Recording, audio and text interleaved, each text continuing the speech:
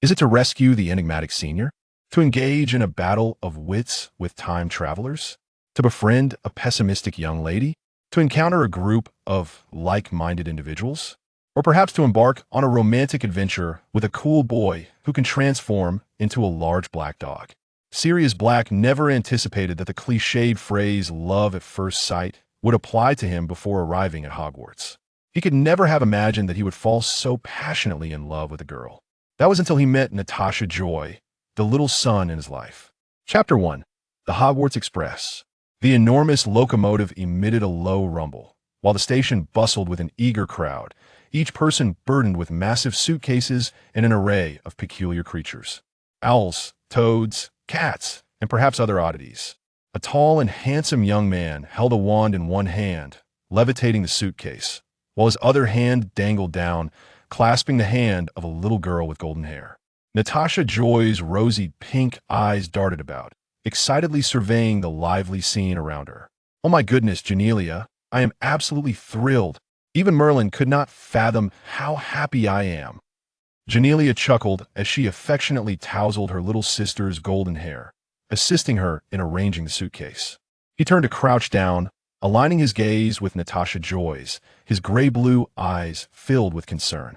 "Promise me you will take good care of yourself, little Joy." "I promise, Janelia," Natasha Joy exclaimed, leaning in to kiss her brother's cheek before wrapping her arms around his neck. "You take care at work, too." "Of course."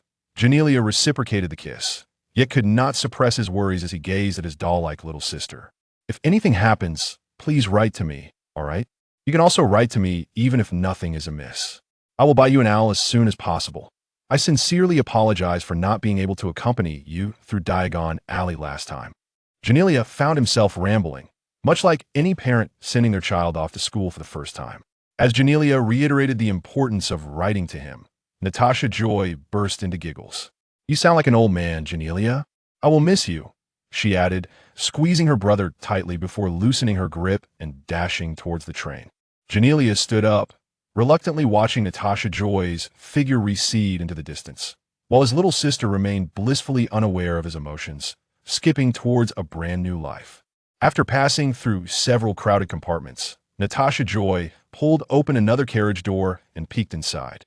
Within the compartment, four individuals were already seated, and she let out a sigh of disappointment, preparing to move to the next carriage. "Oh, if you are unable to find a seat, I believe there is still room here," came a gentle voice. The closest red-haired girl to Natasha Joy spoke enthusiastically, shifting closer to the slight, dark-haired boy beside her, effortlessly creating a generous space. The dark-haired boy shrank further inward, his ears flushing crimson as he glanced at the girl who was now so near. "Oh, thank you so much," Natasha Joy exclaimed with delight as she settled in, taking the initiative to introduce herself. "I am Natasha Joy Julian." "I am Lily Evans," the red-haired girl replied with a smile, gesturing towards her companion. "This is Severus Snape." Snape offered her a barely perceptible nod. "I am James Potter." The boy across from her, wearing black round-framed glasses, introduced himself warmly, tousling his unruly hair, though one stubborn tuft remained defiantly upright at the back of his head. "Sirius Black," the final boy said languidly, leaning back against the chair, his dark hair cascading over his forehead as he lifted his chin slightly to nod at Natasha Joy. After the exchange of names, Natasha Joy sensed a slight tension in the atmosphere, which was eventually broken by Potter. "Now, returning to our previous topic, where do you wish to go, Julian?" he inquired, directing his gaze towards Natasha Joy. "Me?" Natasha Joy responded, somewhat perplexed. Chapter 2. The Hogwarts Express. Lily appeared somewhat dissatisfied with the topic at hand, yet she kindly endeavored to explain to Natasha Joy, "We were just discussing the houses. Severus wishes to join Slytherin, while that Potter," she shot a glare at Potter, "aims for Gryffindor, which has led to some disagreements." It was evident that Lily had embellished a part of the narrative, for Snape seemed to harbor a desire to strangle Potter. This was hardly surprising, as Potter seemed utterly unconcerned, asserting that Gryffindor was undoubtedly the finest house, remarking that no one, aside from that slimy little Snivellis, would wish to join Slytherin. "Right, mate?" He nudged Black with his elbow, seeking affirmation. Black raised an eyebrow, replying, "In fact, my entire family are Slytherins." "Hey, I actually think you're quite decent," Potter responded. Visibly taken aback, Black smirked. "I certainly don't want to go there. Who knows what kind of miracles I might conjure? What about you, Julian? Potter turned to Natasha Joy. Natasha Joy pondered for a moment before replying, Gryffindor or Hufflepuff? Lily, curious, inquired, why those two houses? Natasha Joy candidly answered, Gryffindor is in the tower. The night sky must be splendid there. Hufflepuff is near the kitchens, and I've heard that to enter Ravenclaw is common room. One must answer a riddle. What if I can't answer it? Slytherin is beneath the lake, which is likely quite damp, and I detest humid places. There was another reason. Her brother, an Auror, was a Gryffindor alumnus. Thus she held Gryffindor in high regard. Moreover, she was aware that most dark wizards emerged from Slytherin. However, since Snape appeared quite fond of Slytherin, she chose not to voice this sentiment. Lily was chuckling to herself. Oh, you're too adorable, Joy. May I call you that? You can simply call me Lily. Natasha Joy eagerly nodded. Of course, Lily. Hooray, she had seemingly made her first friend. Snape looked decidedly displeased. Don't be ridiculous, using such absurd reasons to determine house allocation. Severus. Lily quickly interjected, urging him to refrain from uttering anything more acerbic. Potter, however, was quite satisfied. Indeed, Hufflepuff is preferable to Slytherin. As yet another verbal skirmish threatened to erupt. Lily chose to ignore the bothersome boys and resumed her conversation with Natasha Joy.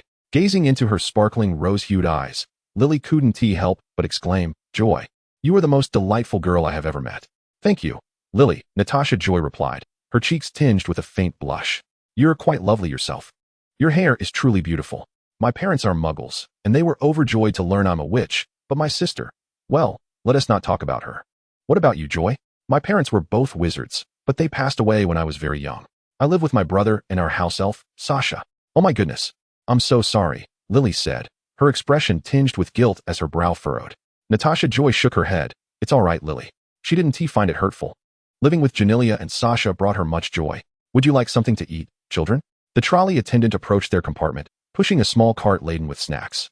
I'll have some, Natasha Joy announced, rising to rummage through her pockets, eager to sample the treats. Merlin, look at this, she gasped, pulling out a handful of gold galleons before hastily putting them back and searching another pocket, finally retrieving several silver sickles. She purchased some Bertie Bott's every flavor beans, chocolate frogs, and cauldron cakes. Returning to her seat, she wore a hint of disappointment, not wanting her new friend to perceive her as boastful. Janilia always insisted on ensuring she wouldn't starve at school, constantly finding ways to stuff her pockets with galleons, the coins somehow appearing there without her knowledge. Natasha Joy nudged the snacks towards Lily. Let us share, shall we? Thank you. Lily accepted without hesitation, producing her own package. You must try my mother's apple pie. It's simply divine. Observing Natasha Joy's slightly downcast expression, she smiled. Your brother loves you very much, doesn't he? Yes, even if he can be a bit tedious. Natasha Joy reflected, adding, but I love him dearly. Lily found her new friend utterly endearing and couldn't resist reaching out to touzle Natasha Joy's golden locks. The train journeyed towards its destination, amidst the laughter of the girls and the banter of the boys. Chapter 3. Sorting and Gryffindor. After passing the Black Lake and the welcoming ghosts, Natasha Joy and the other first years finally arrived in the Great Hall, guided by Professor McGonagall. Lily appeared somewhat anxious. How will she determine which house we belong to? Natasha Joy opened her mouth to explain, but Snape had already swiftly clarified it for Lily. She thus closed her mouth, gazing at the rather tattered hat perched on the high stool. After the Sorting Hat's lengthy song concluded, Professor McGonagall began calling out names amidst the anxious glances of the young witches and wizards. Lily Evans. Lily tightened her grip on Natasha Joy's hand before releasing it and stepping forward to don the hat. The Sorting Hat hesitated only briefly before declaring, Gryffindor. Lily seemed to exhale a soft sigh, turning back to Natasha Joy with a smile, then casting an apologetic glance at Snape as she walked towards the Gryffindor table. Natasha Joy noticed Snape's intense gaze fixed upon Lily, but there was no time to discern the expression in his eyes. Natasha Joy Julian. She took a deep breath and placed the hat upon her head. Oh, kind-hearted and loyal little girl, possessing wisdom, ambition is not your foremost concern. Oh, you have courage and a resilient spirit. Then without a doubt, Gryffindor. The Gryffindor table erupted in a tremendous cheer, welcoming their lovely new friend. Natasha Joy's cheeks flushed as she dashed to sit beside Lily, whispering excitedly to her. The sight of two beautiful young girls seated together naturally drew the attention of those around them. As older students and other first years approached to introduce themselves and everything around them, leaving them somewhat overwhelmed. However, they quickly settled down, focusing intently on the continued sorting, cheering for each new Gryffindor. The Sorting Hat nearly screamed Slytherin the moment it touched Snape's head, leaving Lily to watch him walk further away towards the Slytherin table with a look of resigned disappointment. Sirius Black. The sorting hat lingered atop his head for what felt like an eternity before finally proclaiming Gryffindor. The entire hall fell silent, making Potter's exuberant cheers. As he leaped up from the cluster of first years, all the more conspicuous. Black appeared somewhat surprised, but soon broke into a smile, high-fiving Potter from across the hall, proudly raising his chin as he made his way to the Gryffindor table. The little lions quickly responded, cheering loudly to welcome this young wizard, who had initially seemed destined for Slytherin. Soon after, Potter was also sorted into Gryffindor. He and Black exchanged high-fives before settling down together, shoulders linked. Once the last first year had made their way to their respective houses, the elderly bearded headmaster, Albus Dumbledore, delivered a welcoming speech, dispensing with unnecessary preamble, and simply announced, "Let the feast begin." Instantly, the previously empty plates before them filled with an abundance of delectable food. Natasha Joy busily piled apple pie and syrup tarts on her plate, spreading thick layers of jam upon her slices of bread. "You ought to consume more meat, my dear. You are far too slender," remarked Bellin Brown, an affable and generous Gryffindor first year, as she placed a beautifully seared, golden lamb chop onto Natasha Joy's plate. "Thank you, Bellin," Natasha Joy mumbled, her cheeks stuffed. "No need for thanks, darling," Bellin replied, affectionately ruffling her hair as she continued to tackle the massive pork rib before her. "Isn't this absolutely splendid, Joy?" Lily seems quite delighted as well. With great effort, Natasha Joy swallowed the last bite, her plate restored to a pristine state. Professor Dumbledore announced the rules and regulations. It was uncertain how many actually absorbed his words, as it was apparent that Blake and Potter, seated nearby, were entirely engrossed in their own hushed laughter and discussions. Eventually, the head boy escorted them to the common room, followed by their designated dormitory. Natasha Joy was overjoyed to discover that she shared a dormitory with Lily and Bellin, and she was introduced to their other roommate, Muggle-born Sora Jones. Incidentally, Bellin was of mixed heritage. After exchanging goodnights, Natasha Joy nestled her head upon her pillow, retrieving parchment to write to Jania, sharing all that she had seen and felt throughout the day, eager to send it off via one of the school's owls the following day. She then took out the wand she had acquired in Diagon Alley, a slender, 11-inch birch wand imbued with unicorn hair, slightly finer than others yet remarkably flexible, making it a cherished possession. As the dormitory fell silent and the others succumbed to slumber, Natasha Joy grasped her wand and tiptoed out. It was time for her most anticipated adventure, a midnight stroll. Chapter 4, The Midnight Stroll. Natasha Joy was not a troublemaker, nor did she harbor any particular enthusiasm for flouting the rules. However, each time Jania regaled her with tales of the school, casually mentioning his own nocturnal escapades and then hastily trying to redeem himself in her eyes, it struck her as amusing, igniting a flicker of curiosity about the nighttime adventures. Given her excitement, sleep was unlikely to come easily tonight, so why not explore a little? Jania, 9 years her senior and a graduate of 2 years, now served as an Auror at the Ministry of Magic. He was undoubtedly a wonderful brother, albeit overly serious regarding matters concerning Natasha Joy, perpetually anxious that she might not take adequate care of herself. Even though he was often busy and rarely home, leaving her and Sasha alone for extended periods, which proved her ability to fend for herself, Jania remained unconvinced. "If you're hungry, head to the kitchen, Joy. The house elves there are as warm-hearted as Sasha," he would often say. So, today she decided to visit the kitchen, despite not feeling hungry after indulging in far too many syrupy fruit tarts at dinner. But it never hurt to take a look. The night at Hogwarts was exceedingly dark and quiet, rendering it nearly indistinguishable as a magical school. Natasha Joy brandished her wand, Lumos. The tip of her wand illuminated with a warm glow, casting light upon a small stretch of path ahead. The spell had undoubtedly succeeded, just as it did during her practice at home. After wandering aimlessly for a while, Natasha Joy realized she had utterly lost her way. Not only did she not know the kitchen's location, but she was also oblivious to the whereabouts of the Hufflepuff common room.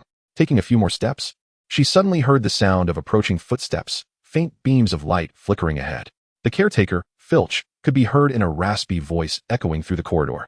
"Which little rascals are up past curfew? I shall catch you and teach you a lesson." Startled, Natasha Joy wondered if she had been discovered. Surely not. She had made no sound. Perhaps it was merely other students he had spotted. As Filch's footsteps drew nearer, Natasha Joy quickly extinguished her wand and fled in the opposite direction. After spinning around like a headless fly for a few moments, she found herself thoroughly lost. Merlin's beard. Where am I? The imposing silhouette of the castle loomed in the darkness, hiding countless unseen creatures within its depths. The novelty of her midnight escapade began to wane, replaced by a disorienting sense of being lost and a creeping fear of the dark.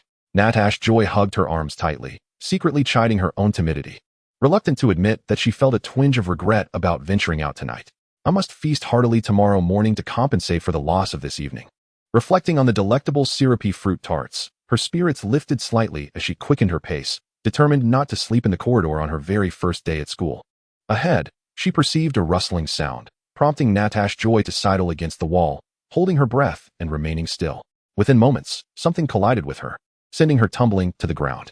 She heard a soft curse from the other side, followed by the illumination of a wand, revealing Blake's face.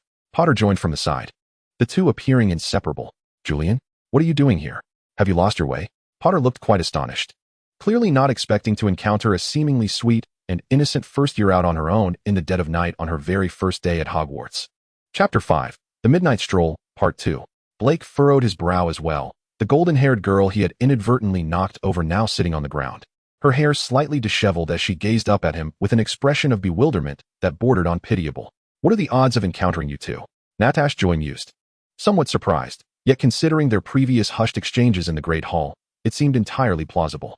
She scrambled to her feet, only to be lifted by Blake, who had grasped the collar of her robes as if she were a small creature.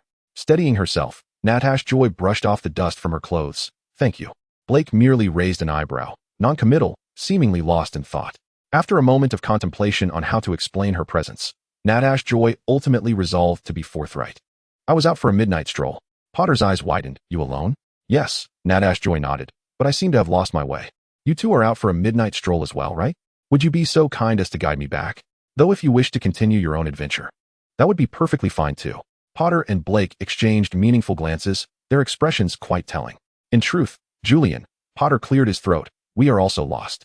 A hint of embarrassment colored his tone as he added, we were doing just fine until Filch startled us, and now we have no idea where we are. So it was you two Filch spotted. Natasha Joy sighed. Though her spirits lifted, at least she was no longer alone. Wait, Natasha Joy suddenly exclaimed, noticing a painting of fruit on the wall nearby. What extraordinary luck. Oh, I know where this is. She dashed toward it, with Potter and Blake trailing behind in confusion. She scratched the large pear, which erupted into laughter and transformed into a door handle. How marvelous. How did you know? Potter exclaimed, utterly astonished. My brother told me.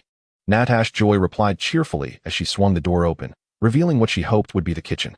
A house elf appeared with a pop. May I assist you, miss? Oh, hello. Could I have a cup of hot cocoa, please? Certainly. The house elf beamed, and before long, a steaming cup of hot cocoa was delivered into her hands. Thank you. Natasha Joy took a sip, feeling a warmth envelop her body. No need to be polite, miss. It is my honor to serve you. The house elf appeared on the verge of tears from joy. I am called Natasha Joy. What is your name? Due to Sasha's influence. Natasha Joy always felt a fondness for house elves and could not resist striking up a conversation with him. Your name? The little elf exclaimed, practically swooning at the inquiry regarding Check's name. Check, is it? What a delightful little creature. Natasha Joy couldn't help but chuckle. Soon, a few more house elves gathered around, their high-pitched voices clamoring. Is there anything else you require, miss? Natasha Joy found these excitable little elves utterly adorable and would be immensely grateful if they could procure some chocolate sweets for her. Potter stared dumbfounded at Natasha Joy surrounded by a throng of house elves. Dude, she's the new student who arrived with us today, right? She's incredibly cool. He marveled. And how is it that she can call these rather unsightly elves adorable? Black remained silent, prompting Potter to nudge him. Hey, buddy. Black finally realized he had been staring at Natasha Joy for quite some time. He averted his gaze, attempting to disguise his interest. Indeed, quite cool, he muttered. Potter was oblivious to Black's unusual behavior and enthusiastically approached the elves. Hello, could you bring me some cauldron cakes? After satisfying their appetites, they finally returned to Gryffindor Tower under the guidance of the elves. Chapter 6, Classes. To embark on a night adventure on the very first day of school. Truly impressive. Natasha Joy rested her head dejectedly on the dining table, mechanically stuffing her mouth with toast, while Bellin vigorously rubbed her head. I can hardly believe you didn't invite us. She expressed her dissatisfaction. I will call you next time, darling Bellin. Although, there may not be a next time, Natasha Joy murmured. Oh. Bellin halted her playful assault and cradled her face. How lovely. Do say it again, dear. Hearing such an adorable creature call me darling feels like a purifying experience for the soul. Sola giggled from the side. Indeed, it's utterly charming. Lily sat nearby with a serious expression. Natasha Joy playfully rested her head on Lily's shoulder. Are you upset, Lily dear?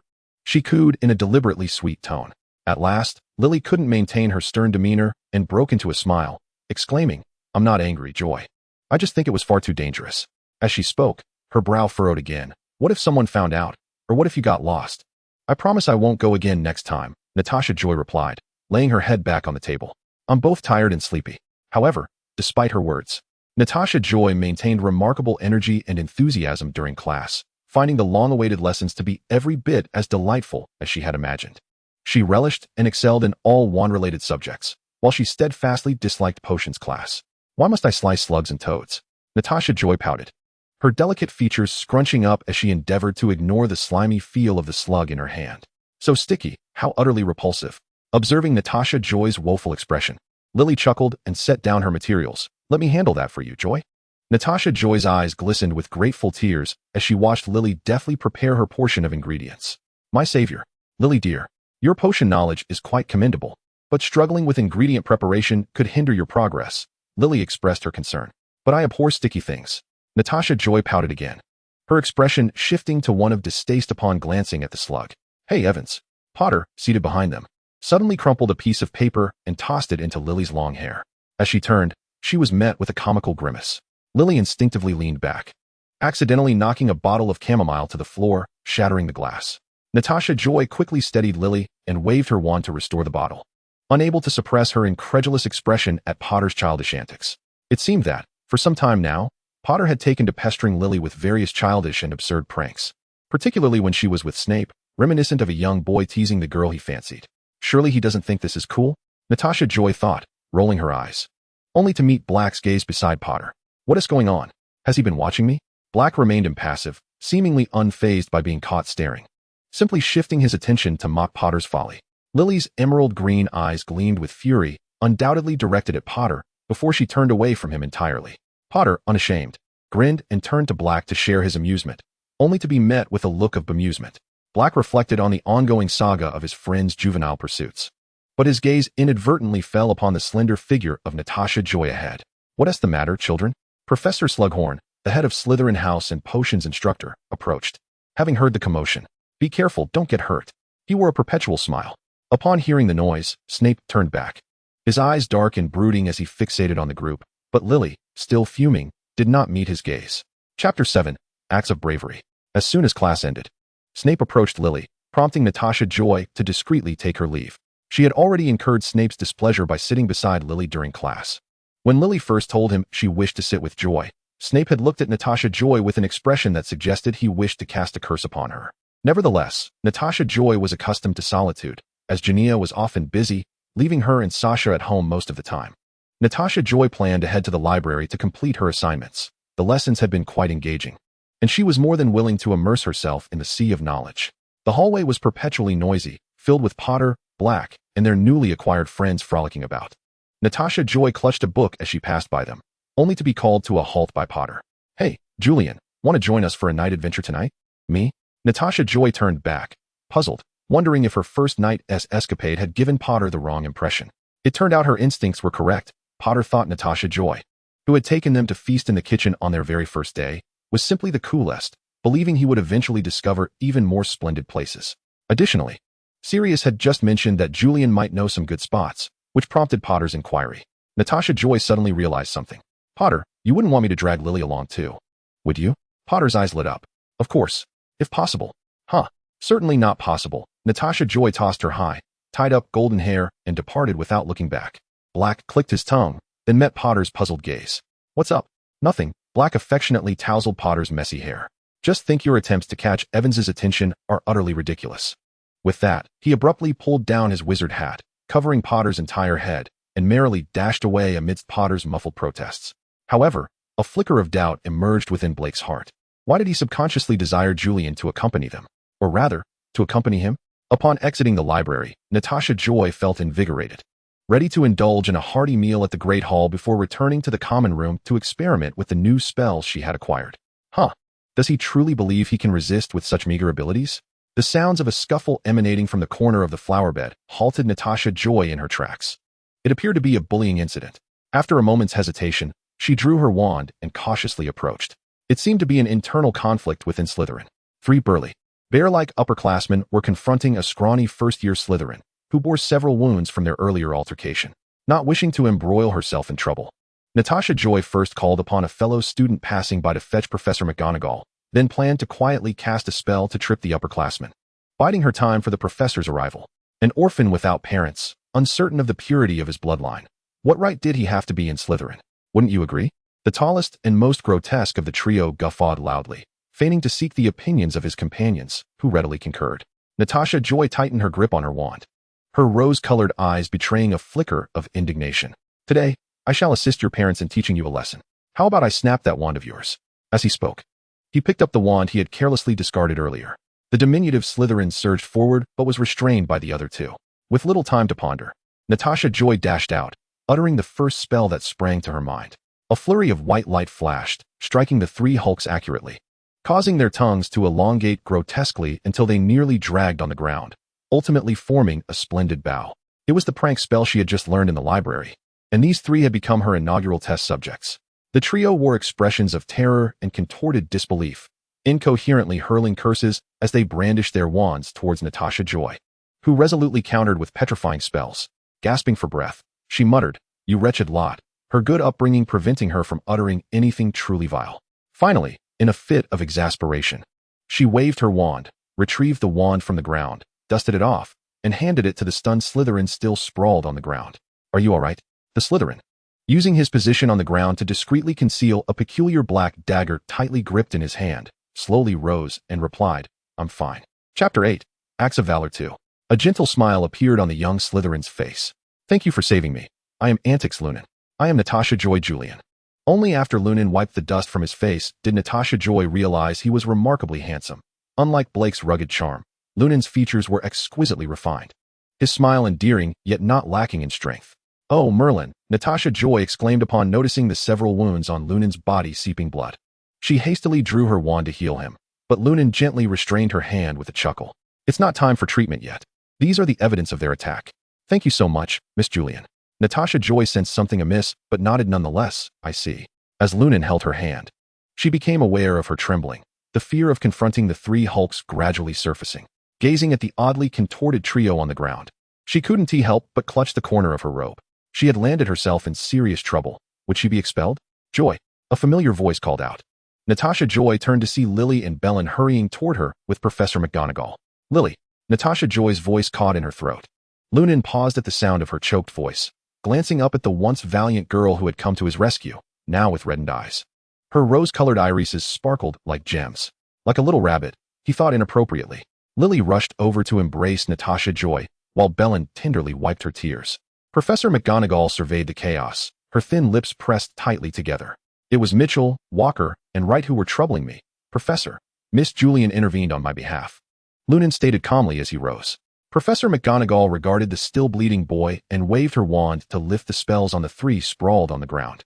"I believe it is necessary to discuss this with Professor Slughorn in the headmaster's office. Before that, you should seek Madame Pomfrey for treatment." "Understood, Professor." Lunan cast a glance at the golden-haired girl before turning to leave. "So, Miss Julian, upon witnessing a classmate in peril, not only did you rationally seek assistance from a teacher, but you also prevented a bullying incident, correct?"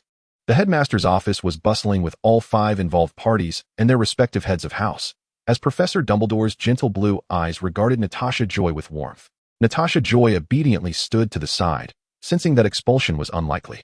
Lunan recounted the entire incident in detail, presenting ample evidence, while the three loathsome individuals stood to the side, unable to muster any defense, occasionally casting scornful glances at Lunan or Natasha Joy. "Very brave, Miss Julian. You have earned Gryffindor 20 points, Professor Dumbledore remarked with a smile. "Professor McGonagall, please escort Miss Julian away. She must be quite fatigued. I will handle the subsequent matters." As Natasha Joy followed McGonagall out of the headmaster's office, Lily and Bellin rushed to her side. "It seems your friends are waiting for you, Miss Julian," Professor McGonagall said sternly. "But I must reiterate, how dare you? My dear child, you are merely a first-year student, and your adversaries are 3 fifth years. Next time, consider your actions more carefully before playing the hero." "I understand, Professor McGonagall," Natasha Joy whispered. Professor McGonagall appeared to sigh, then smiled slightly. "Go on now, good child." She turned and departed. "Joy, you frightened us," Lily exclaimed, her concern palpable. Bellin gasped, "Little darling, did you really face off against 3 Slytherins all by yourself? How cool." "I'm fine, Lily," Natasha Joy reassured her, then turned to Bellin. "I caught them off guard. I'm not that formidable, as you know. Do not be modest," Bellin said, taking Natasha Joy's hand alongside Lily's as they headed back. "Let us go to the kitchen and find something to eat. You still haven't had dinner. Chapter 9. After the Act of Valor. Few were privy to Natasha Joy's brave actions, as the incident had occurred in a secluded corner, and the parties involved were not inclined to broadcast it. Thus, Natasha Joy was content to observe that her life had not undergone any unexpected changes. Uncertain of what punishment Professor Dumbledore had imposed on those detestable Slytherins, they had not sought out Natasha Joy for any further trouble. I can't believe I missed such an event, Sora lamented. I'm so sorry, Joy. But I was receiving extra tutoring from Professor Sprout due to my poor performance in herbology. It's all right, Sora. I'm fine, Natasha Joy consoled her. Oh, by the way, Natasha Joy suddenly leaped up from her seat in the common room. I promised to go to the library with antics. The girls surrounding her erupted in a chorus of teasing. Natasha Joy sighed. Oh, perhaps you all forget that we are merely 11 years old? It is not as you might think. He possesses a wealth of intriguing spells, and we often engage in discussions together. The only notable change following that incident was the swift camaraderie that blossomed between Ruin and Natasha Joy. Ruin, a second-year student from Slytherin, sought out Natasha Joy in the Gryffindor common room the day after the incident, presenting her with an exquisite feather quill as a token of gratitude. This quill was enchanted with a marvelous spell that automatically corrected misspellings. Should there be an excess of errors, it would sulk and refuse to write any further. Natasha Joy found herself captivated by the enchantment, and noticing her interest, Ruin extended an invitation. Would you care to join me in the library? I often study spells there. Natasha Joy. Natasha Joy was taken aback by Ruin addressing her by her given name, considering this was only their second meeting.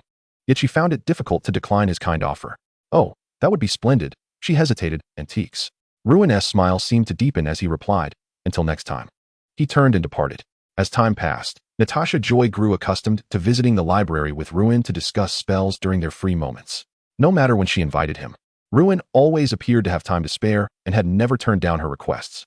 This led Natasha Joy to reassess her previously hasty judgments regarding Slytherin, realizing that there were indeed decent individuals among them. Just like now, pushing through the portrait of the fat lady, she spotted Ruin waiting at the entrance. You needn't wait for me here. We can meet directly in the library, she remarked as she stepped through the portrait. Ruin flashed a smile, whispering something to Natasha Joy. The common room quieted momentarily before erupting into fervent discussions once more. No need for keen ears. Black discerned that their topic of conversation revolved around whether Natasha Joy and Ruin were indeed a couple. Watching Natasha Joy's figure gradually vanish at the door, he felt an inexplicable surge of irritation. Remus Lupin approached, suggesting, if you're not planning to act soon, you may miss your chance. Black looked at him in surprise. Act? What do you mean? Lupin raised an eyebrow in astonishment. Oh, nothing. Given your demeanor, I assumed you fancied Julian. Is it possible that Sirius is as oblivious as James? Black instinctively denied. I do not have feelings for her. Then never mind. Lupin shrugged, disinclined to delve further. Black furrowed his brow, seemingly lost in thought. Chapter 10. Spending Christmas at school. The serene and fulfilling life at Hogwarts continued, and before long, the first snow graced the grounds. A pure white owl, carrying snowflakes, arrived in the Great Hall during breakfast, delivering a letter from Genalia to Natasha Joy. The owl, having completed its task, did not depart but instead perched nearby, pecking at the pumpkin juice in Natasha Joy's cup. Natasha Joy affectionately patted the owl's head as she opened the letter, her brow gradually furrowing. What troubles you, Joy? Lily inquired, noticing her unease. Good news and bad news, Natasha Joy replied. The good news is that Genalia has declared this owl to be mine. She gazed at the white owl with delight, which was currently pecking at the meat on her plate. The bad news is that I will be spending Christmas at school. Natasha Joy could not help but pout. Genalia had gone on a business trip to Egypt and would not return until after Christmas. She waved the lengthy letter in her hand, within which a significant portion consisted of Genalia's apologies. Perhaps you could come to my home, Lily suggested. Oh, but my sister, it's quite all right, Lily, Natasha Joy chuckled. I truly enjoy Hogwarts. Spending Christmas here will surely be delightful. As the Christmas holiday approached, Natasha Joy sat on her bed, watching her roommates pack their belongings. Joy, are you really not coming home for Christmas? Balin approached, playfully pinching her cheek. She had extended an invitation to Natasha Joy upon learning of her situation. Sola wished to invite her as well, but her family was traveling to France for the holidays. I really don't need to, Balin. Natasha Joy shook her head. Hogwarts is just fine. Balin sighed. They all understood that Natasha Joy simply did not want to burden them. This usually playful and mischievous girl was, in fact, more sensitive and considerate than anyone else. Goodbye, darlings. Have fun. Natasha Joy bid them farewell, her laughter ringing as she waved them off at the station. You too, Joy. The girls replied, smiling as they boarded the train. As Natasha Joy walked back alone, she resolved to complete her assignments early and then find time to prepare a treat for Dale, her owl. Spending Christmas alone could be rather pleasant, she mused, turning slowly to retrace her steps, observing her footprints in the thick snow. Perhaps it would be better to return home. At least she would have Shasha for company. Feeling somewhat irritable, she pushed open the portrait of the fat lady and was taken aback to find another person in the common room. Black, what are you doing here? Natasha Joy exclaimed with surprise. Black turned around in astonishment. Oh, I'm not going home for Christmas. What about you? I'm not going back either. Natasha Joy bounded over to his side, admitting that her earlier claim of enjoying solitude was rather pretentious. Glancing around, she noted that the common room only held 2 unfamiliar upperclassmen, indicating that very few Gryffindors remained at school. Indeed, it seems so, Black observed, not following her gaze, but instead fixing his attention on Natasha Joy's face. Would you like to spend Christmas with me? What? Natasha Joy turned back to him. I mean, that was rather presumptuous of me, Black said, brushing the hair from his forehead, seeming to struggle with his words in her presence. Oh, I would be delighted. Natasha Joy replied with a beaming smile, realizing they were the only 2 familiar faces left. Yes, Black exhaled, whether in relief or resignation. He soon smiled slightly. What do you plan to do now? Was he implying he would accompany her? If she mentioned that she intended to write her assignments, would that come across as dull? Natasha Joy pondered, then declared, I plan to head to the kitchen to prepare something for my owl. If you'd like, I could whip up some treats. I believe my culinary skills are quite decent. She hesitated, but it's nearly curfew. Black had already stood up, teasing. The brave maiden who dared to roam the school alone on her first day is afraid of a little curfew? Besides, it's close to Christmas. They won't be too strict. I doubt Filch will give us any leniency just because it's Christmas, Natasha Joy muttered. However, she sensed that the awkward atmosphere that had lingered between her and Black had dissipated. Then let us set forth. She laughed. Chapter 11. Cooking. They made their way to the kitchen with ease. Natasha Joy requested ingredients from the house elves, politely declining their enthusiastic offers of assistance. She first prepared a delectable meal for Dale, then set about making some cookies and a fruitcake. Don't you use magic? Black inquired, propping his chin on his hand as he watched the golden-haired girl busily at work. I relish the feeling of cooking by hand, Natasha Joy replied. In the past, when Genalia was still at school, she had no time to look after me, and our neighbor, Mrs. Smith, often took me to her home. She is a muggle, but exceptionally skilled at baking, and I learned a great deal from her. She is a gentle soul, Natasha Joy reflected wistfully. Yet she departed from this world 2 years prior. Blakely paused momentarily before rising to his feet, instinctively reaching out to stroke Natasha Joy's head. Is there anything I can assist you with? He inquired. Natasha Joy felt the comforting intention behind his words and did not reject his kindness. I would be immensely grateful if you could wash and peel the fruit over there for me, she replied. Blakely had never engaged in such tasks before. Initially, he fumbled with the fruits, but soon he became quite adept. My mother despises me, Blakely suddenly confessed. To be precise, her disdain began after I was sorted into Gryffindor. He was uncertain why he felt compelled to share this with Natasha Joy, perhaps because she had divulged her past, instilling in him a desire to reciprocate.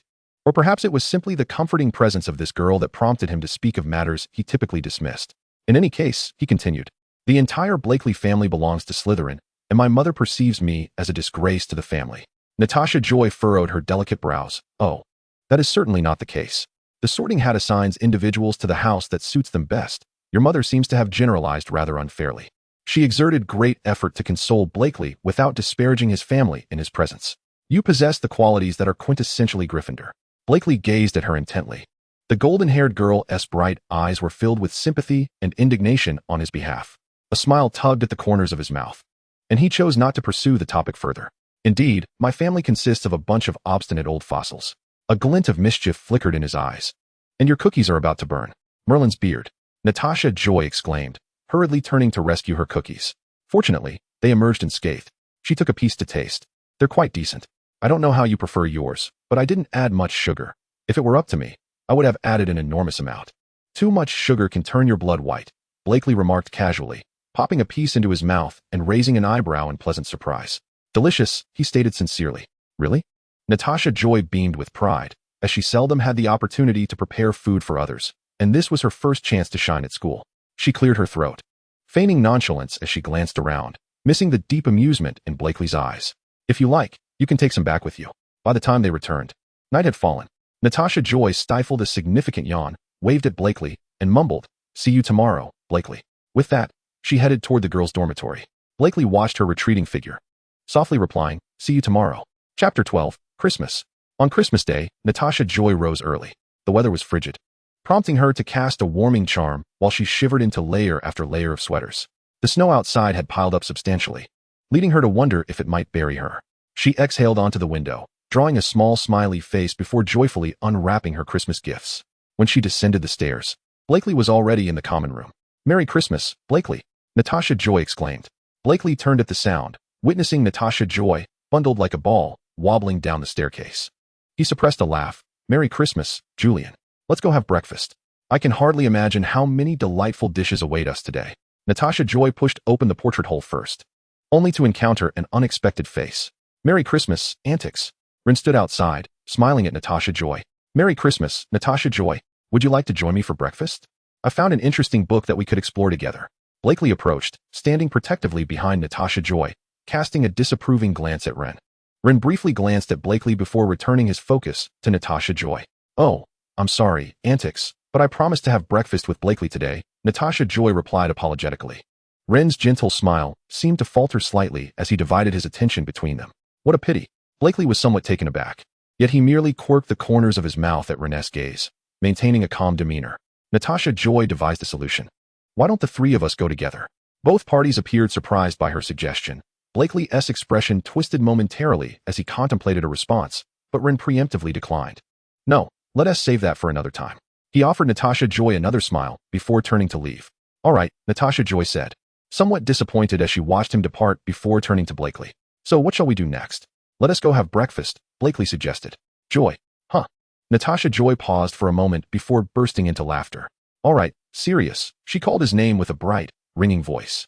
Sirius pressed his lips together before leading the way to the Great Hall, with Natasha Joy trailing behind like a cheerful little shadow, perpetually giggling. "Keep it down." Sirius halted, turning to pinch Natasha Joy's cheeks playfully, pulling them apart. Natasha Joy looked into Sirius's gray eyes, teasing him with a muffled laugh, her ears turning crimson. "So childish." Observing the golden-haired girl squinting at him with her rose-tinted eyes, Sirius found his irritation dissipating.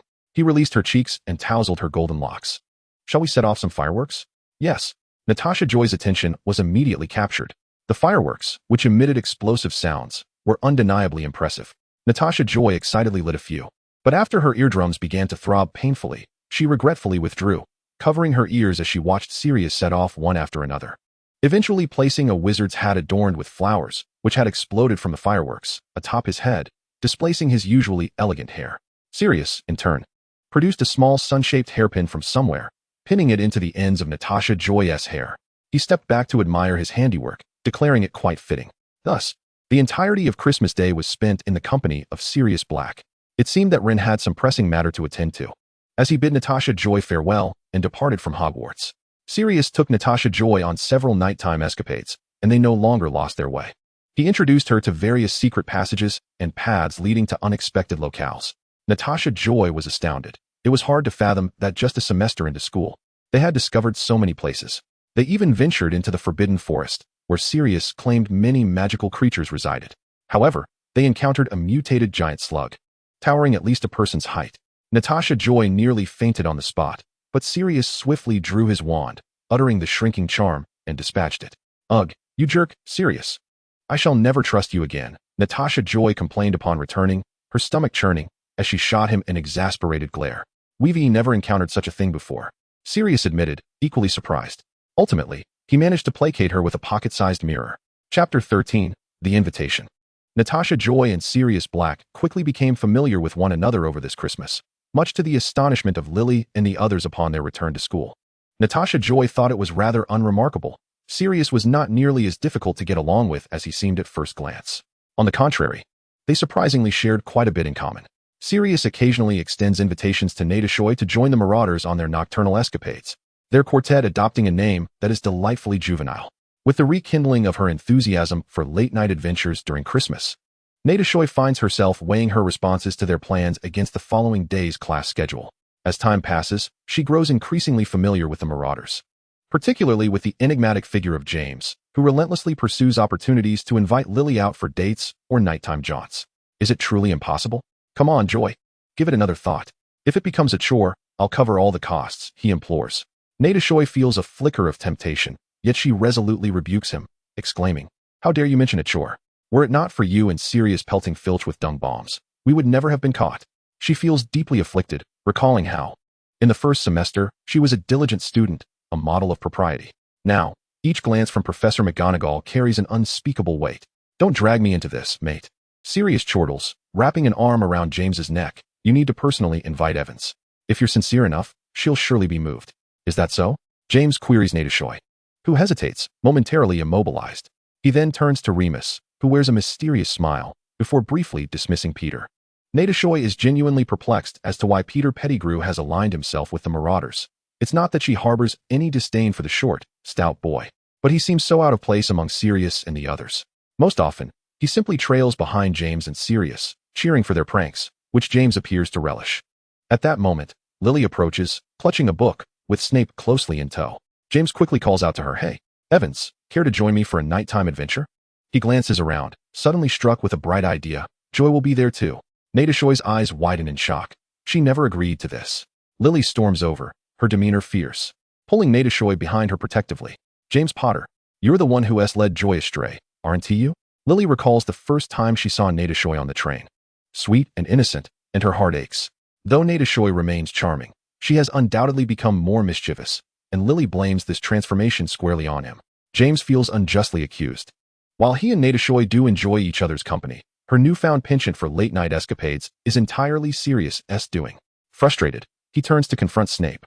"You still haven't bothered to change out of that filthy robe, have you, Snavellis?" Naturally, Sirius stands by his friend, positioning himself beside James, while Snape darkens with displeasure, drawing his wand. Lily appears ready to unleash a tirade, and a confrontation looms ominously. Peter stands excitedly at the sidelines, seemingly eager for chaos. Natasha exchanges a glance with Remus, feeling an unexpected kinship. She curiously asks him, why does James deliberately seek trouble with Snape in front of Lily? He must know this will never win her over. No, he probably doesn't mean to, Remus sighs. Accustomed to James's sudden dip in both intelligence and emotional acumen whenever Lily is present, he's just a fool. He affectionately ruffles Natasha's golden hair, glancing at Sirius, who is now taunting Snape. At least James is aware of his feelings, while Sirius remains blissfully oblivious. He silently encourages his friend to step up and not let anyone else seize the opportunity. He then strides forward to intervene. Chapter 14, The Library. Once again, Ron invites Natasha to the library. Beyond their discussions on spells, they frequently collaborate on assignments, and Natasha considers them a study pair. At present, she is leafing through her History of Magic textbook, striving to meet the required word count for her remaining inches of parchment. History of Magic ranks as her second least favorite subject, trailing only behind potions, as the history of the Goblin Rebellions fails to pique her interest like spells do. Herbology occasionally involves sticky substances, yet overall, it remains somewhat bearable for Natasha. A box is pushed toward her. "Natasha, this is for you." "What is it?" She opens the box, her hand trembling, nearly causing its contents to spill. Inside are neatly arranged chopped slugs, skin toads, and various gooey materials essential for potions class. Natasha realizes what this is, disbelief washing over her as she looks at Ron. "Is this?" Ron explains, "You seem to detest handling these. So I prepared some common potion ingredients in advance. I've enchanted the box to prevent decay. Use these for now, and I'll prepare more once you finish." Natasha is so touched, she struggles to find words. After a moment, she manages, "Thank you so much, Antics. You didn't have to do this. You are in a higher year than I am, and your assignments must be tougher. You shouldn't waste so much time on me." She gazes defiantly at the slugs. "Sticky substances are my lifelong adversary. One day, I shall conquer them." Ron furrows his brow slightly, appearing puzzled and a bit hurt. "Don't you like this?" "Of course not." Natasha hastily denies, fearing she might hurt her friend's feelings. "I truly appreciate it. It's incredibly convenient. But I can't keep relying on others to handle these things, and you have much to learn as well. I can't keep bothering you." Strangely, Natasha is aware of Ron's extensive knowledge. He knows numerous spells she has never even heard of, and his prowess in potions is remarkable. Yet, his grades remain merely average, rendering him an unnoticed presence. "How about you use this for now? I'll get you something else next time." Ron's voice softens again. "You don't need to keep giving me gifts." Natasha insists, recalling something as she pulls out a box. "Oh, I made some nougat. Lily and my roommates say it's delicious. I'll generously share a bit with you." Typically, Ron is solitary in school, seemingly devoid of anyone to converse with aside from Natasha. Thus, she instinctively shares with him, caring for him a little more. "But you've been giving me gifts too. I can't keep taking your things." Ron replies with a grin. "And you've been helping me with my homework. Honestly, Antics, you're so clever. Why aren't your grades reflecting that?" Natasha queries, her brow furrowing. I saw your last exam. You had a question that you explained to me yourself. How could you possibly get it wrong? She recalls a Muggle novel from Mrs. Smith's house, wondering if he is pretending to be less competent on purpose. Ron pauses momentarily, but Natasha Joy doesn't notice. She merely spoke without any belief that such melodrama could occur. Seeing that Natasha Joy is oblivious to the implication, Ron smoothly shifts the conversation to other topics. Chapter 15, Summer Break. What's this, Joy? Lily inquires with curiosity as Natasha Joy produces a small box during potions class. Natasha Joy opens it to showcase its contents. Lily gasps, "Did you prepare this yourself?" "No, it was given to me by Antix." "My goodness, he is quite generous towards you." Lily remarks with a hint of surprise. "What is it? Let me see." James leans over from the back row, and Sirius shifts his gaze closer as well. Suddenly, with so many people coming to admire her, Natasha Joy felt a twinge of guilt. Did it not make her appear exceedingly lazy, relying on others to prepare even the materials? Much like a helpless child unable to fend for herself. Sirius, indeed, furrowed his brow, and Natasha Joy braced herself for reprimand. "Why haven't prepare it for you? Wouldn't it be more convenient if I did it instead?" Natasha Joy. Sirius cleared his throat, attempting to amend his words. I am closer. Making it easier to assist you without the unnecessary task of finding a box." James and Lily seemed oblivious to any impropriety. Lily nodded. "I can help you with it any time, but you still need to practice. You must manage it yourself during the exams." Natasha Joy. Confused, she wondered. "Don't you think I am utterly useless, unable to even handle the materials?" They appeared astonished, and Lily quickly responded, "Joy, why would you think that? Everyone has their strengths and weaknesses. Your performance in charms and defense against the dark arts is exceptional. You simply dislike slimy substances." Sirius exaggeratedly made a face. "You should have seen how you reacted to the slug, as if you had swallowed something vile." "Is that so?" Natasha Joy did not expect such exaggeration, which only solidified her resolve to conquer her fears. "Indeed," James nodded repeatedly, only to accidentally spill lemon juice on Lily. James Potter. Professor Slughorn, hearing the commotion, glanced over but had nothing to say regarding Natasha Joy's preparations. Or perhaps, she felt he hadn't even acknowledged her, instead lavishing praise upon Lily for her perfect potion. This secretly relieved Natasha Joy. However, since she had vowed to overcome her challenges, she promptly set it as a priority. After exhausting the materials in the box, Natasha Joy resolutely declined Lily and Sirius's offers of assistance, determinedly engaging with the task herself. Only to later approach Lily with a woeful expression, seeking help. She resolved to take a gradual approach, attempting little by little. Thus, amidst the relatively tranquil campus life, Natasha Joy approached her final exams, achieving stellar results in charms and defense against the dark arts, significantly compensating for her shortcomings in potions and history of magic, yielding quite commendable grades. Although Jania had no expectations regarding Natasha Joy's performance, his only request was for her to take care of herself. Yet she felt elated to have done well. The first year at Hogwarts officially concluded, and summer vacation had arrived. Natasha Joy exuberantly boarded the train home, yearning to reunite with Jania and Shasha, whom she had not seen for an entire year. Jania had promised to take her out during the summer as an apology for his business trip over the winter break. She and her roommates chattered excitedly as they entered the same compartment, only for Lily to be called away by Snape, leaving the three of them to wave goodbye to Hogwarts. Chapter 16, Homeward Bound. Perhaps sensing Natasha Joy's fervent desire to return home, it felt as though the train arrived in an instant. Balin and Sola squeezed Natasha Joy's soft cheeks. "Remember to write to us, all right?" "Of course." Natasha Joy mumbled her farewell. As she disembarked, her eyes immediately caught sight of Jania's tall figure amidst the crowd, and she waved excitedly. Jania clearly spotted her too, his face lighting up with a goofy smile as he made his way towards her. "Hey, Joy." Sirius, emerging from nowhere, chimed in. "You'll write to me during the summer, won't you?" He gazed down at the blonde girl, whispering, "My mother is quite strict, so I may not reply promptly. But you must write to me, all right? I'll be watching." "Absolutely." Natasha Joy felt the weight of responsibility, solemnly promising, "I will write to you." Sirius chuckled at her earnestness, ruffling her hair before turning to leave. "See you, Joy. Goodbye." Natasha Joy waved, only to turn around and find her brother's face magnified before her. "Who was that, little Joy?" Jania squatted down, his tone ominous. "Jania." She was startled, but joyfully wrapped her arms around his neck, planting a kiss on his cheek. "I missed you so much." Jania felt his heart melt. All the exhaustion from working overtime vanished at the sight of his adorable sister. "I missed you too, my little treasure." Merlin's beard. They had never been apart for a whole year. Who knew how much he longed to see her? Jania hoisted Natasha Joy into his arms and began walking back, only to reluctantly set her down and take her hand when she protested. "I'm not a child anymore, Jania," Natasha Joy complained. "I'll be 12 soon. No matter how old you are, you will always be my little treasure." Jania remained stoic, though internally, the little boy within him quietly wept. You used to let me carry you. Who was that boy just now? A new friend? Jania had not forgotten this detail. Yes, he is a really nice person. Natasha Joy began recounting her experiences at Hogwarts, despite having already shared them in her letters. Jania listened intently, always exhibiting boundless patience for his little sister. Before they knew it, they had arrived home. Before them stood a grand manor, which Jania had purchased only a couple of years prior.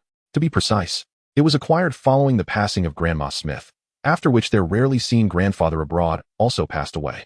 He seemed to have made a fortune in business overseas. But after Natasha Joy's parents passed away, he had not been very involved, merely sending regular financial support. Upon his death, he left a substantial inheritance to them, prompting Jania to relocate with her.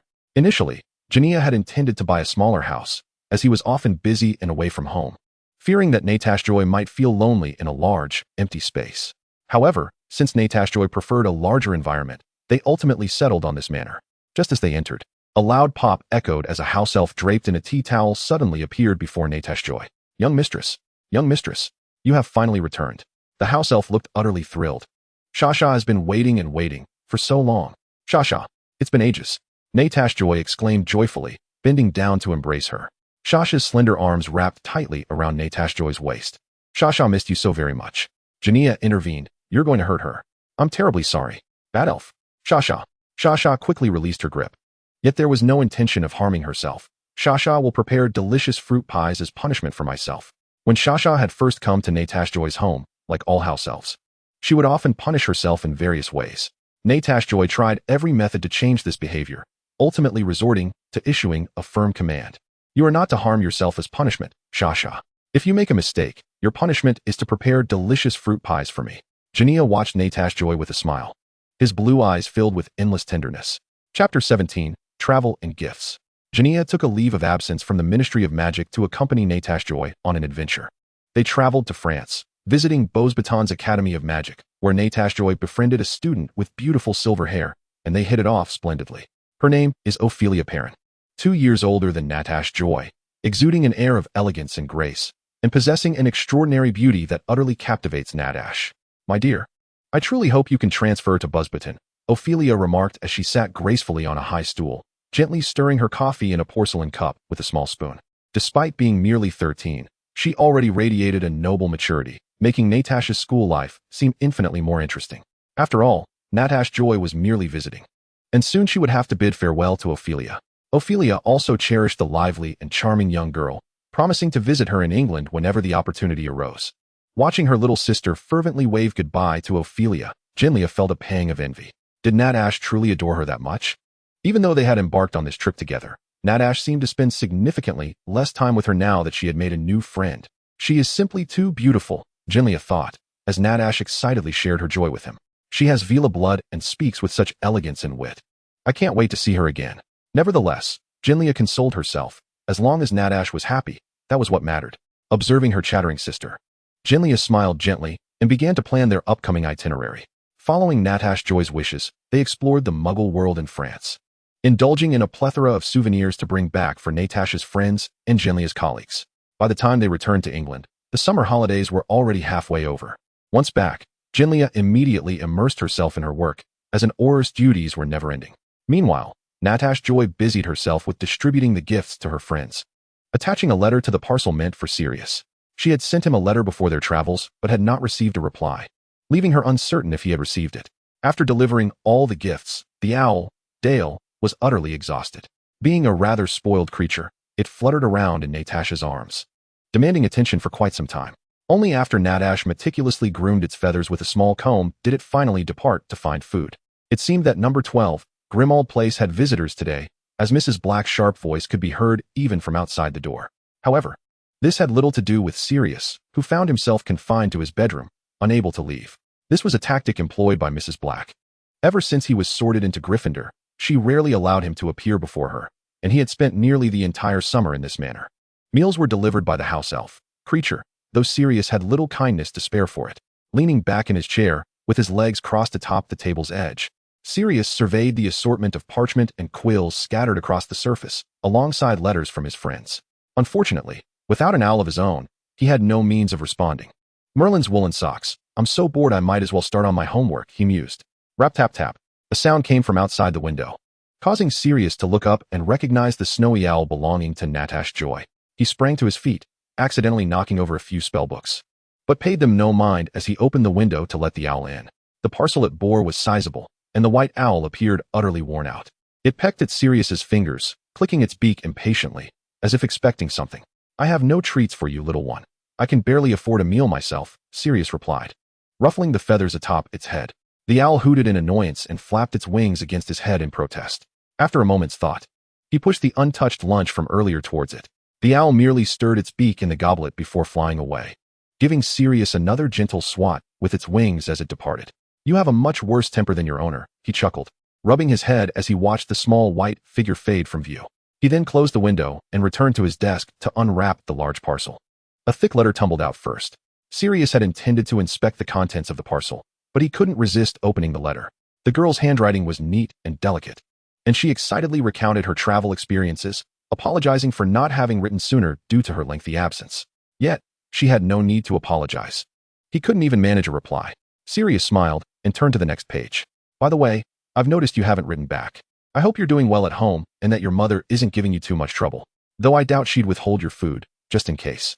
I've sent you some of my homemade treats. The gift I've chosen for you is a model motorcycle from the Muggle world. It doesn't move, but it looks quite cool. I'm not sure how it works, but I think it suits your style. I hope you like it. Sirius quickly rifled through a pile of cookies and cakes to find the motorcycle model, which was entirely black and gleamed beautifully. He placed it prominently on his desk, so he could see it every time he looked up. Chapter 18, Diagon Alley.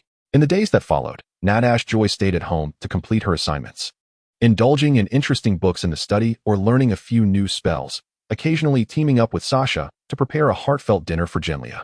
Sometimes, she would take a broomstick for a short flight around the neighborhood, though she never ventured far, as her control over the broom was limited to mere riding, far inferior to Genlia's flying skills at school. Speaking of flying, James was quite talented on a broomstick, and Professor McGonagall held high hopes for him. If all went as expected, he would be able to join the Gryffindor team in his second year. Genlia had also been part of the team during her school days, and had he still been attending, he might have played alongside James. After some time spent in this manner, Natasha Joy realized that her current life bore little difference from before her schooling began. Moreover, Genlia had become increasingly busy, sometimes disappearing for days on end. During this time, Lily wrote to Natasha, informing her that her grandmother was ill and that her parents would be visiting her, meaning Lily would spend the remainder of the summer in Diagon Alley. She inquired if Natasha would be interested in joining her. Consequently, Natasha expressed her desire to Genlia to visit Diagon Alley and spend a few days there before school commenced. I can't possibly let just the two of you girls be there alone, Genlia replied. Before she could say more, another owl arrived, and Natasha opened the window to let it in, retrieving a note. After reading it for a while, she beamed and displayed it to Genlia. It was from Sirius. He mentioned that he and James were currently in Diagon Alley and asked if she wanted to join them, noting that James's parents were also there. There was also a note in handwriting that was somewhat different from Sirius's, likely from James, asking Natasha if she could find out when Lily would be going to Diagon Alley. Sirius? Genlia furrowed her brow, recalling the handsome boy who had bid farewell to her sister at the station. He was indeed striking, but not quite as much as he had been at her age. Are you quite close with him? Genlia inquired casually. We're very good friends, Natasha nodded. Is that so? Observing Natasha's candid demeanor, Genlia secretly breathed a sigh of relief, realizing her little sister was still quite innocent. Genlia decisively stated, I'll accompany you to Diagon Alley tomorrow. I have a bit of a rapport with the owner of the Florian Fortescue's ice cream parlor, and he will keep an eye on you for a few days. I'll come to pick you up on the day school starts. She returned to her room and retrieved a small box, presenting it to Natasha. This is for you. Natasha Joy opened the box to reveal a key adorned with a ruby. I have deposited a sum of money in Gringotts under your name, so you can withdraw it whenever you wish to make a purchase there, said Genelia with a smile. Natasha Joy stared blankly at the key, rendered speechless. Of course, I do not mean to imply that you are a burden, nor do I wish to create any distance between us. You know that everything I possess belongs to you. She added, noticing her silence. Genelia spoke hastily, fearing Natasha Joy might misconstrue her words. Huffed, Natasha Joy chuckled. I am well aware of your affections for me, Genelia. There is no need for explanation. Ever since their father had committed that act, Genelia had been particularly cautious in this regard, concerned about Natasha Joy feeling abandoned. Genelia smiled and embraced her, declaring, Indeed, I love you. You are all that remains for me. I love you too. Natasha Joy hugged him tightly. Chapter 19, Diagon Alley 2. Early the next morning, They arrived at Diagon Alley through the flue network from the fireplace. Janelia first took Natasha Joy to Madame Malkin's robes for all occasions to buy her a few new robes. He was always keen on adorning Natasha Joy. His darling little sister deserved to look splendid at all times. They then visited Flourish and Blots, where they encountered Lily and her parents. The two girls had not seen each other for the entire summer, and although they had been corresponding, they immediately embraced, chattering excitedly as if they wanted to share every delightful moment of the summer. Lily's parents, both muggles, stood with a hint of awkward smiles in this enchanting place, attempting to engage with Janelia. Fortunately, Janelia was quite the conversationalist, and they soon relaxed. Lily's parents had other commitments and could not linger, so Janelia offered to have his friends look after the two girls. They smiled gratefully at him and exchanged a few parting words with Lily before departing. Evans. A familiar voice called, and the two girls turned to see James running towards them. Sirius sauntered leisurely behind him, flashing a charming smile at Natasha Joy upon meeting her gaze. Natasha Joy walked towards Sirius, exclaiming, "Long time no see. Sirius, how did your mother allow you to come out?" "Of course not. I snuck out," Sirius replied with a mischievous grin. Natasha Joy was taken aback. "What if you get caught?" "If I get caught, I get caught. I want to be going back for a while anyway." Sirius shrugged nonchalantly. "By the way, I received your letter, Joy. Apologies for not responding sooner. The snacks were delightful, and I adored your gift. It was a tremendous help." Sirius looked earnestly into the girl's rosy eyes. Natasha Joy beamed. "I'm so glad I could help." Meanwhile, James had an uncanny knack for provoking Lily's ire, and she was visibly flustered, her cheeks flushed crimson. The Potters approached from a distance, and Janelia, who had been eavesdropping on his sister's exchange with the cheeky boy, quickly straightened up to greet them. "Why, you are Julian's child, aren't you? You look remarkably like your father," Mrs. Potter remarked after studying him for a moment. Janelia's lips twitched, but he managed to maintain his composure and responded affirmatively. Mrs. Potter then turned her gaze to Natasha Joy. "That must be your sister, then. She bears a striking resemblance to your mother." She seemed to drift into recollection. "Your parents were several years older than us by the time we enrolled. They were already the talk of the school. Your mother was a beautiful girl, and your father pursued her with fervor. Everyone knew how much he adored her, and, as expected, they eventually married." Mr. Potter gently pulled her back to the present. "I apologize. You've probably heard this all before." Upon noticing Janelia's expression, Mrs. Potter was momentarily startled. Janelia's face darkened, his fists clenched tightly. He glanced at Natasha Joy, who was joyfully playing with her friends, and his demeanor gradually softened. "Indeed," Janelia spoke, "my father was utterly besotted with my mother." He emphasized besotted with a hint of irony. Mr. Potter, though puzzled, refrained from prying, choosing instead to lighten the mood. "Well then, let us not just stand around talking. Let the children indulge a bit." He turned to the children. "Would you like to have some cold drinks?" Uncle S treating. Their enthusiastic cheers filled the air. Chapter 20, Diagon Alley 3. The proprietor of Florian Fortescue's ice cream parlor welcomed them with warmth. Mr. Potter had intended to treat the children, but Florian adamantly refused to accept any payment. "Julian's friends are my friends," he said with a hearty laugh, affectionately ruffling Natasha Joy's hair. "Someone caused a bit of trouble for my shop, and if it weren't for him, I wouldn't know what to do. You little ones can feel free to stay with me until the term begins." He turned and scooped a generous serving of chocolate ice cream onto Natasha Joy's plate. "I adore children. Thank you. I'll owe you a drink in return," Janelia said, trusting him completely, before reminding Natasha Joy to limit her indulgence and nodding to Mr. and Mrs. Potter as he departed. The Potters initially planned to remain for a few days to accompany their son and his friends, but after Florian's repeated assurances of proper care, they opted to leave and enjoy some time alone. Florian was a jovial and humorous man. He arranged accommodations for the four children, allowing them to frolic freely in Diagon Alley, with provisions to eat and drink at his establishment whenever they pleased. Natasha Joy relished her time there, first visiting her own vault in Gringotts, where she was astonished by the piles of gold coins. She discreetly withdrew some to purchase the necessary items for her second year. Diagon Alley, a realm filled with magic and mystery, boasted an abundance of wondrous shops, each a treasure trove of unique allure and surprises. Natasha Joy had previously discovered a modest stall in a corner of Diagon Alley that sold a peculiar item, dancing paintings. These artworks were encased in exquisite boxes, and upon opening them, the figures within would spring to life and dance, compelling anyone who beheld them to join in, unable to stop until the box was closed. Natasha Joy purchased several of these, along with other intriguing trinkets. Lily, unfamiliar with Diagon Alley, had only visited twice, while Natasha Joy had frequented it ever since Janelia began attending school. Over the past few days, she had taken Lily on various excursions, introducing her to everything she found fascinating and sharing her favorite treats. She adored this experience. Sharing joy with a friend made her feel needed, far more enjoyable than her previous solitary explorations of Diagon Alley. "Let me join you," James implored as he attempted to persuade Evans. "I am quite familiar with Diagon Alley and can show you around." "No thanks," Lily coldly rejected him. "I have Joy, and that is sufficient." "Joy? Isn't Joy with Sirius?" James said, assuming. "Then I suppose I must begrudgingly accompany you." "Huh." Lily appeared quite irate, her ire directed at James rather than at Natasha. The latter felt unjustly caught in the crossfire and shot a glare at both James and Sirius, promptly declaring, "Of course, I stand with you, Lily." James, feigning indignation, retorted, "Don't you want to be with Sirius, Joe?" Sirius, who had remained silent throughout, found himself on the receiving end of glares. He exchanged a bemused glance with James, who was gesturing wildly at him, before stepping forward to relieve Natasha of her burdensome bags. "Shall I assist you, beautiful ladies?" He exaggeratedly bowed, eliciting laughter from the two girls. Enlightened, James reached for the items in Lily's grasp, exclaiming, "Evans, let me help you with that." "I don't need it," Lily retorted, her arms raised high. "Come and eat, children. I have new treats." Mr. Florin cheerfully beckoned the raucous group, sharing a sentiment with the proprietor of the neighboring snack shop. Ah, to be young again. Chapter 21, Second Year. Overall, Natasha relished her few days in Diagon Alley. On the morning of their return to school, Julia arrived to escort her. As Natasha opened her door and trudged toward the staircase, puffing clouds of breath, Julia was already waiting at the bottom, beaming. "Good morning, Joe." "Good morning, Julia." Natasha felt a surge of energy and leapt from the top of the stairs, careening downwards.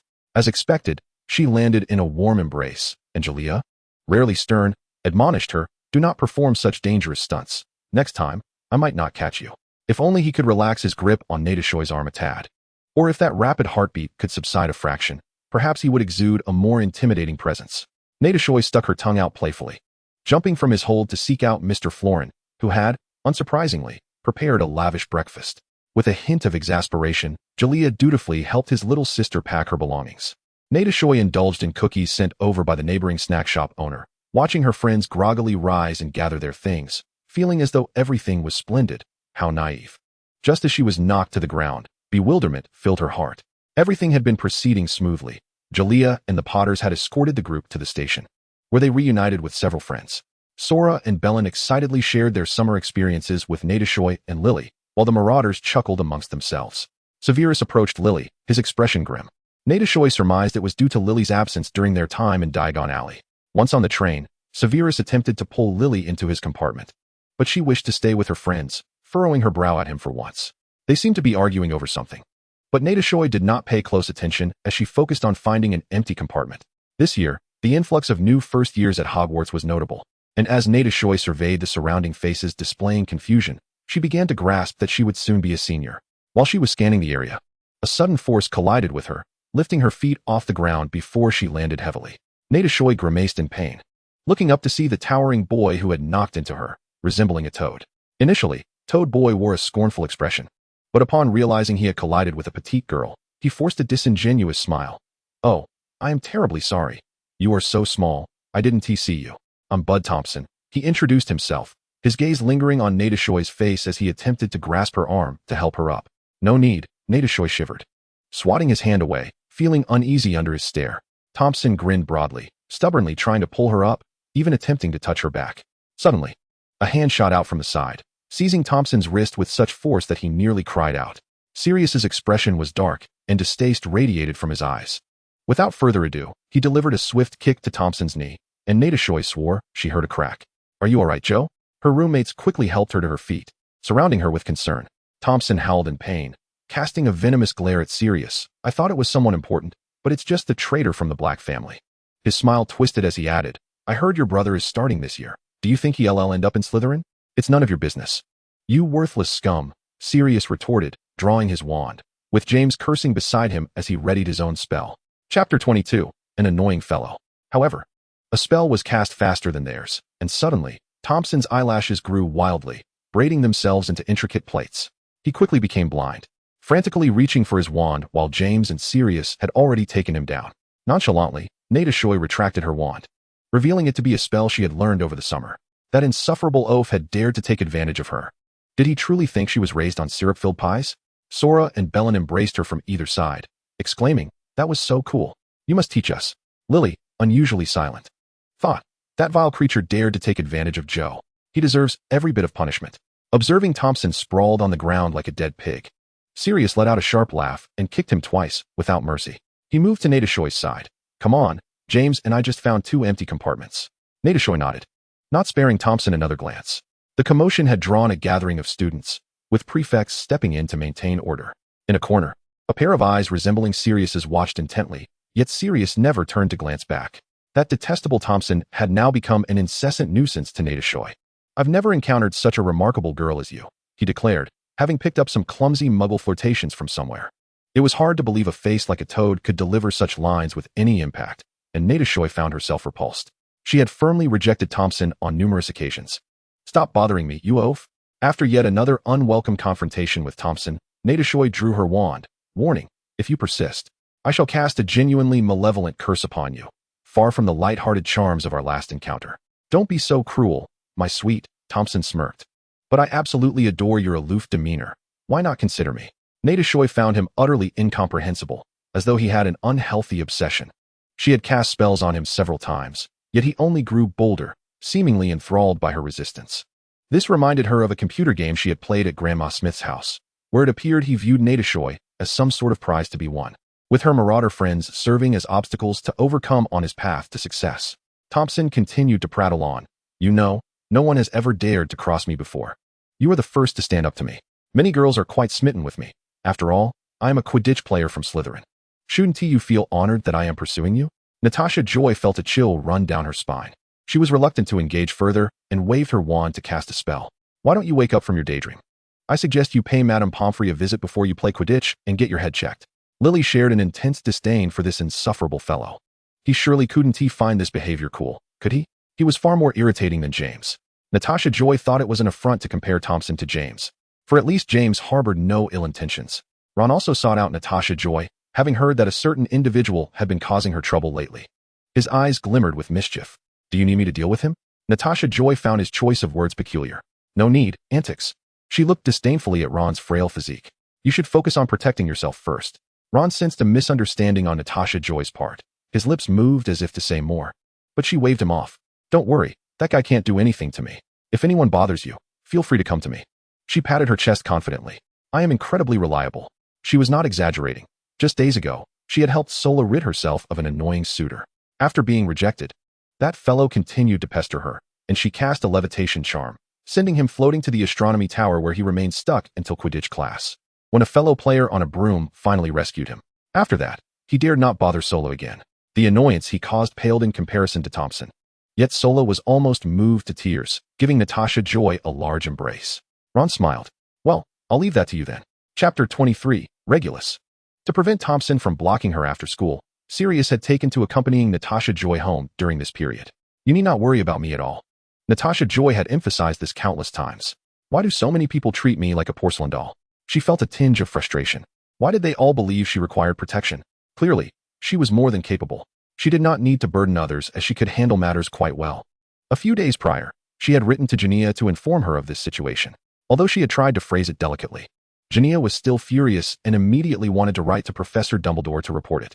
Natasha Joy had to persuade her otherwise, and Jania insisted that she retaliate without mercy, even teaching her several dark curses in her letter. And who asked for your opinion? Sirius keenly noted the crux of the matter. Both Ron and Jania were concerned, as were Lily and Belle. Natasha Joy lowered her head. It's not that significant. I can handle it myself. There is no need for so many of you to be so anxious. It's quite a waste of your time and energy, isn't it? Sirius frowned. Disliking Natasha Joy's perspective, it was evident that a bothersome individual had latched onto her, yet she seemed to bear the blame herself. It's not your fault. He interrupted her musings. That foolish pig. I mean, that vile individual deserves a proper lesson and should be locked away in a dungeon forever. The next time you see him, cast the Toadspawn curse, all right? He tilted his head, glancing at the blonde girl. That is utterly disgusting. Natasha Joy laughed, shifting the topic. Isn't the Quidditch match between Gryffindor and Slytherin next week? Sirius's tone lightened as well. Indeed, James is now a full-fledged player, and he'll face off against the bludger. They arrived at the entrance to the common room, halting upon seeing a boy standing there. The boy bore a resemblance to Sirius, with strikingly similar gray eyes, though his features were gentler. Upon seeing Natasha Joy, he smiled politely before turning to Sirius. I apologize for interrupting, but I have something to discuss with you, Sirius. Sirius's expression turned cold the moment he saw him. The warmth he had shown to Natasha Joy vanished entirely. He scoffed. "What is there to discuss with you, my dear brother Regulus?" The tone of his words twisted into something distinctly derisive, yet Regulus maintained his smile, his expression unchanged as he regarded Sirius. Sirius didn't even spare him a glance, instead addressing the fat lady with the password before disappearing into the common room. Natasha Joy felt a bit awkward, offering a smile to Regulus as she prepared to leave. But he called out to her. "You must be Natasha Joy?" Regulus still wore a smile. "You know me? I have heard a little about you," he said with refined politeness, imbued with the grace of a distinguished family. "I have some disagreements with Sirius. He is likely dissatisfied with my presence in Slytherin." He offered a faint smile, "Yet I harbor no ill will and hope you can understand." "Oh." Regulus said nothing more, giving a slight bow before turning to leave. Natasha Joy entered the common room, finding Sirius waiting with his arms crossed. "Did you chat with him?" She shot him an exasperated glance. "How dare you leave me out there alone and still have the audacity to ask?" Sirius paused, turning his head in silence. Natasha Joy sighed. "He told me he meant no harm, but didn't he say anything else?" "Huh. Don't waste your breath on such a fellow." Sirius couldn't help but raise his voice again, but quickly moderated his tone. No good person comes from such an antiquated family. Natasha Joy felt somewhat helpless. She sensed that the brothers truly needed to have a serious conversation. Chapter 24, The Quidditch Match. The long-awaited Quidditch match between Gryffindor and Slytherin had finally arrived. Thompson hadn't lied to Natasha Joy. He truly was Slytherin's beater, and he was currently gloating at her. Natasha Joy made a fist, cheering on James. "James, you must teach that fellow a lesson during the game." There was no need to mention names. Everyone knew who she was referring to. This was James's first official match as a player, and he had donned the fiery red Gryffindor uniform. He appeared a bit nervous, yet mostly excited. Upon hearing Natasha Joy's words, he pounded his chest with confidence. "Don't worry, I'll definitely make them regret it. You'll cheer for me. 1-2, Lily?" James looked at Lily with a touch of expectation. "Of course, I will cheer for Gryffindor." Lily huffed, placing extra emphasis on Gryffindor. But James seemed sufficiently pleased, as he bumped shoulders with his friends before dashing off to join his teammates for the opening preparations. The Slytherin players were all tall and imposing, and even Thompson, the big oaf, blended in seamlessly. In contrast, the Gryffindor players appeared rather diminutive. With a hint of worry, Natasha Joy followed Lily to the stands. Sirius and Remus had already claimed their spots. "Come here." Sirius pulled Natasha Joy aside, ensuring she could see the pitch clearly despite the crowd. He stood beside her, shielding her from the throngs of people. At her height, she wouldn't even know if she got lost in the crowd. With Madame Hooch's whistle, all players kicked off the ground and soared into the air. The match had officially begun. The Slytherin giants lived up to their stature, each one exuding incredible strength. However, Thompson's methods were exceedingly foul. On one occasion, he attempted to strike the Gryffindor Seeker with his bat, only for the latter to duck and evade the blow, with Thompson laughingly justifying his actions by claiming he mistook the Seeker's head for a bludger. The air was filled with a chorus of boos and angry shouts from Gryffindor, prompting Madame Hooch to announce a penalty. James seized the ball, muttering curses under his breath as he deftly navigated the field in search of an opportunity to score. Thompson, charging towards James with malicious intent, lifted his bat once more. In a swift maneuver, James adjusted his broom, leaving Thompson to miss entirely, and then, seizing the moment, elevated his broomstick to let the tail sweep across Thompson's face, before executing a stunning shot that sent the quaffle soaring into the goal. While the impact was minimal, the humiliation was profound. "Well done." Lily cheered exuberantly, as she had always held a keen interest in Quidditch. Natasha Joy was equally elated, though she had no inkling of the specifics of James's feat, as the distance rendered the two players mere specks in her eyes. Yet, Thompson appeared on the verge of madness, wildly swinging his bat in frustration, as Gryffindor's Seeker caught the golden snitch, bringing the match to a triumphant close. "We won."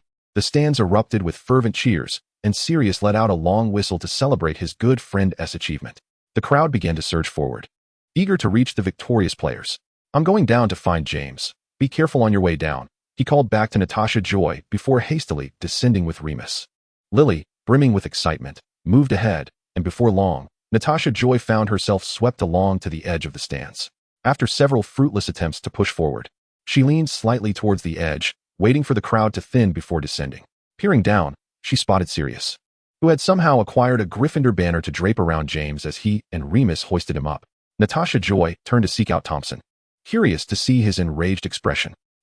Where is he?" "Joy." Lily's voice rang out, filled with urgency. Her wand remained stowed in the tower, and the distance rendered it impossible for her to reach Natasha Joy in time. Instinctively, Natasha Joy looked up, catching sight of the approaching bludger and the triumphant, toad-like visage of Thompson high above. All actions appeared painfully slow in comparison to the swiftly flying bludger. This was it. She had truly fallen victim to that scoundrel's treachery. This was the last thought that flickered through Natasha Joy's mind before she lost consciousness. Chapter 25. Injury. James had successfully won the match, and Sirius was elated, deriving immense satisfaction from the sight of the disgruntled and furious faces of the Slytherins. He could hardly contain his eagerness to rush down to celebrate with his friend, barely managing to remind Natasha Joy to descend slowly, just as Sirius and Remus were jubilantly planning to lift James to the common room for a celebration. Lily's scream pierced the air. Joy! Sirius whipped around, just in time to witness the blonde girl being struck by the bludger, her helpless form plummeting from the high stands. His mind blanked in the face of the violent impact, and his heart contracted in absurd terror. He could not recall how he reached the base of the stands, only that when he cradled her head in his trembling hands, the sensation was both sticky and cold. Her once beautiful, flowing golden hair was now matted with blood, a horrifying sight. Lily stood nearby, momentarily at a loss. Madame Pomfrey. She needs treatment. Professor Dumbledore.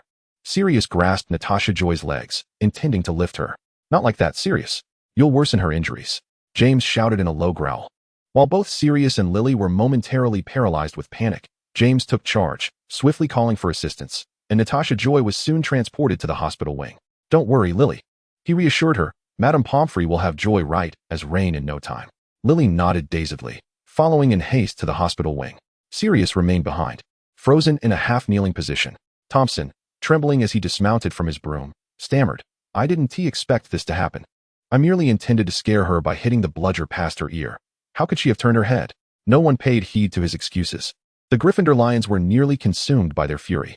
A tall, slender figure darted to Thompson's side, and Bellatrix delivered a punch to his face, bellowing, Take your disgusting intentions and go to hell.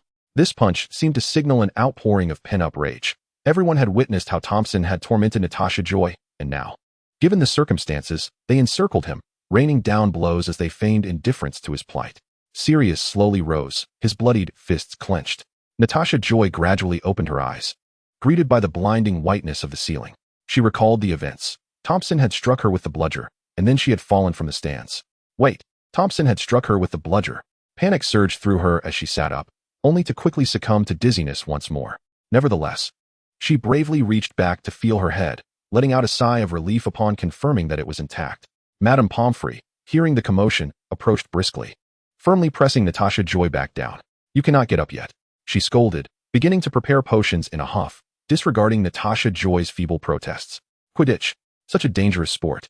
I can't even begin to count how many people have been brought here because of it.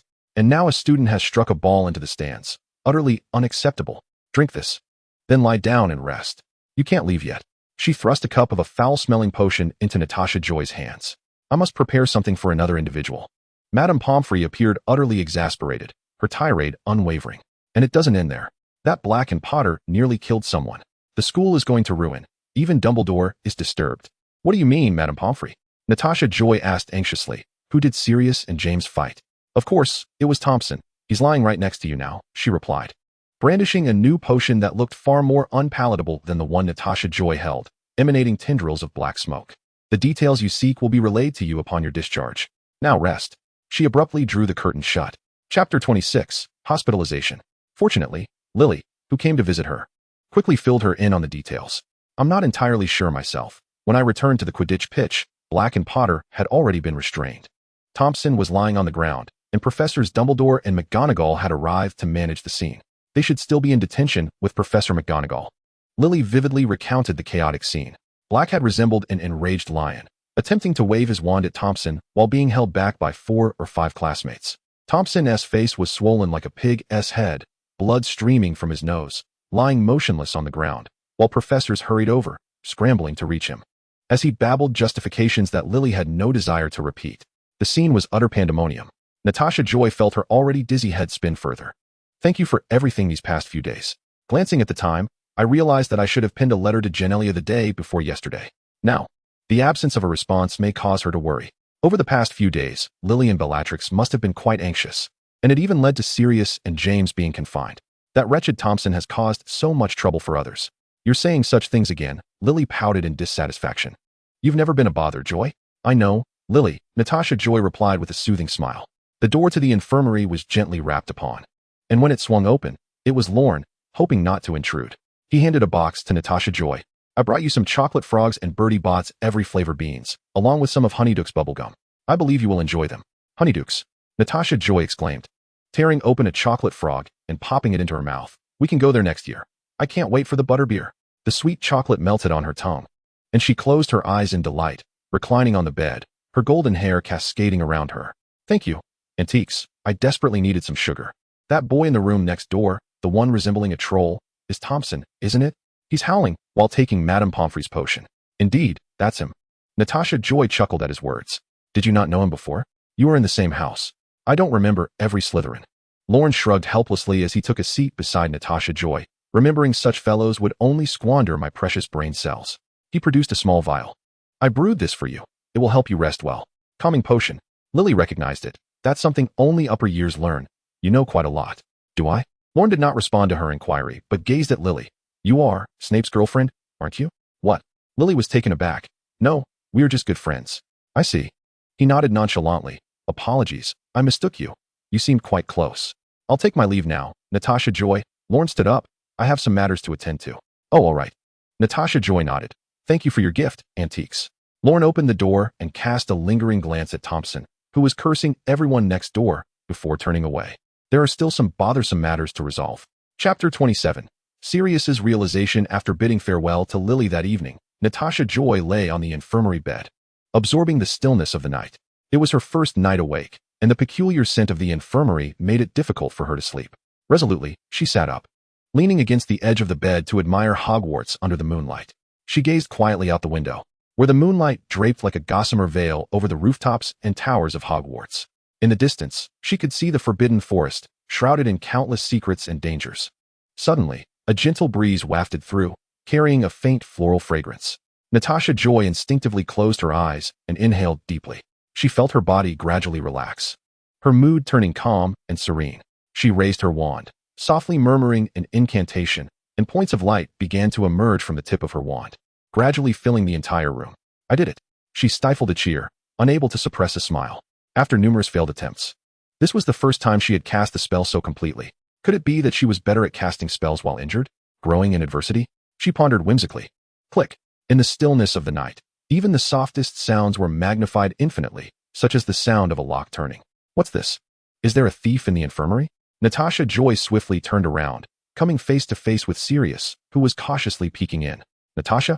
The girl in the white nightgown was bathed in points of light, her gently curled golden hair cascading like a golden waterfall, gracefully resting on her shoulders. The smile lingering on her lips was radiant and warm, akin to sunlight that could dispel the surrounding darkness and gloom.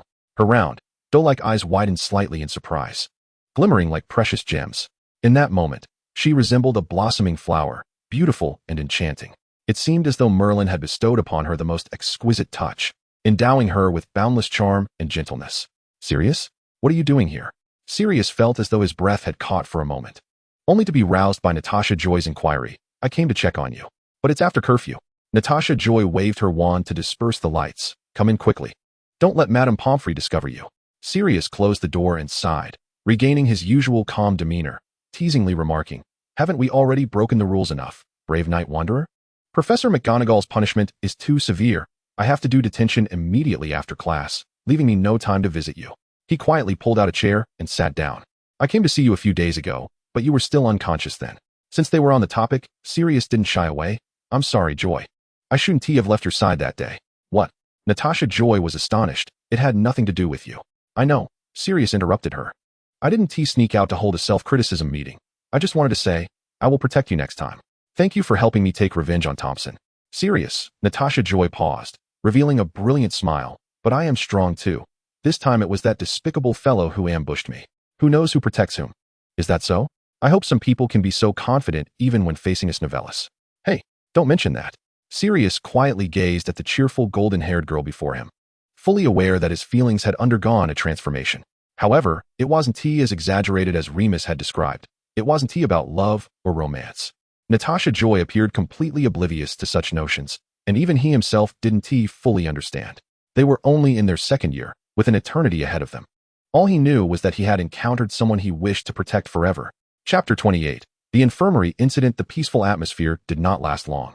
Sirius, your hand is gone. Natasha Joy's eyes widened as she struggled to keep her voice low, yet her tone inevitably rose. She clearly saw that where Sirius's arm should be, there was nothing but the furnishings of the infirmary behind him. Don't panic, it's James's invisibility cloak. Sirius had initially intended to keep it a mystery, but seeing Natasha Joy genuinely frightened, he quickly shook off the invisibility cloak that had been draped over his arm, revealing his arm. I just wanted to wear it as a precaution. After all, I was just confined and would prefer to avoid detention for now. But it seems it's entirely unnecessary. Invisibility cloak. This is the first time I've seen one. Natasha Joy exclaimed, unable to resist jumping off the bed. Can I touch it? Of course, Sirius said, a bit worried as he assisted her, and handed the invisibility cloak to Natasha Joy. We often wear it to the Forbidden Forest. Currently, the cloak can cover all four of us, but in some time, it may not fit anymore. Sirius frowned. Peter is too fat. Why does he only grow sideways? Once the cloak can no longer accommodate Peter, we won't take him along. He always drags us down during night escapades, always startling at shadows and bringing Filch around, with a cowardice akin to a mouse. Why do you still play together if your personalities clash? You even formed a Marauders group. Natasha Joy cautiously unfurled the invisibility cloak and draped it over herself, astonished to witness her own body vanish from sight. She could see the pristine white floor of the infirmary through where her legs once stood, leaving only her head floating in midair. Merlin, how marvelous! Sirius gazed at the golden-haired girl's head bobbing about, a smile creeping into his gray eyes as he responded to Natasha Joy's inquiry. It was Peter who expressed the desire to join us. James accepted him. I can hardly be bothered, as little Peter hardly affects me. As he uttered these words, a hint of the pride he seldom displayed in Natasha Joy's presence surfaced, yet she found herself charmed by this arrogance, perceiving it as a unique and precious aspect of Sirius Black's character. Indeed, she yawned, returning to her bed. You're still injured, aren't you? You should rest early. I must take my leave. Just as Sirius prepared to depart, a sudden click echoed from outside the door. Sirius? Natasha Joy? The drowsiness that had momentarily enveloped Natasha Joy dissipated, and she hurriedly clutched the invisibility cloak, attempting to cover Sirius. Could it be Madame Pomfrey come to check on us? Initially unperturbed, Sirius found himself flustered by Natasha Joy's urgency. Realizing something was amiss, Natasha Joy promptly recalled that Madame Pomfrey had already conducted her rounds for the night. Perhaps the ruckus they had created had drawn her attention? They lingered, awaiting a sound from Madame Pomfrey, yet instead, they were met with a series of faint noises. Who is out there? Has the infirmary transformed into a tourist attraction? Natasha Joy pondered quizzically. Maybe it's James. He intended to explore tonight, Sirius mused, a tinge of excitement in his voice as he withdrew his wand, intending to open the door. I want to go too. Wait for me, Natasha Joy exclaimed, swiftly leaping from her bed and slipping beneath the invisibility cloak. Ensuring both of them were completely concealed, she signaled to Sirius that he could proceed. The sounds appeared to emanate from Thompson S. Ward. After listening intently for a moment, she whispered, the noise seems to be coming from there. Sirius jokingly remarked. Perhaps someone finally decided to confront that giant nuisance. They stealthily approached Thompson S. room, only to discover the door ajar, with an ominous black light seeping through the crack. Natasha Joy's instincts tingled with apprehension. However, the gap was too narrow to discern the scene within. Gently, she pushed the door, attempting to widen the opening for a better view. Creak. The once silent door creaked dramatically at this critical moment. Natasha Joy beheld a figure cloaked in black standing beside the bed where Thompson lay, and she spun around in alarm. Chapter 29. The mysterious figure in black. The figure before them was shrouded entirely in the black cloak, rendering their face indistinguishable in the shadows. Above Thompson S. chest floated a peculiar black symbol that spun slowly, indicating that he was conscious, yet seemingly gripped by terror. Upon noticing Natasha Joy's entrance, Thompson emitted muffled whimpers, struggling against an unseen force that held him immobile. Sirius tore off the invisibility cloak, revealing himself in the room. He shielded Natasha Joy behind him, brandishing his wand at the figure in black, demanding, "Who goes there?" Natasha Joy felt the figure's gaze flit between her and Sirius, ultimately settling on him. The cold, viscous stare slithered over them like a serpent, unsettling her. The figure's target was clearly Sirius. Cold sweat trickled down her brow, her instincts screaming that something dreadful was about to transpire. Gripping her wand tightly with one hand, she clutched Sirius's sleeve with the other, poised to defend him against any potential attack. Sirius, mistaking Natasha Joy's fear for helplessness, shifted her further behind him. "Don't be afraid, Joy," he said softly. The figure shifted its gaze once more, seemingly reconsidering its original intent. "You arrive late," it rasped, its voice unnaturally hoarse, akin to a dull axe grinding against wood. My curse is already complete. As if to confirm its words, the swirling black symbol began to merge with Thompson's body. He writhed in agony, yet his struggles proved futile. The figure appeared utterly dismissive of Natasha Joy and Sirius, keeping its wand trained on Thompson. Sirius was the first to cast a spell, but the figure deftly evaded it, showing no inclination to attack them at that moment. Natasha Joy understood that a direct confrontation was ill-advised. They were but second-year students, and the risks were too great. The earlier commotion had surely caught Madame Pomfrey's attention. They needed to create an even greater disturbance to draw others near while stalling the figure before them. "Why are you doing this?" she inquired. "Trying to delay me?" The figure chuckled oddly. "You truly are a clever little witch." Having seen through her intentions, Natasha Joy wasted no time and decisively cast a blasting spell at a nearby cupboard. The resulting explosion reverberated throughout the room. Madame Pomfrey's voice echoed from nearby. "Who is there? What is going on?" The black symbol had fully integrated into Thompson's body. He convulsed violently before falling still. The figure had already vanished to the window, bowing slightly to them before disappearing entirely. "Hey, don't run," Sirius exclaimed, rushing to the window and leaning out. Yet he could find no trace of the mysterious figure. Madame Pomfrey's footsteps grew ever closer as Sirius continued to search. Natasha Joy yanked him back and secured the invisibility cloak tightly around them. "Stay hidden and don't be discovered. I will handle Madame Pomfrey. I can't risk you getting caught before your punishment is over." "Hey," Sirius began to protest, but upon meeting Natasha Joy's resolute gaze, he fell silent, obediently hiding in the corner. With a loud bang, Madame Pomfrey flung open the door. "Mr. Thompson, if you—" her voice faltered. "Miss Julian?" Chapter 30, The Attack Incident. "Miss Julian, why aren't you in your ward?" "Someone attacked Thompson, Madame Pomfrey." Madame Pomfrey strode forward, immediately noticing Thompson lying on the bed. His condition appeared dire. His complexion was ashen, his expression one of acute pain. His lips cracked as he lay motionless. "Merlin," Madame Pomfrey gasped, swiftly waving her wand and casting several spells, her expression growing increasingly grave. "I must inform Professor Dumbledore. This is a serious matter. And you, Miss Julian, return to your ward. I expect you to explain what transpired when Professor Dumbledore arrives." After taking a few steps, she turned back, securing the door behind her to safeguard herself. She departed in a hurry.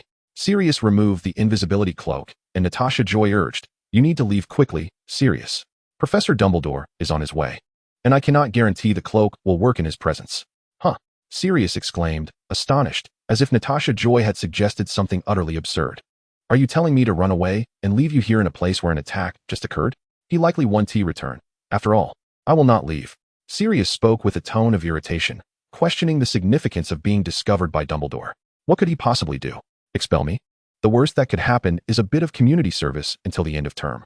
Shortly thereafter, Professors Dumbledore, McGonagall, and Slughorn entered the cramped hospital wing, first assessing Thompson's condition. The situation appeared dire, with all the professors present wearing grave expressions. Professor Dumbledore held his wand aloft, enveloping Mr. Thompson in a silvery light. It was a curse, exceedingly malevolent. However, the caster seemed lacking in skill, for otherwise Mr. Thompson might never awaken, forever ensnared in a nightmare. "Yet I believe, Poppy, he must be transported to St Mungo's." "Understood," Madame Pomfrey responded, springing into action. Thompson levitated into the air, following her out of the room. "Next, I hope Miss Julian can enlighten us as to what transpired," Dumbledore inquired with a smile, producing a large piece of chocolate from seemingly nowhere and offering it to Natasha Joy. "A new creation from Honeydukes. I believe you will find it delightful." Standing before the three professors, Natasha Joy began to recount the events, gripping the chocolate tightly in her hand, which was beginning to melt. The familiar surroundings and figures evoked a sense of nervousness in her, despite the fact that none of this was her fault. It must be said that the presence of Sirius, cloaked in invisibility and lurking in the corner, provided her with considerable comfort. She concealed Sirius's existence and endeavored to relay the events as accurately as possible. "Thus, I used the blasting curse to draw Madame Pomfrey's attention, and the cloaked figure took the opportunity to escape." Dumbledore pondered thoughtfully, and Natasha Joy quietly asked, "Professor, was Thompson subjected to a particularly severe curse?" "Indeed. That type of curse is attributed to an ancient family of dark wizards," he replied gently. "But Dumbledore," Professor McGonagall interjected, appearing somewhat disapproving. "She is but a child. She must be terrified this evening. I believe Miss Julian has the right to be informed, Minerva. She has just bravely frightened off the curse caster." Dumbledore remained unperturbed. He continued, "That is an ancient family of dark wizards, though they should have vanished 50 years ago. The curse Mr. Thompson has fallen victim to is among the most classic. Chapter 31. The Attack Incident 2. McGonagall pressed her lips tightly together while Dumbledore offered no further revelations. Natasha furrowed her brow, digesting Dumbledore's words. So, an evil dark magic from a long-extinct family has suddenly resurfaced, only to cast a curse on Thompson within the Hogwarts infirmary? Yet that cloaked figure remarked that she was indeed a clever little witch. Did he recognize her? The situation was becoming increasingly convoluted. I must say, Dumbledore, Professor Slughorn, who had been silent until now, suddenly spoke up, appearing somewhat anxious. What shall become of poor little Thompson? His father is a prominent official at the Ministry of Magic. Are we simply to send him to St Mungo's? I regret to say, Horace, but as you well know, the terror of such dark magic is profound. Even if Mr. Thompson's curse is not fully matured, it is prudent to leave it to professionals, Dumbledore replied. I know, but could it be possible that we are mistaken? That this isn't the work of that long-lost dark magic, but merely a prank by some fellow student? After all, some students have had conflicts with Thompson recently, and she is quite adept at peculiar spells. He nearly named Natasha directly. Natasha stared incredulously at Professor Slughorn, as if to say she would cast a spell on Thompson under the cover of darkness, then cause such a ruckus that half the room erupted, only to patiently await capture by Madame Pomfrey.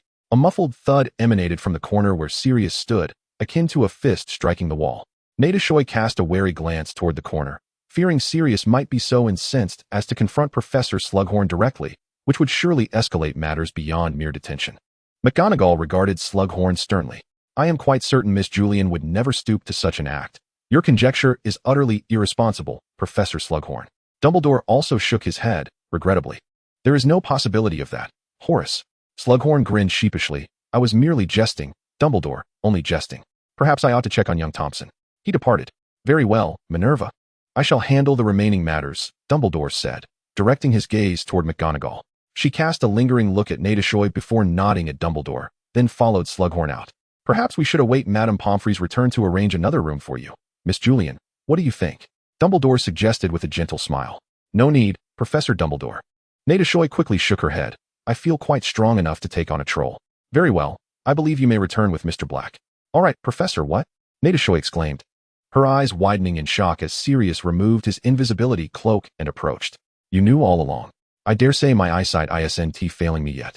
Dumbledore replied with a playful wink. Your bravery this evening earns Gryffindor 30 points, but due to Mr. Black's violation of school rules, I must deduct 10. Understood, Professor, Natasha said, tugging Sirius away in haste. Fearful Dumbledore might impose an additional detention. Dumbledore returned to his office, pondering if this incident served as a harbinger of things to come. Subsequently, he withdrew a piece of parchment and began to write. To Mr. Julian Genia, regarding our previous discussion, perhaps we could elaborate on the matter in Hogwarts. Chapter 32. The Brother Arrives. The following morning, Natasha was roused from her slumber by her affectionate roommates. Joy, when did you return? Are you feeling better? It's nothing serious. She groggily informed them about the events of the previous night. Just as Bellin opened her mouth to exclaim, Natasha quickly interjected. Please, let me sleep a little longer, dears. I only just got back in the wee hours. Sleep well, Joy, they acquiesced. Lily leaned closer, whispering in her ear. Do you need to rest a bit longer? Should I assist you in requesting an absence from Professor Flitwick? In the past, Lily would never have been so gentle concerning Natasha's late-night escapades. No, thank you, Lily. I will make it to class before it starts, Natasha replied contentedly, turning over. After her friends left, she found herself wide awake. Glancing at the time, she decided to skip breakfast and head directly to Charm's class. To her astonishment, she encountered an unexpected person in the common room. Genia, what are you doing here? Staring at her brother, who lounged casually on the common room sofa, Natasha was left speechless, doubting her own wakefulness. I asked the Gryffindor students for the password to get in, Genia quipped. You know that is not what I meant. Natasha rushed over to embrace him. Genia flipped her over, inspecting her from head to toe, as though to ascertain that she had not lost a limb. What do you think? My dear little one, why did you not inform me of the grievous injuries you sustained? Are you still in discomfort? I have nothing pressing to attend to, Natasha Joy remarked, as she prepared to attend her class. Surely, you did not rush to Hogwarts simply because you did not receive my letter? Of course not, Genia vehemently denied, omitting any mention of her frantic worry upon hearing of Natasha's injury, hastening here without pause. I have come here for work. Very well, busy Genia. I would much prefer to believe that you came solely for my sake. Natasha Joy feigned dissatisfaction, pouting her lips. I could indeed have come for you, my little princess, Genia replied, planting a gentle kiss on her petite face. As soon as you command, I shall cast aside all my duties to remain by your side. Natasha Joy erupted into a fit of giggles. I experienced quite the adventure last night, but I must attend my charms class now. I will tell you all about it afterward. You should go about your business as well. I am already aware of that incident. Jania suddenly squinted, detecting a flaw in her logic. You are heading to class now? You have not yet had breakfast, have you? I knew you would not take proper care of yourself. Otherwise, would we have sustained injuries? Jania took her hand and ushered her towards the great hall. Now, let us have breakfast. Surely, the content of today's charms lesson is something you mastered at the age of 7? You may forego it. Jania, you are setting a poor example for the children. Natasha Joy attempted to explain, and besides, I do not frequently skip breakfast. Today is an exception. Regardless of the circumstances, you must eat on time, Jania insisted, leaving no room for debate. In the end, Natasha Joy was compelled by Jania to finish her meal before racing towards the charms classroom. Fortunately, the staircase behaved itself today, remaining in place as needed, allowing her to arrive just as the bell rang. Ah, Miss Julian, Professor Flitwick stood atop a stack of books. Always exceptionally lenient with this exemplary student of charms. Please come in, but remember not to be late next time. Natasha Joy slipped into her seat beside Lily, sighing in relief as she heard Sirius calling her from behind, leaning back against the table. What brings you to class? Are you all right now? Natasha Joy lifted her arm to display her non-existent muscles, signaling her complete recovery. What do you make of Thompson's situation? Natasha Joy whispered to him. James leaned in from the other side of the table, clearly informed by Sirius about the events that transpired. Lily remained focused on the lesson, casting a disapproving glare at the two boys for leading Joy astray. How cool is that, mate? Why do I never stumble upon such interesting events? No worries, James. Your invisibility cloak was quite helpful. You participated in spirit, did you not? Natasha Joy consoled him. Sirius seemed rather indifferent about Thompson's curse incident, even taking some delight in it. Who knows? Perhaps he angered someone he ought not to have, and they sought revenge. Natasha Joy suspected the matter was far more complex. She did not believe that Thompson, the oaf, possessed such formidable power. Miss Julian, please come forward and elucidate the techniques and effects of the freezing charm. Their conversation was abruptly interrupted, and Natasha Joy stood to address the question. Chapter 33, The Order of the Phoenix. Greetings, Dumbledore. Jania opened the door to the headmaster's office at the command. Greeting, Dumbledore. Thank you for informing me about Joy's situation. Good morning. Dumbledore replied with a twinkle in his eye. You arrived earlier than I anticipated. I thought you would linger by Miss Julian's side until noon. Joy has gone to class. Jania seated herself on the sofa without formality. She ought to relish her school life. At this moment, Jania did not exhibit the gentleness she displayed around Natasha Joy, occasionally revealing a touch of immaturity. Instead, she appeared composed and mature, perhaps showcasing her true self in social interactions. While revealing a surprising facet only in the presence of Natasha Joy, she would shower all her affections upon her little sister. Have you truly given this matter careful consideration? Dumbledore inquired with a smile that held a hint of seriousness in his gaze. You are aware of the inherent dangers. You are still quite young, Jania. Indeed. I shall join the Order of the Phoenix, Jania asserted resolutely. Evading the issue is futile. He will inevitably grow stronger, as we both understand. If Joy knew of my intentions, she would support me as well. I believe we need to discuss the specifics. A smile replaced the seriousness in Dumbledore's eyes. Miss Julian would be proud of you. Jania's expression softened. I will ensure her safety. The malevolent dark wizards have begun their machinations. They must be prepared, must they not? But do you genuinely believe that it was Voldemort's followers who cursed Thompson? Jania still harbored doubts about the matter. I suspect the Thompson family may have switched allegiances. They cannot possibly harm their own, can they? I do not harbor a biased view of Thompson solely because he injured Joy. However, if he were free from trouble, I would certainly demand he face consequences. Jania furrowed her brow. I merely find this situation exceedingly peculiar. None of us can hastily judge allegiances. The others from the Order will arrive shortly to discuss matters. Dumbledore shook his head. All we can do is remain vigilant. Saving the world is a task for adults to ponder. Children need only concern themselves with homework and social interactions. Professor Slughorn has displayed an unusual leniency towards her these days, perhaps as a means of atoning for his earlier suspicions of Natasha Joy in the hospital wing. He has altered his previously indifferent demeanor, even praising the ambiguous concoction Natasha Joy brewed, oblivious to its dubious nature. Quite innovative, Miss Julian, Professor Slughorn remarked, observing the murky liquid in her cauldron. It seems you are not confined to the textbook's content, having infused your own creativity into it. Sirius and James stifled their laughter, while Natasha Joy bit her lip, attempting to obscure the evidence of her substitution of Horklump juice for flobberworm mucilage.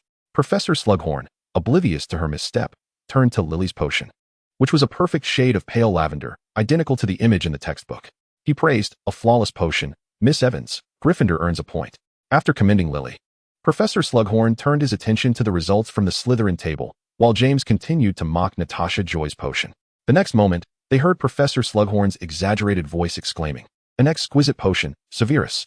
Lily undoubtedly turned her gaze in that direction, and Snape seemed to sense her attention, meeting her eyes. James's grin faltered. "Damn it." He cast his eyes down to the book, grabbing a bottle, his competitive spirit ignited. "It is merely potion making. Who cannot do that?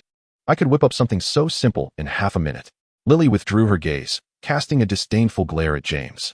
"Uffed," Sirius chuckled, turning to invite Natasha Joy. "Hey, Joy, would you like to play wizard's chess with me tonight?"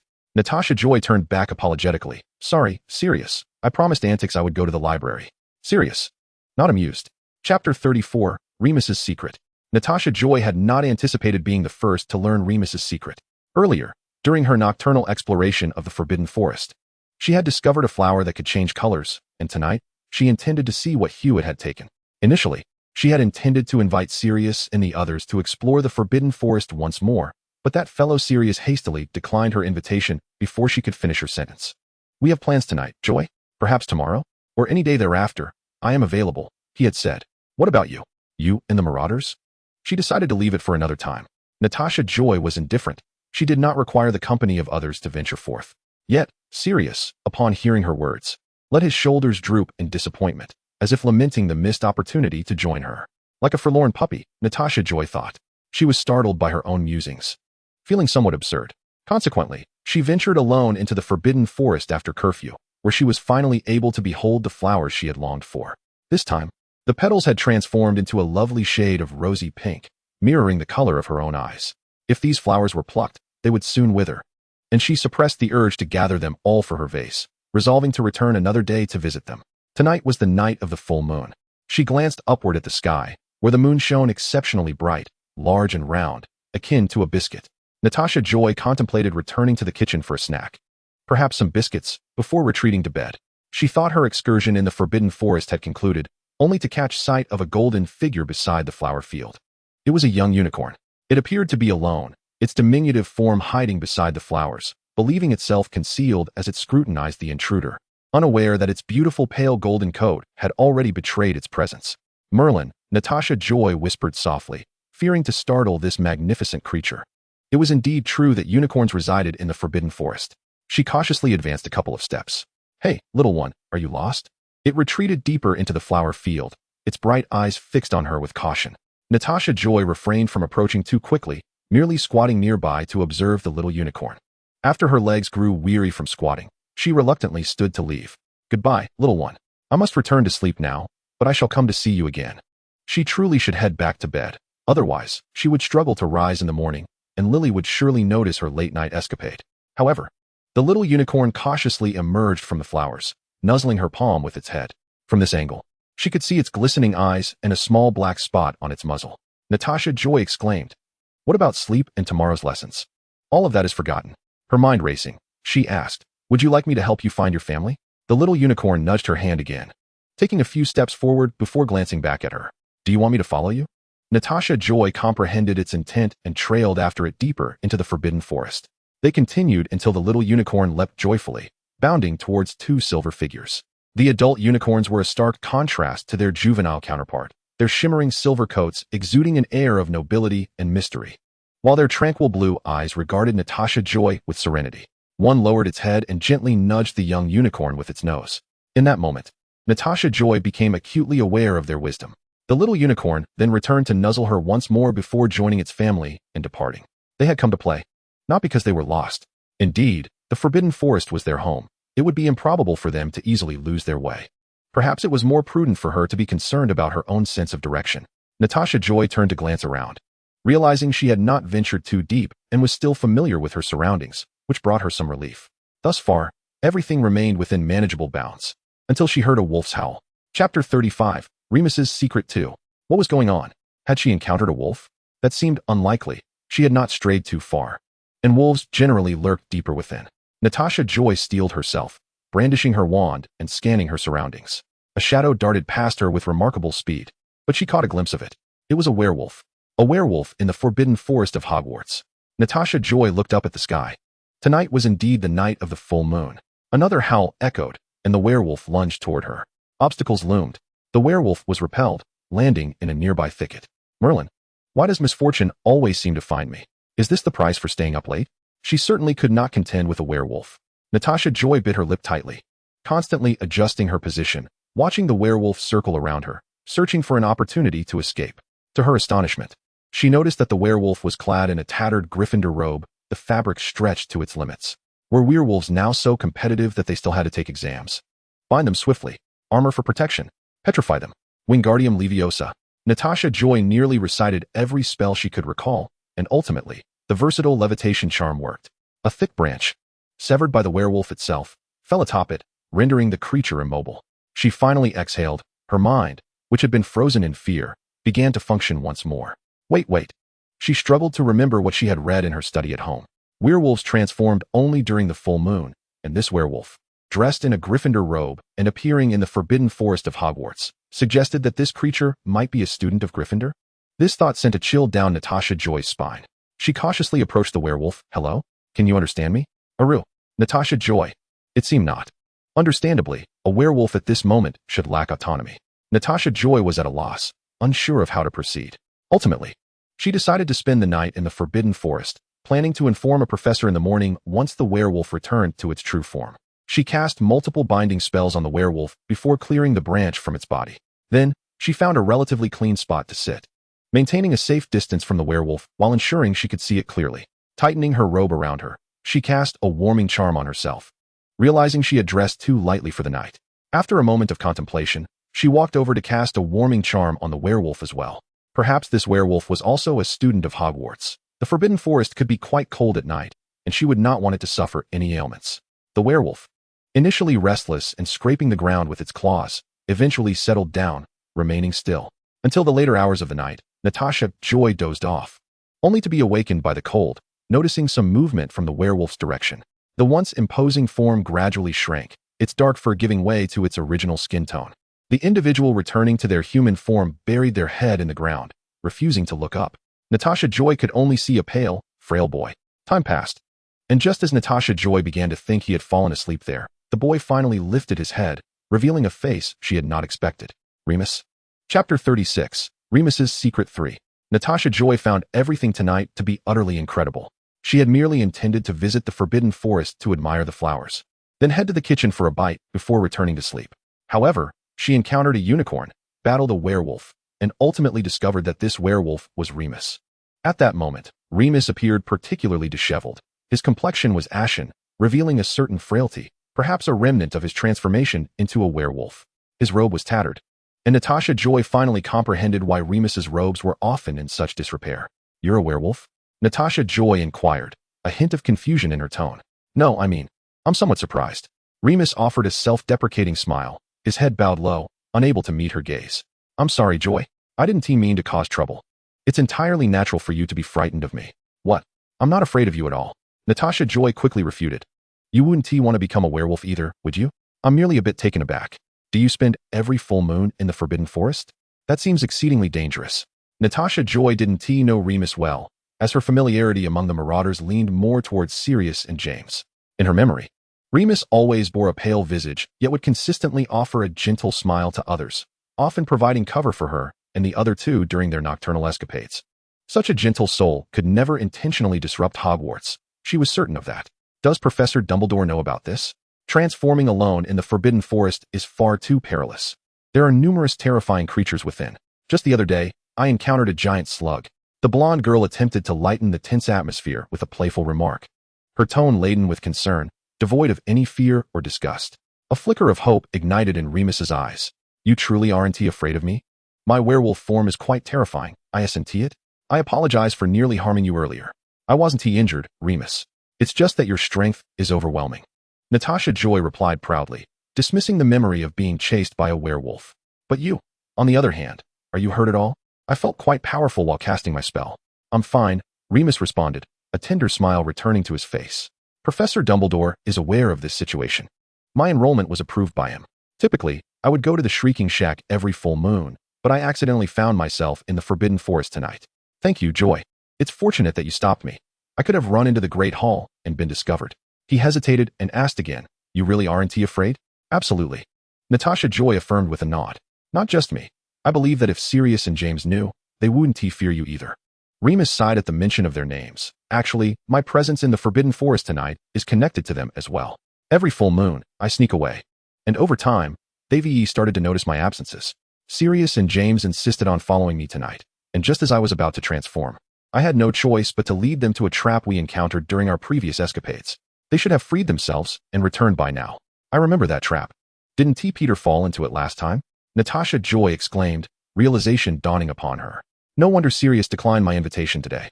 However, considering Sirius and James's personalities, she pondered if they would truly return obediently. "Sirius actually turned down your invitation just to follow me?" Remus asked, a hint of incredulity in his expression. "That's truly a fault of mine." "Huh." Natasha Joy was confused. "Never mind." Remus shook his head. "Promise me you'll keep this a secret, Joy?" Keeping a secret was no trouble at all, but Natasha Joy mused that they would inevitably discover it. "Wouldn't it be better to just tell them? I think they might find you incredibly cool." Remus remained silent, yet the refusal in his eyes spoke volumes. "I understand," Natasha Joy sighed, placing her hand over her heart to assure him, "I'll keep your secret. You can trust me." "Thank you, Joy," Remus said sincerely. He attempted to rise. "So? Shall we?" "That rascal Remus. He has set us up." James's voice, laced with anger, echoed nearby. True to form, the next moment, they spotted familiar figures around the corner. Their eyes met, each pair filled with shock. "You, Joy, how did you end up with Remus here?"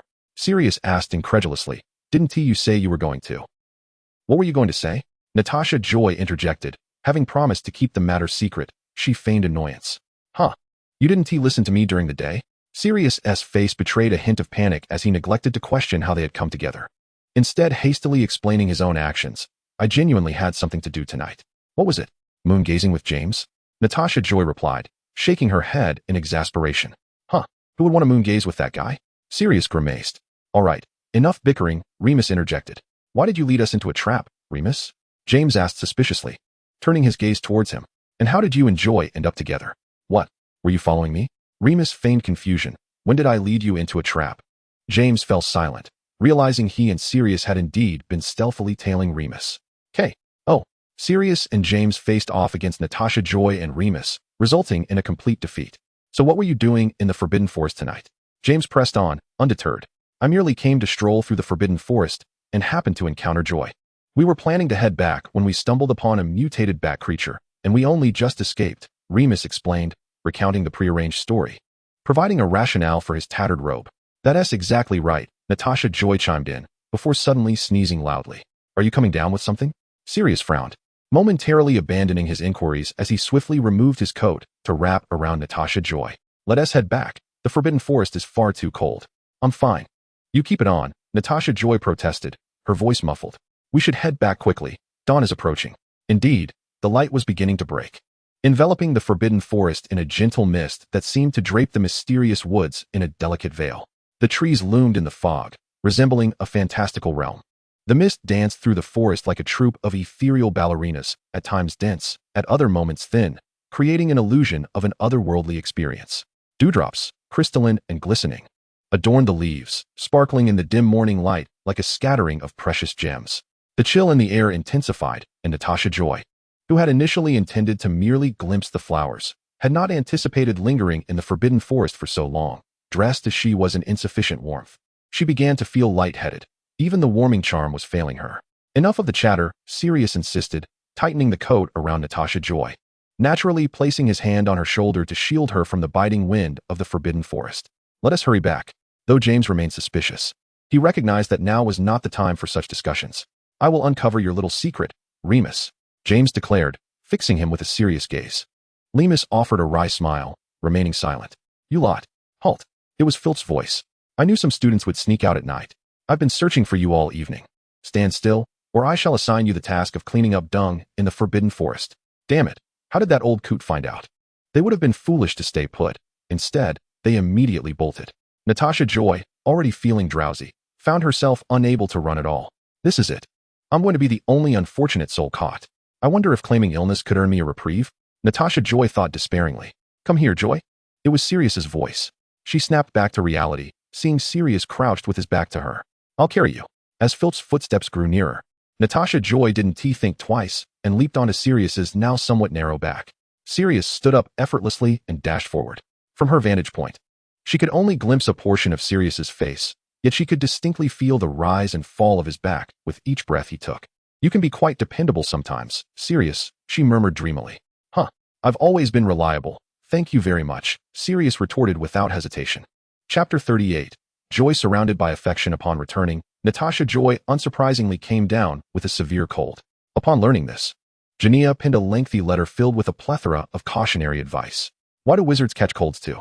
She languidly slumped in a comfortable chair by the fireplace in the common room, her head throbbing painfully. "Because you are human too, dear. Perhaps this is the consequence of your late-night escapades in the Forbidden Forest while dressed so lightly," Lily scoffed, her hands still busy organizing Natasha Joy's history of magic notes. The owner of the notes had spent the entire class dozing off at her desk, impervious to Lily's attempts to rouse her. Watching Lily swiftly and neatly jot down line after line of information, Natasha Joy felt tears of gratitude welling up in her eyes. She leaned in, nuzzling and cooing. "Lily darling, you're the best." Noticing Natasha Joy's fluffy golden head rubbing against her neck, Lily couldn't help but smile, though she quickly composed her face. "Stop it. If you feel better, you can write it yourself." Just moments ago, Natasha Joy had been full of energy, but now she slumped back, groaning weakly. Oh dear," she whined, appearing frail and delicate in her chair. Sora crouched beside her with a hint of concern. "Are you all right, Joy? Do you want to see Madame Pomfrey?" "I've already seen her. The potion was too bitter, and I don't want to drink it." Natasha Joy turned over, recalling her painful experience. Upon arriving at the hospital wing, Madame Pomfrey raised her eyebrows high, exclaiming, "Oh, it's you again?" Clearly, she had a vivid memory of the girl who had blown up half her ward. Natasha Joy suspected she was taking revenge, as the potion she prescribed was exceedingly bitter, and after drinking it, steam seemed to emanate from her hair, making her look as if she had been steamed. She subsequently poured the remainder of the potion into the lily of the valley planted in the Gryffindor common room. Sora followed Natasha Joy's pointing finger to the corner of the common room, where the once thriving lilies now stood with only a bare stem remaining. Murder. A blatant act of murder. Natasha Joy rolled around with a cushion, nearly tumbling off her chair. Sora, amused yet exasperated, caught Natasha Joy before she fell and gently massaged her head. "This will ease your headache, you know." Natasha Joy closed her eyes in contentment. "Sora, you know so much and have such a good temperament. Do you have younger siblings at home?" "Yes, I have a little brother who is quite the troublemaker. Last time I was home, he insisted I conjure a castle for him," Sora said, her voice softening as she spoke of her brother. She glanced down at Natasha Joy, who was nestled comfortably in her embrace, enjoying the massage. "Joy is like our little sister, not just to me, but also to Lily and Belle. Although she seemed mischievous and often boisterous, needing care, always getting into trouble, and loving to eat." Natasha Joy nudged closer, mumbling, "That doesn't sound much like a compliment." Sora stifled a laugh, "But we all know that when it comes to emergencies, Joy is always the most reliable." Sora rambled on, as though she had longed to express these thoughts. Yet, Natasha Joy fell silent. She had drifted off to sleep. Lily, having completed her notes, approached the two and couldn't resist pinching Natasha Joy's cheek. "She sleeps so soundly. I put in so much effort organizing her notes." Belle burst into the corner of the common room, arms wide open, spinning around. "Darlings, I'm back." Mid-spin, she spotted the sleeping Natasha Joy and quickly lowered her voice. "How is my darling Joy already asleep here?"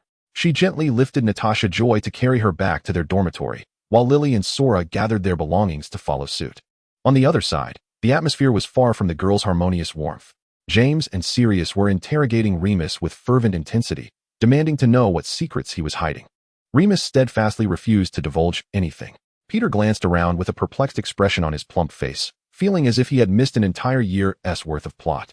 Nevertheless, this did not deter him from standing firmly by James's side, glaring menacingly at Remus. "Remus," he said, "I thank you." After finally escaping these three, he thought he could finally begin his homework, only to see Sirius circling back around to sit beside him again.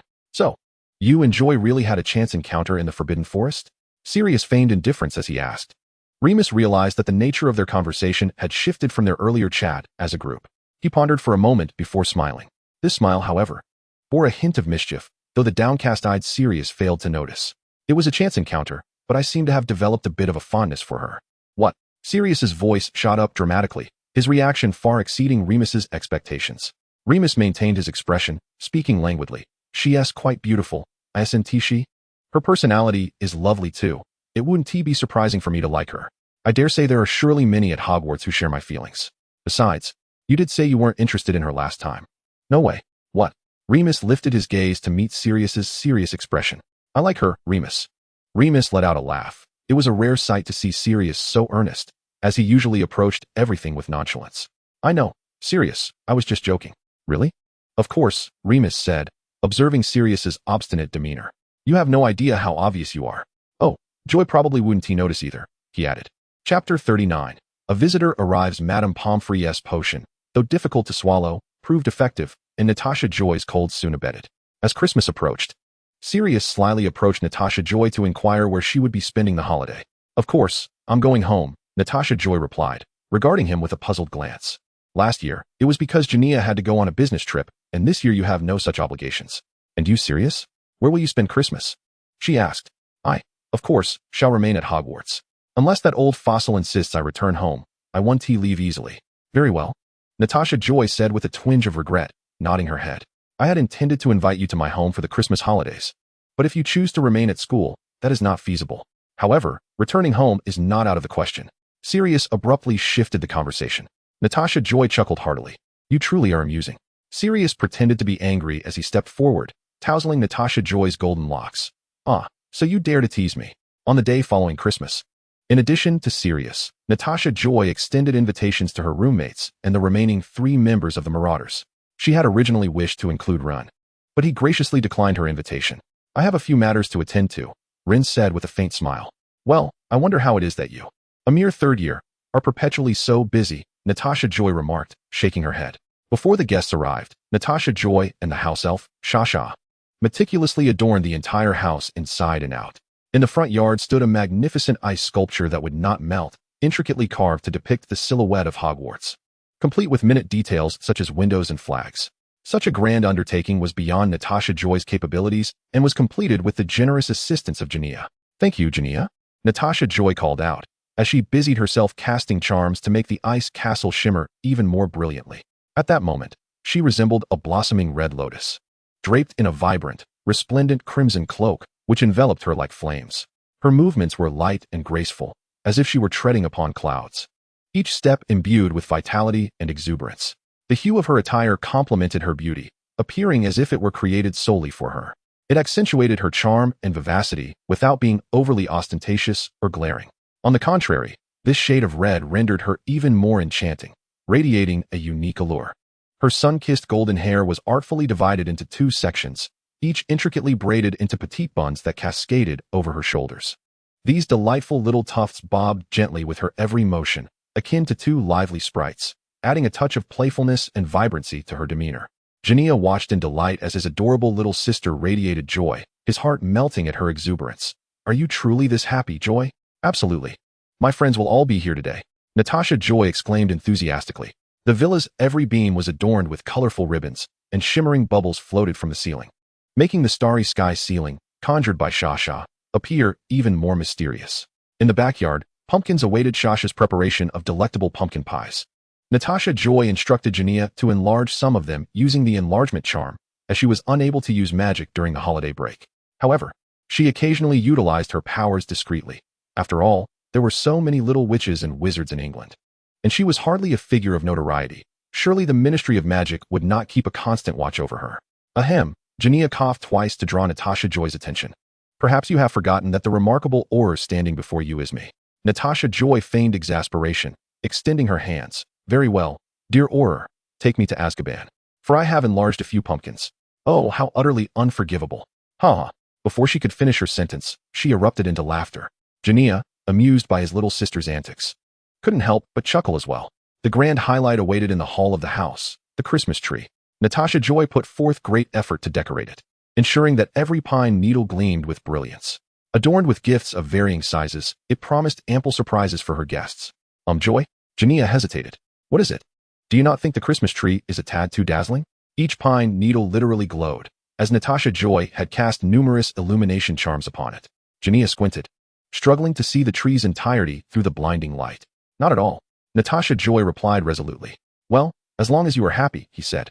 Once all was completed, Natasha Joy perched herself on a small stool by the fireplace, eagerly awaiting her friend's arrival via Floo powder. Chapter 40. Guests arrive too. The first to arrive were Sirius and James, who emerged dazed from the fireplace, barely able to comprehend their surroundings when suddenly, with a loud pop, colorful streamers cascaded over them. Startled, James coughed up a puff of ash, nearly toppling back into the fireplace. "Merry Christmas, Sirius." "Merry Christmas, James." The golden-haired girl bounced joyfully, holding a recently discharged party popper high in the air, her little tufts of hair bouncing with her movements. "Merry Christmas, Joy," they chimed back, greeting Jania as they followed Natasha Joy into the hall. Jania wore a sympathetic smile. As expected, the next moment, the two stumbled back, covering their eyes. James shouted, "Merlin's woolen socks. Are you trying to blind us? Do you not appreciate a sparkling Christmas tree?" Natasha Joy asked incredulously. Sirius struggled to find the right words. A rather unique way of hospitality. After considerable persuasion from the trio, Natasha Joy finally relented and abandoned her dazzling Christmas tree. She felt utterly disheartened, surrounded by such tasteless companions. Noticing Natasha Joy's crestfallen expression, Sirius felt a stir of sympathy, but James swiftly covered his mouth. "Don't even think about it. That thing absolutely cannot be lit again." He managed to restrain one, but not the other. Jania, eager to please, cast several more illumination charms. "Go on. If you like it, light it up, James." Ultimately, Natasha Joy conceded her plans. She shook her head, alas. "I suppose I must sacrifice my desires for the greater good." James, his eyes stinging from the brightness, merely stared blankly. Subsequent guests arrived smoothly, surprised to find Sirius and James looking rather disheveled. Bellatrix raised her fist. "Could you boys muster some enthusiasm? Don't you think our dear Joy worked tirelessly to prepare this party?" James replied sheepishly, "I sincerely apologize." Fortunately, everything thereafter went smoothly, as Shasha outdid herself, preparing a grand feast. She appeared ecstatic, exclaiming in a high-pitched voice, "It is my honor to serve the friends of my young master." Ladies and gentlemen, after the meal, they engaged in a game of Quidditch in the backyard. James finally seized the long-awaited opportunity to challenge Jania. Having long wished to spar with him after hearing Natasha Joy speak of her brother during their time at Hogwarts. "Prepare to concede, Jania? I assure you, I will not show mercy just because you are Joy's brother," he declared, casting a glance at Lily, ensuring his intentions were not too overt. Lily ignored him, eagerly mounting a broom, as she had always held a keen interest in Quidditch. Jania, exhibiting a mature demeanor, nodded graciously. "I shall do my utmost to be lenient." Remus and Bellatrix joined in, while Sora chatted with Shasha, intrigued by the house elf, and Peter was engrossed in stuffing his mouth with food. Natasha Joy, having little interest in Quidditch, comfortably nestled into the sofa, watching the match unfold. As she settled in, Sirius plopped down beside her. "Why aren't you playing?" he inquired. "I have no desire to." Sirius crossed his arms, gazing up at James soaring through the air. Natasha Joy fell silent for a moment. "Is it your family that is giving you trouble again?" In truth, she had long perceived that Sirius was in a rather dismal mood. Having scarcely uttered a word throughout the day, Sirius cast a surprised glance her way, acknowledging her observation. He had nothing to conceal from Natasha. Upon returning, that antiquated relic intended to confine him to his chambers, depriving him of freedom for the entirety of Christmas. Regulus had urged him to apologize to that old fossil. He let out a sharp laugh, referring to his foolish brother. He had even received a beating for his troubles, though that was a detail he deemed unnecessary to disclose. Realizing that his tone had been less than pleasant, Sirius paused, striving to inject a semblance of cheerfulness into his demeanor, and then proclaimed, "I simply dashed out again. They can't keep me cooped up in that place." For the past few days, he had taken refuge at James's home, where the Potters had been exceptionally kind to him. He spoke while gazing at the sky, and after a prolonged silence without a response from Natasha, he couldn't help but glance at her. The blonde girl was intently observing him, and he could even discern his reflection in her watery, rose-hued eyes. "You seem troubled, Sirius," Natasha said softly. "What? I don't care." Sirius vehemently denied. "You must express your sorrow, let it out, and your spirits will surely lift." Sirius fell into silence. Above, James was shouting boisterously. While he was undeniably skilled at Quidditch, he was still at a disadvantage against Julia, given her age. "Sirius, mate, I need help." James called out for assistance. Sirius chuckled lightly, stretching his limbs as he stood, ruffling Natasha's hair. "Don't worry, I'm fine. Such trifles cannot crush me." He strode forward. Chapter 41, Third Year. The days following Christmas seemed to accelerate at an astonishing pace. Perhaps it was due to Natasha's rather smooth second semester experience in her second year, where no further obstacles had arisen. The only noteworthy mention was that her owl, Dale, had become quite rotund, necessitating a diet, which left Dale disgruntled and uncommunicative for several days. During the summer, she and her roommates ventured into the Muggle world, with Lily and Sora serving as guides, introducing her to a myriad of wonders. In the blink of an eye, Natasha found herself in her third year. She opted for electives in care of magical creatures and Muggle studies, hoping they would be less challenging. After the sorting ceremony, the feast appeared on the long tables as splendid as ever. Natasha was absolutely famished, relishing the Yorkshire pudding while making a concerted effort to avert her gaze from the commotion at the opposite end of the table. For there, nearly headless Nick was once again regaling the first years with the tale of how he came to be nearly headless, repeatedly detaching his head, which was barely connected by a sliver of skin, and swinging it about to elicit gasps from the young witches and wizards. Oh, she groaned upon inadvertently catching sight of Nick's exposed neck cavity, twisting her neck to the utmost to avoid the sight, which promptly diminished her appetite considerably. This turn of her head revealed a Hufflepuff girl with flaxen hair wandering near the Gryffindor table, seemingly searching for something. A newcomer, likely a first year from Hufflepuff. She nudged her plate forward, contemplating a trip to the kitchen later for a snack. Not eating? Sirius turned his head as if sensing her distraction. Natasha weakly gestured toward the animated spectacle of nearly headless Nick. Sirius understood immediately. Heading to the kitchen later? Natasha patted his shoulder, her spirits lifting. You truly understand me. Sirius flashed a grin, about to respond, when James called out excitedly, Hey, Sirius, come check this out. He turned to converse with James, while Natasha picked at a few more desserts. Lily, this cake is delightful, she said, turning to share with her friend, only to see the Hufflepuff girl light up. Approaching them. Hello, may I take this? She asked, pointing at the very cake Natasha had been eyeing. Natasha was taken aback. Had she been circling around searching for food? But surely each house table had the same offerings. She spoke up. That cake should also be available at your Hufflepuff table. Why not check there? She still wanted some. To her surprise, the girl seemed to disregard her entirely, her gaze fixed on Sirius. Sirius casually glanced at her before returning his attention to Natasha, cutting a piece of cake from her plate. If you like this, have more. You must have lost weight over the summer. How can you eat so much without gaining? The girl remained steadfastly in place, creating an awkward atmosphere. Natasha, forgetting Sirius's comments about her appetite, bit her lip and looked at the girl. If she desired the cake so ardently, she could certainly relinquish it. After all, she could always return to the kitchen later. It felt too embarrassing to hold out for a single cake. James, ever the instigator, sidled closer, whistling at the unfolding drama. Lily interjected, Are you a new Hufflepuff? Perhaps you're unaware, but each house table has the same dishes. We do like to savor this cake. Would you mind checking your own table? The girl, who had seemed oblivious to Natasha's words, suddenly regained her attentiveness, her eyes sparkling as she looked at Lily. Are you Lily Evans? Lily replied, Yes, I am. Do you know me? The girl then turned to Sirius, flashing a somewhat shy smile. You must be Sirius Black. I'm Laura Callan, and I hope you remember me. Sirius offered no response, merely raising an eyebrow. Natasha hesitated, contemplating whether to introduce herself. I am, yet Laura had already turned away, departing. Natasha exclaimed, Wait. In a fluster, she turned to Lily. Can you see me? Am I invisible to her? Lily chuckled, ruffling her hair. I can see you, Joy. James, equally astonished, remarked, Merlin's knickers. I rarely see anyone more arrogant than Sirius. Sirius playfully punched him. You're just good at talking.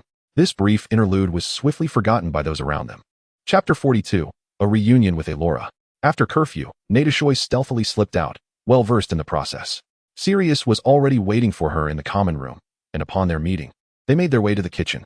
Look at this, Sirius, Natasha said, waving her wand, conjuring a flurry of luminous orbs that danced around her like living beings. Following her every movement, the golden-haired girl appeared to don a shimmering cloak, spinning gracefully beneath the starlit sky of Hogwarts. Truly beautiful, Sirius murmured, uncertain whether he referred to the glowing orbs or the girl herself. Is this the charm you used in the infirmary? Exactly, Natasha exclaimed, spinning joyfully. You recognized it. I modified it to allow the light to adhere to a person. Perhaps we can utilize this when we venture into the Forbidden Forest again. Sirius was charmed by this, a smile creeping upon his lips. That will make us look like a walking target in the Forbidden Forest. Hey, Natasha playfully threatened, waving her wand. The sound startled a portrait on the wall, rousing it from slumber. Oh, what are you two making such a racket about at this hour? A figure clad in the attire of a duke slowly opened his eyes, only to be momentarily blinded by the radiance emanating from Natasha. Merlin, how dazzling. Extinguish that wretched light at once. The resounding voice of this portrait stirred several surrounding artworks from their slumber, inciting a chorus of irritable murmurs that gradually crescendoed into a cacophony. My sincerest apologies. Natasha hastily doused her light and tugged at Sirius, making a hasty retreat. Observing Natasha's deft incantation, Sirius marveled. You are the most gifted spellcaster I have ever encountered, Joy. Is that so? Natasha shot him a scornful glance. How could I possibly compare to the illustrious Sirius? At least she diligently paid attention during lessons and crammed before exams, while this fellow, along with James, seemed perpetually distracted, yet consistently topped the charts during assessments. How infuriating it is to compare oneself to others. Sirius nearly burst into laughter from exasperation. I assure you, I am quite serious. Indeed, indeed. Natasha waved him off. I have already spotted the fruit platter portrait. The kitchen is just around the corner. What a coincidence, you're here too. A soft, timid voice interjected. Natasha turned to see the flaxen-haired girl from earlier, who seemed to be named Rowena. Rowena continued to ignore Natasha, fixing her gaze on Sirius, and implored. I seem to be lost. Could you guide me? Natasha raised an eyebrow. She recalled that the Hufflepuff common room was adjacent to the kitchen, merely a turn away. She shrugged, scratching her chin, and opened the door to the kitchen amidst laughter. The house elf, Check, appeared with a pop. Miss Natasha. Check expertly presented a steaming cup of hot cocoa, wrapped in a large tea towel that nearly touched the floor. It has been ages since you last visited Check. I thought you had forgotten me. How could I forget you, Check? Natasha accepted the hot cocoa, savoring the warmth as it slid down her throat. I have only just started the term. Check busily scurried around, bringing her an array of confections. Enough, Check. I shall soon be overweight. Natasha stuffed a large piece of cake into her mouth. Her cheeks puffed out as she chewed laboriously. Sirius also entered the kitchen, and Natasha, somewhat surprised, asked, Aren't you going to escort Miss Rowena? Huh. Sirius looked more astonished than she. Why would I do that? Do I appear to be a particularly helpful individual? Anyone with a modicum of sense wouldn't get lost at such a short distance, he said with a hint of impatience. Rowena, trailing behind, paused. Her expression one of wounded innocence. Natasha recalled, Right? You are incredibly helpful. You even offered to assist me with slugs in first year. Sirius was momentarily at a loss for words. That's different. That was you. How could I treat her the same? Natasha chuckled. All right, I won't tease you further. Would you like something to eat? She adopted the demeanor of a kitchen mistress. Whatever you desire, I shall have Check prepare it for you. Check eagerly chimed in, Yes. I am always at your service, Miss Natasha. Sirius played along. Then I shall trouble you, Lady Natasha, for a serving of roasted lamb chops. Rowena, feeling ignored for too long, finally cleared her throat to regain the attention of the two in front of her. Natasha feigned surprise at noticing her. Oh, miss. You are still here. Haven't you found your way back to the Hufflepuff common room yet? She placed a hand to her forehead in contemplation, apologetically asking, What was your name again? Rowena. Seeing Rowena's face flush with indignation, Natasha laughed. Oh, you are Miss Rowena. I recall now. Just a slight act of retribution was warranted. Otherwise, one might think she was bullying a child. Chapter 43. Encounter with Rowena 2. Rowena, looking aggrieved, inquired, May I ask your name, miss? Natasha adjusted her robe, pretending it was a gown, and performed a slight curtsy. I am Natasha Julian, Miss Rowena. She couldn't fathom why this young girl harbored such inexplicable animosity towards her, but she had no desire to expend her energy on others' hostility or petty rivalries. Everything in Hogwarts captivated Natasha's attention. She was perpetually occupied. Rowena offered a somewhat strained smile. Pleased to meet you, Miss Julian. Could I have some custard biscuits, please? Rowena gently requested of Check. Certainly, Mississippi Check quickly brought them over, perhaps emboldened by Natasha's casual demeanor. Would you like some juice as well, miss? Absolutely not. Rowena frowned. I would gain weight. She didn't truly wish to eat the biscuits, if not for. My sincerest apologies. Miss. Check interjected unexpectedly. Check startled himself, bumping his head against the nearby tea table. Oh, come here, Check. Natasha quickly stopped him, petting his head. Thank you, Miss Natasha, thank you. Check panted heavily. I apologize. I didn't mean to frighten you. Rowena reached out, intending to pet Check, but hesitated at the sight of his comically large head and long ears. After a moment's indecision, she withdrew her hand. Sirius, half-heartedly nibbling on a lamb chop, occasionally offered bites to Natasha. His gaze fixated on Rowena, as if watching a theatrical performance. Rowena attempted to engage Sirius in conversation, but he seemed to have developed a temporary deafness. Engrossed in his task of feeding Natasha, Rowena finally recognized her lack of popularity, yet her demeanor remained composed, almost unfitting for an 11-year-old. She stood up. Then I shall take my leave. Sirius's hearing returned. Are you able to find your way now? Rowena. She exited the kitchen. That girl is quite peculiar. Natasha mused, chewing on her lamb chop. Why does she harbor such animosity towards me? Her demeanor towards you and Lily seems entirely normal. Ignore her. Sirius dismissed the insignificant individual, skewering another piece of lamb and presenting it to Natasha's lips, seemingly relishing the joy of feeding. I've had enough. I've devoured most of it. Natasha turned her head to avoid him. leaving Sirius with no choice but to regretfully consume the lamb chop himself. Could it be that she has feelings for you? Have you met before? I have not. Sirius replied without hesitation, though he couldn't quite recall. Even if they had met, he likely wouldn't remember. How very odd. Could it be the fabled love at first sight? Natasha speculated with interest. She may have misconstrued our relationship, much like how people often misinterpret Lily and Snape's connection. Sirius listened with a hint of anxiety, fearing Natasha might suggest something like perhaps we should keep our distance. Fortunately, Natasha remained focused on her meal. As Sirius exhaled in relief, he also felt somewhat helpless. He had finally come to believe Remus's words. His intentions were so obvious. Perhaps only Joy remained oblivious to his feelings. But as he had previously stated, there was no rush. They had ample time for her to gradually recognize her own heart's desires. Rowena returned to the Hufflepuff common room, her previously aggrieved expression vanishing, replaced by one of resentment. Damn it! Who is that Natasha? This character does not appear in the original text. Indeed, the original. I am a time traveler. Chapter 44, The Time Traveler, Colin. I am Colin. I initially believed I had merely traversed into an ordinary English household. But upon receiving an acceptance letter delivered by an owl, I realized I was the girl chosen by Merlin. I possess knowledge of the entire original narrative and am acutely aware of every character's fate. I am destined to be the protagonist of the unfolding story. This shall be a tale of the rise of a Muggle wizard. Being sorted into Hufflepuff was certainly unexpected. A protagonist of my caliber ought to belong to Gryffindor or Slytherin. However, it is of little consequence, as important figures will invariably gravitate towards the main character. After the sorting ceremony, instead of taking my place at the Hufflepuff table, I sought familiar faces to ascertain the era to which I belonged. In the course of my search, a blonde girl cast a few glances my way. She was rather attractive, and if deemed suitable, I might consider making her my sidekick. Much like Malfoy's companions, Goyle and Crabbe. Oh, I heard a boy call out Sirius's name. I have traversed into the era of the original characters. Damn it. That means the narrative I am familiar with holds little relevance. I should have approached Sirius under the pretext of retrieving some cake, but that fellow disregarded me.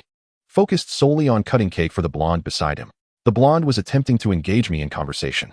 I recalled that she was indeed a character absent from the original text.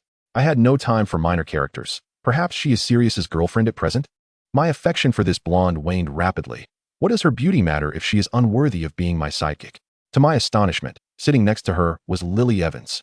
That girl was quite fortunate to be amidst the protagonists of this era. Thus, the boy who had called out to Sirius must be James Potter. Subsequently, I made my way to the Slytherin table and found Snape. Upon realizing I was in the era of the originals, it indeed made searching considerably easier. Snape still bore his usual brooding demeanor. Perhaps he was still infatuated with Lily. I intended to pursue the characters of this era one by one. As for James, I would forego that endeavor. He had Lily, and meddling in canon pairings seldom ends well. My primary focus would be on Sirius. His languorous charm in the original narrative had long captivated my attention. I was aware that Marauders enjoyed nocturnal escapades post-curfew, so I planned to orchestrate a chance encounter. However, I soon realized I had underestimated the complexity of Hogwarts' layout. Even having read the original text could not help me visualize it, especially in the pitch blackness of night. I found myself lingering at the entrance of the Hufflepuff common room, indecisive. Damn it, the protagonist had already made an appearance. Should not the supporting characters take the initiative to approach? Indeed, I heard footsteps approaching. It was Sirius. I was undoubtedly the protagonist. Everything felt predestined. Oh, and that blonde. Why was she still lingering? Once Sirius tired of her, she would not retain such an arrogant demeanor. That blonde was named Natasha Julian. How dare she put me in an awkward position? Sirius was even leaning towards her. Was I handed a script from a funeral home, where the male lead only realizes his feelings after enduring the torment of the female antagonist? If so, I would have to accept my fate. I excel at embodying the role of the tragic heroine. As the protagonist, one must endure suffering. I understand this all too well. Just wait and see. I shall make you all regret it. Chapter 45, Hogsmeade. Professor McGonagall is always the epitome of fairness and impartiality. She would not grant Gryffindor extra points merely because she is its head, and conversely, she deducts points without mercy. 2 points from Gryffindor, Mr. Potter, Mr. Black. If you continue to disrupt the class, I cannot guarantee that Gryffindor will not lose even more points. James and Sirius sheepishly dropped the paper wads they had been tossing back and forth, which had been enchanted to turn into glue upon contact with hair. One still clung to James's hair, gluing his already disheveled locks together, creating a rather comical sight. Those seated around him could not help but burst into laughter, while Lily rolled her eyes, thinking he was only bringing disgrace to Gryffindor. Natasha had also been laughing, but upon hearing Lily's comment, she quickly adopted a serious demeanor. realizing the truth in her words. Professor McGonagall gestured for the students to settle down, adding, "Additionally, I have an announcement. Third-year students may visit Hogsmeade next Saturday. Please submit the permission slips signed by your parents after class." The room erupted in excitement. Hogsmeade. I would finally have the chance to taste Honeyduk sweets. Natasha Joy exclaimed excitedly to Lily. "Come on, Joie, don't you get sweets from Ron sometimes?" Lily replied with exasperation. "That's different." Natasha Joy chuckled. "This way, I can buy plenty and fill the dormitory." She turned to Sirius. "Sirius, did Mrs. Black sign your permission slip?" Sirius produced a wrinkled piece of parchment, the Hogsmeade application. It bore large ink stains, clearly indicating it had been through quite a journey, yet it was indeed signed. "I got it," Sirius declared proudly. "It took quite a bit of effort. You have no idea how obedient I had to be for this. But even without a signature, it's fine. We discovered a new secret passage that leads directly to Honeyduk's cellar," Sirius said, leaning closer to her, revealing the method of accessing the passage. "You guys are something else." Natasha Joy exclaimed incredulously. "Is it really okay to just tell me? What's the harm?" Sirius shrugged off the concern. "Hey Joie, can you tell me how to wave my wand to turn a rat into a teacup?" Sirius opened his mouth as if to say more. But Natasha Joy was called away by a Hufflepuff student attending class with Gryffindor. She was always quite popular among the Hufflepuffs, after all. She learned wand magic quickly and was generous in sharing her knowledge with her peers. Besides, she was beautiful. Who wouldn't want a lovely and patient tutor when struggling to learn? "Coming," Natasha Joy replied as she went to join the Hufflepuffs, quickly surrounded by them, exchanging questions and answers. After class, Natasha Joy gathered her belongings, intending to borrow a few novels from Sola. These were books Sola had brought from the Muggle world, and Natasha Joy had recently become enamored with them, finding the stories utterly delightful. "Joie," Sirius called after her. "Are you going to Hogsmeade with me next Saturday?" He seemed a bit nervous, discreetly swallowing hard. Natasha Joy hesitated. Just as she was about to respond, a voice interrupted. "Sirius, may I invite you to Hogsmeade?" It was Lang, winking at him. "You should be able to go soon, right?" Natasha Joy closed her mouth. Sirius looked at Natasha Joy with a hint of urgency, and seeing she had no intention of speaking, turned impatiently to Lang. "We're not that familiar, are we? Don't speak so intimately. Why would a first year go to Hogsmeade?" Langway smiled and took a few steps towards Sirius, as if she were about to whisper something to him. Sirius frowned and retreated a few steps. Lang had no choice but to halt, leaning slightly forward as she whispered, "I know of a secret passage that leads to Hogsmeade, right behind the one-eyed witch, leading to Honeyduk's.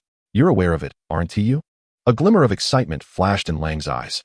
With the backing of the original text, she had managed to discover the passage within such a short time at school. This would surely make her stand out in Sirius's eyes. In reality, Lang was mistaken. Sirius felt an unsettling sensation of having a secret exposed. He could confidently assert that only the Marauders and Natasha Joy were aware of this passage. James had once intended to inform Lily, but the remaining three had unanimously opposed it. The moment Lily learned of the passage, she would undoubtedly inform Professor McGonagall, as Remus had pointed out. James wanted to refute this, but he had to concede that Remus spoke the truth. Now, being unexpectedly pointed out by this newcomer, Sirius felt somewhat irritated. Who had divulged this information to her? It couldn't possibly be that she had discovered it on her own, considering that they, the Marauders, had only found it in their third year. He also thought it a bit pathetic to feel offended by a mere girl discovering a secret passage. He would soon uncover more. Sirius remained silent, and Natasha Joy interjected, "I'm not going, Sirius. I promised my roommates I would go to Hogsmeade with them." After saying this, Natasha Joy turned to leave. "Joy," Sirius thought of following her, but Lang tugged at him, wanting to say something, yet Sirius had run out of patience. "Don't bother me." His earlier attempt to break free from Lang's grasp, coupled with Natasha Joy's departure, finally drained his patience. "Can't you understand what I mean? Stop pestering me." With that, Sirius walked away. Lang stood there biting her lip, her expression somewhat sullen. "I've seen this routine too many times. I await the day you regret it." Chapter 46, Hogsmeade 2. Sirius caught up with Natasha Joy from behind. "Joy, are you really not coming to Hogsmeade with me?" "Of course not. I'm going with my roommates," Natasha Joy replied, her pace unrelenting as she hurried back to the dormitory to continue reading Muggle novels by Sola. Sirius nearly struggled to keep up with her, walking alongside her while asking, "Did you all plan this in advance?" "Of course we did. Do you think I could come up with a lie to deceive you?" Natasha Joy shot him a curious glance. "By the way, why aren't you going with Lang?" She presumed Sirius was quite eager to join Lang, thinking his prolonged silence when she extended the invitation was due to having already invited her and not wanting to retract it. She had even thoughtfully mentioned her prior commitment to leave. However, she felt a tinge of displeasure when Lang invited Sirius, which left her feeling somewhat uneasy and conflicted. Natasha Joy rarely experienced such inner turmoil. She was typically forthright. Was this a sense of possessiveness over a friend? She had learned this term from a Muggle novel. Over the past few days, Lang had also been quite enthusiastic towards Lily, seeking her help with schoolwork multiple times, even bringing her potions book to the Great Hall to ask about the steps. Lily, having no one else to consult, would respond. As their interactions increased, Lily began to understand Lang better. She had even praised her to Natasha Joy, stating that this Hufflepuff first year was truly diligent. At this moment, she too experienced a similar feeling of discontent, fearing that her best friend might be taken away. Such thoughts felt utterly despicable, especially since she had never felt this way towards others. Natasha Joy grimaced, silently chastising herself, and quickened her pace. Her steps were abruptly halted when Sirius seized her arm. "You misunderstood, Joy. I had no intention of going with her. I was silent because I was lost in thought," Sirius stated earnestly, demonstrating his intelligence by quickly identifying the crux of the issue. He candidly explained to Natasha Joy, leaving no detail obscured. "That girl claimed she had found the secret passage behind the one-eyed witch too, and it annoyed me." "Really?" Natasha Joy could tell Sirius was serious. A wave of joy almost erupted around her, yet she strained to maintain her composure. "You and Lily cannot be taken away from me. You are both my best friends." Sirius raised an eyebrow, taken aback by Natasha Joy's conclusion. However, he quickly pieced together the reasoning. It was likely that the Hufflepuff named Lang had been particularly attentive towards Lily recently. What was that girl truly after? Sirius pondered, feeling that Lang's intentions were not as innocent as they appeared. "Why are you silent again?" Natasha Joy stood on her toes, attempting to tug at Sirius's hair. All right. Sirius nodded in agreement. "So, can you come with me to Hogsmeade next Saturday?"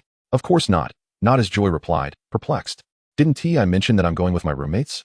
Or you could join us. I doubt they would mind. James probably can't come." "And Lily wouldn't want to be with him?" Sirius replied, "No need." It turned out that having made prior arrangements with her roommates was indeed not an excuse. Chapter 47, Hogsmeade 3. The eagerly anticipated Hogsmeade day finally arrived. Natasha Joy rose early, hastily dragging her roommates towards Hogsmeade without even eating breakfast. Intent on indulging in delectable food all day, Balin hastily shoved 2 slices of bread into her mouth before Natasha Joy could whisk her away. "Why are you so eager?" "Joy, don't squander your precious stomach capacity on Hogwarts' monotonous breakfast, my dears. We are heading to Hogsmeade for scrumptious delights." A light laugh floated from ahead, and Natasha Joy looked up to see Lunan passing by with a few books cradled in his arms. "Hey, antiques," Natasha Joy greeted him. "Are you going to Hogsmeade too?" "Hello, Natasha Joy," Lunan smiled. "I'm not going there. Trust me, after a few visits, you'll lose your enthusiasm too. Everything there is rather unchanging." "Well," Natasha Joy pondered, finding merit in Lunan's words, "at least I'm excited this time. When it becomes dull, I'll seek out new pleasures." Lunan contemplated for a moment, his smile widening slightly. "That sounds just like you. Goodbye, Natasha Joy." He turned to leave. Natasha Joy exchanged glances with her roommates, bewildered. Is this some sort of daily philosophical inquiry? They approached the entrance to Hogsmeade, where Filch was checking off first-time visitors to ensure they had signatures. A Hufflepuff student was caught by Filch for forging a signature and ran away in tears. "How unfortunate," Sola remarked sympathetically. Lily observed the surroundings. "We've arrived, ladies. Let us move forward." Upon reaching Hogsmeade, the group hurriedly made their way to the robe shop. Natasha Joy certainly wanted to buy beautiful robes, but comparatively, she questioned, "Why can't we go to Honeyduke's first for some sweets?" "Absolutely not, Joy," Balin insisted. "How can you wear beautiful clothes if you're already full?" Natasha Joy gazed pitifully at Lily and Sora, only to be met with a merciless rejection. Balin was indeed correct. "We must certainly try on our robes in the finest of spirits." "Very well," Natasha Joy acquiesced, her head drooping as she trudged forward, while the remaining 3 girls exchanged glances, unable to suppress their laughter.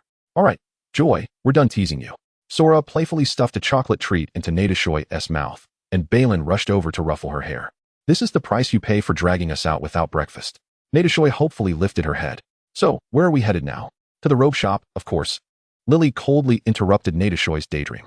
"I've brought some snacks. You can rely on these to stave off hunger until we choose our outfits." "Hey!" Natasha Joy feigned indignation as she chased after them. The girls giggled and ran ahead. After exiting the robe shop, Natasha Joy finally found herself at Honeyduke's, her heart brimming with delight. "Merlin's woolen socks. I'm utterly dazzled," she murmured. "This is precisely why I insisted on coming here myself." Lily. She indulged in purchasing as she savored a smoking candy, blue smoke billowing from her nostrils and ears. "I still prefer the golden ones," Natasha Joy mumbled, tossing 2 boxes of golden smoking candies into her basket. "Look at this, girls," Balin exclaimed, holding up an edible candy feather quill. "This is perfect for class. Isn't it? Come pick your colors. Let us each have one." "Professor McGonagall would not be pleased with your antics," Lily chuckled, shaking her head. Just imagine. Halfway through class, and your quill is reduced to a mere stick. Natasha selected another item. Perhaps we need this. It looks like a chocolate spellbook. Sora vigorously nodded in agreement, her teeth stuck together with candy. Chapter 48, Hogsmeade 4. While the other girls were enthusiastically selecting their favorite candies, Natasha discreetly slipped away from the group, wandering around Honeydukes with curiosity. Lily noticed her strange behavior. What are you doing, Joy? Natasha mysteriously shook her head. I'm exploring a secret passage, Lily. Lily laughed, but soon returned her focus to the candies before her, accustomed to Natasha's quirky antics. However, Natasha was not jesting. She recalled Sirius mentioning a secret passage from Hogwarts that led to Honeydukes. She wandered around to the back of the shop, determined to investigate. The cellar was filled with several trapdoors and small openings leading who knows where. Natasha was perplexed as to how a candy shop's kitchen could resemble a labyrinth, hesitating to pull open the trapdoors to see what lay beyond. Suddenly, a heavy creaking sound echoed, and a trapdoor in the corner raised a cloud of dust as it was slowly pushed open. Damn it! Natasha heard a curse, and her gaze met that of a dirty figure emerging from the trapdoor. Natasha? Time rewound to before Natasha's arrival in Hogsmeade. Lang feigned a stomachache during History of Magic class to sneak away to the statue of the One-Eyed Witch. Professor Binns was always the easiest to manipulate. She slipped out without much effort. Yet, she would have done the same in any other class. She felt that attending class paled in comparison to advancing the plot. She needed to spark chemistry with the main characters, and the journey to Hogsmeade was a prime opportunity. After all, she was the protagonist. Danger would always summon a savior. And learning a wealth of knowledge was unnecessary. The passage behind the One-Eyed Witch was far narrower than she had anticipated, and it was filled with dust. Before long, Lang found herself covered in grime, her meticulously styled hair for the day now a chaotic mess from the jagged stones above. She couldn't fathom how Harry Potter managed to navigate through here in an invisibility cloak. As she walked, she cursed everyone she could think of, especially that infuriating blonde girl. It was unfortunate that she had felt a flicker of fondness for Julian at first, considering having her as a sidekick. She had truly misjudged her. Lang felt a twinge of grievance. She had worked so hard for so long, yet the main character seemed oblivious, revolving around someone who didn't even have a name in the original text. She was the protagonist. After what felt like an eternity, Lang finally reached the end of the long passage, where a trapdoor awaited above her. She exerted considerable effort to push it open, straining to see the scene before her through the swirling dust. Then her gaze locked onto Natasha's. Lang's eyes filled with resentment. She was about to say something when she heard footsteps drawing near. There was no retreating back through the trapdoor now. She was about to be discovered. Natasha discreetly stepped aside, wedging herself into a corner that concealed both the trapdoor and Lang entirely. An elf, seemingly an employee of Honeydukes, approached. His voice was low and gravelly. Hogwarts students? You really shouldn't be here. I'm terribly sorry, sir, Natasha replied. I'm lost, and will leave immediately. The elf remained silent for a moment. Don't touch anything here. Of course, Natasha replied obediently. The heavy footsteps gradually receded, and Natasha shifted aside, revealing the trapdoor once more. Lang remained silent for a moment before dryly stating, Don't think I'll be thanking you. Natasha shrugged. She hadn't considered that at all. She merely felt it was a pity that the secret passage Sirius and the others had discovered would be sealed off. Think what you will. Natasha turned on her heel and departed, leaving Lang half hidden in the trapdoor. Chapter 49, Hogsmeade 5. Natasha left without a trace of longing, which left Lang feeling a bit disoriented. She just walked away? Wasn't she afraid that Lang would rush off and steal Sirius from her? Lang felt irritable. Since arriving at Hogwarts, nothing had unfolded as she had anticipated. Why was this happening? Lang propped her arms on the dusty floor, half her body still inside the passage. She had put forth so much effort to reach Hogsmeade, yet now she felt no desire to browse or seek out the main characters. Faint footsteps echoed from a distance once more, and she no longer hesitated, diving back into the passage and closing the trapdoor behind her. Damn it! She abandoned her venture to Hogsmeade. She would have been better off sleeping through History of Magic. Now she found herself in a disheveled state, having gained nothing. For the first time, she began to question whether her actions had any significance. But she was a transmigrator. Transmigrators were destined to be protagonists. So, was everything she experienced now predestined? Lang's flaxen hair was in disarray, resembling a bird's nest, and her robe was so dirty it was nearly unrecognizable. On her way back to Hufflepuff, she felt various astonished or mocking gazes upon her, leaving her utterly mortified. Lang's eyes reddened as she quickened her pace, eager to escape.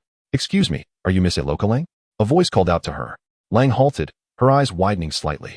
The speaker was an exquisitely handsome boy, a faint smile gracing his thin lips, his eyes curving into a charming arc. Lang, now a first-year student, stood with a limited height, slightly bending at the waist as he spoke, exuding an air of remarkable consideration. "It's me. Is there something you need?" He instinctively straightened his posture, vigorously wiping his face with his sleeve and attempting to smooth down his unruly hair in hopes of rendering it more manageable.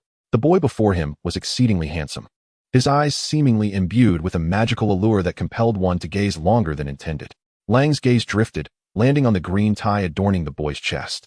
"Oh, he is from Slytherin," Lang mused unconsciously. "This isn't the place for a conversation. Follow me," the boy instructed, leading Lang to a secluded flower bed. "What do you want?" Lang questioned, her mind racing with various speculations. "You know Natasha Joy Julian, don't you?" The mention of Julian made Lang's expression darken. Why did everything seem to revolve around him? She turned to leave, stating, "If you wish to discuss matters concerning her, I'm afraid you've come to the wrong person." The boy remained unfazed, his next words halting her retreat. "You despise Sirius Black, don't you? Wouldn't you like to see her face the consequences?" Slowly, Lang turned back, asking, "What do you mean?" The boy shrugged nonchalantly, "Literally what I said. I can help you." "And how would you assist me? Help me win over Sirius? Or help me deal with Julian?" She retorted, "Do you really need my help to pursue someone? Silly girl." He scoffed, producing a small round vial, as if by magic. "Just make sure Natasha Joy Julian drinks this, and she will no longer be a hindrance. You can then freely pursue your Sirius." A hint of disdain flickered in his eyes, though he concealed it well, maintaining a facade of polite smiles. "Why are you helping me? What's in that vial? If it's so convenient, why don't you use it yourself?" Lang regarded him with suspicion. "I have my reasons, but it would be of no harm to you, would it?" He replied, "Fine. I'll take that ridiculous little vial and put it in the pumpkin juice Julian is meant to drink." "You think I would actually say that?" Lang rolled her eyes. "Don't presume I'm oblivious to your intentions." The boy appeared unfazed by her refusal, a slight smile gracing his lips. "It seems you are more astute than I anticipated." "I indeed. Leaving aside how I would get this into Julian's drink, you like Sirius Black. Planning to swoop in while I'm entangled with Julian, aren't you?" Lang asserted confidently. "Still trying to deceive me? Not a chance." The boy's expression shifted as Lang stormed away. No, Anticus Lwyn, as he was named, felt his smile fade the moment Lang turned her back on him. He coldly observed her retreating figure, tossing the vial slightly in his hand. "Failed, huh? I wanted to experiment first," he scoffed. "Well, it wasn't completely refined anyway. If it doesn't achieve immediate results, it's of little consequence." Lwyn's gaze swept over the flower bed as he turned to leave. Those familiar with the events would recognize that this very flower bed was where Natasha Joy had once assisted Lwyn during their first year. Chapter 50, Hogsmeade 6. After a few girls exited Honeydukes, they began to discuss their next plan. Natasha Joy trailed behind them, not participating in the conversation but appearing deep in thought. The three in front quickly noted her unusual demeanor and, with concern, asked, "What's wrong, Joy? Are you feeling unwell?" "I'm fine," Natasha Joy replied, shaking her head. "I was just pondering why Lang seems to detest me.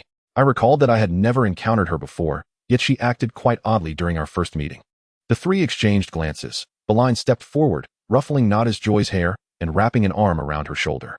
"Why are you thinking about that girl again, dear? You were just fine a moment ago. Don't focus on her when you're with us. Are you not fond of us anymore?" Beline put on a pitiful expression, which made Natasha Joy laugh. "Of course I love you all, Beline dear." Seeing Natasha Joy smile brought joy to Beline's face as well. She was a straightforward and lively girl, utterly unconcerned with those she deemed unworthy, like the one troubling Joy. Rather than ponder why that individual harbored animosity towards Joy, she prioritized cheering her up. Lily, however, possessed a different disposition compared to Beline. She preferred to address issues at their core. She contemplated Natasha Joy's concern seriously, remarking, "This is indeed peculiar, Joy. You and Lang have no direct connection, yet this hostility must originate from somewhere." Sora, somewhat incredulous, exclaimed, "No way, girls. Can't you see the reason?" Her demeanor shifted from gentle to animated, her frustration evident. "I thought you were all pretending to be oblivious. But you genuinely don't understand?" The other three wore puzzled expressions. "Understand what?" "She fancies Sirius Black, and she's the villainess from the stories. Can't you see that?" "Joy, you borrow my Muggle novels every day. What have you been reading?" Sora continued, "Lily, aren't you Muggle-born as well? It's evident she has feelings for Sirius, and she's likely behaving dramatically to garner his attention, but Sirius." Sora shot a glance at Natasha Joy, who appeared dazed, and sighed. "Never mind." "What do you mean, never mind? What's wrong with Sirius?" Natasha Joy asked, confused. "Nothing," Sora said, affectionately pinching Natasha Joy's cheek. "You should remember that Lang isn't a good person, just don't get too close to her." "My apologies, Sirius. I shall always stand by our dear Joy. Until she comes to her senses, I won't reveal anything, even if I ship you too." Beline's expression mirrored that of Natasha Joy. Huh? What do you mean? Sora? Clarify. Lily seemed to grasp something, her expression contemplative. Natasha Joy felt underestimated. Lily and Sora appeared to know something she did not. Hey, I absolutely noticed that Lang likes Sirius. She even invited him to Hogsmeade in front of me. She's a first year. What does she have to do with Hogsmeade? Never mind that. How did you react at the time? I naturally left to give them space to talk. Natasha Joy replied. Sora, well done. That's very joy of you. You did the right thing, dear, Sora sighed. Did Sirius agree? No. Precisely. A mature suitor must learn to navigate obstacles. Is Sirius expected to wait idly for Joy to react? Sora attempted to convince herself. Let us go to the Three Broomsticks for some butterbeer, ladies. I've heard it's splendid, she suggested. Chapter 51, Hogsmeade 7. Upon arriving at the entrance of the Three Broomsticks, the group was met with a cacophony emanating from within. Several stout, diminutive figures were smashing the exquisite glasses and expensive liquor on the bar, releasing a sharp, pungent scent of alcohol that made Natasha Joy sneeze multiple times. It was the dwarves causing a ruckus at the pub. Madame Rosmerta, the proprietress of the Three Broomsticks, was currently drenched in sweat, attempting to reason with them, but to little effect. Hey, what are you doing? Bellatrix, in a fit of rage, drew her wand and charged forward without a moment's hesitation, with Natasha and Joy closely trailing behind her. Before they could draw near, one of the dwarves was sent flying with a resounding thud. James emerged from the tavern, wand raised, the tip still flickering with residual light, unmistakably having cast the recent spell. Sirius stepped out from the side, murmuring incantations under his breath. With a flick of his wand, yet another dwarf was sent hurtling away. Remus swiftly followed up, while Peter waved his wand theatrically. The dwarves let out furious roars, mumbling incomprehensible curses, clearly on the verge of exploding in anger. Natasha stepped forward, casting a spell that sent another dwarf collapsing to the ground. The quartet of Marauders took notice of them. Sirius, who had just been wearing a serious expression, suddenly broke into a smile, and James exclaimed loudly, Hey, Lily, you're here too? Lily remained poised and alert against the dwarves, not sparing a glance at James. Sirius approached Natasha's side. What is going on? He inquired. A bunch of drunks causing a ruckus because they can't pay their tab, Sirius replied dismissively, though he and James had hoped to impress their beloved girls with their gallantry. Unfortunately, a group of wizards soon arrived to subdue the unruly dwarves and escort them away. Madame Rosmerta wiped the sweat from her brow and flashed a grateful smile at the group, saying, Thank you so much. I shudder to think how long those ruffians would have caused a scene otherwise. Restoration complete, she intoned, and the tavern, which had been in disarray, restored itself to its original state as if rewinding time. Allow me to treat you all to some refreshments. What would you fancy? Butterbeer. Bellatrix interjected eagerly. Is that what you all would like? Madame Rosmerta surveyed the group and received affirmatives. Wouldn't you like to try something stronger? The flavor is far superior to butterbeer, she said, winking mysteriously. Thank you, Madame Rosmerta, but we're only in our third year. I fear we cannot handle anything that strong. Lily responded politely and appropriately. All right, Madame Rosmerta replied with a warm smile, muttering about how adorable they were before setting off to prepare the butterbeer. The Marauders and Natasha found themselves gathered in rare harmony, with James and Sirius playing off each other like a well-rehearsed duet, eliciting laughter from all present. Sora nearly choked on her butterbeer, coughing uncontrollably, while Madame Rosmerta was so amused that she didn't even notice the tea spilling from her cup. James reveled in the attention, particularly enjoying the rare smile from Lily as she sipped her butterbeer, which brought him immense joy, making him feel as though he had made an epic stride that day. Sirius, on the other hand, was indifferent. He didn't find the atmosphere with Natasha any less delightful than when they were alone, yet he was more than happy to support his good friend. Chapter 52, Hogsmeade. Just moments ago, the Three Broomsticks had been in chaos, but now, with the crisis averted, the tavern was nearly empty. With nothing to occupy her time, Madame Rosmerta poured herself a drink and joined Natasha and the others at their table for a chat. She looked at Natasha with a glimmer of affection. You must be the sister of Jania. You bear a striking resemblance. That boy often mentions his beloved sister when he visits my tavern. Indeed, Natasha replied, a hint of shyness crossing her face, yet curiosity got the better of her as she asked, Does Jania visit here often? Absolutely. Madame Rosmerta generously recounted tales of Jania's escapades at the tavern, including a wager he made with a group of goblins, the details of which she was unclear about, only knowing he won a bag of galleons. Wow! The group exclaimed in awe. Both James and Sirius appeared eager, particularly Sirius, who was keen to break free from his antiquated family and believed he needed some capital. I'm not encouraging you to gamble, children. The risks are far too great, Madame Rosmerta cautioned, shaking her head. Those goblins are mad. Thank goodness Jania won. Had he lost, who knows what would have transpired. Natasha felt a trickle of sweat at her back, pursing her lips as she resolved to have a stern talk with Jania about engaging in such perilous antics. He was probably in 5th or 6th year then. Madame Rosmerta continued with a smile, recalling how he had won a bag of galleons and, grinning like a fool, declared he wanted to buy his sister a Christmas gift. Natasha recalled that winter vividly. Her parents had passed away not long before, and she had been merely 6 or 7 years old. That Christmas, Jania had returned from Hogwarts, brimming with excitement, telling young Natasha he had come into a fortune and asking what gift she desired.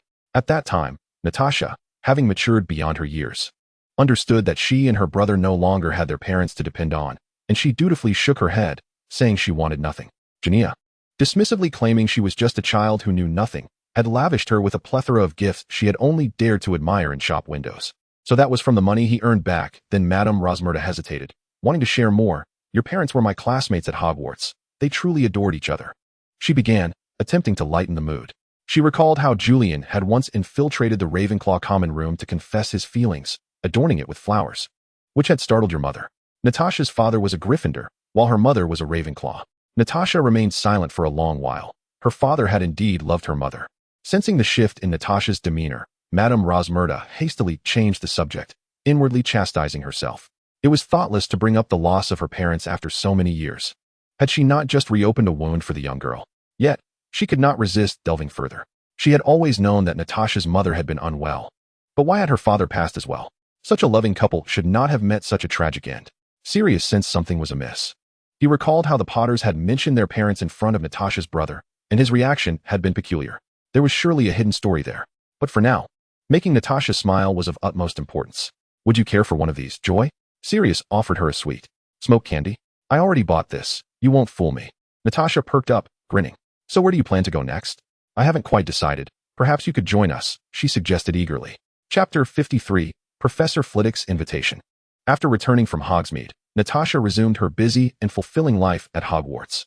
Following her return, she seldom saw Ron, who only occasionally caused minor annoyances, which paled in comparison to past incidents. Natasha felt a flicker of curiosity regarding the change in his behavior, but chose not to investigate further. It was a good thing he wasn't seeking trouble. Perhaps he had finally come to terms with things. After another charms class, Professor Flitwick called for Natasha and Lily. Miss Julian, Miss Evans, could you come here for a moment?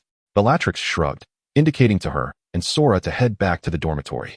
Natasha Joy and Lily approached the podium, observing Professor Flitwick gracefully descend from the towering magic tome. Children, you undoubtedly excel in your charms class, and I would like to extend an invitation to join my charms club. Charms club? Natasha Joy echoed, intrigued. Indeed, Professor Flitwick affirmed with a nod and a chuckle.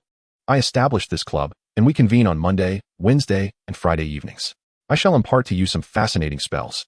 This sounds fantastic, Natasha Joy mused, glancing at Lily. What do you think, Lily? Lily, though somewhat tempted, regrettably declined, saying, I'm sorry, Professor Flitwick, I would love to attend, but I have already committed to Professor Slughorn's club, which conflicts with your schedule. Understandable, Professor Flitwick replied, nodding in agreement, showing no sign of disappointment.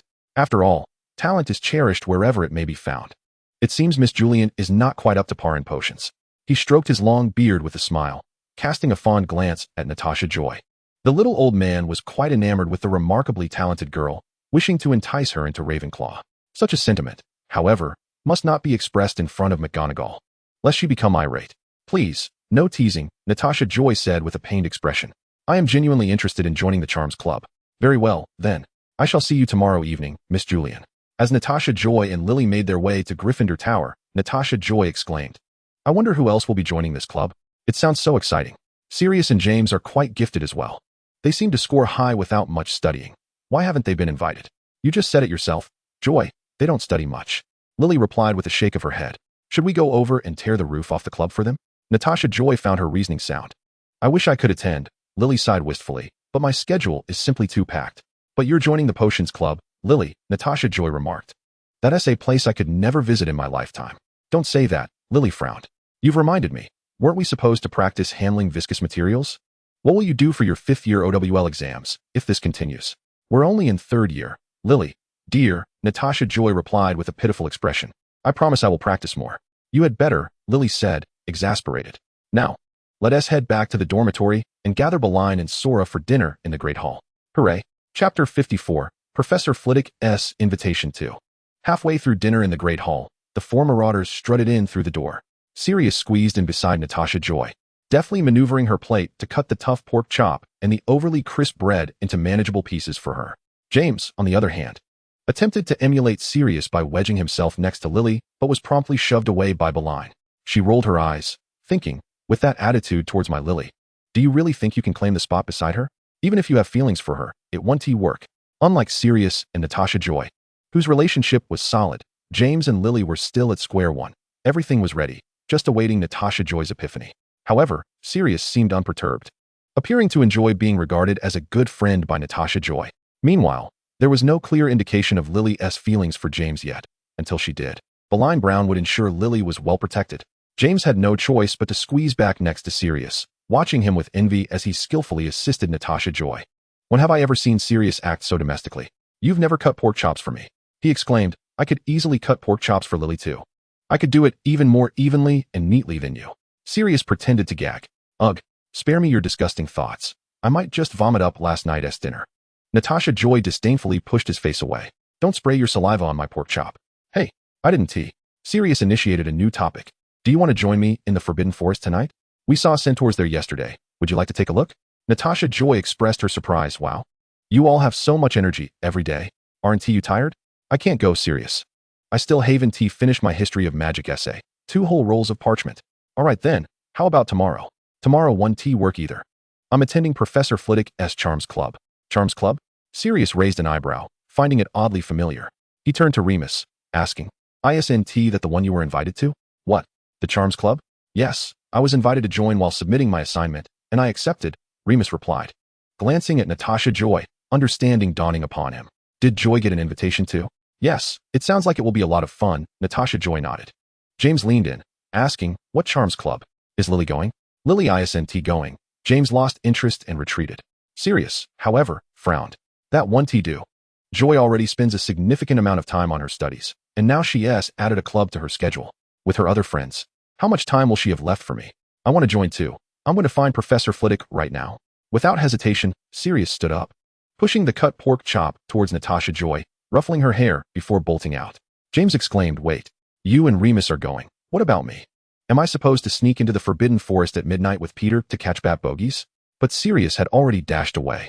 James hurried after him. Hey, you rascal. After Natasha Joy and her friends finished their meal, Sirius and James arrived late, with Sirius looking irate and James relishing in his misfortune. Why does Flitwick think our joining would blow the club apart? To be honest, that's a rather objective statement. Mate, James laughed until he could barely stand. Defeated, Sirius resigned himself to the idea of not joining the Charms Club. He hoped that Ren wouldn't come over to stir up trouble. Chapter 55, A Letter from Genalia. The following afternoon, Natasha Joy's owl, Dale, delivered a response from Genalia. As soon as Natasha Joy returned from Hogsmeade, she had penned an extensive letter to Genalia, sharing her excitement about her time in Hogsmeade and inquiring about the betting at the Three Broomsticks. She also sent a large bag of Hogsmeade sweets, reminding Genalia not to forget to eat amidst his busy schedule. His correspondence frequency had sharply declined lately. It was a stark contrast to when Natasha Joy first arrived at Hogwarts, when Genalia would send her letters almost daily to check on her well-being. Dale had even thrown a fit over it, but fortunately, its weight loss plan had shown some progress, and Natasha Joy promised to prepare a feast for it upon her return. However, the reply had taken until now to arrive. As expected, the response was a mere thin sheet of parchment, a stark contrast to the thick envelope and large package she had sent. Natasha Joy sighed as she removed the letter from Dale's leg. Seeing her prepare to read, Dale emitted a disgruntled hoot, flitting around her hand and pecking gently at her fingers in protest of its dissatisfaction. All right, my dear, I have not forgotten you. Once I finish reading the letter, shall we indulge in some delightful food? Is that agreeable? With that, Dale finally settled down, resting motionlessly on the back of the chair, allowing Natasha Joy to unfold the letter. The hurried, chaotic script of Genalia resembled the scrawl of one who had written in haste. Dear Joy, I am delighted to hear that you are enjoying your time in Hogsmeade. Do not heed Madame Rosmerta's words. Her exaggerations are merely fanciful. It was but a trivial game, and those imps were rather foolish, easily bested. Were I to wager, I would not do so at the Three Broomsticks, but at the Hog's Head instead. This line was obscured by black ink, yet Natasha Joy discerned it faintly when held against the light. The sweets you sent were delectable. I am well, so fret not. I have been exceedingly busy lately. My apologies for not writing more. Please take care of yourself at Hogwarts. Be cautious in all endeavors. Yours affectionately, Genalia. Natasha Joy lingered on the phrase "be cautious" for a considerable time before rising, calling out to Dale, and departing for a meal. Dale flapped joyfully, landing once more on Natasha Joy's shoulder. She proceeded to the kitchen to prepare some owl food, sitting at the table, chin resting on her hand. Watching Dale eat without lifting her gaze, Check appeared with a sudden puff. It seemed poised to scream upon spotting Natasha Joy, but upon witnessing her silence, it restrained itself. Cautiously approaching her. "Miss Joy, are you feeling unwell? Is there something Check can assist with? Would you like a cup of your favorite hot cocoa?" Upon seeing Check, Natasha Joy composed herself, forcing a smile. "No, thank you, Check. I do not wish to eat at the moment." Check's large ears drooped, hands clutching the edges of its tea towel anxiously. Miss Joy appears quite sorrowful. Check wishes to help. Natasha Joy gently stroked Check's ears, pondering briefly before speaking. "I am indeed a bit downcast, for my loved ones are striving desperately, facing imminent peril, and they conceal it from me, not wanting me to worry. Although I can surmise what they might be doing, I am confined to Hogwarts, eternally shielded by him, unable to assist in any way." Check, filled with urgency, nearly leapt up to exclaim, "Miss Joy, do not speak of yourself in such a manner. You are the kindest and bravest person I have ever known. Check adores you." "Miss Joy?" Check pondered deeply, remarking that Miss Joy remained at Hogwarts because she had yet to mature. Once she grew up, she would undoubtedly become an extraordinary individual. Natasha Joy chuckled. "Thank you, Check. I feel much better now." Though she understood the reasoning, she could not quell her sadness. "I feel so powerless. If only I were stronger, I could assist Genelia, alleviating her burdens, so she wouldn't have to struggle so much, barely able to eat." "It is an honor to help you, Miss Joy," Check exclaimed, its voice high-pitched with excitement. Then, with mild confusion, it added, "If Miss Joy has worries, why not confide in good friends? They care deeply for you. They are all quite busy and have their own lives. I cannot burden them with my negative emotions."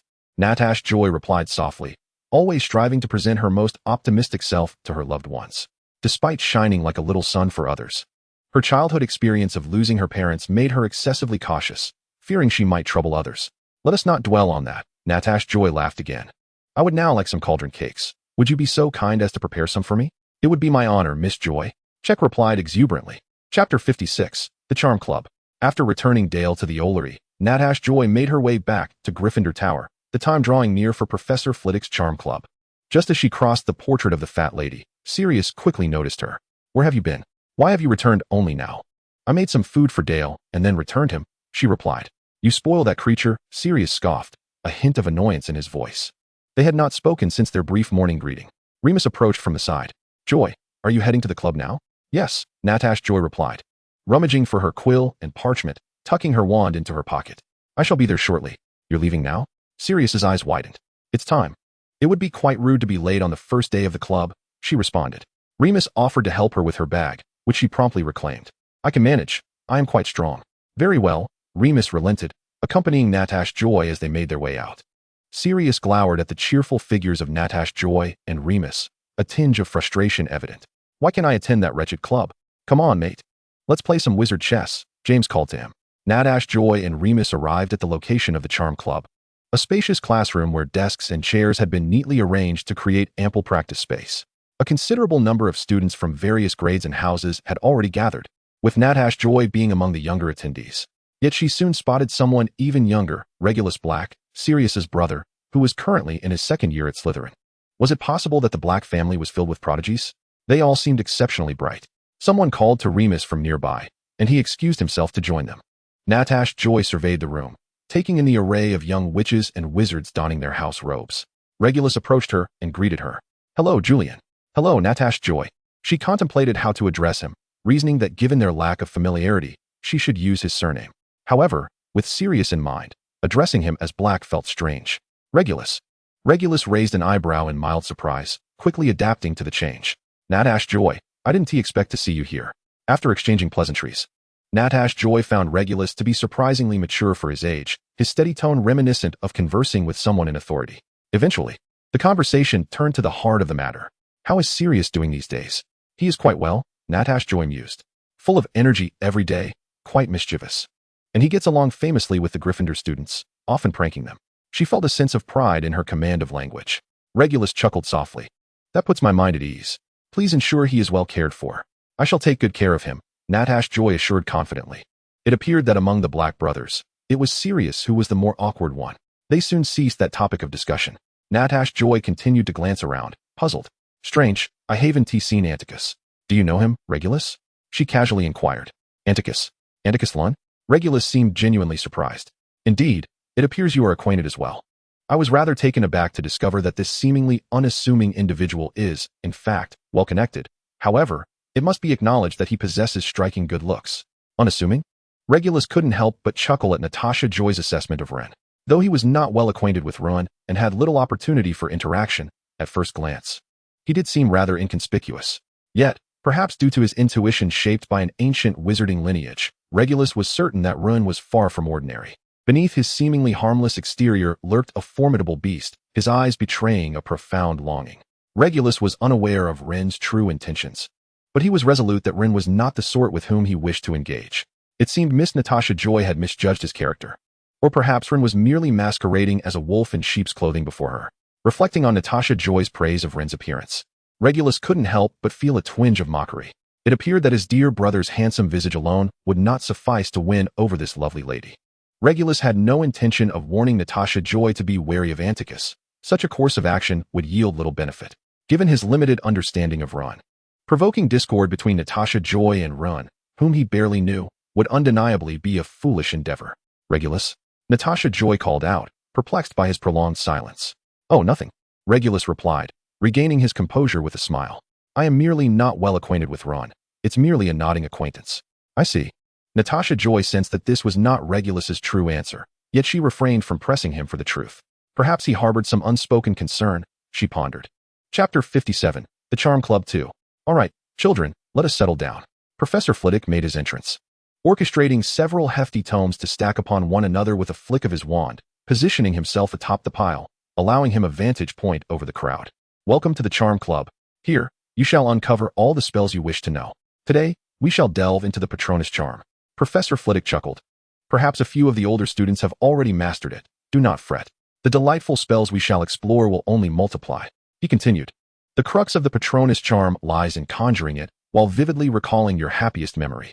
With a flourish, Professor Flitwick raised his wand and exclaimed, Expecto Patronum. A silver squirrel burst forth from his wand, swirling through the crowd amidst a cloud of shimmering mist before gradually dissipating. The young witches and wizards gasped in awe, and Natasha Joy felt a surge of excitement. How exquisite! She marveled, her eagerness to attempt the charm palpable. This is my Patronus. It can be used for communication and to repel Dementors. Dementors, the guardians of Azkaban, will drain the very soul from a person. Should you encounter one, be sure to distance yourself swiftly. Children, practice on your own. Professor Flitwick concluded his guidance. Natasha Joy raised her wand, searching her mind for a joyful memory. There were countless joyful moments, traveling with Genelia, exploring Hogsmeade with her roommates, and braving the forbidden forest with the Marauders. All brought her immense happiness. Yet, selecting the singular happiest memory proved quite the challenge. Expecto Patronum. The tip of her wand merely emitted a few silver stars. Expecto Patronum. Expecto Patronum. This time, it was slightly better. She could faintly perceive the silver mist. This is so difficult. Natasha Joy, rarely flustered, found herself struggling. Her magical aptitude was high, and it was uncommon for her to encounter a spell that bested her repeatedly. Glancing over, she noticed that Remus and Regulus also seemed to be making little progress. Where in life could one find so many joyful moments? A light, airy sigh reached Natasha Joy's ears, drawing her attention. A girl with silver hair expressed her sentiments. Her gray-blue eyes seemingly shrouded in a persistent haze. Clad in Ravenclaw's blue robes, her pale cheeks and slender wrists gave off an air of fragility, revealing a unique, solitary essence. She stood quietly, clutching her wand, resembling a captivating tableau, compelling Natasha Joy to greet her. Hello. The girl turned slightly at the sound. Are you speaking to me? Hello. Upon receiving her response, Natasha Joy eagerly approached her side to introduce herself. I'm Natasha Julian from Gryffindor, in my 3rd year. I am Sophia Dubois, also in my 3rd year. She refrained from mentioning her house, perhaps deeming it unnecessary while donned in robes. Did you just say that it's rare to encounter joyful moments in life? Indeed, the essence of existence is inherently sorrowful, Dubois replied, her gaze distant. Whether wizard or muggle, we are essentially steeped in sadness. Muggles grapple with the fragility and transience of life, burdened by the inability to wield magic, while wizards dwell in the shadows, unable to live openly, and face the calamities wrought by nature and mankind. Natasha Joy shook her head repeatedly, convinced that Dubois was gravely mistaken. How can that be? Beyond those factors, there are countless reasons to find joy and happiness.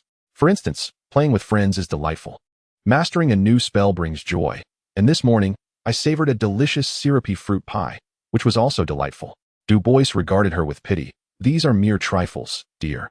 Hardly worth mentioning. But our lives are comprised of such small moments. If we cannot change the world, let us alter our mindset and cultivate our own happiness. Natasha Joy asserted resolutely. Du Bois seemed taken aback, her gray-blue eyes now clearer, though she appeared somewhat irritated. How could this exquisite, pampered blonde girl, so evidently sheltered from hardship, possibly grasp her sorrow? You simply do not understand. Children, how is your practice progressing? Professor Flitwick had approached them unbeknownst to them, his awareness of their conversation unclear. Miss Du Bois, have you made any headway? I fear I may never grasp it, Professor, Du Bois replied, her earlier irritation now subdued, her demeanor calm. Professor Flitwick did not appear surprised and turned to Natasha Joy. And you, Miss Julian? I, too, have made little progress. This spell is quite challenging. With consistent practice, you shall reap the rewards. Professor Flitwick patted Natasha Joy's arm. Your attitude is commendable. Maintain it. At this moment, Du Bois rose from her seat. Professor, I must take my leave. I cannot master the Patronus charm, but I shall return when you begin teaching the next spell. As Natasha Joy watched her walk towards the door, she felt a twinge of worry that the beautiful Ravenclaw girl might harbor ill feelings towards her. She inwardly chastised her own impulsiveness. Everyone has their own perspective, and her unreserved denial of Du Bois's viewpoint was bound to elicit some resentment. As Du Bois reached the doorway, she paused and turned back to Natasha Joy, gently curving her lips into a smile. It was a pleasure to meet you. I hope we have the opportunity to discuss this matter further. With that, she departed, leaving Natasha Joy gazing vacantly at the door. Chapter 58, The Charm Club 3. After the club concluded, Natasha Joy returned alongside Remus, and as they crossed the threshold, they unexpectedly collided with Sirius, who had been waiting like a hawk. Natasha Joy was rather surprised that at this hour, he had not run off with James to play pranks. Instead, he remained in the common room. Sirius paused momentarily, pressing his lips together. Indeed, Natasha Joy managed to discern a hint of grievance on his otherwise expressionless handsome face, causing her to chuckle as she retrieved a chocolate frog from her pocket, unwrapped it, and promptly placed it in his mouth. There you go, enjoy your chocolate. Her delicate fingers inadvertently brushed against Sirius's lips, as gentle as a feather's caress. While Sirius calmly chewed on the chocolate, his ears gradually flushed crimson, leaving his mind utterly blank. Natasha Joy remained oblivious to the shift, unwrapping a piece for herself. Remus, observing from the sidelines, clicked his tongue in astonishment, finding Sirius's restraint commendable. Has James gone out? He inquired. No, Sirius gestured with his chin. He's studying diligently in the dormitory. Remus? Natasha Joy? James. Studying? Lily's in the potions club, and Snape, is there. James wanted to join too, cramming for knowledge. Just as he mentioned James, the latter stumbled out of the dormitory, swaying slightly. Mate, my pristine mind is about to be tainted by that damned potions knowledge. Indeed. Given your mind is already rather vacant, Sirius quipped, then turned to Natasha Joy. What about you? How's the Charms Club? Quite fascinating, Natasha Joy nodded. We learned the Patronus charm today. Learning charms. James exclaimed, what's the difference from just attending a charms class? The club should focus on dueling. Right, Joy? Dueling. Professor Flitwick said that would be incorporated later. Isn't that right, Remus? Natasha Joy shot a glare at James, seeking Remus's affirmation, but the next moment, Sirius's broad chest obstructed her line of sight. He stood between Natasha Joy and Remus, slightly bending down, his gray eyes locking onto her rosy ones. I want to learn too. Please teach me. He elongated his tone, shamelessly feigning a pitiful demeanor. How unfortunate I am. I've only just mustered the courage to join the club, and Professor Flitwick unjustly accused me of causing mischief. Now, I must turn to Miss Joy for guidance. I would believe it when pigs fly. Natasha Joy laughed heartily. How have you transformed into this? I distinctly remember when we first met, you were. Sirius raised an eyebrow. When you first met me, what was I like? Natasha Joy struggled to find the right adjectives. Very elegant, with a sense of style. Am I not so now? Sirius smirked, his mood evidently lifted. Natasha Joy wished to refute, but found herself unable to utter a denial while gazing at his handsome face. All right, enough of you two, James remarked, unable to watch them any longer. Are we still teaching or not? We are, Natasha Joy reiterated Flitwick's methods. Though I find the practical application quite challenging, I haven't succeeded yet. Remus chuckled ruefully. Joy's faring better than I. She's already conjured silver mist. While I've had no reaction whatsoever. Even James, who had previously shown disinterest, was now unusually eager. This charm sounds intriguing. Summoning 1's Patronus is incredibly cool. Without hesitation, they all began to experiment. and when Lily, Sora, and Bellatrix returned, they quickly joined the learning fray. The other Gryffindors in the common room, witnessing the mischievous Marauders engaging in spell work, felt an overwhelming pressure. Even the geniuses are starting to buckle down. Are ordinary folks left with no chance? Get to work. Everyone, let us study. The atmosphere in the Gryffindor common room surged with an unprecedented fervor for learning. Chapter 59, A Little Surprise. Natasha Joy's life at Hogwarts continued in an orderly fashion. The Patronus charm was notoriously difficult, prompting Professor Flitwick to focus on the essentials before encouraging everyone to practice on their own. Natasha Joy was particularly struck by the disarming charm, finding it both entertaining and practical. Look, Joy. Lily approached with a scroll of parchment. Disarm you. In a flash, Natasha Joy drew her wand and recited the incantation. The parchment flew from Lily's grasp but soared too high, getting caught in the chandelier. That's my defense against the dark arts assignment. Lily exclaimed. Wait, don't worry. I can get it down, Natasha Joy said awkwardly, attempting to remedy the situation. She pointed her wand at the parchment. Parchment, come here. The parchment remained stubbornly still. It's an angle issue. Under the intense scrutiny of Lily's piercing gaze, Natasha Joy paced around the common room, trying various angles to cast the spell. But all efforts ended in failure. Watching Natasha Joy contort herself in search of the perfect angle, Lily couldn't help but chuckle, her irritation dissipating. Forget it, Joy. Rewriting it wouldn't be the end of the world. Natasha Joy's eyes widened. That's an entire scroll of parchment worth of work. Don't fret, Lily. She gritted her teeth in assurance. If I can't retrieve it, I'll help you write another. The last few words were almost forced from her throat. Just as Lily was about to respond, Natasha Joy decisively stacked 3 stools on top of one another and skillfully climbed up. You must be mad. Parchment, come here. This time, the parchment obediently floated into Natasha Joy's hands. She turned triumphantly to show Lily, only to be inadvertently kicked by a Gryffindor fooling around, causing her to lose her balance and tumble down. Joy, Lily shouted, casting a spell, but someone was quicker. Instead of crashing onto the cold floor as she had imagined, Natasha Joy found herself cushioned by a warm, soft wool sweater. Sirius had caught her securely. Are you out of your mind? Why climb so high? Sirius exclaimed, still shaken, recalling the last time he had fallen from the stands in second year due to that annoying Thompson. Panic filled his gray eyes as he tightly gripped Natasha Joy's shoulders with one hand while the other encircled her waist, holding her close. Natasha Joy's head instinctively leaned against Sirius's chest, where she could hear his heartbeat, rapid and steady like a drum. I'm sorry, Natasha Joy felt a bit guilty, sensing that she truly startled him. Did she appear that grotesque as she fell? She squirmed slightly, realizing she couldn't move. Sirius's arms were like iron. She settled for patting his arm, signaling for him to release her. After a moment, Sirius slowly bent down to set her down, his deliberate movements making Natasha Joy wonder if he hesitated to let her go. I'm fine, really. Natasha Joy bounced in place to demonstrate her well-being, then reached into her pocket for a chocolate frog to offer Sirius. You may doubt the candy shop, but you can always trust the contents of Natasha Joy's pockets. There will always be sweets. Sirius remained silent, tightly gripping the chocolate frog, scrutinizing Natasha Joy to ensure she was indeed uninjured. Natasha Joy shifted the conversation. You were quite swift. I just saw you on the other side of the common room chatting with those 3. The trio comprises James, Remus, and the diminutive Peter. It was then that Sirius recalled the purpose of his visit and the timely opportunity to confront Natasha Joy. Instinctively, he turned his head to the side, and indeed, he found James and Peter glaring at him with palpable outrage. Observing Sirius glance their way, James exaggeratedly mouthed, You, dawdling. What are you up to? Sirius, feeling the weight of their scrutiny, turned his gaze elsewhere, spotting Remus, whose averted eyes betrayed a desire to sink into the earth. Sirius twisted back, adopting a fierce demeanor as he beckoned Natasha Joy. Come here. We have inquiries to make. Natasha Joy, perplexed, regarded Sirius's feigned ferocity with an urge to laugh, though she stifled the impulse. Her blue eyes widened with curiosity, the uncertainty in her cerulean depths nearly spilling over, causing Sirius to falter under her gaze. Natasha Joy continued to recollect, observing the other 3 from a distance. James appeared indignant while Remus seemed to shrink back, almost retreating. Could it be? Natasha Joy hastily returned Lily's magical defense assignment. I'm going over there for a moment.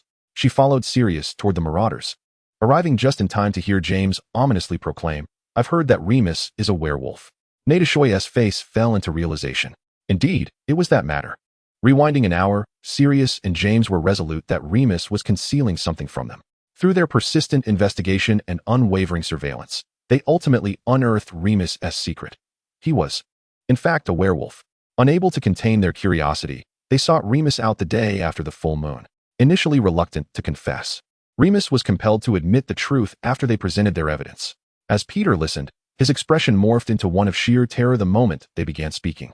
After Remus's admission, he hastily shuffled his seat further away from Remus, gravitating closer to James and Sirius. This movement only deepened Remus's despondency. His head hung low, nearly resting on his chest. Of course, if you are frightened, I completely understand. After all, I am a monster, Remus lamented. Fear?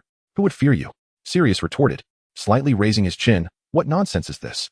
Precisely, James interjected loudly, draping an arm across Remus's shoulders. This is merely a furry little issue. We simply find it hard to believe. Were you planning to keep this from us indefinitely? Are you afraid, little Peter? James shot a warning glance in his direction. Of course not. Peter stammered, I'm just a bit surprised. He forced a stiff smile, resuming his seat but precariously balancing on the edge, as though fearful Remus might suddenly transform and take a bite out of him. Don't be so tense, little Peter, Sirius quipped with a mocking gaze. Remus wanted to leap up and take a bite. Werewolves don't fancy meat that plump. Peter wiped the cold sweat from his brow. Please, don't say that, Sirius. His eyes darted between the two, with James crossed arms, looking amused while Remus kept his head down, silent. Fortunately, Sirius lost interest in tormenting Peter, quickly shifting his focus back to Remus. Do not fret, mate. We wouldn't abandon you over such a trivial matter. Ignore Peter. He is simply a coward. Indeed, James chimed in. Your werewolf form is incredibly cool. How could you not have told us about such an amusing thing sooner? He whistled, feigning sorrow. I can hardly believe it. Hearing their words, Remus finally managed a smile, raising his head slightly. Just as Natasha Joy had suggested, his friends found it fascinating. Perhaps he should take her advice and be a little braver. Once the tension eased, he strategically stated, I don't want others to know. Please don't tell anyone. All right.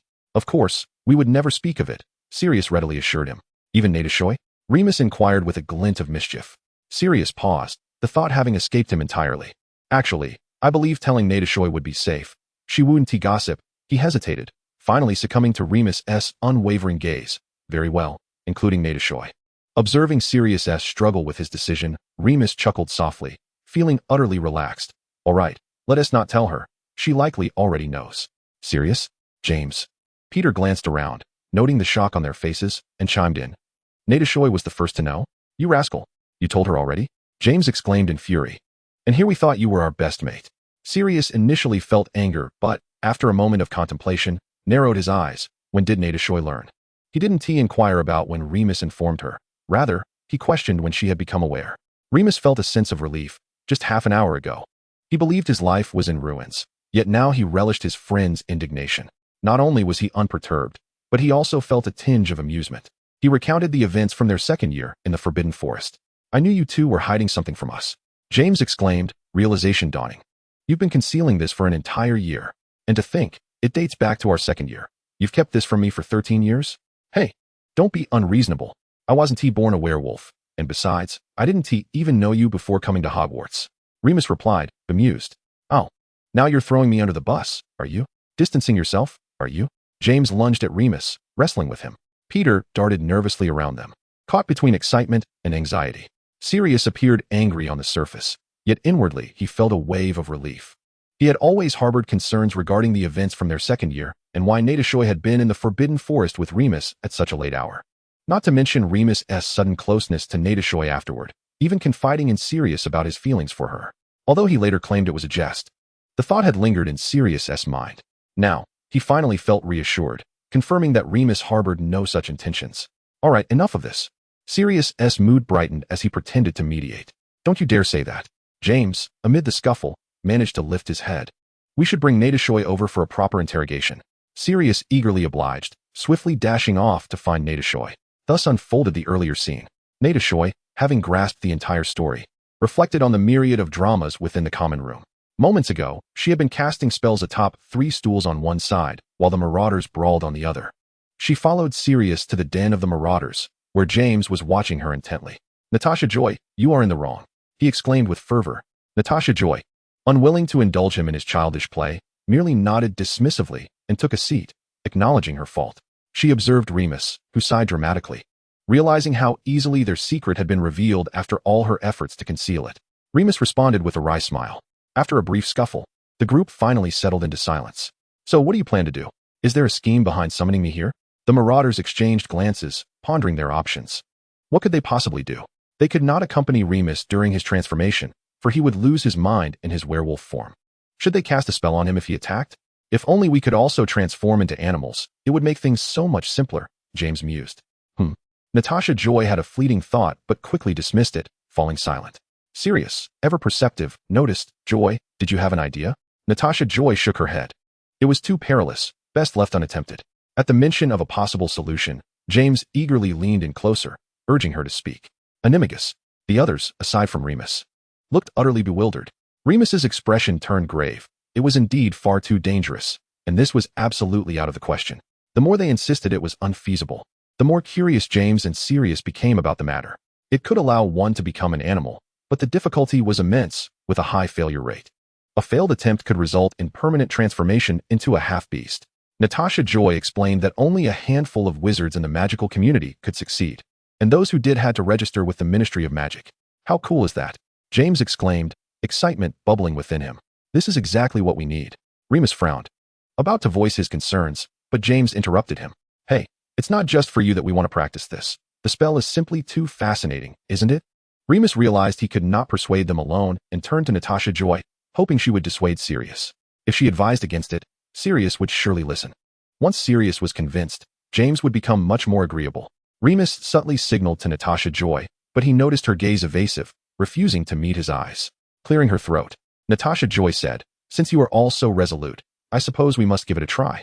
Remus replied, Well, you seem to be the one most eager to learn. Natasha Joy giggled. Chapter 61. Natasha Joy had long been aware.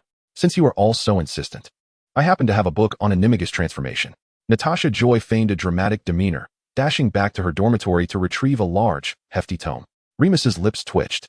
She had likely been interested for quite some time, but had hesitated to act.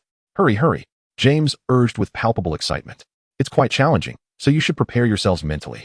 The book was ancient, its pages yellowed with age as Natasha Joy carefully turned to the section on Animagus. The thin pages crackled, as if they might crumble at any moment. Clearing her throat, she began to read. For a full lunar month, one must continuously hold a single leaf of mandrake in their mouth, never swallowing it or removing it. Should the leaf leave your mouth, the entire process must start anew. The first rule was already daunting for the Marauders. Hold it for a month. James gasped. That's far too easy to swallow. Sirius frowned. Indeed, which is why I highly doubt you can accomplish it. After all, you talk far too much, Natasha Joy sighed, adding that it would be disappointing if they failed even after exhausting the mandrakes in the greenhouse. Hey, who do you think you're looking down on? It's just holding it for a month. We can definitely manage. James's competitive spirit was ignited by Natasha Joy's skepticism. What's the next rule? Natasha Joy continued to read. On the night of the full moon, remove the leaf and collect your saliva in a crystal vial. Soak the leaf in the vial to absorb pure moonlight. If it is overcast that night, you must find a new mandrake leaf and start over. Under the moonlight, add a strand of your hair and a silver teaspoon of dew collected from a place untouched by sunlight or human presence for a full week. Finally, include a cocoon of a boggart moth. Place this mixture in a quiet, dark location and do not disturb it until the next thunderstorm arrives. If the first rule was barely attainable, the subsequent ones were downright absurd. What do? What boggart moth? James inquired, perplexed. It is indeed quite difficult, Natasha Joy admitted. Even if we are determined to become animagi, if things do not go smoothly, it is quite possible we won't succeed by graduation. Her expression turned serious. I can prepare the boggart moth's cocoon. I have access to that at home, but the rest will require your own efforts. A hand ruffled her hair, interrupting her stern demeanor. You seem to think we are utterly unreliable, Sirius remarked, tousling her golden locks. Rest assured, we will succeed. You needn't worry about the cocoon. We can simply borrow a bit from the potions classroom, Natasha Joy said as she wriggled free from his grasp, speaking softly. I just feel that, well. You all seem to never take anything seriously, so I can't help but worry if you'll manage. She recognized her overthinking. After all, these individuals were undoubtedly brilliant. Do I need to prepare as well?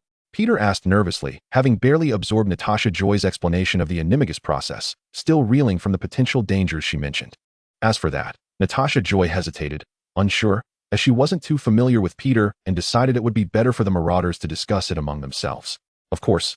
Peter, aren't you a Marauder? James replied as if it were the most natural thing. But if you're scared to the point of wetting your pants, you might want to bow out early, Sirius teased with a chuckle. I will definitely participate. After all, I am a Marauder, Peter said sheepishly. In that case, Natasha Joy concluded, look at your schedules and start preparing. I probably won't be able to begin until after Christmas, as I need to go home for the holiday. And Jania will be back too.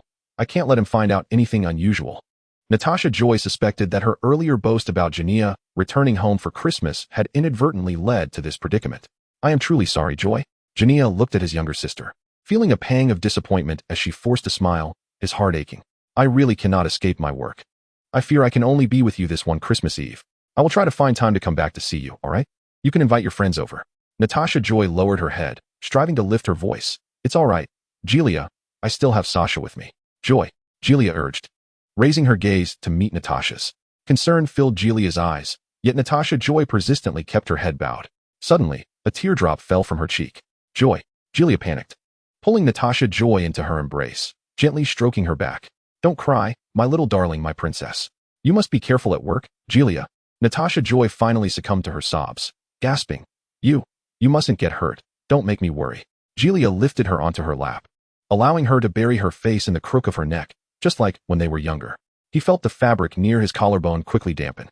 A pang of sorrow gripped his heart as he softly comforted his beloved little sister. Of course, I won't get hurt. Your brother is quite formidable. Why are you suddenly so afraid?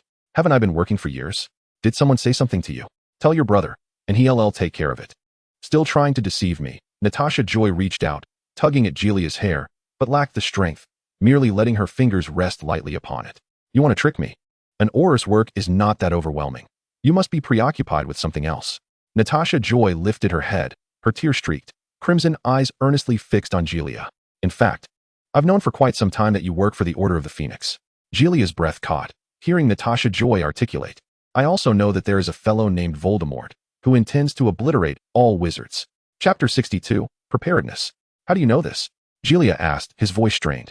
Did someone say something to you? Has anyone harmed you? His mind raced uncontrollably. Could those accursed Death Eaters be targeting his family? Had Natasha Joy seen something that prompted such tears? No, Natasha Joy interrupted, recognizing his tumultuous thoughts. I discovered it myself. You've been exceedingly busy, which is truly abnormal. If it were merely auror duties, you couldn't possibly be this occupied, unless the ministry is filled with incompetence, relying solely on you to handle everything. Initially, I merely had my suspicions, but during the summer, I went to your study to retrieve that book on magical creatures and accidentally glimpsed an unfinished letter you had left on the table. I couldn't resist the temptation and peeked at what it contained. As she spoke, her voice diminished. I'm sorry, Julia, I didn't mean to snoop. So you knew last summer that I was working for the Order of the Phoenix, and that there's a dark lord named Voldemort. And you've managed to endure without telling me until now? Julia chuckled incredulously. He didn't particularly mind Natasha Joy discovering those letters. He had concealed them out of fear of frightening her. Everything he held belonged to Natasha Joy. He felt a twinge of pain, realizing why Natasha Joy had penned such detailed letters the previous semester, never questioning why his replies were so hurried and brief. Perhaps it was to keep her from worrying, allowing him to focus on his own affairs. Julia, is Voldemort truly terrifying? Natasha Joy nestled against him. He is powerful. He has killed many, Julia replied earnestly. But there is no need to fear. We shall defeat him. Julia, I am striving to grow stronger. I too wish to join the Order of the Phoenix. Julia remained silent. Rationally, he understood that preventing Natasha Joy from joining the fight was unrealistic. He had intended to wait until she was a bit older to reveal the truth. Voldemort was still gathering strength, constantly recruiting followers. And Julia believed he would eventually incite a bloody upheaval across the wizarding world. Preparing Natasha Joy for this eventuality might not be a bad thing. Yet, emotionally, he wished for her to remain forever sheltered beneath his protective wings, untouched by danger, forever safe and happy. Julia? Natasha Joy tugged at his sleeve, puzzled. Of course. Julia assured her, our Joy is the cleverest little witch. Indeed, Julia only spent one peaceful night at home. On Christmas Day, when Natasha Joy awoke, Julia had already departed to attend to his duties. Natasha Joy, contrary to her earlier intentions of inviting friends over, felt it was time to commence her Animagus training. On the night of the full moon, Natasha Joy plucked a leaf of mandrake and placed it in her mouth, beginning her secluded practice. She wrote to the Marauders, informing them of her actions while politely declining Lily's invitation to go out, ensuring the leaf remained securely in her mouth. Each day, she read, completed her assignments, and occasionally exchanged vague words with Sasha. Speaking had become cumbersome, prompting her to learn a few simple silent spells. Natasha Joy felt quite content, unaware that she was gradually returning to a state reminiscent of years past. When the time arrived for Natasha Joy to board the express train back to Hogwarts after Christmas, Julia still couldn't spare the time to see her off, instead enlisting Florin, the owner of the ice cream shop in Diagon Alley, to escort her to platform 9 3/4. Throughout the journey, Natasha Joy spoke very little, and Florin remarked on her newfound quietness. Once aboard the Hogwarts Express, Lily and the others quickly sensed something was amiss. Belen furrowed her brow. Joy, why are you so reticent today, and your voice is so muffled? Solara expressed concern. Are you feeling unwell? Lily applied her muggle knowledge. Do you have a mouth ulcer? Belen was bewildered. A mouth ulcer? What is that? Goodness, Belen, I can't believe you don't know. You're half-blood, aren't you? No. Natasha Joy hadn't intended to conceal anything from them. She carefully positioned the leaf at the back of her tongue and cautiously explained her actions. Belen and Solara, only partially understanding, did not fully grasp what Natasha Joy meant by Animagus, only knowing that if successful, she could transform into an animal. However, Lily was outraged. Merlin's beard. I can't believe you would dare to undertake such a perilous endeavor, Lily exclaimed, her words tumbling out in frustration. Is this some scheme concocted by the Marauders? Is it Potter's idea? Natasha Joy, feeling wronged, could not admit that it had been her suggestion. She could only reassure Lily, trying to calm her down while being careful not to let the leaf slip from her mouth. Just then, the compartment door swung open unexpectedly, revealing the Marauders standing at the entrance. This time, it was Remus who spoke first. James, surprisingly, did not rush in to greet Lily but stood beside Sirius. Hello. We need to discuss something with Joy. This undoubtedly ignited a powder keg. Observing Lily's darkening expression, Natasha Joy hurriedly smiled in reassurance and stealthily moved towards the exit. Remus attempted to exit as well, but was elbowed back by James, who forced out a few words. Perhaps Lily could come too? Lily looked ready to explode. Natasha Joy swiftly seized Remus' hand and Sirius as she darted outside, leaving James to face Lily's wrath. She mumbled to Sirius, So, you all have started too. Sirius replied ambiguously to her. Indeed, upon receiving your letter, we found ourselves devoid of any pressing matters, so we simply began. Natasha Joy murmured. How many days has it been? Sirius answered, the second day. Natasha Joy responded, and what significance does that hold? The leaves require a full moon night to be effective. Yesterday was not a full moon night. Receiving Natasha Joy's accusatory gaze, Sirius flashed a grin, abandoning pretense, and swallowed the leaf he had been holding. It was all James's fault. He had made me spit it out during our quarrel. Chapter 63, Some Minor Symptoms. Yet James still had his leaf, as did Peter. Only Sirius had faltered. Remus interjected, seemingly aware of Natasha Joy's unvoiced inquiries. I didn't hold one either. After all, I am a werewolf, and there seems to be little necessity for me to transform into an Animagus. Remus spoke of his werewolf nature with far greater ease than before. Perhaps this was the power of friendship. At that moment, James returned, utterly oblivious to the self-reflection that should have followed Lily's scolding, instead reveling in the fact that he had conversed with her again that day. Observing this, Sirius teased him lightly, and while James appeared eager to retort, his words faltered, leaving his face flushed. In the weeks since their return to Hogwarts, Natasha Joy had spoken very little. Her smiles had diminished, and she would quietly sit in her place, diligently attending to her tasks, seemingly impervious to her surroundings. Initially, her friends speculated that her reticence was due to the mandrake leaves in her mouth. But as the next full moon arrived and Natasha Joy produced the leaves yet remained taciturn, they began to realize something was amiss. Just as now, Natasha Joy sat alone in the library, completing her history of magic essay, a rarity for her. Her performance in that subject had been dismal. She typically required a barrage of questions directed at her peers to scrape by, but now, she wandered patiently among the shelves, searching for the necessary materials, as though she had grown accustomed to navigating any challenges solo. When attempting to retrieve a book placed too high, Natasha Joy stretched but could not reach it. She intended to use her wand to cast the levitation charm when a hand reached over her head and retrieved it for her. It was Sirius. Not just him, Lily, Sora, and Bellatrix stood nearby, their expressions tinged with concern. Natasha Joy's gaze momentarily vacated, but then she smiled, exclaiming, Hey, what brings you all here? Is there some team-building activity today? She transformed back into the familiar Joy, as if the earlier, sullen version of herself had merely been an illusion. I should be asking you, Lily replied, her expression complex yet maintaining a light tone. You didn't invite me to work on the history of magic together. It seems you are becoming increasingly adept at it. Unlike her usual coyness, Natasha Joy pondered Lily's words, slowly furrowing her brow. Indeed. Why didn't I invite Lily to join me? I am utterly clueless about history of magic, relying solely on the materials to find answers. Could it be that the month spent with mandrake leaves has rendered me dim-witted? Sirius jested, though his gray eyes remained serious as they scrutinized Natasha Joy's rose-tinted gaze, as if seeking to uncover the confusion hidden within. You haven't been smiling much lately, he said softly. Indeed, Joy, Bellatrix chimed in. You've been lost in your own world. The last time I recounted something lengthy, you merely looked puzzled and asked what I was talking about. It has been ongoing for quite some time, Sora remarked. Her brow knitted in worry. Natasha Joy had not previously noticed her own peculiar behavior, but upon their mention, she slowly began to comprehend. How could this be? Had a month of mandrake leaves truly rendered her incapable of communication? Yet this symptom felt oddly familiar. She had experienced it before. Ah, I see, Natasha Joy began slowly. It's simply that I've been speaking too little lately. I'll be fine after a while.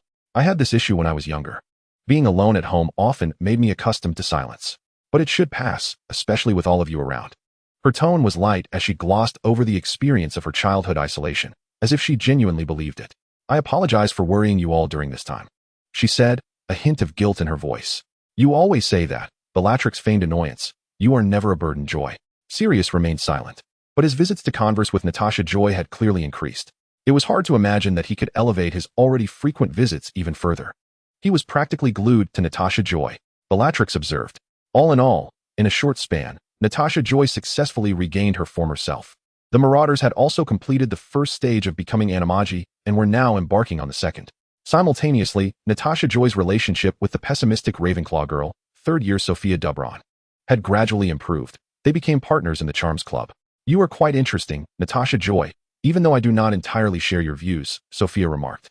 Natasha Joy mimicked her tone, feigning profundity. Though our perspectives diverge greatly, I suppose we can still engage in conversation. Before she could finish her sentence, Natasha Joy burst into laughter. While Sophia maintained her placid demeanor, Natasha Joy recognized that she was not truly upset. Over their time together, Natasha Joy had begun to discern subtle shifts in that otherwise expressionless face. Your joy is always so simple. Though I fail to grasp what there is to be so happy about. Will this become a part of your Patronus charm? Of course, Natasha Joy replied, brandishing her wand. Expecto Patronum. The tip of her wand only produced wisps of silver mist. Failed again, Natasha Joy remarked as she tucked her wand away and winked at Sophia. Well, you still appear quite happy, Sophia conceded, relinquishing her inquiry, just as Professor Flitwick arrived at the club. Children, put aside any spells you have yet to master. I have an announcement to make. The long-anticipated duel will take place tomorrow night, open to all, regardless of club membership. You may now practice in groups. Professor Flitwick amplified his voice magically, and upon delivering the news, he vanished from the classroom to attend to his own matters, leaving the excited members to chatter animatedly about the upcoming duel. Shall we practice a bit, Sophia? Natasha Joy asked, eager to engage. That suits me perfectly, Sophia replied, elegantly flicking her wand. I hope you can still rise joyfully after I defeat you. This was one of the reasons Natasha Joy was eager to team up with Sophia. She was a formidable young witch, undoubtedly among the best of her peers, with exceptional control over her wand and a thorough familiarity with spells. The two girls nearly struck simultaneously. Sleep now. Armor up. Chapter 64, The Duel. Natasha Joy's spell collided with Sophia's protective charm, erupting in a brilliant flash of light. Yet neither girl was affected as they swiftly initiated the next round of attacks. The competition was exceedingly fierce. It was almost inconceivable that this was merely a practice match between two third-year girls. A portion of the young wizards in the club had ceased their training, captivated by the spectacular duel unfolding before them. Amidst the flurry of spells, Natasha Joy ducked to evade an incoming Petrificus Totalis, seizing the moment to unleash a disarming charm. Disarm. Sophia inadvertently fell victim to the spell, her wand slipping from her grasp and landing on a nearby mat. Natasha Joy beamed with delight, just about to speak when she was startled by the enthusiastic cheers and applause surrounding her. What a splendid performance, exclaimed a blonde Hufflepuff, his hands reddened from clapping. Natasha Joy recognized him. He had once transformed a teacup into a swarm of bats in Professor McGonagall's transfiguration class, nearly causing a commotion, and she had helped revert the spell. Truly remarkable, Julian, the Hufflepuff sincerely remarked. Thank you, Natasha Joy replied, her cheeks flushing slightly. She had been so engrossed in her duel with Sophia that she had hardly noticed the crowd that had gathered around them. So, Sophia, are you feeling a bit happier now? Natasha Joy eagerly inquired, gazing at the silver-haired girl who stood quietly in place. I did lose the match, Natasha Joy, Sophia replied with a hint of resignation. What is there to be happy about? But the thrill of the duel is far more exhilarating. Encountering a formidable opponent like me is surely a cause for joy, is it not? Natasha Joy unabashedly boasted. If you say so, Sophia conceded, abandoning the futile argument. Natasha Joy was indeed amusing, and she was inclined to forge some connection with her, yet she did not believe Natasha Joy could alter her perspective. Let us have another round. This time, I shall not lose, she calmly declared, blocking Natasha Joy's path as she intended to leave the club for the common room. Very well, then. Let us have another round. Natasha Joy met Sophia's calm gray-blue eyes. Her competitive spirit ignited, yet she mused that she would surely triumph in the next match. Sophia remained noncommittal. By the time they departed the club, both were covered in a layer of dust.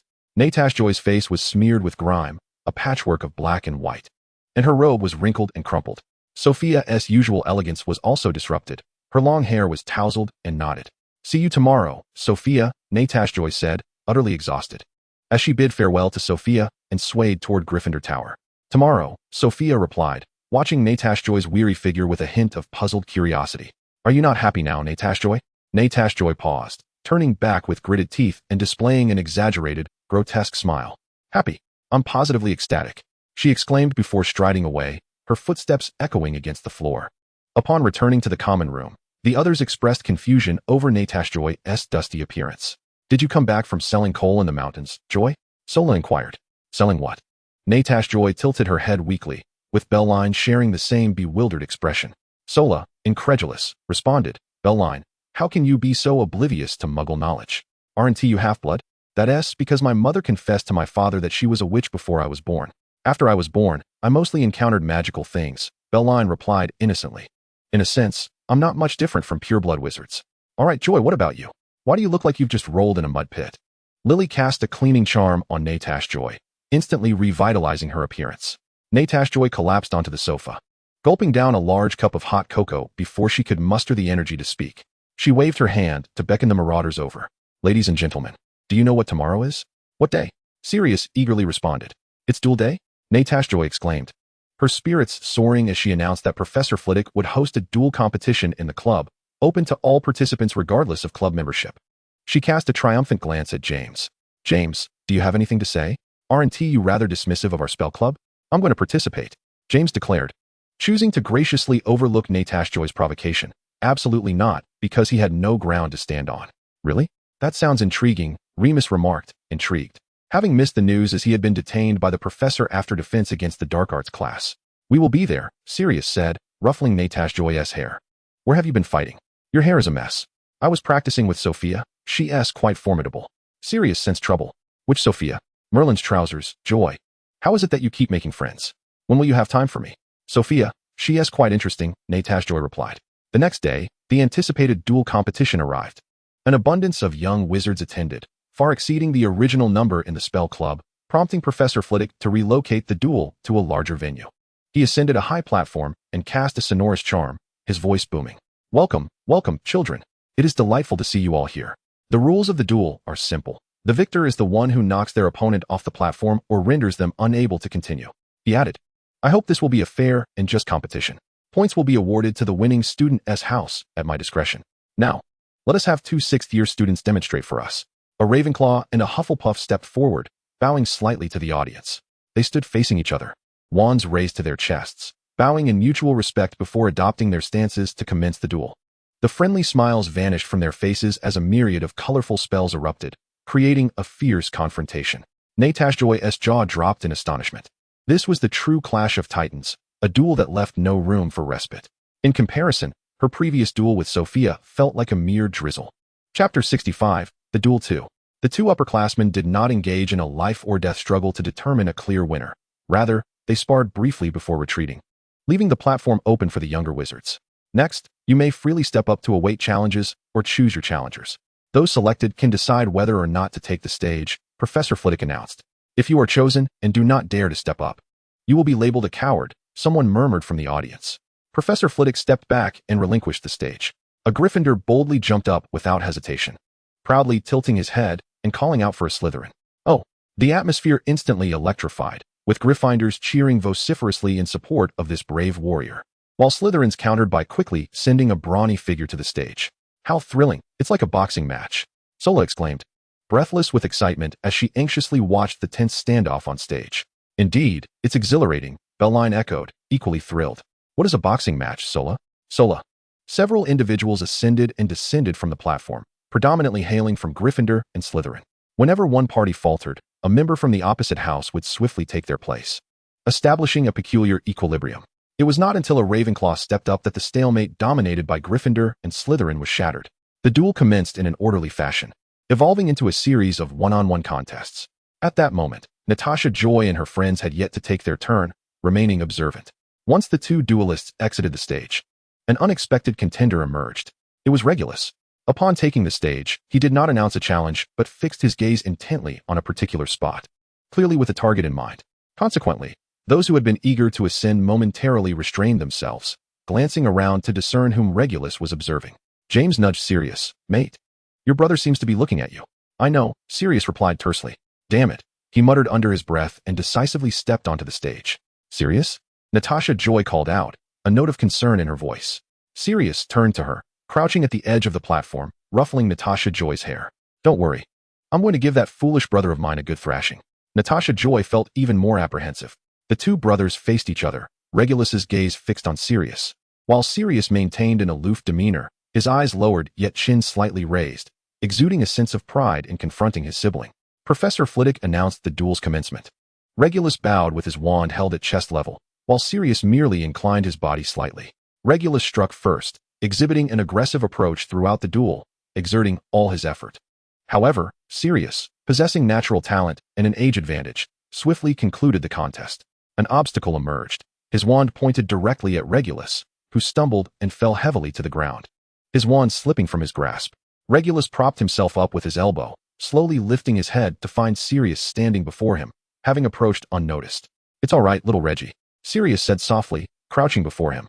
A glimmer of hope ignited in Regulus's eyes. "Even if you're not that outstanding, it doesn't matter. You are a noble Slytherin. Regardless of your abilities, those antiquated figures will mold you into an heir," Sirius remarked with a hint of sarcasm.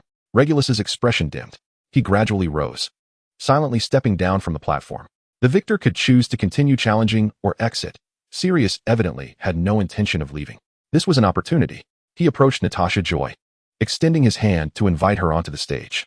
It felt less like a duel and more like a grand ball. Natasha Joy gazed at the outstretched hand, her peripheral vision catching a glimpse of Regulus's dejected figure, momentarily diverting her focus.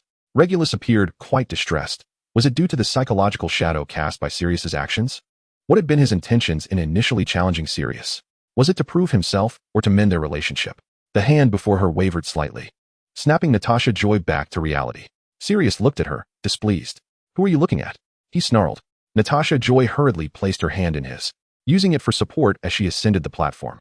Observers could easily discern the unfolding drama, and the cheers grew louder. James, relishing the spectacle, whistled exuberantly. Natasha Joy noted this shift and quietly remarked to Sirius, "It seems everyone is quite fond of dueling. The enthusiasm is palpable." "If you say so," Sirius replied tersely. Raising his wand to his chest once more, Sirius executed a proper bow this time. "Do you need me to go easy on you?" he inquired, his eyes narrowing playfully. "Unless you are truly eager to lose," Natasha Joy retorted, already assuming her stance. If Sirius had initially entertained the notion of allowing Natasha Joy a chance, that thought dissipated the moment the duel commenced. He needed to summon every ounce of focus to avoid being abruptly toppled from the stage. "Huh. Were you hoping to let me win, Mr. Black?" Natasha Joy exclaimed triumphantly, narrowly avoiding an opening that Sirius almost exploited, quickly regaining her composure. "Truly, you are the remarkable Miss Julian," Sirius laughed heartily, sensing the need to get serious. This duel was the longest since the evening commenced, and undoubtedly, Natasha Joy's stamina was her greatest weakness. She was nearing exhaustion. Sirius, too, slowed his spellcasting, feeling fatigued but not to the extent of Natasha Joy. Merlin above. His initial goal had never been to engage in a life-or-death struggle with Natasha Joy. Perhaps he could find a gap to concede? Joy's endurance is rather abysmal. Perhaps I should take her to the Forbidden Forest more often. Natasha Joy seemed to desire an end to the grueling duel as she flicked her wrist. Yet her lips remained pressed together, casting a silent spell. Sirius barely had time to discern what incantation she had invoked before his wand slipped from his grasp and landed in Natasha Joy's hands. The outcome was clear. Silence enveloped the club momentarily before a tremendous cheer erupted, nearly shaking the roof. It was a silent spell? That Gryffindor actually used a silent spell? She must be in her third year. Sirius was momentarily taken aback, then laughed as he supported the exhausted yet exuberant blonde girl, who triumphantly raised both wands aloft. Chapter 66, The Duel 3. The atmosphere in the club reached a fever pitch. Young wizards cheered, eagerly crowding forward to engage with the Gryffindor who had mastered the silent spell at such a young age. Professor Flitwick, smiling, awarded points to Gryffindor. Natasha Joy spotted Sophia, whose gray-blue eyes sparkled brightly as she raised her wand in a gesture towards Natasha Joy. Clearly, she wished to duel Natasha Joy once more. Natasha Joy hesitated, her foot poised to descend from the platform. To be honest, she was utterly exhausted. Even lifting her hand felt laborious. However, Sophia and the others seemed eager for a match. Perhaps she could muster the strength for a few more rounds? Sirius, who had been standing beside Natasha Joy, noticed her indecision. It was evident he could guess she was contemplating pushing herself further. Sirius clicked his tongue and grasped the wrist of the golden-haired girl, almost cradling her as he led her down from the platform. Still want to fight? You expect me to carry you to class tomorrow? Sirius frowned. While he would gladly carry Natasha Joy, it was absolutely unacceptable for her to exhaust herself for the sake of others' entertainment. Damn it, when will she learn to prioritize herself? Natasha Joy was brought down from the stage. She wished to persist, but had to concede that Sirius was right. Perhaps resting would help her regain some energy. But she was indeed unable to endure further duels at that moment. It seemed she still had a long way to go. Natasha Joy pondered gloomily, realizing she could not assist Jania and the Phoenix Society at all in her current state. Subsequently, Sora, Bellatrix, and Remus took their turns to engage in duels, resulting in a mix of victories and defeats, yet all were exuberantly delighted. After being a spectator for quite some time, James could no longer contain himself and swiftly leapt onto the stage during an opportune moment when no one was watching. Mimicking Sirius's gesture towards Natasha Joy, he extended his hand toward Lily. Ignoring him, Lily did not reciprocate, yet James remained undeterred, persistently holding out his hand. Evans, do you not wish to come up and duel with me? He earnestly invited. Although initially reluctant to engage with him, Lily found herself irked by the infuriatingly cheerful expression on James's face, and she deemed this an excellent opportunity to deliver a well-deserved punch. Very well, I shall strike. Lily evaded James's hand and attempted to ascend the stage herself. James's eyes crinkled into slits as he grinned broadly, his mouth stretched from ear to ear. At that moment, a gasp erupted from the other side. Someone had stepped onto the stage before Lily, becoming James's opponent. Sliding down from the platform, Lily peered at the newcomer and gasped softly, Severus? Snape regarded her with a glimmer of amusement in his eyes. James's smile gradually faded as he turned to face Snape, his expression now devoid of warmth. Snape reciprocated with a look of disdain, each occupying a corner of the stage, their wands tightly gripped, making it difficult to ascertain who harbored greater animosity towards the other. Without warning, one side launched an attack, igniting a flurry of sparks. There was no courteous bow before the duel, nor any intention to hold back during the confrontation. This was no longer a duel. It had devolved into a means of venting their frustrations. They offered neither themselves nor each other any respite, fiercely aiming their wands at one another. Their minds were singularly focused on one thought. The victor must be him. The one who could duel Lily next must be him. Stop. Do you wish to kill each other? Lily sensed the escalating tension. Severus. Hearing Lily call out Snape's name rather than his own, James's fury reached its peak.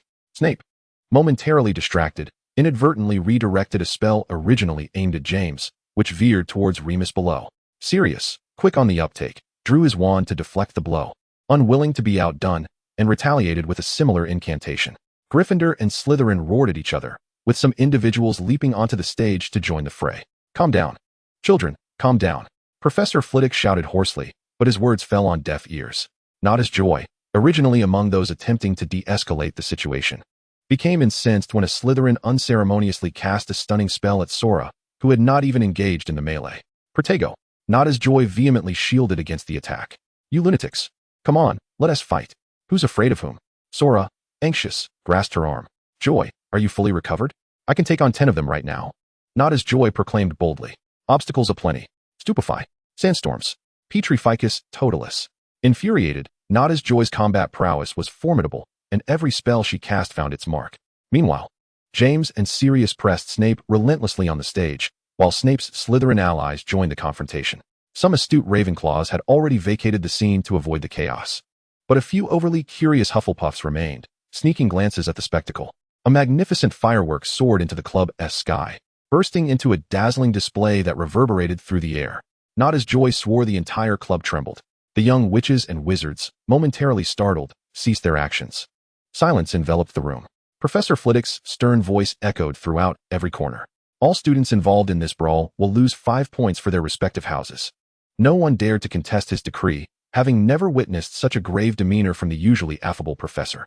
Mr. Potter, Mr. Black, Mr. Snape, Mr. Lupin, and you, Miss Julian, He gestured towards those standing beside Snape. I fear I must detain you all.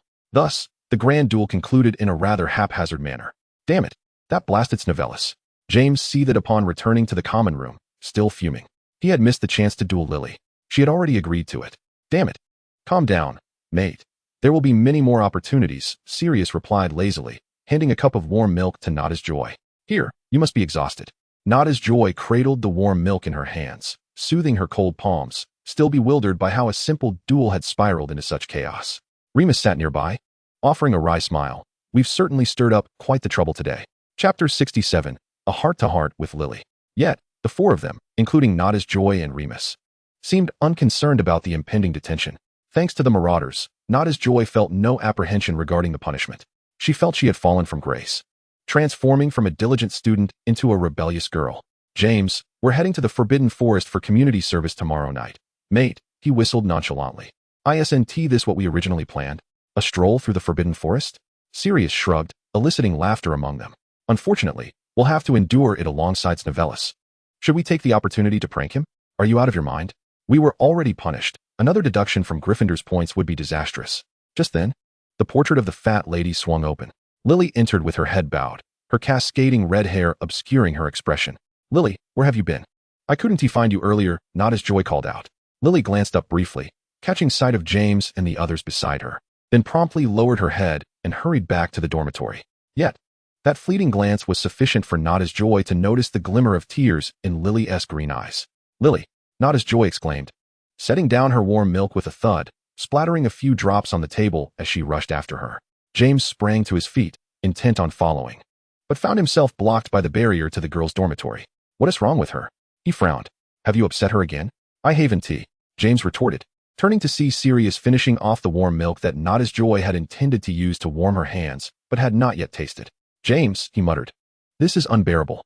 Natasha Joy gently entered the dormitory, finding Lily curled up under her covers, her voice muffled beneath the blanket. Lily, what's the matter? It's nothing. Joy, just leave me be. I'll be fine shortly, Lily replied in a subdued tone from beneath the covers. Natasha Joy fell silent, but did not depart. Instead, she began to softly pat Lily's back, quietly comforting her, reminiscent of how her mother had once done for her long ago. Only faint memories of that time remained, when she was but a small child, easily cradled in her frail mother's embrace. Her mother would gently pat her back, soothing her to sleep. After a considerable time, Lily emerged from her blankets, her eyes slightly reddened, and embraced Natasha Joy. Natasha Joy nestled into the crook of her neck, wrapping her arms around her, quietly calming her emotions. I never anticipated this would happen, Joy, Lily murmured. Indeed, it is quite unexpected, but it is not your fault, Natasha Joy replied, slightly concerned that Lily might be attributing the altercation between James and Snape to herself. I understand it is not my fault. Lily's voice faltered, choked with emotion.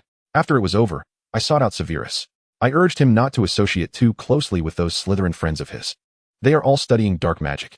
Lily spoke in halting phrases, occasionally sniffling, and after a long pause, she continued, Do you know about dark magic, Joy? There is a man named Voldemort who wishes to destroy us. I know, Lily, I know, Natasha Joy responded, somewhat astonished that Lily was aware of Voldemort's existence. What about the Marauders, Sora and Belain? Do they know as well? Voldemort wields wicked dark magic, and Severus is learning it too. Does he aspire to become one of Voldemort's followers? Lily was deeply troubled, and Natasha Joy could feel the tears dripping onto her shoulder.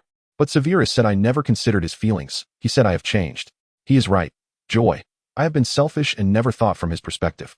I never intended for our relationship to devolve into this.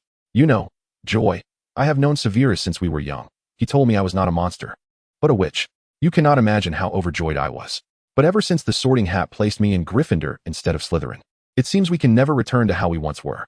This is not your fault at all, Lily. Natasha Joy held her tightly, wishing to impart strength. You have no idea how wonderful you are. You have helped me immensely. Your knowledge is vast, and your kindness has aided many classmates. I truly feel fortunate to have encountered you at Hogwarts. Thank you, Joy. Lily gradually calmed down. Thank you for being with me. Without you, I would not know what to do now. I would have fallen apart. I am also glad to have met you at Hogwarts. Oh, how sentimental. I can hardly believe that was the serious Lily speaking just now, Natasha Joy teased, attempting to lighten the previously tense atmosphere. Well, you haven't even had dinner, have you? Would you like me to go to the kitchen and fetch you something to eat? No, Joy, I do not want anything, Lily replied with a faint smile.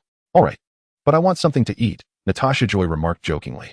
It's rather absurd to have cried so much without dinner. Your stomach must be uncomfortable. Even if you do not eat, you must have something warm to drink. However, Natasha Joy was somewhat uneasy about leaving Lily alone in the dormitory since Sora and Beline had not yet returned.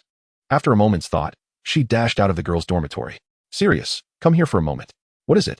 Sirius obediently approached, followed closely by James. Could you help me go to the kitchen and fetch some food? I also need some warm drinks. Before Sirius could respond, James interjected. Let me go. Let me go? He cautiously asked. Joy, what is wrong with Lily? You need not worry about it. Although the root cause had little to do with James, it tangentially connected. Just recalling how much Lily had cried made Natasha Joy unable to suppress her irritation towards James. She shot him a glare and turned away. Of course I worry. If I do not, who will? James looked innocently at Sirius. Mate, did I do something wrong again? Sirius, at a loss for words, could only pat James on the shoulder and saunter off to the kitchen to fetch the requested food, leaving James scratching his head in confusion. Chapter 68, Community Service. Sirius soon returned from the kitchen, deliberately pointing to one of the mugs. This hot cocoa is for you. Drink it and get to bed early. Thanks, you too. Sleep well. Natasha Joy smiled brightly at Sirius, cradling the food. Good night, Sirius. Good night, he replied softly, his gaze tenderly following the golden-haired girl as she gradually disappeared around the corner. Natasha Joy returned to the dormitory. Come eat, Lily. Lily, recognizing Natasha Joy's good intentions, did not refuse and shared a piece of cauldron cake with her. Natasha Joy took a sip of the hot cocoa that Sirius had specially pointed out to her. It was rich in chocolate flavor, likely with an extra helping, just the way she liked it. Sora and Beline finally arrived, with Beline flaring her nostrils as she burst in. What are you two sneaking in here?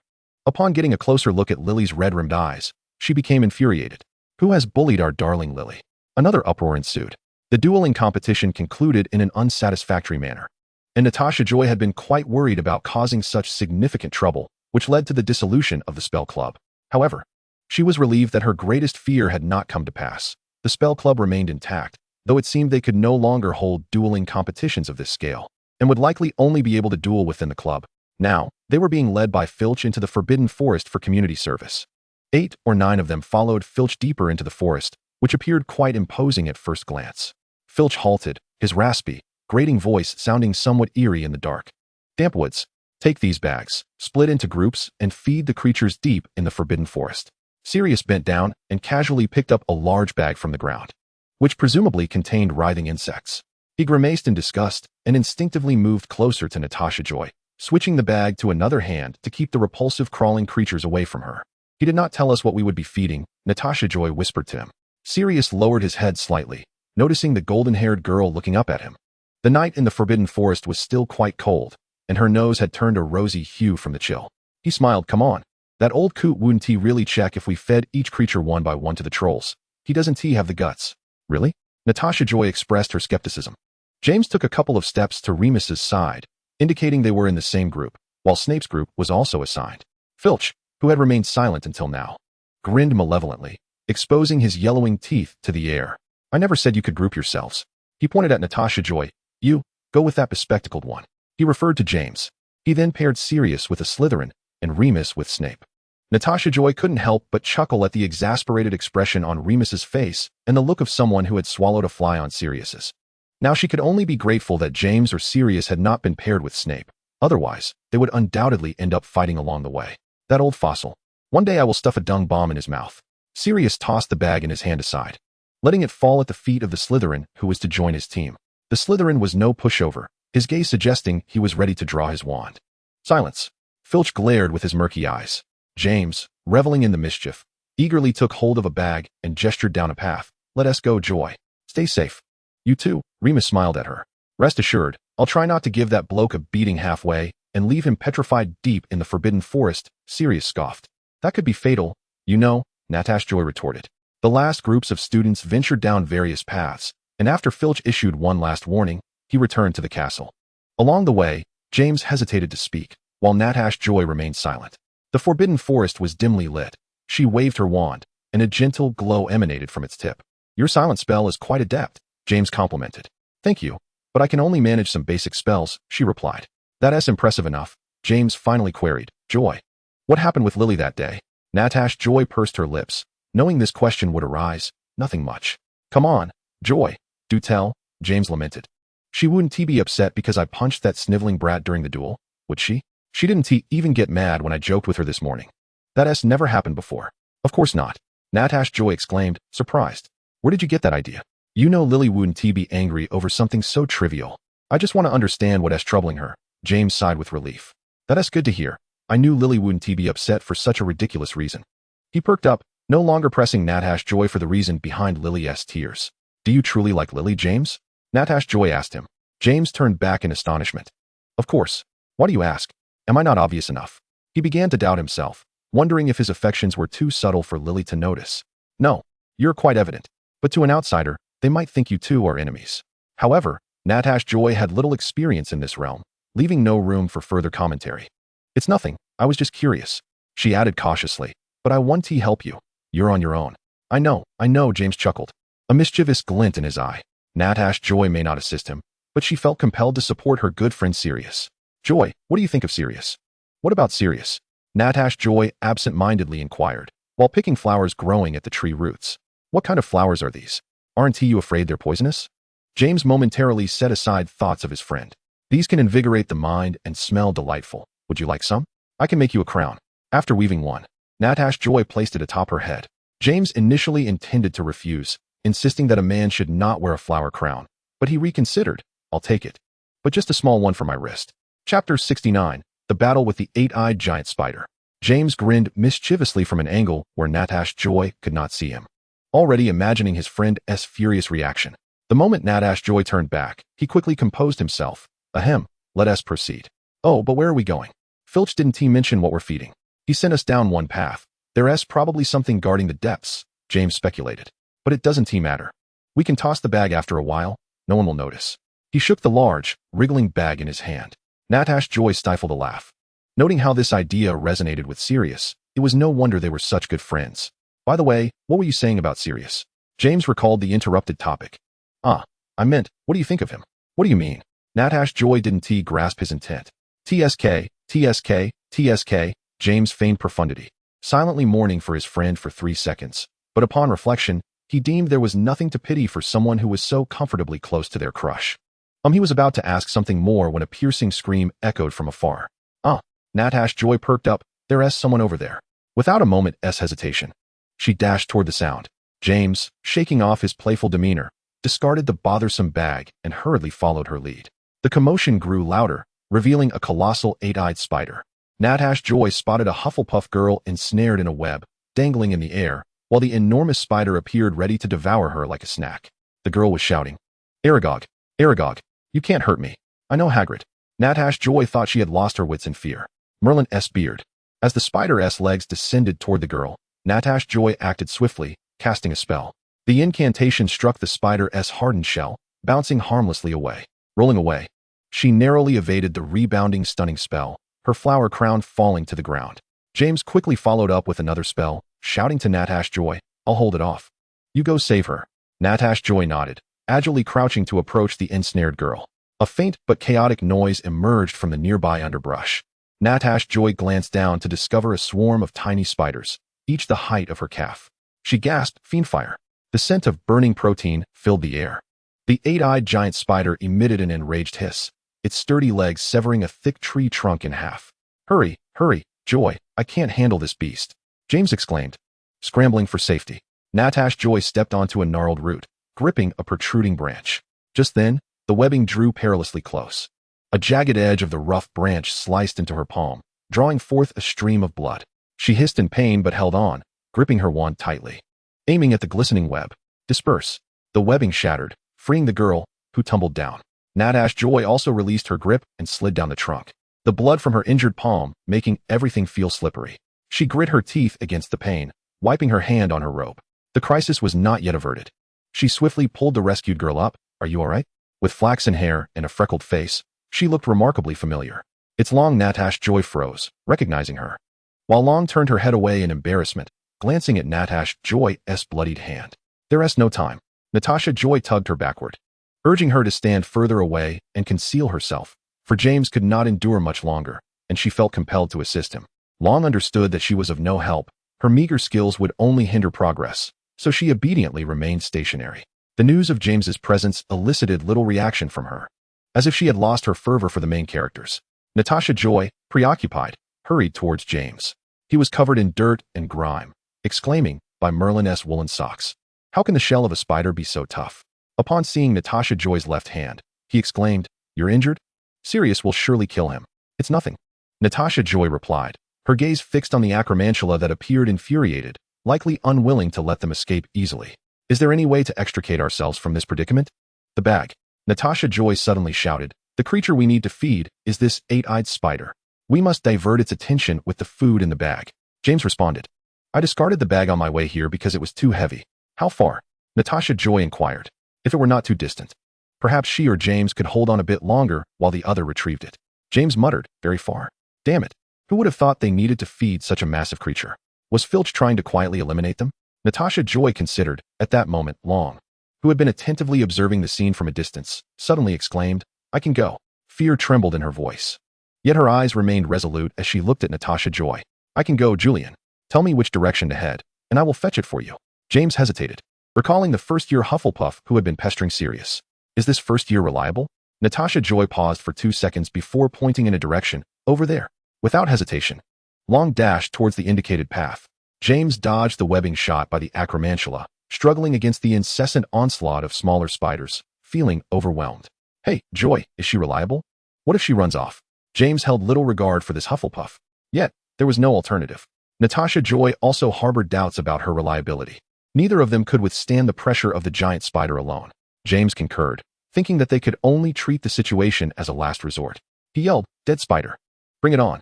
James. It's already furious. Don't provoke it further, Natasha Joy cautioned.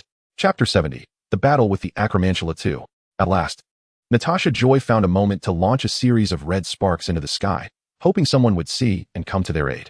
It was unclear how much time had passed, long enough for the wound on Natasha Joy's palm, which she had neglected to tend to stop bleeding. She felt her strength waning, unable to hold on much longer. James glanced at Natasha Joy's condition, gritting his teeth as he positioned himself in front of her. That Hufflepuff is definitely going to run off, he said. You go seek help, Joy? I'll hold them off for a bit. You must be mad, Natasha Joy retorted, swatting away a small spider. You can't manage this alone. Before James could respond, he caught sight of a figure approaching rapidly from the corner of his eye. Julian. I'm back, Long exclaimed, breathless, as she hurled the bag toward them with all her might. Damn it. Why did I have to hide the bag in a pile of grass? Do you know how hard it is to find things in the Forbidden Forest? James, equally surprised, replied, I didn't know. I just tossed it aside. The bag's opening released its contents midair, and wriggling maggots spilled onto the ground. Ugh. Long's face turned pale, and she couldn't suppress her retching. She couldn't believe she had carried that bag full of worms all the way. This tactic proved somewhat effective. The mindless little spiders, upon seeing food, abandoned their assault on Natasha Joy and James, flocking toward the bag to feast. James was puzzled. Wait, do the spiders in the Forbidden Forest need Hogwarts to feed them? If this is Filch's scheme to trap us, I might as well rip my head off and use it as a Quidditch ball. The acromantula, witnessing its offspring rush to the food, screeched in anger, attempting to command them back into the fray. However, for the young spiders, their ancestral commands paled in comparison to the allure of the maggots, and they ignored it, continuing to gorge themselves. The immediate threat of the little spiders was temporarily resolved, yet their progenitor remained, guarding them. Joy. James. A familiar voice called from not far behind. Natasha Joy turned in surprise, and indeed, she saw Sirius and Remus hastening toward them. The moment Natasha Joy looked back, the acromantula raised its sharp leg, aiming for her head.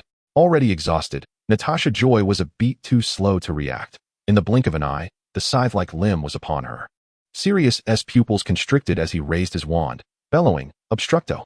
The spell struck the spider's limb, momentarily diverting its attack. In that fleeting instant, Sirius reached her, tackling Natasha Joy to the ground as they rolled away from the giant spider's strike. The next moment, Sirius sprang to his feet, and Natasha Joy, too weak to rise, managed to lift her hand alongside James and Remus, all pointing their wands at the acromantula. Stupefy. For stunning spells shot from different angles toward the spider, while they could not completely incapacitate it, they were sufficient to confuse it for a moment. Seizing the opportunity, Sirius scooped up Natasha Joy and, with James and Remus, sprinted toward the outskirts of the Forbidden Forest, away from this grave danger. Natasha Joy recalled something. Peering over Sirius's shoulder to glance back, and saw Long, who had initially concealed herself, instinctively following them. She then buried her head back into Sirius's chest, feeling reassured. The sound of Sirius's heartbeat filled her ears, thump, thump, beating rapidly.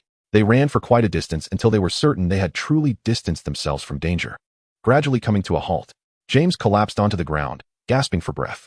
I'm exhausted. If you had come 2 minutes later, Joy and I would have been devoured. Sirius set Natasha Joy on a broken tree stump, ensuring she was seated securely. He knelt before her, gingerly taking her left hand, slowly unwrapping it.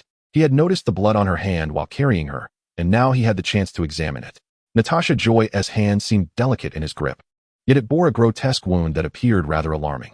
Sirius gasped, furrowing his brow tightly. How did you sustain such a severe injury? Kneeling. He held his wand with a serious expression, yet hesitated to cast a spell. No, there are wood splinters in the wound. If I recklessly use a healing charm, the debris will remain embedded in the skin. He stated, first, let us bandage it. We need to get to the hospital wing immediately. With a flick of his wand, he managed to heal some of Natasha Joy's other wounds while Remus cast spells for James beside them. Even while casting the spell, Sirius did not relinquish his grip on Natasha Joy's hand. Observing the gentle way he cradled her hand, Natasha Joy felt a twinge of discomfort and attempted to withdraw her hand, yet found herself unable to do so. In truth, the situation was not as dire as it appeared. It merely seemed rather alarming, as one could see that the blood had ceased to flow. You never even applied any pressure to stop the bleeding. How long did the blood flow before it dried on its own? Sirius's voice was muffled, tinged with sadness. I apologize for arriving too late. Remus also expressed a hint of regret, admitting, we had heard the commotion from your direction for quite some time. Yet we were unable to pinpoint the exact location, which caused considerable delays. It was only when you launched the red sparks that we could ascertain your position. You arrived just in time. Natasha Joy beamed, perfectly timed, neither too early nor too late. At that moment, Ron rushed over, panting heavily. Unlike the others, he did not sprint with the same speed as the others, but had hurriedly navigated his way to them. Upon arrival, he witnessed Sirius inspecting Natasha Joy's wounds. The noble and proud handsome boy now wore a mask of concern as he knelt before the golden-haired girl, delicately holding her hand as if it were a fragile and rare treasure. Ron bit his lip and approached the pair. Hey, let's not stir up trouble right now. We made quite the mess to come to your rescue, James interjected, attempting to halt her. However, Ron's reputation for seeking trouble was so well established that even though she had recently assisted them, James remained skeptical of her intentions. For saving her? Remus echoed in surprise. By the time they arrived, the battle had already progressed significantly, leaving them unaware of the preceding events. Ron did not pause. She stepped before Natasha Joy, and just as Natasha Joy braced herself for possible confrontation, Ron offered a slight bow. Thank you for saving me. Chapter 71, Ron's Awakening. The others present were taken aback. Are you joking? Who is that? That was Iroka Ron, who had begun fervently pursuing Sirius and targeting Natasha Joy since her very first day at Hogwarts. Now, she was coming to thank Natasha Joy while Sirius tended to her wounds? Ron appeared uncomfortable, awkwardly tilting her head. Don't misunderstand. I have no intentions of being friendly. It is simply a matter of acknowledging that you did indeed save me. Oh, Natasha Joy replied, bewildered. Here, take this. She handed Natasha Joy a small vial containing Murtlap essence, which alleviates pain and treats cuts, precisely what Natasha Joy required at that moment. I must return now. Ron did not spare Sirius another glance as she turned to leave. James's eyes widened in astonishment. What is going on? Has she changed her ways? Sirius, however, seemed indifferent. Or perhaps he had never cared much to begin with. Ron ambled back, unable to resist glancing over her shoulder. It had been quite some time since she sought trouble with Natasha Joy or orchestrated chance encounters with the main characters. Ever since her unexpected return from Honeydukes, she felt a distinct lack of excitement. Which protagonist would endure such a lackluster existence after traversing worlds? She had come to see through the facade. Both Sirius and James, who appeared so cool in the books, were, in reality, exceedingly insufferable. She had surrendered. Those fellows were hardly worth the effort to engage with. Having crossed into this magical realm, it would be foolish to persist in distress over those men instead of relishing the experience. Had her former self lost her mind? Thus, Ron began to embrace the magical life, seeking joy for herself. She thought of the Acromantula Aragog, dwelling deep within the Forbidden Forest, a creature that Hagrid had secretly raised while attending Hogwarts. According to the timeline, Hagrid had already been expelled, and Aragog should now be residing in the Forbidden Forest. Ron could no longer contain her curiosity. Surely, it wouldn't hurt to sneak a glance at this fearsome magical beast without provoking the main characters, would it? Then, she was discovered and ensnared by the creature's webbing, destined to become its next snack. Subsequently, she encountered Natasha Joy and the others. Ron's sleeve bore a bloodstain, an imprint left when Natasha Joy had pulled her away from danger despite her own injuries. Ron gazed at Natasha Joy, who sat on a stump, pale yet still smiling and conversing with the others, her mood complex. Those men were indeed unlikable, but Julian was still someone she could consider befriending. What about Snape and those Slytherins? Natasha Joy inquired of Sirius and Remus. The one who came with me tried to cause trouble, so I knocked him out and left him behind, Sirius replied matter-of-factly. I heard the commotion from your side and intended to check on you, but Snape did not follow. He must have returned by now, Remus added. I wonder if Snape found his unconscious companion, Natasha Joy mused. What does it matter?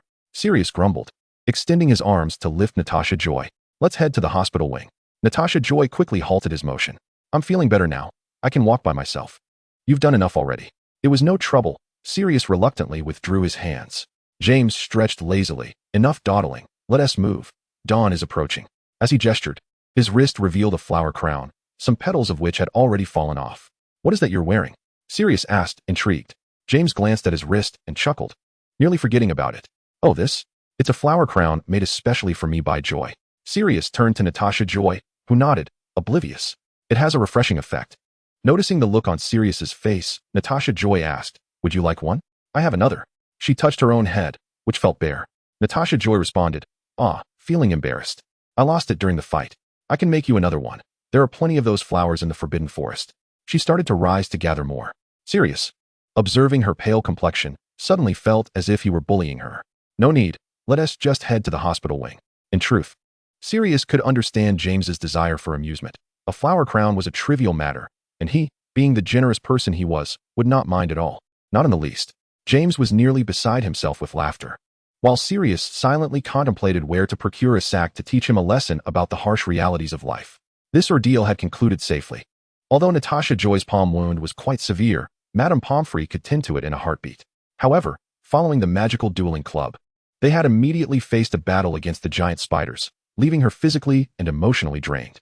She sensed that her enthusiasm for adventure would be absent for a considerable time. Ron, for reasons unknown, occasionally visited Gryffindor to engage Natasha Joy in conversation. There were no particular motives or schemes, merely casual chatting, leaving Natasha Joy utterly perplexed. The second phase of her Animagus transformation had been successfully completed, and now all that remained was to await a stormy night. Fortunately, the time for the end-of-year final preparations for the third year has arrived. Natasha Joy has wholly immersed herself in her studies, and her visits to the library have markedly increased, often leaving Sirius unable to find her in the common room. One day, while she was drowsily searching for information in the library, a soothing voice broke the silence. If you fall asleep here, you might catch a chill. Groggily, Natasha Joy opened her eyes to find Ruin seated beside her, seemingly having appeared out of nowhere. Antiques. She rubbed her eyes and sat up. Ruin handed her a glass of juice, invigorating in nature. Natasha Joy shook her head to clear her mind and asked, Antiques. Why didn't you join the Charms Club? You're clearly so talented. Professor Flitwick must have invited you. She had long wished to inquire, but hadn't had the chance due to her limited encounters with Ruin lately. Actually, I excel more in potions. Ruin replied with a hint of implication, and I'm aware of the commotion from the dueling day. Additionally, I have other commitments. Indeed. You are about to enter your 5th year and have the OWL exams coming up, Natasha Joy realized, feeling sympathetic. You must be quite busy lately. Chapter 72, Summer Vacation. Ruin's gaze shifted to the thin bandage wrapped around Natasha Joy's palm, and his expression grew slightly somber. You're injured? Just a minor issue. I'm nearly healed. Natasha Joy waved her hand dismissively, briefly recounting her experience in the Forbidden Forest. You always have a penchant for wandering about, Ruin remarked softly, and for befriending rather dubious characters. What? Natasha Joy didn't quite catch his words, only sensing that Ruin had murmured something. It's nothing. If you have any confusion regarding your studies, feel free to ask me now, Ruin said, resting his chin on his hand while looking at her with a smile. Oh, this part one don't understand, Natasha Joy exclaimed, pushing her hefty textbook towards him. Ruin explained the concepts in detail. Finding it inconvenient to sit, he stood beside Natasha Joy, one hand resting on the back of her chair. As he elaborated on the questions, he leaned slightly closer, gradually reducing the distance between them. Natasha Joy was so engrossed in the sea of knowledge that she failed to notice. A light cough interrupted them. Regulus appeared from who knows where, holding a book, his expression serious as he stared at them. Ruin straightened up, regarding him with a neutral expression. Regulus, what a coincidence, Natasha Joy greeted him. Regulus had actually been observing them for a while. Upon seeing the two of them huddled together, he thought to check on Natasha Joy since she was Sirius's beloved. He was taken aback to witness Ruin exhibiting a demeanor so sweet it could melt anyone's heart. It was no wonder Natasha Joy was so easily deceived. He would wager Ruin had noticed his presence long ago, but had chosen to ignore it. It was only when Ruin began to encroach upon Natasha Joy's space, and she remained oblivious like a fool, that Regulus could no longer contain himself. The tall youth encircled the golden-haired girl in his domain, akin to a dragon guarding its treasure, an overwhelming possessiveness radiating from him. Watching Natasha Joy greet him with such naive cheerfulness, Regulus couldn't help but sigh in exasperation. Ruin stood behind Natasha Joy, confident that she could not see his expression, his gaze icy as he fixed it on Regulus. Regulus swallowed hard. He detected a warning in Ruin's eyes. He had miscalculated. He shouldn't have revealed his intentions prematurely and should have discreetly alerted Natasha Joy later. Now, any further subtle hints might provoke Ruin's ire. Should he warn Natasha Joy? Recalling Sirius's words to him on dueling day, Regulus's gaze dimmed. Damn it. Why should he care about that guy? He would relish seeing Sirius in a state of utter despair. Regulus gave a nonchalant nod to the two of them before turning to leave. Natasha Joy was confused, yet Ruin appeared satisfied. Shall we continue? He inquired of Natasha Joy. No. Natasha Joy glanced at the time and gasped. Oh no, it's that late. I must hurry back. See you later, Antiques. Thanks for today. She bid farewell to Ruin, offering him 2 bags of Bertie Bott's every flavor beans as a token of gratitude. Goodbye, Ruin watched as the golden-haired girl's figure bounced out of the library. After the final exams, summer vacation arrived as anticipated. Natasha Joy pleaded with Jania to take her to see the Order of the Phoenix, but surprisingly, Jania refused. It's too dangerous, Joy, he replied with a serious expression, then softened his tone. I'll take you when you're a bit older, all right? But I'm about to enter 4th year. I just want to see the Order. There are powerful wizards there. It must be safe. Natasha Joy earnestly tried to persuade him. 4th year is still quite young. Jania completely forgot how bold he had been at that age. His concern was not unfounded. He knew that if she began to delve deeper, she would irrevocably step into the world of fighting against dark magic, gradually distancing herself from a normal, safe, and joyous life. Voldemort would inevitably commence widespread actions. The darkness within the wizarding world loomed near. Yet before that, he wished for Natasha Joy's innocent and joyful Hogwarts life to last just a little longer, a little longer. Natasha Joy gazed at her brother's earnest and gentle features, seemingly understanding, and refrained from pressing further. Never mind, it's okay. I have plenty to do this summer anyway, she said with a cheerful smile. However, before Natasha Joy had spent a few days at home, Lily wrote to bring good news. Dear Joy, I can hardly believe it, Joy. Petunia and her friends are out for a whole month. Do you know what this means? You can come to my house. Ever since my last visit to yours, I've wanted to invite you over, but I never found the opportunity. You know Petunia hates magic. My parents are looking forward to meeting you too. Mom promised to make you her famous apple pie. I can take you to the Muggles Zoo and amusement park. I've also invited Sora and Beline. I'm not sure if they can come. I'm so excited right now, I can hardly sit still. You will come, right? Love, Lily. Enclosed with the letter was a note detailing Lily's home address. I originally wanted my dad to drive to pick you up, but he is too busy. I'm sorry, you'll have to come on your own. The entire tone of Lily's letter was filled with excitement. She truly anticipated her friends visiting her home. Natasha Joy was also overjoyed, and she couldn't wait to tell Jania. Jania, I'm going to Lily's house. Lily's sister isn't home, and she invited me to stay for a whole month. Can we set up a temporary flu network to Lily's house? I want to go through the fireplace. That sounds wonderful, Joy. Jania let out a sigh of relief. I can temporarily procure one from the Ministry of Magic for you. Do remember to be polite when visiting others, all right? Should we take some gifts along? Yes, Natasha Joy pondered. Lily's mother will make us apple pie. And I could also whip up some syrup fruit tarts with Sasha to bring along. Sasha's syrup fruit tarts are the most delectable in the world, she declared loudly. Aren't they, Sasha? Little master, Sasha exclaimed, her eyes glistening with tears of gratitude. I shall prepare the tarts for you right away. Chapter 73. A visit to Lily's house. Early the next morning, Natasha Joy busied herself gathering items for her visit to Lily's home. Jania, observing her with an assortment of bags, was momentarily speechless. Are you moving, Joy? Of course not, Natasha Joy replied, casting a dubious glance at her luggage. Am I carrying too much? Indeed, far too much, Jania chuckled, bemused. With all that, using flu powder would be quite inconvenient. Very well, Natasha Joy conceded. She certainly did not wish to be transported to some unknown locale due to her excessive belongings. She began to sift through her items to determine what could be left behind. Take less. If you find you need anything, just let me know. And I shall bring it to you, Jania advised. You're a busy person. How could you possibly find the time? Natasha Joy made a face, beckoning to Dale, who was dozing on the owl perch. Come here, Dale. Awoken and displeased, Dale let out a hoot, but obediently flew over to perch on Natasha Joy's shoulder. She offered him a small fish treat. When I set off shortly, you can come find me at Lily's, all right? Dale pecked at her fingers, demanding more fish. There are none left, Natasha Joy said, patting her hands and smoothing Dale's feathers before sending him off. Go play, dear.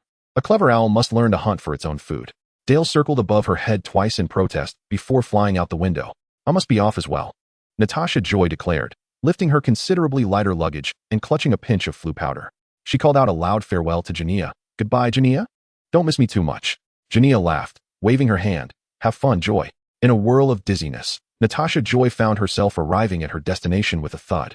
Merlin S. Beard, no matter how many times I do this, I shall never grow accustomed to flu powder.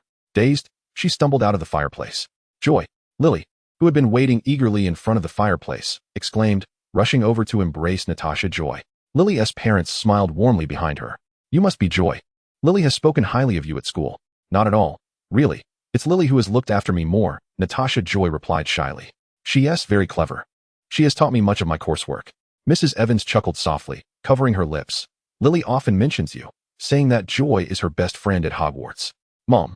Lily's face flushed crimson as she grabbed Natasha Joy's hand. Come on, Joy. I'll show you my room. Remember, Lily, after a bit of playtime, bring Joy down for lunch. It will be ready shortly, Mrs. Evans called after them. Understood. Lily led Natasha Joy upstairs. Both my and Petunia's rooms are on the second floor, along with a guest room that was intended for Bellatrix and Sora. Unfortunately, they can't make it. She pointed to one of the doors. That's Petunia's room. We should best avoid it. They reached the end of the corridor, where Lily's room awaited. Lily opened the door for Natasha Joy to enter, but hesitated at the threshold. Natasha Joy excitedly surveyed the room's decor, hearing Lily's somewhat anxious voice from behind. Welcome to my home, Joy. Natasha Joy turned to find Lily with a nervous smile, her red hair styled up, and clad in a lovely dress. Clearly having made an effort for the occasion. Oh, my home isn't as grand or exquisite as yours, but you can stay in the guest room tonight. It's all prepared. The food is quite ordinary, certainly not as delightful as Hogwarts. Natasha Joy chuckled, often seeing Lily composed and studious. This slightly awkward demeanor was indeed a rare sight. She skillfully sidled up to Lily, playfully pouting, but I want to sleep with Lily tonight. Is that not allowed? Lily visibly relaxed, the tension of having her best friend over dissipating. Her beautiful green eyes sparkled with laughter. Of course. I think my bed can fit both of us. I've never seen so many muggle things before, Natasha Joy exclaimed, wandering around Lily's room, everything appearing astonishingly novel to her. Wow, these are truly motionless pictures. She leaned closer to one featuring Lily's family, showcasing a super cute young Lily alongside her parents, and a little girl who seemed displeased with the camera, presumably Lily's sister. As she examined the other pictures, she spotted the only moving one on the bedside table, a snapshot of Lily, Natasha Joy, Sora, and Bellatrix, all laughing joyfully, with Natasha Joy winking playfully at her from the image. Natasha Joy then noticed another picture of Lily with Snape. Lily was on a swing while Snape leaned against the railing beside it, gazing at her rather than the camera. Natasha Joy paused in silence, her thoughts unspoken, before her gaze was drawn to a bookshelf brimming with books. In addition to Hogwarts textbooks, there were many volumes she had never encountered before. Lily, what are these? Those are Muggle textbooks. I studied these before coming to Hogwarts. Enthusiastically, Natasha Joy pulled one out to examine, only to feel overwhelmed and quickly returned it. Wow. Muggles are quite terrifying. They actually have to learn this incomprehensible stuff. Lily couldn't help but chuckle. At that moment, Mrs. Evans knocked on the door. Children. It's time for lunch. Mrs. Evans was an excellent cook, and her apple pie was a masterpiece. Natasha Joy also presented the syrup fruit tarts made by Sasha, which left Mrs. Evans thoroughly impressed. How marvelous. I can't believe you can create such a delightful texture. She covered her mouth in awe, appearing eager to discuss culinary techniques with the chef. Sasha would be overjoyed to hear that. If you enjoy them, I can certainly bring more over regularly. Oh no, that would be too much trouble for you. Mrs. Evans quickly declined, thoroughly charmed by the polite young girl. A rhythmic tapping from outside the window caught Natasha Joy's attention. She looked to see a pure white owl flapping its wings, seemingly displeased at being confined outside. Oh, Dale! Natasha Joy exclaimed, quickly rising as Mr. Evans opened the window to let him in. Dale alighted on the back of Natasha Joy's chair, and Mrs. Evans cheerfully brought over a plate of food. Chapter 74. A Visit to Lily's House. Part 2. Dale gratefully flapped his wings and began to peck at the food. So adorable, Mrs. Evans remarked, stroking its head as she contemplated. Perhaps I should buy Lily an owl as well. I was initially undecided between a cat or an owl. What do you think, Joy? Are cats better, or are owls more preferable? She sought Natasha Joy's opinion. Both cats and owls are adorable. Natasha Joy tilted her head, smiling as she spoke. It ultimately depends on what Lily prefers. Lily smiled as she wrapped her arm around Natasha Joy's shoulder. I still can't decide. So I think I'll ponder it a bit longer. During lunch, Mr. Evans received a phone call, and Natasha Joy stared in astonishment at the rectangular box emitting sound. While Mr. Evans conversed with the voice. How marvelous, Lily. What is that? It's a telephone, Joy. It's somewhat akin to writing letters. Both serve the purpose of communication. How convenient. You can instantly hear the voice on the other end. Natasha Joy mused. Perhaps I should install one at my home. That would make Dale quite upset. Huh. That lazybones would prefer to spend her days lounging and eating. Dale, understanding the remark, discontentedly flapped her wings at Natasha Joy.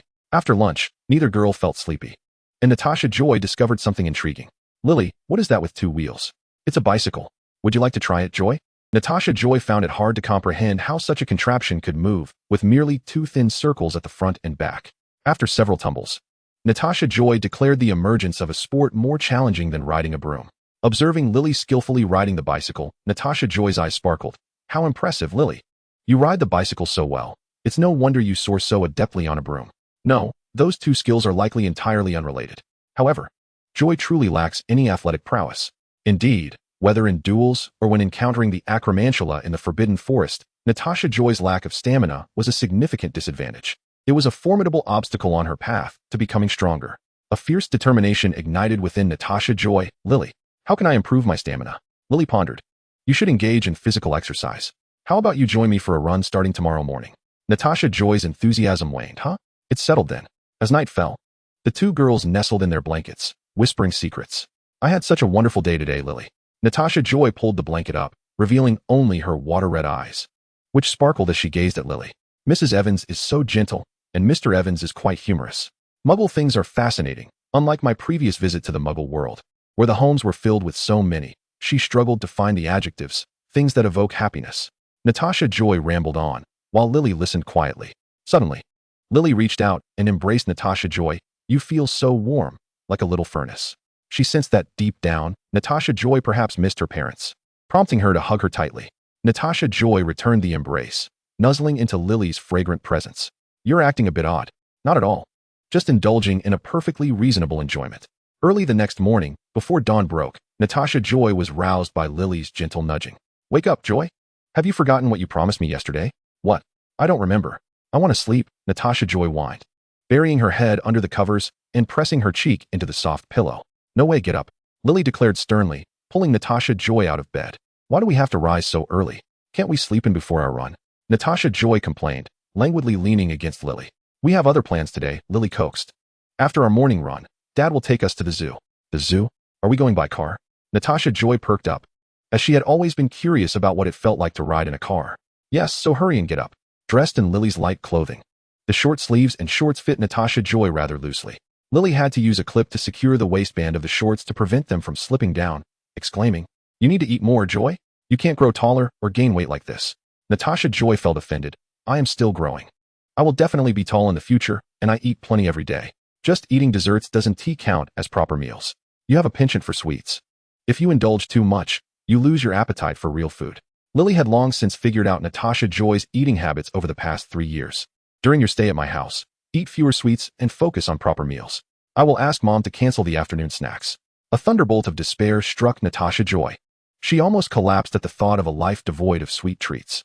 It settled then. Now let us go. If Natasha Joy had initially felt a moment of mourning for her afternoon tea, 10 minutes later, she completely forgot about it. She panted like a broken windmill. Lily, let us take a break. We've just begun running, Lily replied, casting her a puzzled glance. But we're going uphill. Yes. Our destination is at the hilltop. Hurry up, the sun is almost up. After an hour of strenuous effort, with the latter half almost entirely consisting of Lily dragging Natasha Joy along, they finally reached the summit just as dawn broke. It was a place with a breathtaking view. With a small hillside below, lush and green in the summer. Lily pulled Joy to sit on a rock. Look, Joy, the sun is rising. The sun slowly ascended from the horizon, its orange rays brightening the sky. Natasha Joy was awestruck by the beauty before her, momentarily forgetting her fatigue. As the sun climbed higher, the surrounding scenery became clearer. The distant mountains appeared particularly majestic in the sunlight, while the verdant foliage thrived with vitality. Natasha Joy stood up, arms outstretched, savoring the gentle morning breeze. She felt an unprecedented exhilaration, a simple joy devoid of any reason. It was as if her heart floated in the air. light and unburdened. Suddenly inspired, she drew her wand and pointed it toward the sky. Expecto Patronum. At the tip of her wand, a burst of silver mist erupted, and a small, plump Patronus emerged, trailing a tail twice its body length as it soared into the distance. I did it, Lily. The Patronus flapped its fluffy wings, circling in the air before returning to Natasha Joy, fluttering around her like a lively fluffball. Your Patronus is a silver-throated long-tailed tit, Lily recognized immediately. How impressive, Joy. She offered sincere praise, but it seems we can't use magic outside school. Natasha Joy was taken aback, as the once flitting Patronus suddenly dissipated, symbolizing the shattered heart of its conjurer. Surely, it shouldn't be a problem, she replied uncertainly. The Ministry of Magic wouldn't concern itself with an inconspicuous person casting a minor Patronus charm on a small hillside, would they? Lily was uncertain. Yet she comforted Natasha Joy with a gentle reassurance. Do not fret, Joy. I once accidentally transformed a teacup into a mouse at home, and nothing disastrous occurred. She took Natasha Joy's hand and led her back, no longer insisting that she must run. All right, let us not dwell on it any further. We shall return home for breakfast, and then Father will take us to the zoo. Natasha Joy looked up, filled with a fierce resentment for her keen eyesight, wishing fervently that she were merely hallucinating. Am I mistaken, or is there an owl approaching us? Lily followed her gaze upwards, and indeed, it appeared so. Is the Ministry of Magic operating with such remarkable efficiency? If they possess such capability, why not allocate more personnel to assist Genia? They ought not to squander resources in peculiar places. Merlin, I hope this does not lead to my expulsion from Hogwarts. If that were the case, I would regret my earlier mirthful moment, which prompted me to cast the Patronus charm and thank the stars I succeeded. As Natasha Joy began to contemplate what she might do if expelled, the owl finally descended gracefully, circling before landing. With trembling hands, Natasha Joy slowly untied the letter from the owl's leg, as if awaiting a final judgment. Lily, too, was anxious, her gaze fixed intently on the envelope in Natasha Joy's hand. Natasha Joy pried open a small slit to peek inside. Natasha Joy. Natasha Joy. It was revealed that silence could indeed reach such extremes that it provoked laughter. She gazed at Lily, feeling as though she aged a decade in that moment. It's the Daily Prophet I subscribed to. Even during breakfast, Lily could hardly contain her laughter. Stop laughing, dear. What is you in such high spirits? Mrs. Evans cast a mildly reproachful glance at her. Be careful not to choke. Apologies, Mother. Joy is simply too amusing. Lily wiped away her tears of mirth, while Natasha Joy shot her a fierce look, signaling her to keep the embarrassing incident to herself. It was truly delightful, Joy. You have no idea how your expression was at that moment. I completely forgot I subscribed to the Daily Prophet. Natasha Joy exclaimed, her indignation rising as she defended herself. After all, I have only subscribed recently. It's perfectly normal to forget. Quite normal, indeed, Mrs. Evans replied, somewhat perplexed by the children's conversation, likely about matters beyond her understanding as a muggle. She took their bowls and ladled them each another serving of hot soup. After breakfast, Mr. Evans drove to work, conveniently taking Natasha Joy and Lily to the zoo along the way. As he drove, contemporary pop music filled the car's speakers. Natasha Joy leaned her head out the window, exclaiming, "Oh, so this is what it feels like to be inside." She attempted to lean out further to glimpse the scenery behind the car. Come back, Joy. That is quite dangerous. Lily pulled her back, feeling as though she were managing a curious and disobedient younger sister. Joy, why did you suddenly decide to subscribe to the Daily Prophet? Didn't you previously claim it was filled with nonsense? Indeed, Natasha Joy's attention was successfully diverted. Genia works at the Ministry of Magic, so I know much of what is in the Daily Prophet is fabricated. I subscribed to see when they would publish anything regarding Voldemort, she stated earnestly. Before long, they arrived at the zoo, where Mr. Evans bought them each an enormous sundae at the entrance. Natasha Joy chose chocolate, while Lily opted for strawberry. He bid them farewell, wishing them a wonderful time. I trust you both will take a taxi home this afternoon? Rest assured, Father, Lily replied. Sundays and summer truly are a perfect match. Natasha Joy mused, her spoon poised in the sundae, her words slightly muffled. They explored the entire zoo, where Natasha Joy discovered her Patronus, the long-tailed tit. What a tongue-twisting name. She gazed at the small, round birds perched on the branches. Aren't they adorable? Lily exclaimed, entranced by their fluffiness. But they seem rather unassuming. Can they truly repel Dementors? Natasha Joy expressed her skepticism, harboring a lingering worry. The Animagus form would likely resemble that of her Patronus. Yet this adorably unassuming little creature was not the form she yearned for. She wished for her Animagus to be a majestic and powerful animal, one that exuded strength and coolness. Nevertheless, she knew acceptance was paramount, whatever form it might take. They meandered to the big cat's enclosure, where the tigers and lions strolled leisurely. This is so cool. Natasha Joy pressed her face against the thick glass, eagerly observing the majestic beasts.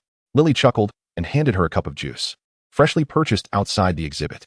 The juice, cool and refreshing, alleviated the summer-ass heat. Natasha Joy squinted in satisfaction. Where shall we go next? Suddenly, with a resounding crash, the glass behind her shattered without warning, a powerful rush of air sending her tumbling forward. Lily rushed to catch her before she fell onto the ground littered with shards of glass. The visitors in the enclosure erupted into chaos, screaming as they scrambled to escape. Some frail individuals tumbling to the ground in the frenzy. What just happened? An accident? Natasha Joy steadied herself, bewildered as she turned back, quickly assisting a child who had fallen amidst the tumult. Something isn't right. Normal accidents do not result in glass exploding like that. Lily scanned the crowd, soon spotting a figure clad in robes, their face obscured in the corner. This is the work of a wizard, Lily asserted, drawing her wand and cautiously approaching. A wizard? What business could a wizard possibly have in the Muggle world? Natasha Joy followed Lily, her eyes wide with realization. They exchanged grave glances, each recognizing the seriousness of their situation. Voldemort. Chapter 76. The first appearance of the Death Eaters. The scene was utter pandemonium. The thick glass that once separated the people from the beasts lay shattered, allowing the lethargic creatures to saunter out of their enclosures toward the frightened crowd. Despite the animals having been stripped of their wildness, displaying no intent to attack, the onlookers were thoroughly terrified, pushing and shoving in their flight.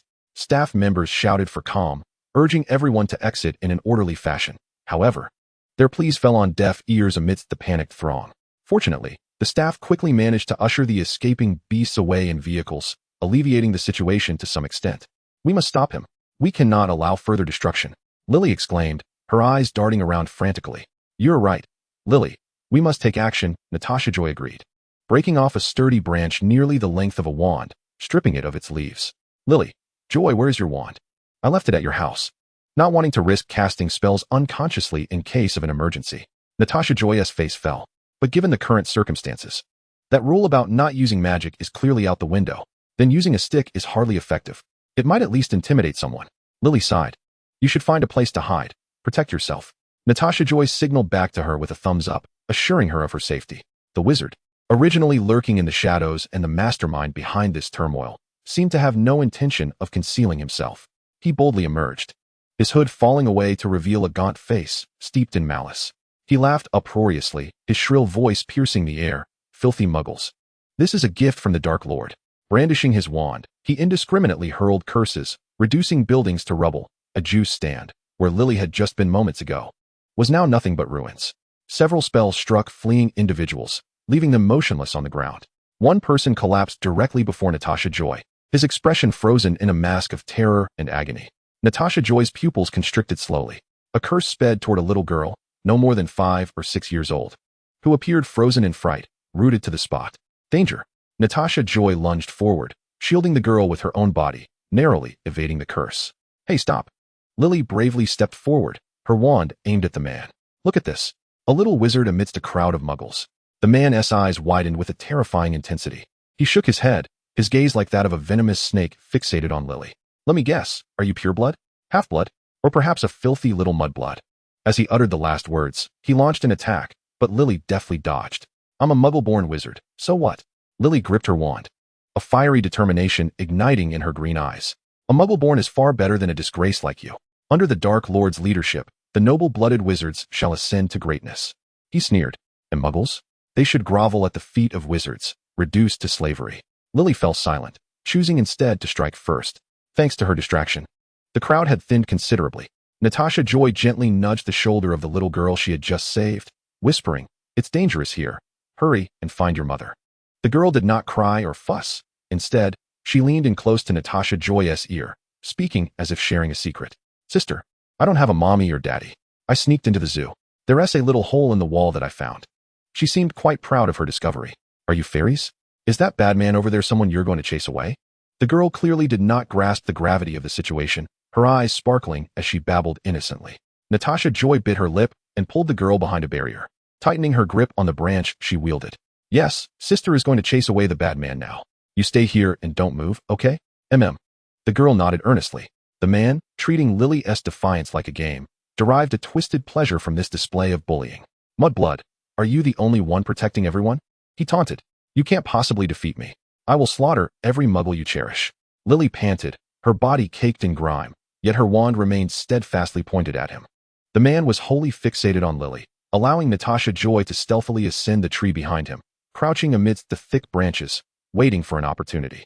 Lily noticed Natasha Joy's movement and bit her lip, torn between the danger and the necessity of action. Collapse. Obstacle. She attacked again, firmly drawing the man's attention. As Natasha Joy found herself fully exposed from behind the man, she leaped forth, tackling him. The man only sensed the disturbance as the wind rushed past him, turning just in time to be caught by Natasha Joy's fierce grip around his neck. "She is not fighting alone," Natasha Joy declared loudly, countering his earlier mockery. The man cursed loudly, tugging at Natasha Joy's hair with one hand while the other brandished his wand, preparing to cast a spell. Joy, at this distance. If he cast a spell, Natasha Joy would have no chance to evade. Lily's hand trembled around her wand, her gaze darting between the two struggling figures. Hesitant to strike for fear of harming Natasha Joy. Physical magic is still magic, Natasha Joy yelled, thrusting the branch she had fashioned into a makeshift wand into the man's nose. He howled in pain, blood streaming from his nostrils. The explosive curse he had unleashed veered off course, grazing Natasha Joy's arm and leaving a deep gash. With a fierce twist, she wrenched the branch from his nose, causing his head to tilt painfully to the side, making it nearly impossible for him to maintain his grip on his wand. Seizing the moment, Natasha Joy pried the wand from his slackening fingers. As the man, in his moment of distraction, released his grip on her neck, he finally managed to pull Natasha Joy's hair, sending both her and the wand crashing to the ground. Natasha Joy grimaced as she rose, the wand she had seized now smeared with his sweat and blood.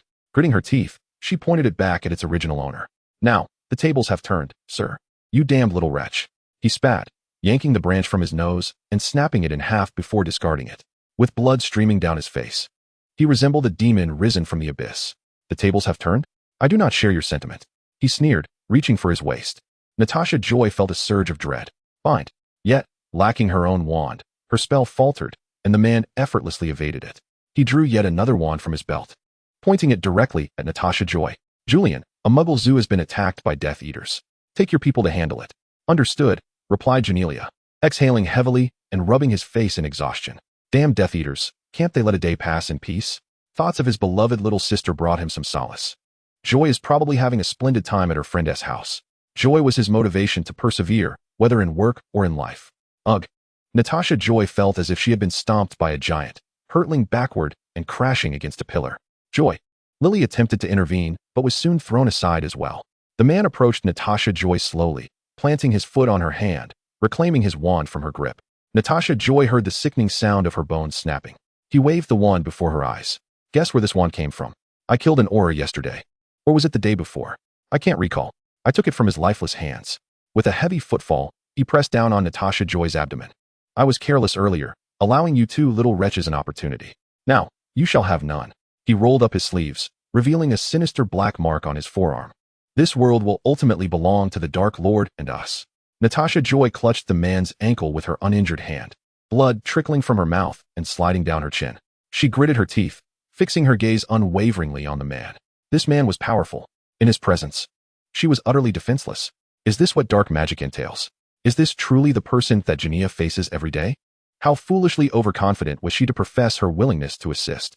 With discerning eyes, the man leaned closer to her, suggesting that perhaps he should first remove her eyes. Merlin. This time she was truly at death's door. Natasha struggled to tilt her head, hoping to catch a glimpse of Lily. She wished for Lily to seize this opportunity to escape. "You wicked villain.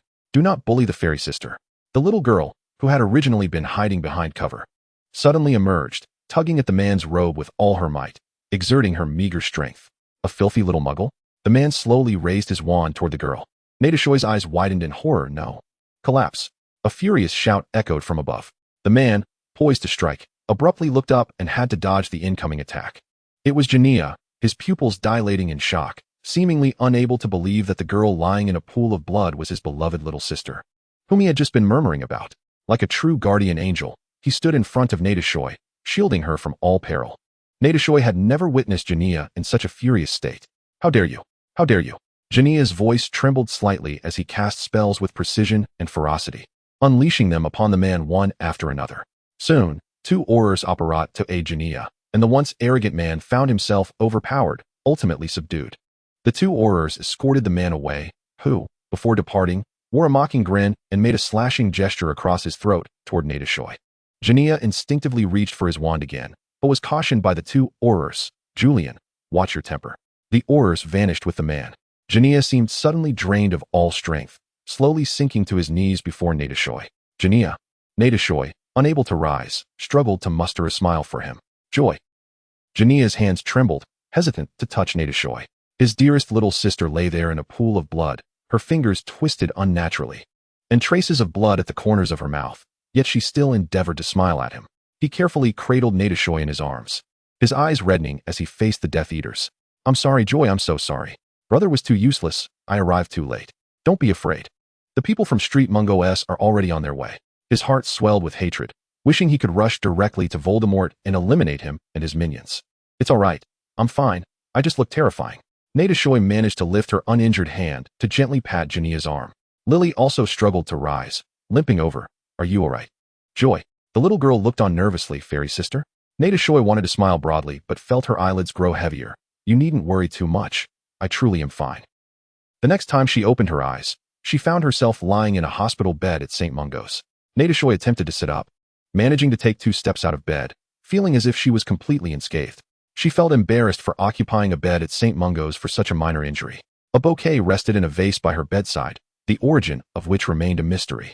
The door creaked open, and upon hearing the sound, Natasha looked up, expecting to see Jania or Lily, but instead, it was Sirius who entered. What are you doing here? Natasha exclaimed in surprise. You're awake? A flicker of joy passed through Sirius's eyes, quickly followed by a frown. How did you get out of bed? He took Natasha's hand, guiding her back to sit on the bed before answering her earlier question. I only spent a few days at home during the summer before heading to James's. I wrote to you, but when I didn't receive a reply, Lily informed us, and I learned that you had sustained such grave injuries. What do you mean again? I've hardly been injured before, Natasha replied, fidgeting. In her recollection, St Mungo's was a place for those with severe injuries or illnesses, and lying there with her minor wounds felt out of place. Sirius wore a look that seemed to question her audacity. The door opened once more, and Lily entered, carrying a plate of cut fruit, followed closely by the chattering James. Upon seeing Natasha awake, Lily's previously impatient demeanor transformed into a radiant smile. You're awake, Joy. Lily, are you all right? I was never that badly hurt, Lily replied with a shake of her head. James shouted from behind. Evans, you were injured too? How are you now? Lily expertly ignored James, using a fork to offer a piece of apple to Natasha. You fainted immediately. It frightened both me and your brother. Where's Jania now? Natasha's mind drifted back to Jania's state, and she felt a pang of worry. He went. Before Lily could finish, the door swung open again. Jania entered, his expression serious. Upon seeing Natasha awake, his demeanor softened, only to quickly resume its sternness. How are you feeling, Joy? Jania removed his outer coat and draped it over her shoulders. Incredibly well, Natasha replied, wrapping herself in the oversized garment. The staff at St Mungo's say there's nothing wrong, Lily added. Jania exhaled slightly in relief. Then, Joy, can you explain why there were 3 wands at the scene, none of which belonged to you? Natasha remained silent. Jania's tone deepened. 1 wand belongs to Lily, 1 to that Death Eater, and the last belonged to the Auror who perished. Haha, Natasha scratched her head. Is there a possibility, just a possibility, that my wand vanished during the fight, and it hasn't been found yet? There is no possibility. If that were the case, you would have been clamoring to find your wand the moment you woke up. Jania knew his sister's character all too well. Natasha conceded, lowering her head. All right. I wasn't carrying my wand at the time. It's probably still at Lily's. Sirius, who had been sitting quietly, suddenly stood up, knocking over the chair behind him with a loud thud. So, you confronted a murderous Death Eater unarmed? Jania's chest heaved violently as he struggled to steady his breathing. Yet he couldn't help but shout. Do you even realize who you were up against? That Auror, a highly experienced and exceptional talent, was killed by that Death Eater. He has completely vanished from this world. Jania, Natasha seemed startled, timidly raising her gaze. Sirius stood silently, fists clenched, while Lily and James remained quiet. A flicker of regret crossed Jania's eyes as he covered his face, the image of Natasha lying in a pool of blood flashing through his mind, making it hard for him to breathe. What if something went wrong? What should I do, Joy? He couldn't bear to contemplate that possibility. Natasha's pupils trembled as she witnessed her brother, for the first time, displaying signs of fatigue. I'm sorry, Jania. She got up and embraced her brother, burying her head in his chest. I won't be so reckless in the future. After a lengthy pause, when everyone's emotions had calmed, Jania finally spoke again. You are already aware of who attacked the zoo, aren't you? A few children nodded, and Lily answered as if responding in class. It was the Death Eaters, followers of Voldemort. Indeed, Jania nodded. Voldemort's power continues to swell, and one day they will orchestrate a significant event. However, the Ministry of Magic currently does not believe that there exists a wizard capable of upheaving the entire wizarding community. They still regard it as the antics of a troublesome wizard playing make-believe, who will soon fade into obscurity. Such naivety is incomprehensible to James. Given the numerous instances of Death Eaters slaughtering muggles, must they wait until Voldemort's followers have dismantled the entire ministry before they are convinced? Perhaps so, Jania replied resignedly. Sirius had remained silent for a long time.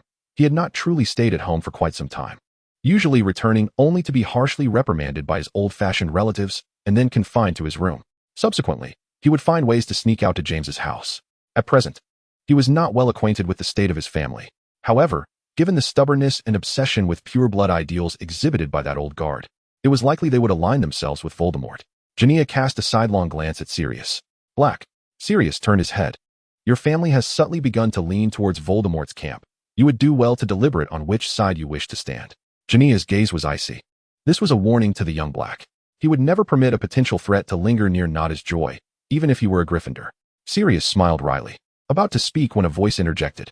Of course, he will stand with us, Natasha Joy asserted, as if it were a matter of course. Jania regarded his little sister, who was unashamedly leaning outward, feeling a pang of frustration. Sirius's smile became genuinely sincere. Indeed, I shall certainly stand with you. That is beyond question. Jania sighed. Of course, I do not share this with you in hopes that you will act heroically and achieve great deeds. He cast a warning glance at Natasha Joy, who promptly displayed an innocent, ingratiating smile. I merely wish for you to safeguard yourselves and remain vigilant. You are still children. The time for you to shine will come once you have matured and graduated.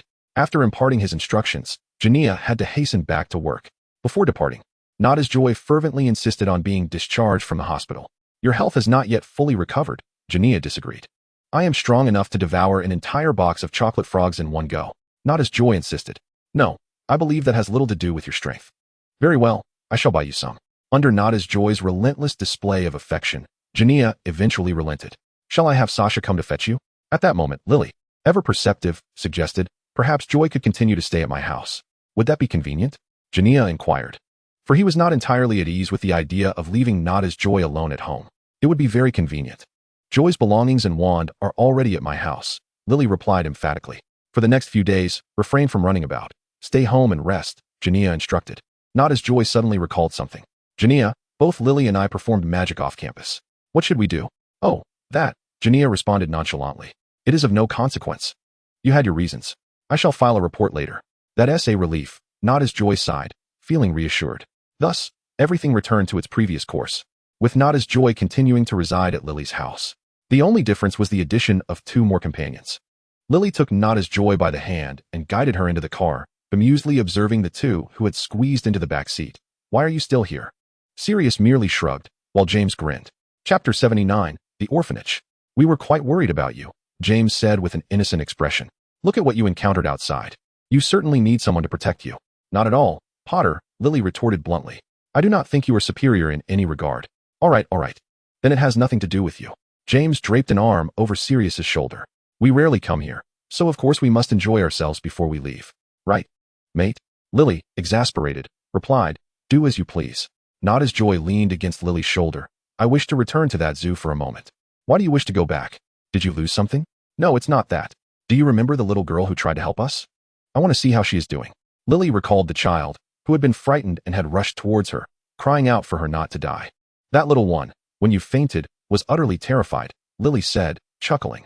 While hearing a child's earnest cries can be overwhelming, Natasha Joy felt embarrassed when Lily recounted the event in a teasing tone. She shrank back slightly. And what happened to her? I asked her where she lived and with whom, and she told me she lived in an orphanage with a group of other children and the matron, Lily sighed.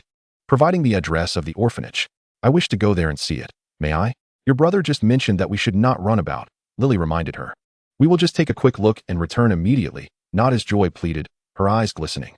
Whoever found themselves under Natasha Joy's beseeching gaze could hardly refuse her request. Certainly not Lily. Moreover, Lily was also curious to see how the child who had sought to protect Natasha Joy was faring after such a terrifying experience. Very well, but we must hurry back. Okay, Natasha Joy beamed, turning to the 2 in the back. Are you coming along? James and Sirius exchanged glances. Of course. They first exchanged some Muggle currency, intending to purchase gifts for the children at the orphanage. What shall we buy? Natasha Joy wondered. Lost among the trinkets in the Muggle gift shop, James and Sirius had already begun to play, each pushing a small cart and racing to see who could glide faster. Among the four, only Lily was diligently selecting gifts. After paying, she signaled for Natasha Joy to leave, and James and Sirius promptly followed suit. Lily shot them an exasperated glance. Truthfully, she wished to shake off these two nuisances and enjoy some time playing with Joy without interruptions, especially from Sirius, who seemed to find every opportunity to talk to her. They were truly bothersome. The orphanage was located in a remote and desolate area. The entrance was grimy and dilapidated, creaking ominously as Natasha Joy approached it, as if it might collapse at any moment. Is anyone there? She called out, discovering that the gate was unlocked. Tentatively, she pushed it open. Sirius pulled Natasha Joy back. Allow me. He decisively kicked the door, which swung open with a loud bang. Don't just kick someone else's door. She scolded lightly, tapping Sirius's arm.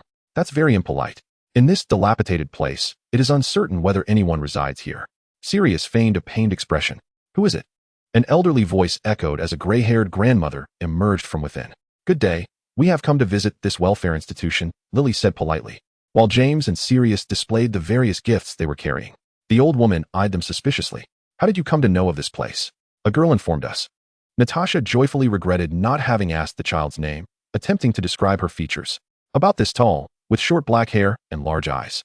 After scrutinizing them for a moment, the grandmother slowly stepped aside. You must be referring to Fanny. Come in, and be sure to close the door behind you. Following the grandmother's lead deeper into the institution, they discovered a hidden charm within its walls. The decor and furnishings gradually became exquisite, standing in stark contrast to the crumbling entrance. A door swung open to reveal a dozen children seated inside, engrossed in picture books. Upon hearing the door, they all looked up. Fanny, the little girl from the zoo, leapt up in excitement. Fairy sister, have you come to visit me? She dashed into Natasha's embrace. You bled so much that day. It looked both beautiful and terrifying. I was so worried.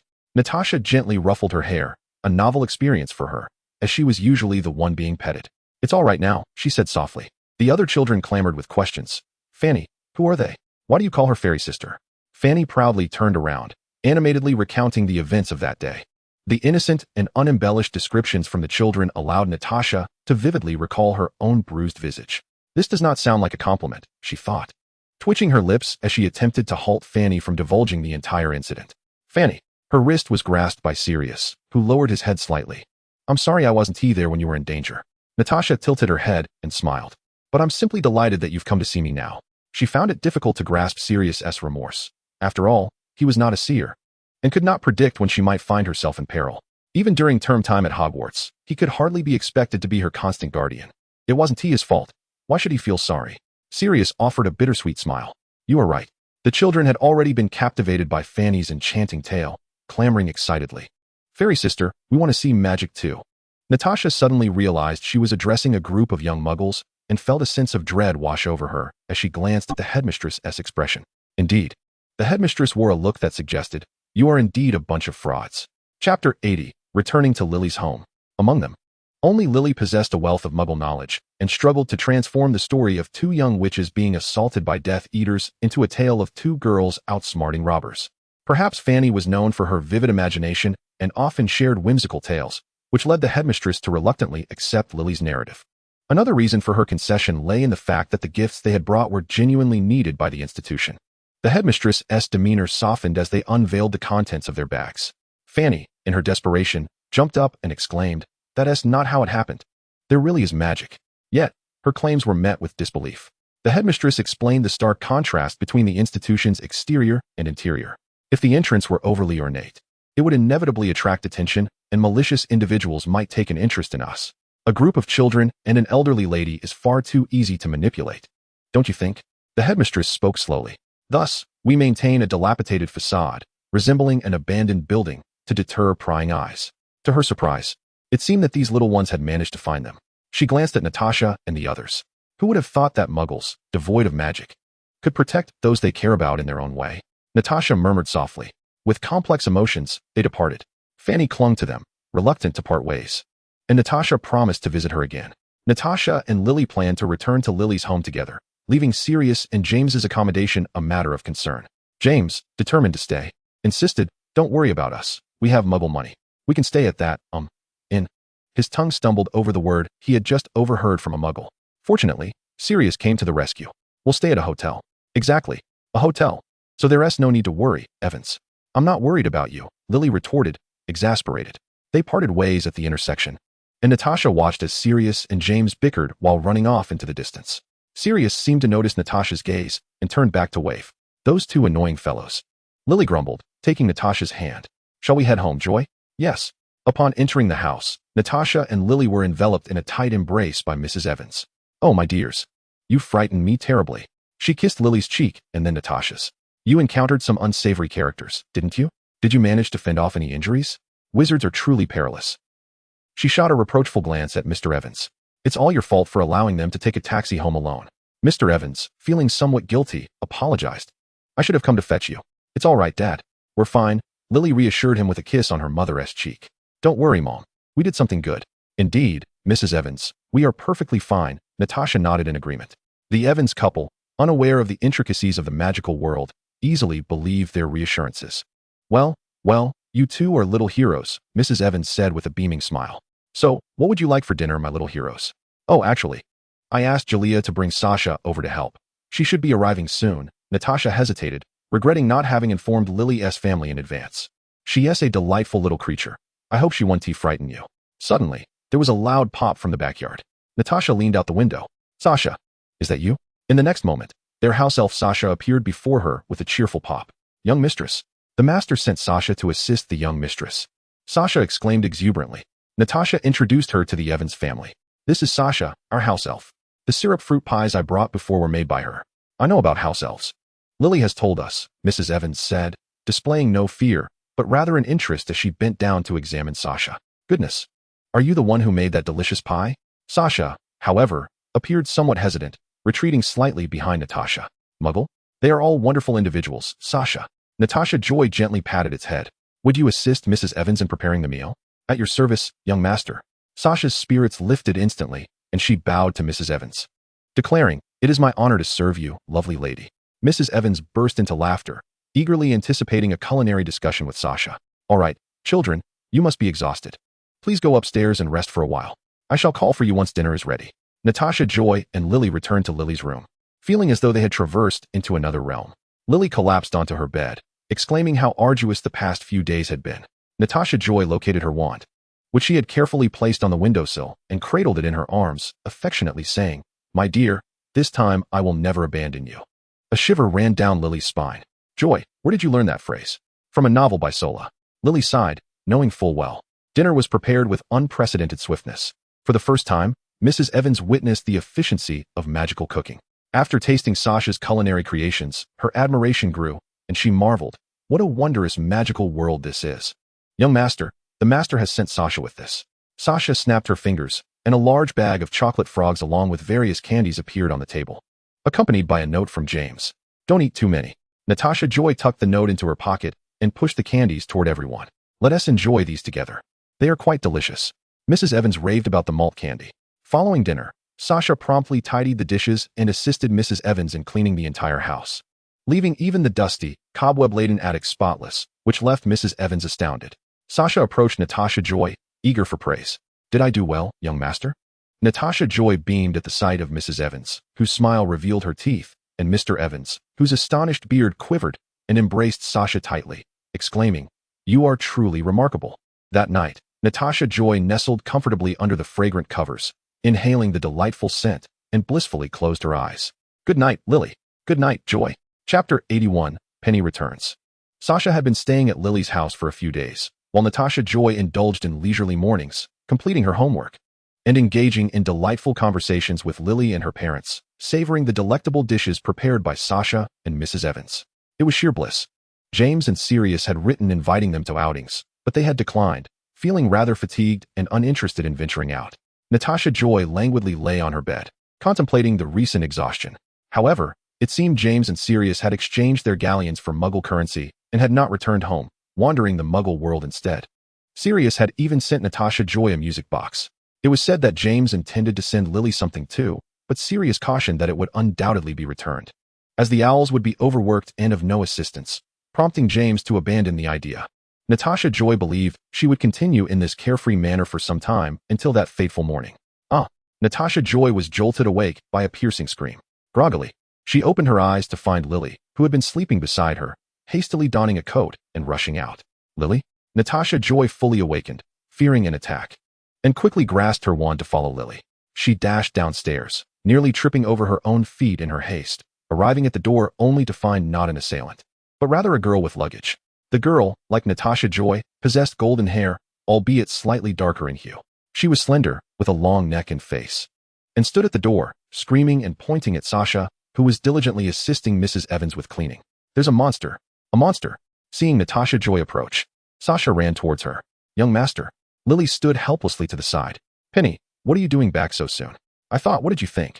That I would be completely ousted from my home while you were away? You brought this monster into our house, didn't you? Penny retorted aggressively, her gaze shifting from fleeing Sasha to Natasha Joy, finally landing upon the wand in her hand. With a sharp laugh, she sneered. You want this little lunatic to take my place? You are all indeed calamities, monsters. Please don't speak of Joy that way, Penny. She is my friend, Lily said, her voice tinged with sadness. Friend? People like you? Penny, apologize to your sister. Mrs. Evans's furious voice echoed from the kitchen as she strode out. Disappointment etched on her face. How could you speak to your sister and her friend like that?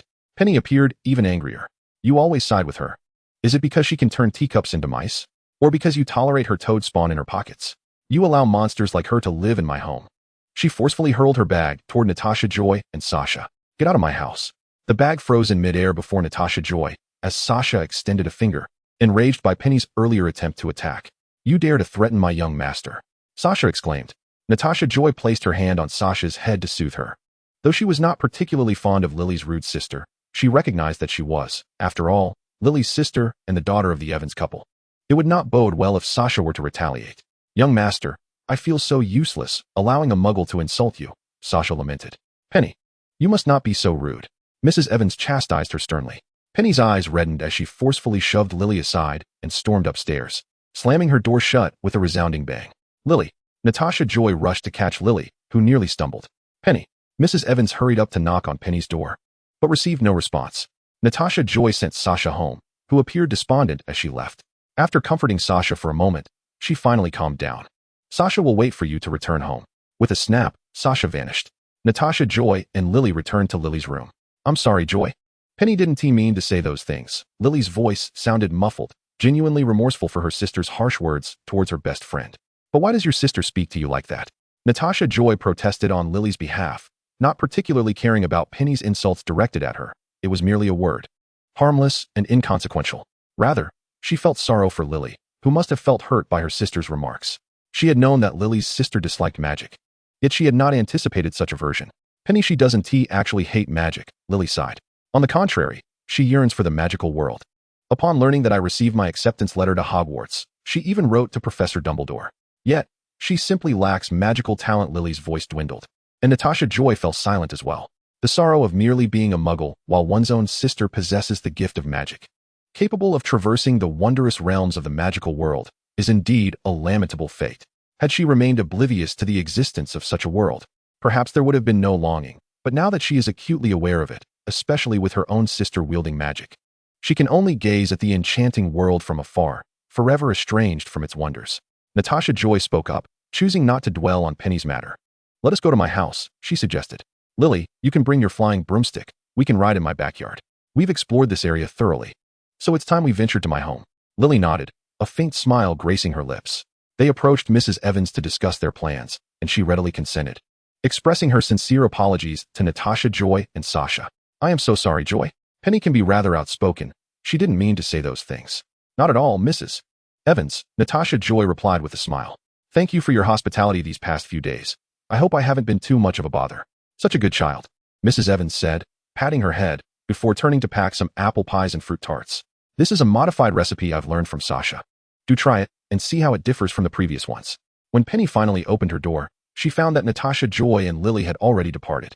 Beside her door lay a box, and as she picked it up, it exploded, showering her with a cloud of powder that left a pungent scent and coated her face, akin to a bizarre facial mask.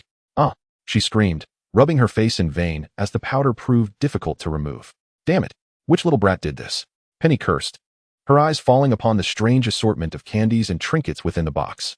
As she unwrapped one of the spherical packages, she discovered a beautiful crystal ball, within which a simple figure wandered, pressing its face against the glass to gaze at her. Natasha Joy had long since departed. Her act of revenge against the one who had insulted Lily, as well as a small gift for the girl yearning for the magical realm. Chapter 82. Return to School. Before placing the box filled with shock and surprise at Penny's doorstep, Natasha Joy had sought Lily's counsel. Is it all right to leave it here, Lily? Do you think your sister will hold a grudge because of this special powder, escalating the conflict? After a moment's hesitation, Lily nodded. It's fine. Penny already dislikes me enough as it is. It likely won't get any worse. Besides, she continued, her desire to share the wonders of the magical world with Penny mingling with a faint wish for retribution against her sister's constant verbal jabs. Natasha Joy took the plunge, doing what she had long contemplated but hesitated to execute. Understanding the unspoken words that lingered in Lily's mind, she grinned and carefully placed the box at Penny's door. Standing tall, she gathered her belongings. Let's go. As they made their way to Natasha Joy's home, they opted against using flu powder and instead traveled by car under Lily's guidance, bringing along the two individuals still residing at the Muggle Inn. Why not all stay at my house? After all, I have an abundance of empty rooms, Natasha Joy suggested. James, upon leaving the Muggle Inn, expressed a hint of reluctance. Hey, honestly, guys, I've learned quite a bit about Muggles these past few days. If I stay a bit longer, I might just become a bona fide Muggle myself. Then you should stay here, Lily retorted, her tone sharp. We certainly didn't want to invite you. What's that, Evans? James replied, donning a playful grin. Joy genuinely invited me. How could I possibly decline? Natasha Joy distanced herself from their banter, keen to evade any collateral damage. Sirius, naturally gravitating towards Natasha Joy, inquired, have you been resting well? Since returning from the orphanage, you seem rather fatigued. Natasha Joy recognized that Sirius was referencing their recent rejections of invitations to go out. She stubbornly refused to admit that the lazy creature who had lounged at Lily's house for days was indeed herself. The moment I stepped out of St Mungo's, I was fully recovered. My reluctance to venture out these past few days was merely due to, completing my homework.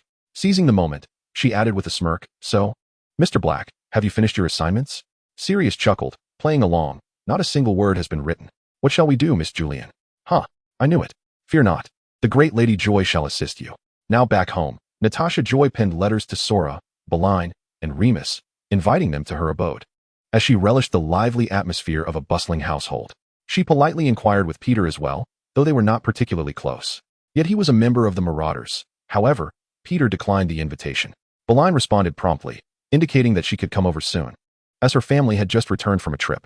Sora, however, would take some time, as her family was still vacationing abroad. Remus, with no pressing matters, graciously accepted Natasha Joy's invitation, expressing his intent to visit. Natasha Joy's home soon brimming with life once more, she burst through the door, exclaiming, Sasha, we are back. Sasha appeared, seemingly disheartened for not having protected Natasha Joy adequately at Lily's house. Little mistress. Natasha Joy, her spirits high, urged, quickly, prepare. We have guests tonight. She deftly gathered her hair into an updo, exposing her fair neck. I shall personally cook. Brace yourselves for a feast.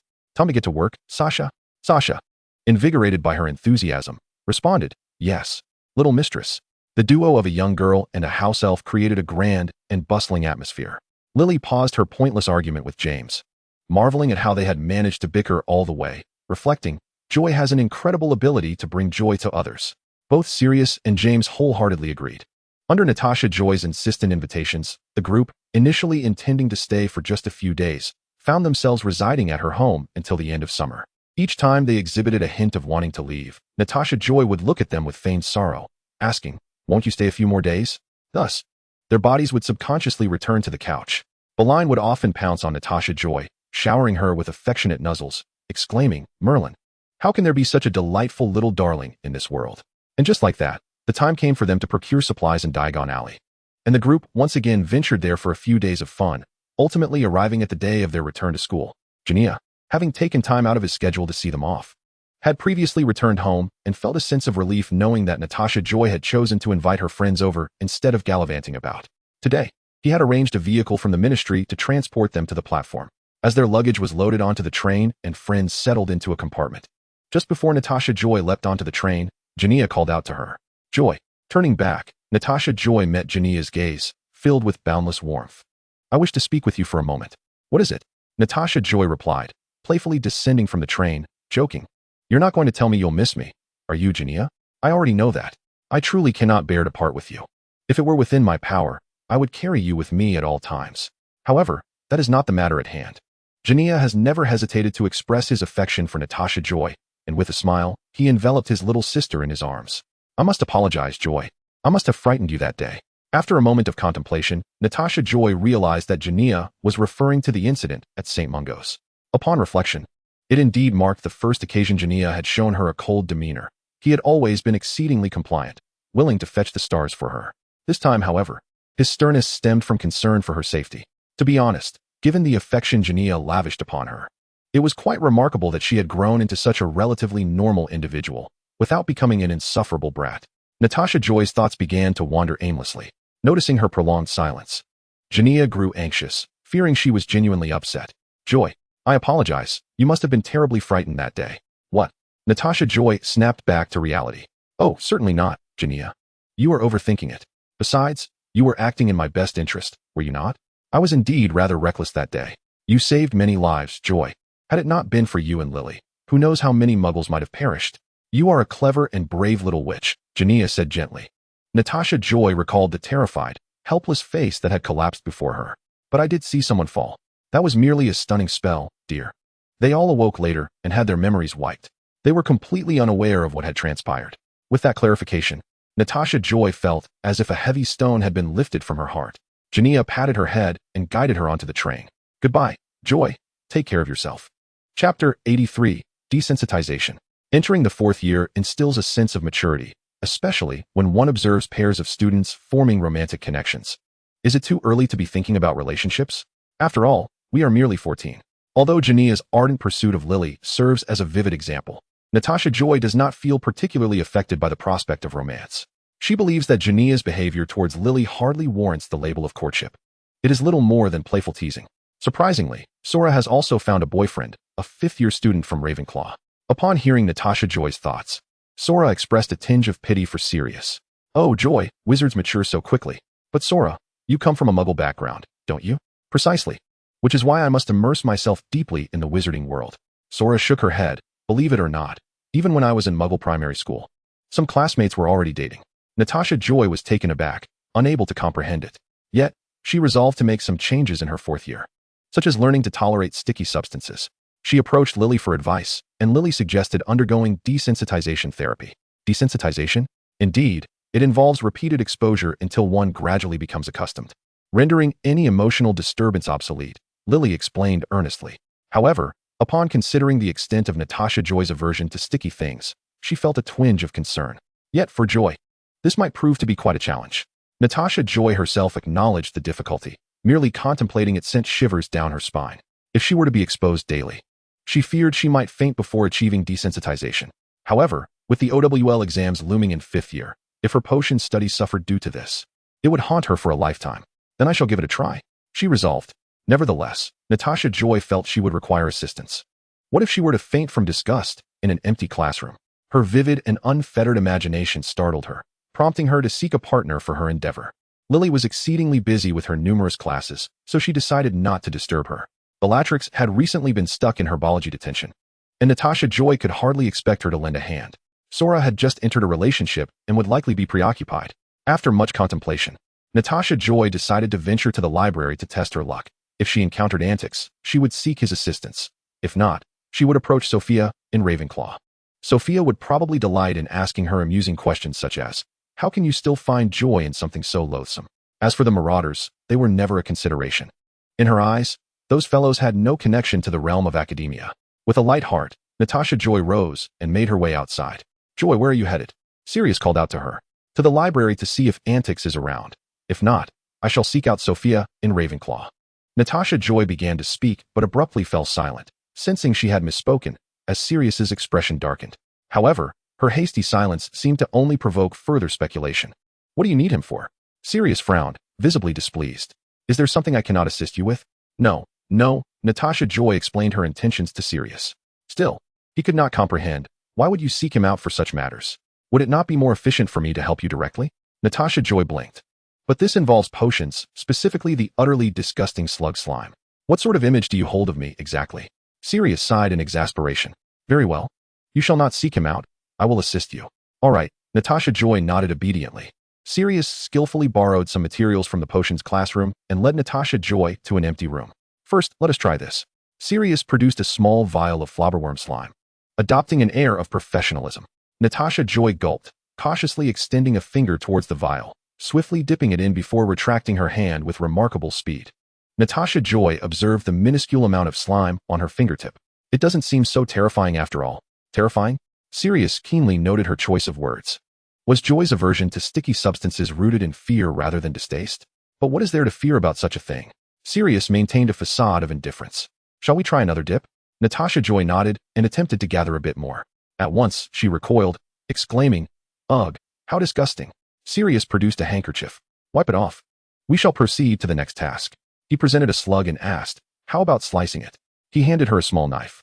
Natasha Joy held the knife, hovering it over the slug but hesitating to make the cut. "Are you frightened? Would you like to take a break?" "What? Me? I am not scared. I simply find it revolting." Natasha Joy replied defiantly, a little startled by her own defensiveness. All right. So, brave lady, shall we take a moment?" "No. I will try again. We have only just begun. To stop now would be too disappointing." With newfound determination, Natasha Joy pressed down on the slug with one hand, closing her eyes as she prepared to slice down with the knife, adopting a look of resolute bravery. "Hey!" Sirius timely intervened, seizing her wrist with fervor. "Have you lost your mind? How dare you wield a knife with your eyes closed? What if you injure yourself?" It was then that Sirius discerned the chill in Natasha's wrist, her hand trembling ever so slightly. She was engulfed in fear. He swiftly extracted the small blade from her grasp, covering her fingertips with his palm. They felt frigid, akin to ice, and his hand was slightly clammy, slick with cold sweat. "Let us cease for today. We shall venture to the kitchen for a bite to eat." "But we've only just begun," she protested. "What is the point of putting on a brave face when you're so frightened?" Sirius gently led Natasha outside, reasoning that if such fears were not confronted, what could be achieved? He would assist her in overcoming them in the future. The thought of Natasha intending to seek out that Ronin irked him. Had he not intervened, she would have been in a state for that fellow to witness. Damn it all. Chapter 84, The Slug Club. Ultimately, she had not conquered her fears. Natasha sat dejectedly, cradling a cup of hot cocoa. "You shall only need to try more in the future," Sirius encouraged, presenting her with a plate of eggnog biscuits. "From now on, if anything arises, you must come to me. Do not seek out that Ronin." "Oh, will you also assist me in crafting a 5-scroll parchment essay?" Natasha teased, rolling her eyes. Sirius almost choked, of course. Merlin, which professor has ever assigned a 5-scroll parchment essay? Was he absent that day? Natasha chuckled. "All right. I was merely jesting. I see your determination." Seeing her smile brought him to the brink of voicing his curiosity about her aversion to sticky substances, yet he refrained. If it was a matter Natasha wished to evade, it was best left unspoken. Recently, Jalea had written to Natasha, informing her of his promotion at the Ministry of Magic. Natasha had sent him a letter in return, sealed with a clever charm that would release a small angel trumpeting upon opening. She hoped Jalea would not receive it while at work. After a potions class one day, Professor Slughorn, who typically paid little heed to Natasha, unexpectedly summoned her. "Miss Julian." He beamed. "Do come here." Being called out in a class where she felt inadequate invariably conjured negative associations. Had Professor Slughorn finally realized her potion skills were beyond redemption and intended to expel her from the class? Natasha approached hesitantly, relieved to see others called forth as well. Professor Slughorn, in his amiable manner, declared, "Good children, you all possess remarkable talent in potions. It is with sincere enthusiasm that I invite you to join my potions club, to further hone your abilities." Natasha pondered, who possesses talent in potions? Me? But it seemed this potions club was the very one Lily attended. Professor Slughorn cast a knowing glance at Natasha, as if perceiving her thoughts. "Miss Julian, your dear friend, Miss Evans, is also a member of the club." With the prospect of spending time with Lily and perhaps a glimmer of hope to confront her fear of stickiness, Natasha agreed to join the club. However, when she informed Lily of her membership, Lily's expression was rather peculiar. "You joined that slug club? Never mind, you'll see for yourself." As Natasha settled into the club, her initial confusion transformed into numbness. Professor Slughorn and the other young wizards gathered around a table adorned with exquisite delicacies. There was no potion research or discussion on ingredients as Natasha had imagined. It was essentially a small social soiree, with Professor Slughorn introducing each student in turn. Natasha spotted Regulus, who met her gaze with a hint of surprise at her presence. Professor Slughorn was just introducing him. This young man needs no introduction. He is Regulus Black, scion of the illustrious Black family. Regulus naturally withdrew his gaze, offering a graceful smile and a slight bow to the assembly. Natasha began to grasp the implications of this club. Being a black, only Regulus had received an invitation, while his elder brother, Sirius, was conspicuously absent. How unfortunate for Sirius, whose circumstances appeared rather bleak. Before long, it was Natasha's turn to be introduced. This is Miss Natasha Julian. Her brother serves as an orer at the ministry, and I believe he has recently been promoted. Natasha responded with a shy nod. Ha ha ha. And Miss Julian herself possesses impressive prowess in potions. Her future is bright. Natasha felt a wave of embarrassment at Slughorn's statement. How could he dare to utter such flattery? Fortunately, he soon moved on to the next student. Natasha leaned toward Lily. Lily, is this truly a potions club? No wonder you referred to it as the Slug Club. Lily chuckled at Natasha's expression. It's essentially a social club. Gradually, Natasha's attention drifted from Professor Slughorn's words to the array of delectable treats laid before them. It was evident that the purpose of attending the club was to socialize and network. No one seemed inclined to focus on the refreshments, which appeared merely decorative. With a furtive motion, Natasha drew a plate closer, and soon, the sound of crunching filled the air as she indulged. Her cheeks were stuffed, and though she had little interest in this affair, escaping was not an option. Instead, she sought solace in the pastries to alleviate her discontent. After finishing her own, Natasha's gaze landed on the untouched delicacies before Lily. Since Lily seemed disinclined to partake, why let them go to waste? Lily, she began. Lily turned to see Natasha's longing eyes fixed on the treats. Suppressing a laugh, she nudged the plate toward Natasha, whispering, "Don't overindulge. We still have dinner to look forward to." Professor Slughorn had invited some of his former students, now prominent figures in the wizarding world, to deliver lengthy discourses. Natasha found herself growing drowsy. Well, that concludes today's gathering. Until next time. As if awakening from a trance, Natasha snapped back to reality. Is it over? Yes. Lily rose. Let us return, Joy. Wait. Lily. Natasha did not head for the door, but instead approached Professor Slughorn. I wish to withdraw. I shall not return to this place. Upon hearing Natasha's request, Professor Slughorn's smile faltered. What troubles you, Miss Julian? Are you dissatisfied with my arrangements? No, Professor. Your club is quite meaningful, but it is my own reason. Natasha had prepared her excuse in advance. My academic performance is lacking. Seeing so many accomplished individuals today has solidified my resolve to improve. I must devote myself to my studies. See, it's a reasonable explanation, with no grounds for refusal. Professor Slughorn furrowed his brow as he regarded Natasha Joy, his smile gradually fading. Well, Miss Julian, if you insist. However, I trust you will soon come to realize that remaining here is the true path to self-improvement. Chapter 85, Animagus. Lily, I've kept you waiting. Natasha Joy returned. You actually went ahead and withdrew, but exiting on the very day you joined the club is precisely the sort of thing Joy would do, Lily remarked with a smile. How utterly boring. Natasha Joy shook her head. It's hard to imagine how you've managed to endure for so long, Lily. Now, let's go have dinner. But I'm already full. Natasha Joy replied, patting her stomach, her appetite having vanished. Lily sighed in exasperation. I've told you not to eat so many snacks. Just then, Sirius approached. There you are. I've been searching for you. Is there something amiss? Natasha Joy inquired. Can't I just seek you out for no reason? Sirius raised an eyebrow. Did you join that Snovellis club? Merlin's beard. Do you even have any free time left? I've already withdrawn. Natasha Joy declared loudly. That club is simply not suited for me, and I'd rather spend my time exploring the night with you all. A wise choice, Sirius nodded in satisfaction. You should have realized this long ago. Natasha Joy gazed out at the setting sun, pointing her wand at her heart. Amado, Animo, Animado, Animagus. The last war with the Death Eaters had left her in a coma, forcing her to interrupt her Animagus transformation process and start anew. The Marauders had also faced interruptions for various reasons, yet overall, their progress had been relatively smooth. This time, as she uttered the incantation, she felt a faint second heartbeat. This excited Natasha Joy. She recited the incantation daily, eagerly awaiting a stormy day. Thunder. The sky was thick with clouds. Natasha Joy snapped her book shut, excitedly rushing to the window. It's about to rain, Sirius. Indeed, Sirius replied, his eyes gleaming with anticipation as he looked up at the sky. Raindrops fell upon Natasha Joy's palm as she too gazed skyward. They were waiting for the moment the lightning would split the heavens. While some rejoiced, others despaired. James sulked, propping his chin on his hand. What's there to be excited about? His vial of mixed potion had been shattered a while ago, and now he had only just completed the first step. This rare storm was of no benefit to him. As for Peter, he was still stuck on the first step without success. Sirius, determined to keep pace with Natasha Joy's progress, was fully focused, ensuring no unforeseen events occurred before the impending storm. Thus, only Natasha Joy and Sirius were truly poised to attempt transformation. Sirius turned around, a smirk of schadenfreude on his lips, ready to taunt James, when a flash of white light streaked past the window. Upon witnessing the lightning, Natasha Joy seized Sirius's wrist and pulled him along outside. Hurry, hurry, hurry. The lightning is here.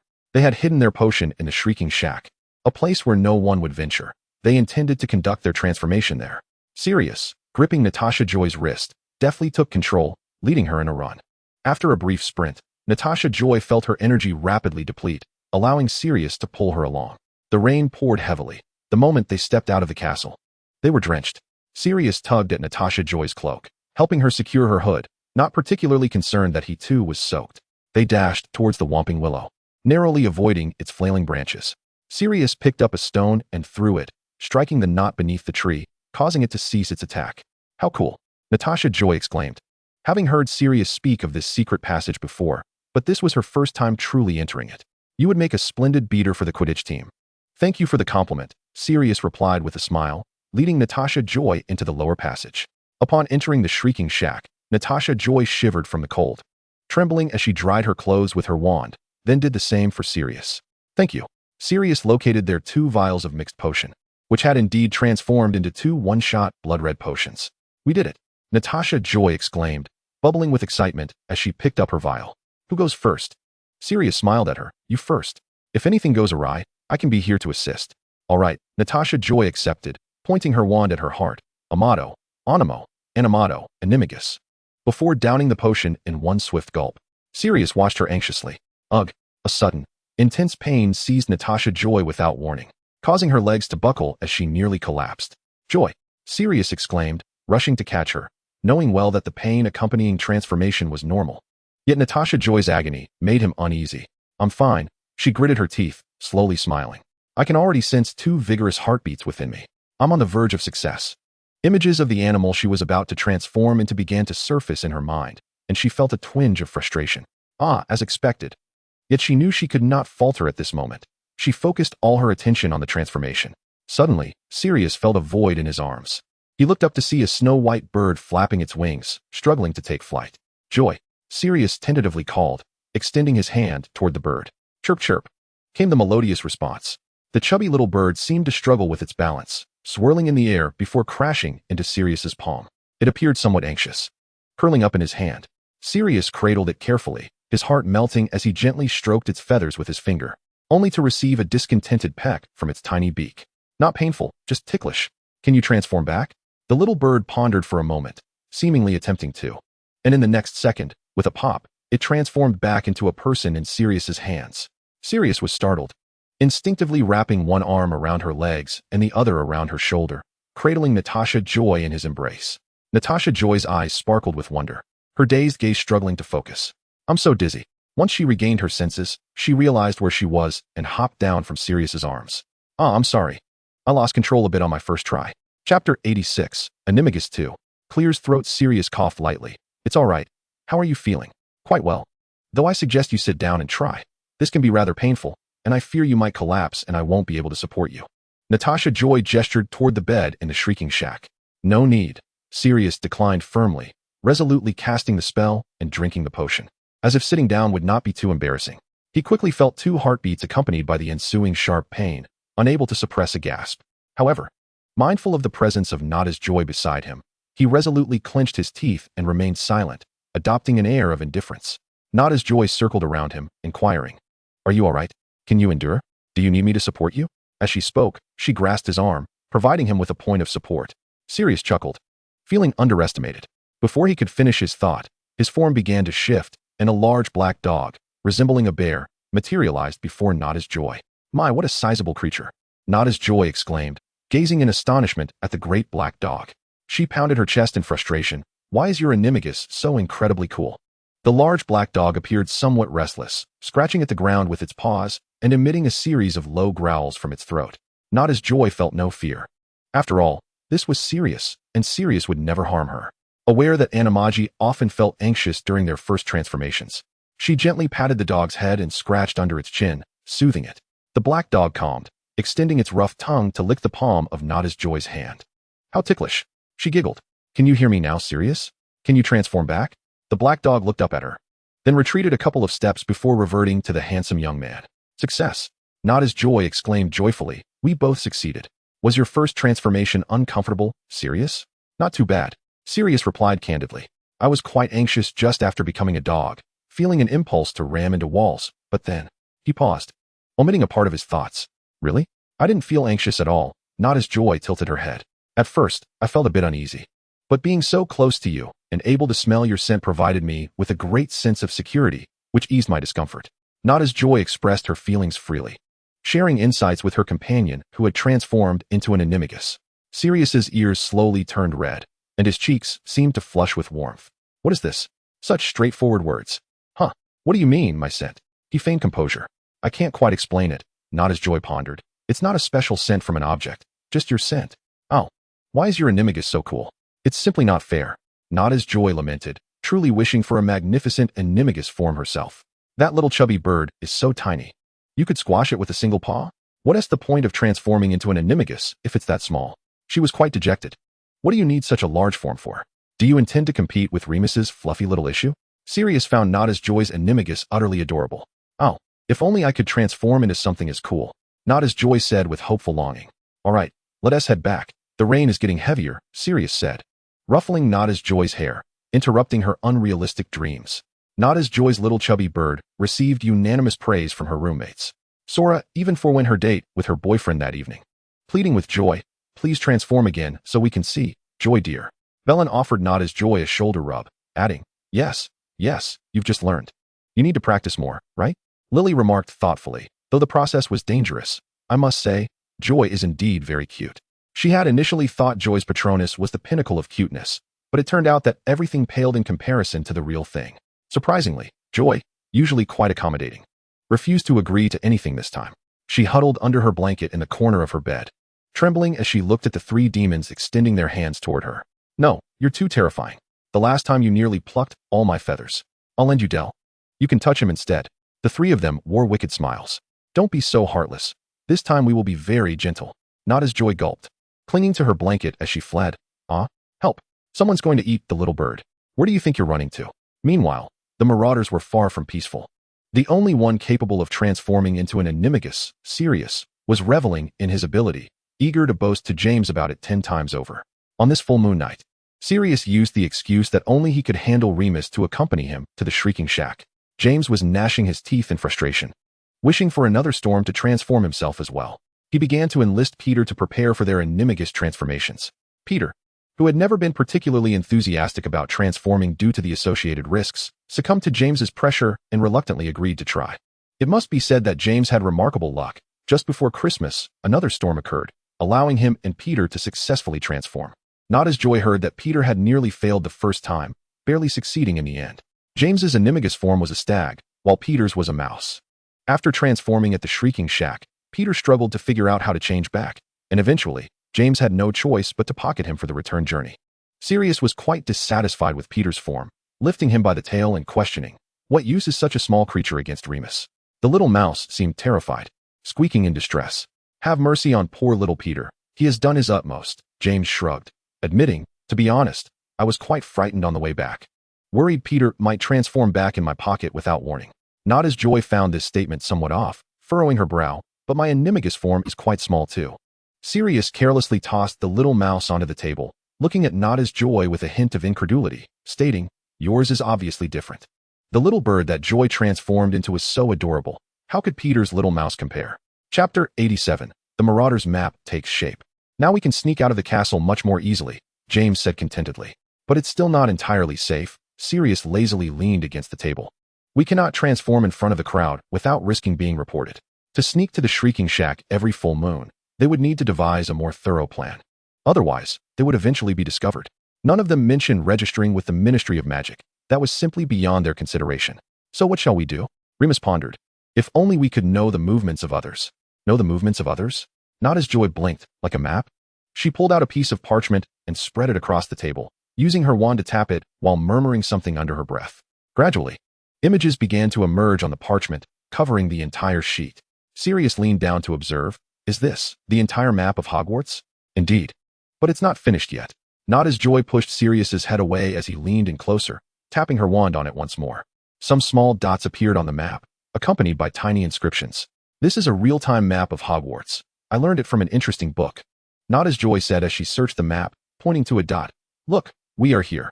A cluster of heads leaned together, intently scrutinizing the dense, intricate script that Natasha Joy was pointing at. Indeed, James painstakingly located the names of their group, confirming their exact positions. Moreover, it was remarkably comprehensive. Remus examined the details closely. Every nook and cranny of Hogwarts was represented. However, it remained a work in progress, Natasha Joy lamented, for it lacked the ability to move. Each spell cast would only reveal the position at the time of the incantation, making it inconvenient to ascertain their current locations without recasting the spell. Additionally, this Hogwarts map would vanish after a certain period. You've been a tremendous help, Joy, Sirius sincerely remarked. Your talents are truly impressive.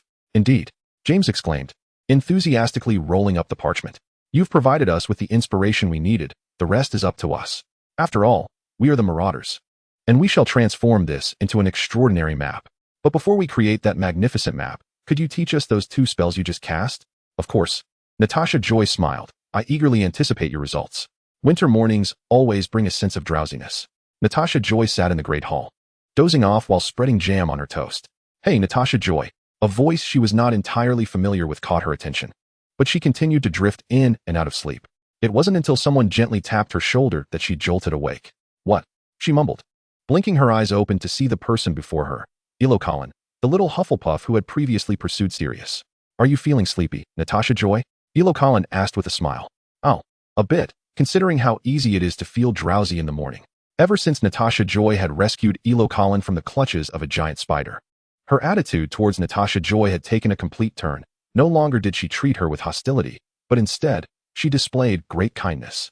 Natasha Joy had transitioned from her initial confusion to a state of ease, now able to converse with Colin as though they were ordinary classmates.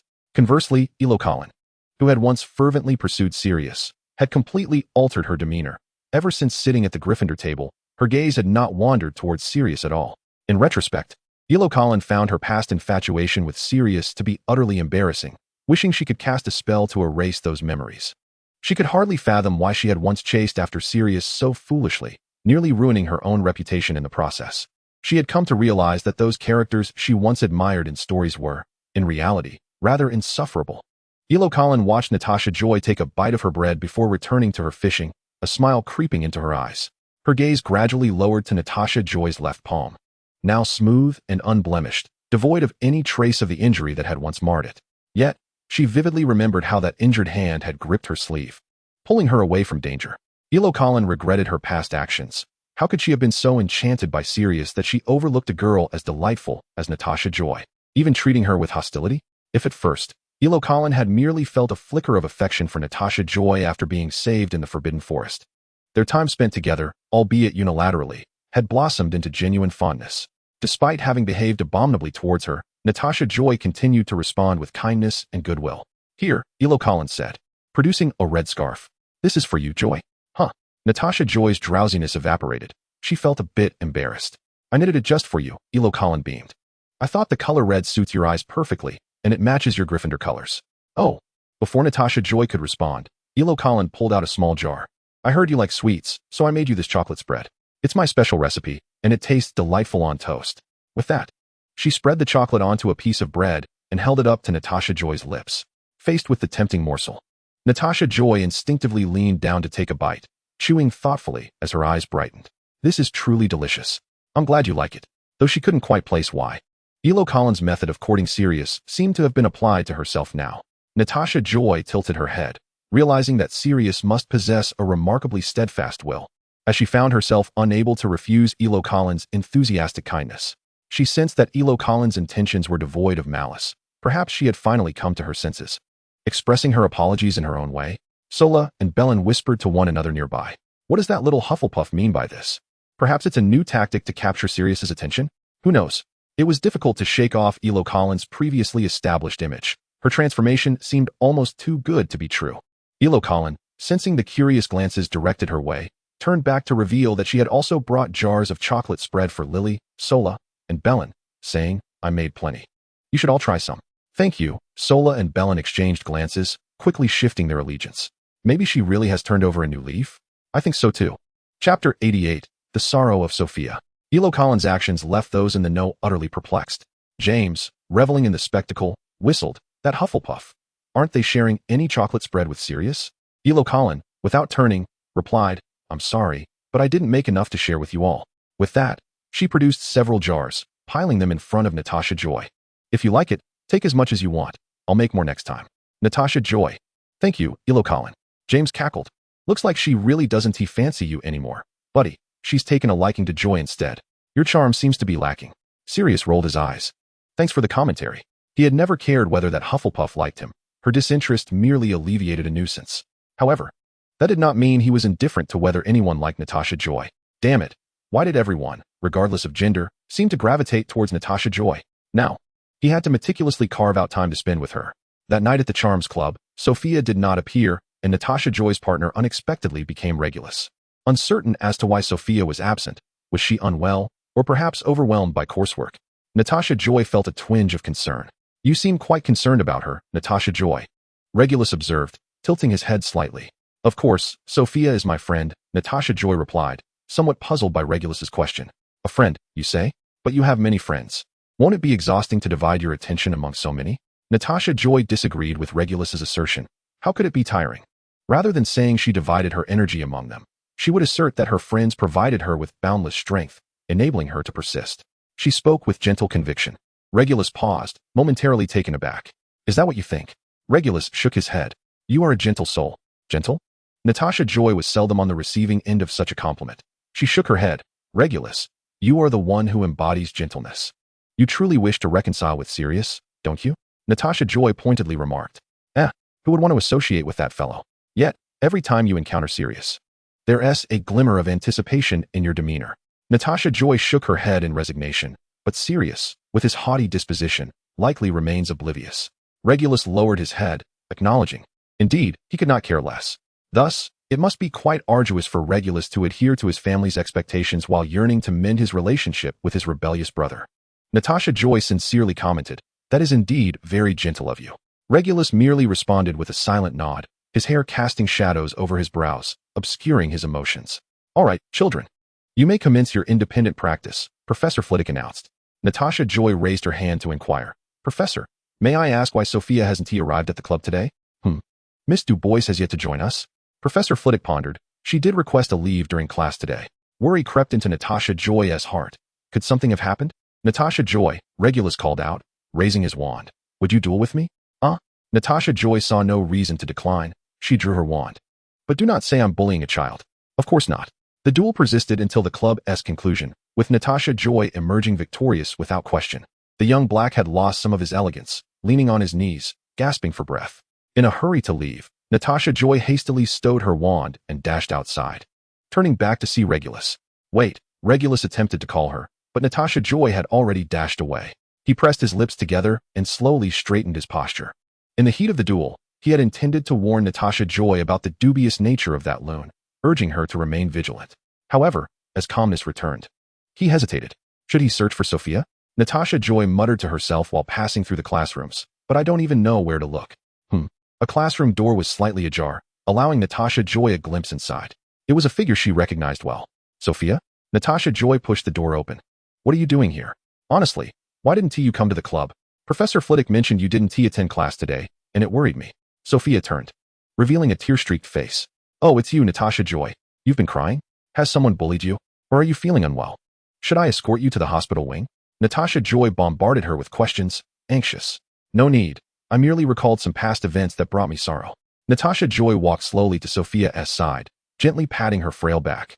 She listened as Sophia recounted her story in a soft voice, gaining insight into the roots of her despair. Sophia was a half-blood witch. Her mother concealed her magical heritage to marry Sophia's father. They wed happily, like any couple, and welcomed Sophia, seemingly forming a blissful family. Her mother believed that with a child, the truth need not remain hidden, and revealed her identity to her father.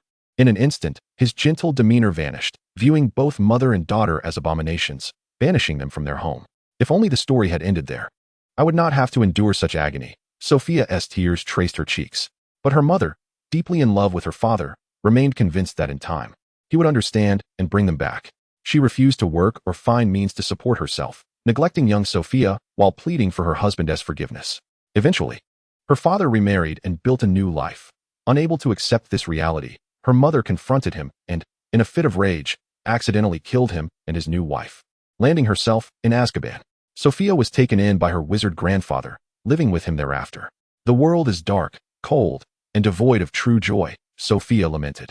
Natasha Joy silently comforted her, wrapping her arms around her in a wordless embrace. She refrained from uttering platitudes about happiness, for one should not dismiss another's sorrow without having experienced their struggles. Sophia clung to Natasha Joy and wept openly. After a considerable time, Sophia's emotions subsided. "I'm sorry, Natasha Joy. Today is my grandfather's birthday, and I cannot return to be with him. That's why I'm feeling a bit down." "It's all right," Natasha Joy smiled warmly. "You must be utterly exhausted. Go rest." She accompanied Sophia to the entrance of the Ravenclaw common room before slowly making her way back to Gryffindor Tower. The smile she had forced onto her face gradually faded, her head drooping. Sophia's experiences had stirred memories of her own unpleasant past. Natasha Joy inhaled deeply, stifling the tears that threatened to spill. "I must not cry. If I do, Lily and Sirius will worry, and I cannot trouble them. Just a fleeting emotion, nothing that could deter the formidable Joy. All she needed was to endure a little longer, and it would pass." "Joy." Sirius rounded the corner, spotting Natasha Joy approaching and hastening towards her. Natasha Joy glanced up momentarily before lowering her head again, quietly asking, "What are you doing here? Shouldn't I be asking you that? Why are you here? Your spell club must have ended ages ago." Remus just returned to the common room alone, saying he hadn't seen you. "I was worried something had happened, so I came out." As Sirius spoke, he noticed that something was amiss with Natasha Joy. "What's wrong?" "I'm fine," Natasha Joy insisted, trying to lift her tone. Though she kept her head down, "Perhaps I'm just a bit tired." Sirius gently grasped her cheeks, lifting her face in a tender but firm manner. The tears that had been hovering at the brink of her eyes finally cascaded down her cheeks with the slightest blink. Natasha Joy found herself momentarily transfixed, held by Sirius's gaze. "Why are you crying?" Sirius panicked upon seeing the tears fall, tenderly brushing his fingers along her cheek, but inadvertently leaving a red mark. "That hurts, Sirius, you're too strong." Natasha Joy pouted, unreasonably chastising him. Sirius, both amused and exasperated, felt relieved to hear Natasha Joy's relatively calm tone. "I was being gentle, you know." He released her face, instead resting his hand on her shoulder, taking on a protective stance as he gently pulled her closer, guiding her forward. "So what is really going on? Why did you sneak out to cry?" "I was not sneaking out to cry," Natasha Joy retorted loudly, feeling an overwhelming sense of security in Sirius's protective embrace, which gradually soothed her heart. "I merely had some sand in my eyes," she explained. "Is that so?" Sirius elongated his tone, tilting his head to gaze at the golden swirl of hair atop Natasha Joy's head. "What a cliché excuse. I advise you to speak the truth. Actually, it's just that Sophia was telling me about her parents, and it made me miss mine a bit, so I felt a little sad, that's all." Natasha Joy lowered her gaze to the ground, avoiding Sirius's penetrating stare. At first glance, her reason seemed plausible. Yet Sirius could discern that Natasha Joy was still concealing the truth. Nevertheless, was it indeed related to Joy's parents? What had transpired with them that impacted her so profoundly? Yet, since Natasha Joy was unwilling to share, Sirius resolved to feign ignorance and refrain from probing further. He hoped for the day when Natasha Joy would willingly open up. "Well, I was quite angry initially, but seeing you like this makes my grievances seem trivial." "What's wrong?" Natasha Joy's attention shifted, and she turned to look at Sirius. The blonde girl's nose and eyes were tinged with red, her watery, rose-hued irises glinting like precious gems. Sirius cleared his throat and quickly diverted his gaze. "Those old fossils insist that I return home for Christmas, claiming there is some important event that requires the presence of all family members." He clicked his tongue in annoyance. "So, it seems I'll find it quite difficult to slip away this Christmas. Merlin's beard, I hope I return unscathed, without being tainted by those ancient relics." Natasha Joy chuckled. "Do you need me to send you some food? But surely the Christmas feast won't be too dreadful." Observing Natasha Joy's smile softened Sirius's expression. "Oh, who knows? Just remember to write to me, Joy." Natasha Joy nodded vigorously. "Absolutely. Now, will you return to the common room? Or shall we head to the kitchen for a bite? I'll accompany you." Natasha Joy's spirits fully lifted. Her mind began to brim with whimsical ideas. "I want to visit the Ollery. Dale hasn't yet seen what an Animagus looks like." Sirius laughed. "Then let us go, Dale." At the sound of her master's call, the white owl spread her wings and flew toward Natasha Joy's outstretched arms, intending to alight on her arm. In the next moment, the master who had stood still vanished into thin air, leaving Dale to miss her landing. Dale quickly halted, circling above the Ollery in confusion and hooting twice. Sirius stood by, unable to suppress his laughter. She flew lower, attempting to grasp a tuft of Sirius's dark hair with her talons. "Don't grab me. Your master is right there." Dale began to spin again, finally spotting a small fluff ball floating awkwardly in the air. "Dale?" The little fluff ball chirped and, after a brief flight, settled onto the perch that originally belonged to Dale. Dale flapped her wings around the little fluff ball, unable to believe her eyes. Sirius called to the little fluff ball, "Come here, Joy." The fluff ball struggled to take off again, not landing on Sirius's outstretched palm, but instead perching atop his head, clutching a small tuft of hair with its tiny claws and pecking at his ear. "Ouch!" Sirius gently caught it in his palm and glanced out the window at the setting sun, suddenly smiling. He dashed out of the Olary, bursting through the castle and racing to the edge of the Black Lake. The little fluff ball squawked in surprise, chirping incessantly. As dusk approached, the Black Lake was nearly deserted. Sirius sat by the water's edge, allowing the little bird to perch on his shoulder. The setting sun bathed the fluff ball's originally snow-white feathers in a golden hue, making it appear like a tiny sun. Natasha Joy transformed back and settled beside Sirius, joining him to admire the sunset over Hogwarts. "You're quite mad, Sirius. Why did you suddenly rush down here?" "Dale, you humans are something else." Chapter 90. The Christmas Ball. The Christmas Ball? Natasha Joy languidly wrapped herself in a blanket, curled up in a soft chair by the fireplace, forking into the treats prepared by the house elf, Sasa. Ever since returning from the Christmas holiday, she had been in this state. "Indeed, I have no idea what the Black family is scheming. They are hosting a grand ball this Christmas, inviting various pureblood and neutral wizard families," Janlia lamented. "And we, the Julian family, have also received an invitation."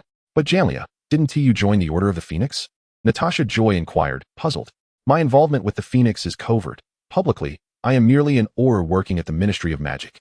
"I see." Natasha Joy pondered thoughtfully. The grandeur of the Black family's ball must be the significant event Sirius mentioned, necessitating the attendance of all family members.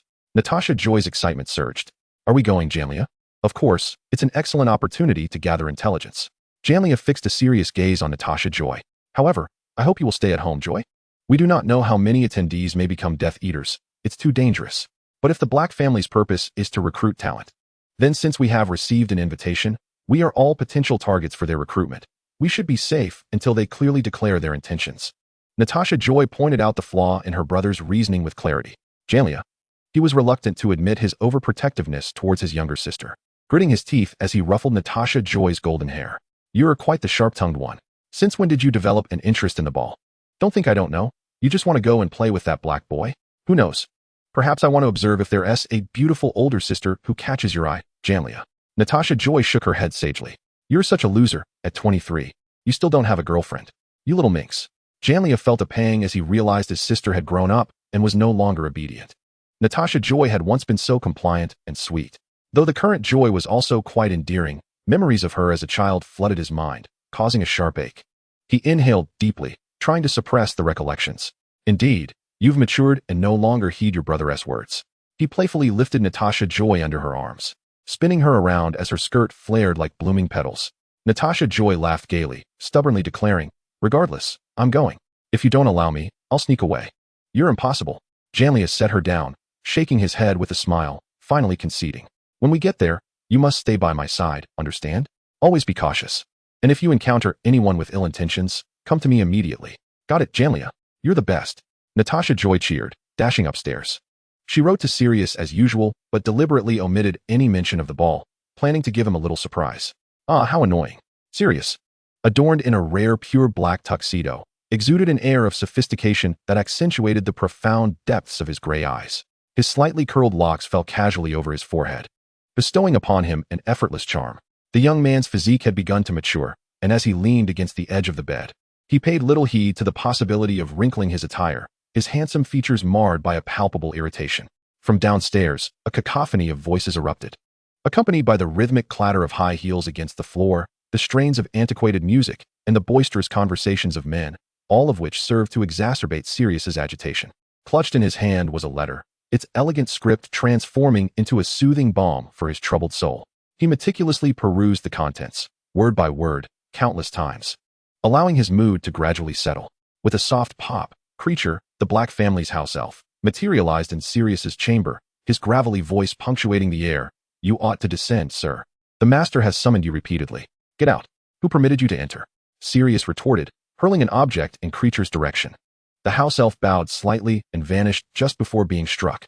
Rising to his feet, Sirius disregarded the shards scattered upon the floor. Confident that creature would soon return to tidy up, he retrieved a finely crafted black motorcycle model from the bookshelf. Though it bore the marks of time, it remained impeccably clean, a testament to its owner's diligent care. Sirius wiped the model once more, despite its lack of dust, as if he were merely engaging in a habitual ritual upon seeing it. Merlin, let this accursed ball conclude swiftly, so those old fogies cease their scrutiny. Allowing me to slip away. With a resigned pull of the door, he approached the staircase, surveying the nauseatingly decadent gathering from above. The dim lighting rendered the faces of the attendees indistinct. Sirius could hardly muster the desire to discern their appearances, longing only to make a fleeting appearance before retreating. Until, suddenly, a flash of vibrant color caught his eye. A familiar blonde girl, her hair artfully styled into an elegant updo, donned a burgundy gown that contrasted beautifully with her porcelain skin. She delicately sampled a piece of cake from a nearby table, her graceful collarbone accentuated with each movement. She appeared entirely transformed from her usual self, yet it took but a moment for her to ensnare Sirius's attention once more. Sirius silently retracted his previous wish, now yearning for the ball to endure a little longer. A family gathering such as this was indeed a unique affair. Natasha Joy, upon entering, had initially surveyed her surroundings with curiosity, but upon observing the composed demeanor of those around her, she straightened her back and endeavored to embody elegance. She linked her arm with that of Janaya, gradually making her way through the dance floor. Her pace was unhurried, not out of a desire for grace, but rather due to the slight heel of her shoes, rendering the inexperienced Natasha Joy nearly immobile. Gripping Janaya's arm tightly, to onlookers, she seemed to walk normally. Only they understood the extent to which she relied on him for support. Janaya glanced at her and whispered, "I told you to wear flats." Natasha Joy countered, "But this exquisite dress deserves a matching pair of heels." "Very well, then I shall let go and observe how you manage," Janaya teased, his annoyance evident. Despite his words, Janaya steadfastly supported his younger sister as they traversed the dance floor. Mrs. Black approached with a glass in hand, welcoming the duo warmly. "Mr. Julian, Miss Julian. Good evening." "Mrs. Black," Janaya replied with a smile. Natasha Joy stood aside, her eyes darting around the exquisitely adorned yet still ancient estate. "So this is Sirius's home? I wonder where he is. I haven't seen him since we arrived." "Miss Julian is quite a remarkable young lady," Mrs. Black remarked, the conversation somehow shifting toward Natasha Joy. Caught off guard by the mention of her name, Natasha Joy quickly donned a polite smile, realizing that Janaya had skillfully concealed their true stance, perhaps leading Mrs. Black to believe they were allies, as she regarded the Julian siblings with great admiration. Her demeanor softened as she addressed Natasha Joy, a faint smile breaking through her otherwise stern expression. "My son, the ungrateful one, is but a year younger than you, studying in Slytherin." Natasha Joy inclined her head with a smile. "You must mean Regulus. Is it not curious that Sirius, the eldest son of the Black family, was not mentioned?" She shook her head. "Poor Sirius. Dear miss, would you care for a drink?" A raspy voice interrupted her thoughts, and Natasha Joy turned to find a house elf with a tray. Given the stature of the Black family, the presence of a house elf was hardly surprising. With nothing better to do, she bent down to engage the elf in conversation. "Is it all alcohol?" "No, there is also juice, miss," the elf replied with formality. "Very well, what is your name?" Natasha Joy instinctively inquired. The elf hesitated for a moment before responding in a hushed tone. "Creature. Creature, do you have hot cocoa prepared?" "Apologies, miss, it is Creature's oversight. I shall prepare it immediately." Seeing the house elf genuinely intent on fulfilling her request, Natasha Joy quickly interjected, No, that isn't necessary. I was merely inquiring." Pondering the absurdity of expecting hot cocoa at a ball, she remembered that other house elves appeared to be quite sensitive, prompting her to add, "This is not a reflection on you. Creature, please do not take it to heart. You must work quite hard preparing for the feast." Creature fell silent for a long moment, finally responding, "Yes, Mississippi." This house elf was even more taciturn than any she had encountered before. As Natasha Joy contemplated this, she reached out to gently pat Creature's large ears, feeling them twitch under her touch. "Is there butterbeer available?" "Yes," Creature replied with noticeably greater speed, eagerly offering her a cup. "Thank you." Natasha Joy took a sip of the butterbeer, glancing over at Janaya, who had concluded his conversation with Mrs. Black and was now engaged in discussion with another man, one with a prominent beard, who was decidedly not a beautiful woman. It seemed Janaya had come with serious intentions, devoid of any frivolous motives, which left Natasha Joy feeling somewhat disappointed. She gradually distanced herself, sampling a small piece of cake from a nearby table. The shoes on her feet finally felt manageable, allowing her to walk with more ease. "Though I feel a pang of guilt toward Creature. This cake does not compare to Sasha's exquisite creations. Sasha truly was the best. She resolved to commend her upon her return. Where on earth had Sirius wandered off to? As she shifted her gaze, she finally spotted his familiar figure atop the long staircase. Sirius. She excitedly raised her arms and waved at him. Sirius, clearly noticing her, descended the stairs with a visible smile in his gray eyes. Natasha Joy was fixated on Sirius when someone lightly tapped her shoulder. My dear lady, why do you stand here all alone? It was a boy clad in elegant attire, holding a wine glass, handsome yet overshadowed by Sirius's presence.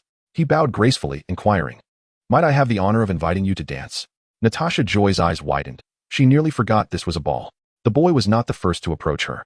Unbeknownst to her, numerous gazes had already been fixated upon her, some openly, others in secret. The fair-haired girl in a burgundy gown, slender and beautiful, possessed an innocent and bewildered air, like a lamb inadvertently wandering into a wolf's den, drawing much attention. Witnessing someone act first, many sighed in disappointment. Natasha Joy glanced at the hand extended toward her, feeling a surge of nervousness as she declined. I'm sorry, I'm waiting for someone. Intrigued by the mysterious individual for whom such a beautiful lady awaited, the boy persisted. Do not concern yourself with that person, my lady. As he attempted to grasp Natasha Joy's hand, she recoiled slightly, furrowing her brow. Before she could voice her thoughts, a large hand seized hers. Apologies for keeping you waiting.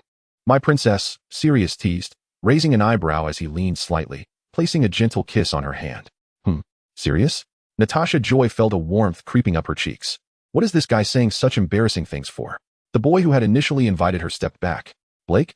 Sirius cast a cold glance at him, which stunned the boy, who had intended to mock Sirius but ultimately muttered a curse before leaving. Sirius released Natasha Joy's hand, and she took a step back, creating distance between them. She scrutinized Sirius from head to toe and sincerely complimented. You look quite handsome today. Sirius turned his gaze away, retorting, Was I not handsome before? So self-absorbed. Natasha Joy thought. Sirius fell silent. His heart, which had been racing since he saw the blonde girl, had yet to calm. What are you doing here? Surprised, aren't you? Natasha Joy replied proudly. I deliberately didn't mention it in my letter. Did it catch you off guard? More than just a little, Sirius chuckled. If you had told me sooner, these past few days wouldn't have been so excruciating. I could have looked forward to your arrival much earlier. Chapter 92, The Christmas Ball 3. What? The dance floor buzzed with noise, many couples swirling around them. Natasha Joy failed to catch Sirius's words and leaned in closer. It's nothing, Sirius said, looking at the blonde girl, gently tucking a stray hair behind her ear. I meant to say, you look beautiful today. Natasha Joy was momentarily speechless. She sensed something was different about Sirius today, yet she couldn't quite articulate what it was. Would you like to come to my room for a while? Can I? Natasha Joy exclaimed, her earlier worries forgotten. Of course, Sirius replied with a smile. He had learned a bit about the Black family situation over the past few days and understood that they were genuinely considering aligning themselves with Voldemort. Hence, this ball was not entirely safe. While he was thrilled to see Natasha Joy here, it was prudent to lead her away from such individuals. Then I'll go inform Julian. Natasha Joy recalled her brother's admonition, thinking it best to let him know to prevent any anxiety if he couldn't find her later. Sirius stood patiently, watching as Natasha Joy approached Julian. She leaned in close to where Julian was engaged in conversation and whispered, Julian, I'm going to play with Sirius. Julian turned to see Sirius waving at him from a distance. You rascal, is it so blatant that you are whisking away my little sister? Despite Julian's reluctance for Natasha Joy to associate with that rascal, it was evident that being with him was safer than remaining at the ball. Though he was loath to admit it, Julian felt reassured by Sirius, the eldest son of the Black family. It seems you have a good rapport with the Julian family's young lady. Sirius, who had been watching Natasha Joy converse with her brother, heard a serious voice nearby, but did not turn to see its source. Mrs. Black had approached him at some point. Her usual disdain for her eldest son softened for once. Though she still maintained an air of superiority, it was a marked improvement. Very good. The Julian family is an important ally to the Blacks. Fostering strong relations with them is essential. It appears you are not entirely without merit. I hope you can secure the affections of Miss Julian and not disappoint me. Sirius could barely contain his laughter. Turning to face his so-called mother for the first time in years, feeling an earnest desire to heed her command. With a sarcastic smile, he replied, I assure you, I shall not disappoint you, dear mother. Natasha Joy approached and greeted Mrs. Black with a smile. Mrs. Black returned the gesture, saying, Good child, enjoy yourself. Sirius then stepped forward, gently taking Natasha Joy's arm. Shall we go, Miss Julian? He led her upstairs. Natasha Joy sensed an odd atmosphere and glanced back, catching sight of Regulus surrounded by a group of people engaged in conversation. Regulus seemed to sense her gaze and briefly met her eyes before averting his gaze. Preoccupied with looking back, Natasha Joy failed to notice the stairs beneath her and stumbled forward. Sirius swiftly caught her, furrowing his brow in discontent. "What are you so intently staring at? Watch where you're going." "It's nothing, nothing." Natasha Joy shook her head, focusing on the path ahead. "Are you walking uncomfortably?" Sirius inquired, having noticed that Natasha Joy had been walking slowly. It's because of the heels on these shoes. I'm not used to it." "I see." Sirius glanced at her heels and effortlessly lifted her into his arms. Natasha Joy gasped in surprise, instinctively clutching the fabric of his suit, causing a faint crease. "You startled me. Why didn't you give me a warning?" Sirius remained unfazed. "You were walking too slowly. At this rate, the ball will be over before we even reach my room. It's not that dramatic." Mrs. Black, watching from the bottom of the stairs, nodded in approval. Meanwhile, Julian, who merely intended to check on his little sister, turned to see that rascal carrying her up the stairs and nearly dropped his drink in a fit of indignation. "What is going on, Mr. Julian?" The individual conversing with Julia noticed his peculiar behavior. "Nothing," he replied, his eyes blazing with fury, while his expression remained a forced smile. Sirius only set Natasha Joy down when they reached the threshold of his room. Upon entering, he was relieved to see that creature had tidied up the shards scattered across the floor. "Come in," he said, turning to Natasha Joy, who stepped slowly into his spacious room. The chamber was adorned with an intricately carved large bed, and the high windows were draped with long velvet curtains, while an ornate chandelier hung above. The walls were plastered with an array of posters and photographs, alongside several large Gryffindor banners. Natasha Joy found herself bemused. In a household where every member belonged to Slytherin, the presence of so many Gryffindor flags was bound to infuriate Mrs. Black.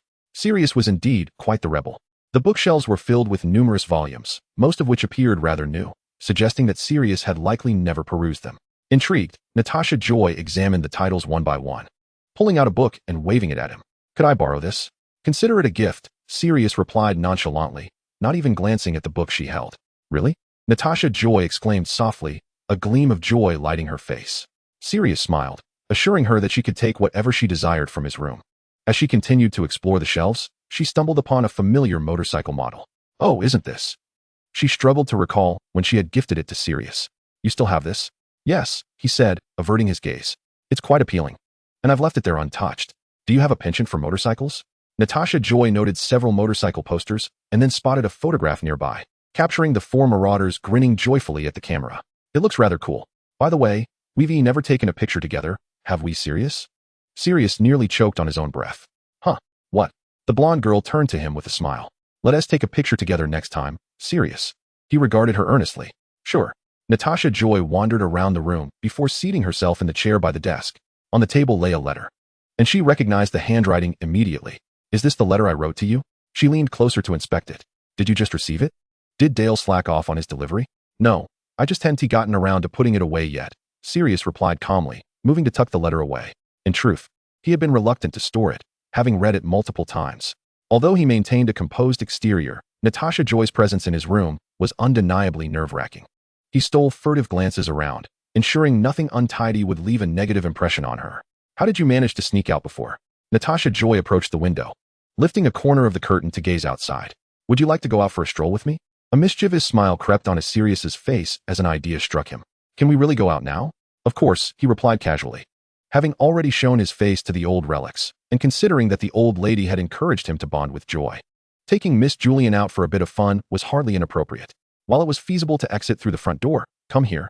Sirius beckoned Natasha Joy and then opened a small window, first squeezing through himself. Natasha Joy followed closely behind, her smaller stature making it easier for her to navigate the tight space. She gestured at the window's size. "If you grow taller in a few years, you'll have to find another way out, as this little window won't accommodate you." Sirius assisted her as she climbed through. "I will certainly grow taller, but who knows, I might escape from here before that happens." He joked, "By then, I might be homeless, and you'll have to take me in." Natasha Joy beamed. "Of course, you can stay at my house anytime. I have plenty of empty rooms, and it would be no trouble at all." Sirius was taken aback, chuckling after a moment. "Your brother would tear me to shreds." "Julia isn't that unreasonable," she assured him. Natasha Joy steadily balanced herself on the rooftop, her high heels necessitating careful steps. Upon glancing down, fear struck her, and she crouched down. "By Merlin S. Beard, we're on the 5th floor, Sirius. How do we get down?" "Technically, we're on the rooftop of the 4th floor," Sirius said, guiding her. They were now at the back of the entire house, and he led her to a more accessible spot. Sirius jumped down to the third-floor roof, demonstrating the way, and turned to extend his hand to her. No need. Natasha Joy replied, finding her heels cumbersome. She slipped them off, holding them in her hands, and leaped down decisively. You're hardly acting like a lady, Sirius chuckled. That's your fault for leading me into such unladylike antics. My image has been ruined, especially today when I'm wearing such a lovely outfit. Despite her words, Natasha Joy's tone lacked reproach. She found the experience refreshingly exhilarating and was thoroughly enjoying herself. All right, Sirius proclaimed as he jumped from the last platform. Opening his arms wide to catch Natasha Joy, she did not hesitate to leap down, confident that he would catch her. Natasha Joy landed safely in his embrace. Wow, you nearly squished me, Sirius exclaimed dramatically. Natasha Joy playfully punched him. You're so annoying. Where are we headed next? Her excitement ignited as she surveyed their surroundings. Though it was Christmas, the streets were not overly crowded. Sirius hesitated, pointing to a location that seemed to host some shops, which would likely be livelier. Although he resided there, he often left with a mindset of escape, never truly taking in the sights around him. But this time was different. He could explore freely. Natasha Joy didn't mind Sirius's lack of suggestions. She decisively declared, let us head that way. She slipped her shoes back on and tugged Sirius along. Even though they were merely visiting a row of mundane muggle shops, Natasha Joy was brimming with joy, rushing over to examine anything that caught her eye. What's that? She exclaimed, spotting a gathering of muggles, and dashed over, soon returning, Sirius. Come quickly. Sirius strolled over leisurely, only to be pulled along by the eager Natasha Joy. Hurry. They have free photographs. She dragged him into line, insisting that capturing muggle photos would surely be entertaining. We just mentioned wanting to take pictures, and here we are? It's a sign from Merlin. Sirius mused. A sign, you say? The photographs were of poor quality, printed on flimsy paper, and the subjects remained static. Yet, as Sirius gazed at the image of the cheerful blonde girl, he cherished the moment, tucking it away with care. The shop is hosting a ball, dear sir and madam. The elderly gentleman chuckled as he addressed the pair. A ball. Natasha Joy turned to Sirius. Shall we take a look? If memory serves me right, Miss Julian. You have just escaped from a grand soiree, have you not? Sirius found himself at a loss for words, yet followed her lead into the event. Surely, a muggle ball must be vastly different from one of wizardry, and were it not for the opportunity to see you, I would have little desire to partake in such a mundane gathering. Sirius stammered, once again rendered speechless for what felt like the umpteenth time that evening.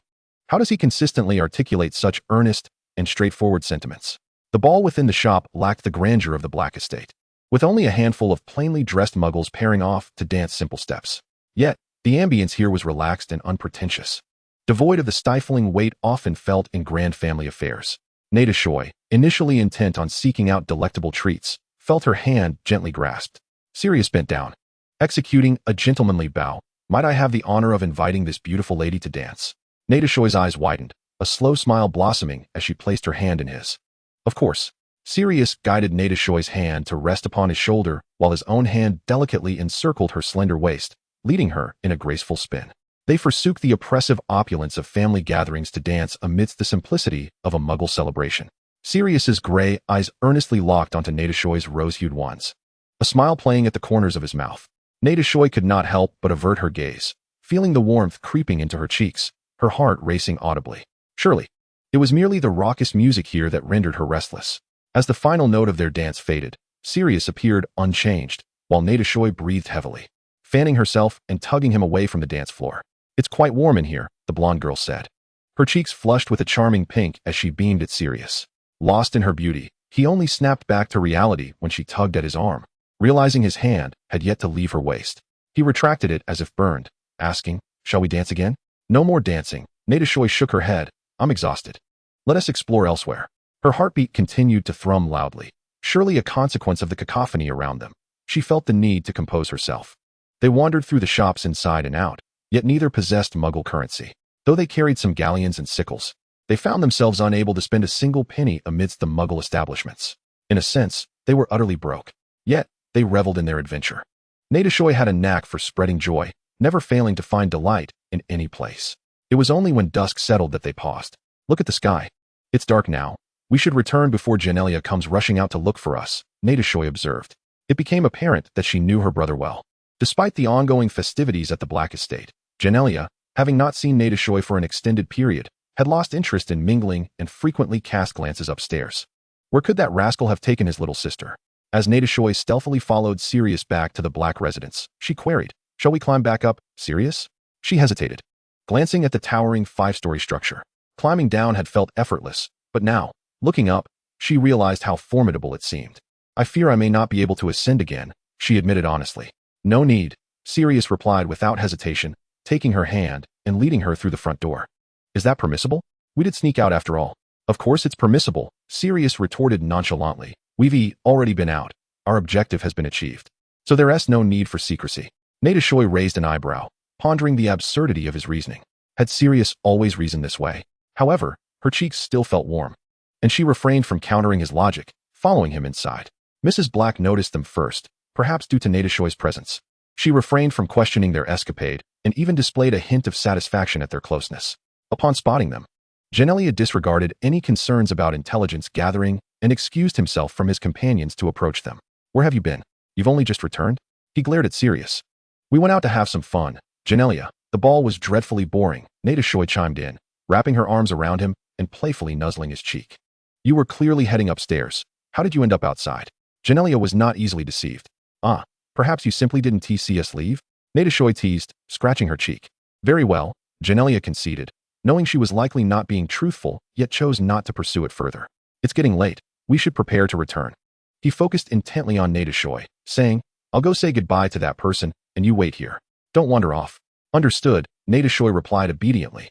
But the more she thought about it, the more it seemed amiss. Sirius, it appears Mrs. Black is quite keen on my spending time with you. She likely still cannot ascertain which side the Julians are on, can she? If we wish to venture out again, I doubt she would impede us. Natasha Joy narrowed her eyes. So why did we exert ourselves so much to descend from the 5th floor? Are we simply bored? Cough. Sirius strategically redirected his gaze. You've caught me, Natasha Joy. Your perceptiveness is rather formidable. You rascal, Natasha Joy chuckled. Well, I've never scaled a building before. It's rather amusing to try it once. She bent down to hastily grab 2 small cakes, stuffing them into her mouth, mumbling, but it's true that I'm not full. It would be a shame to return from a ball with an empty stomach. Sirius turned his head, observing Natasha Joy's cheeks puffed with cake. Her earnestness in eating causing him to cover his face, suppressing a grin.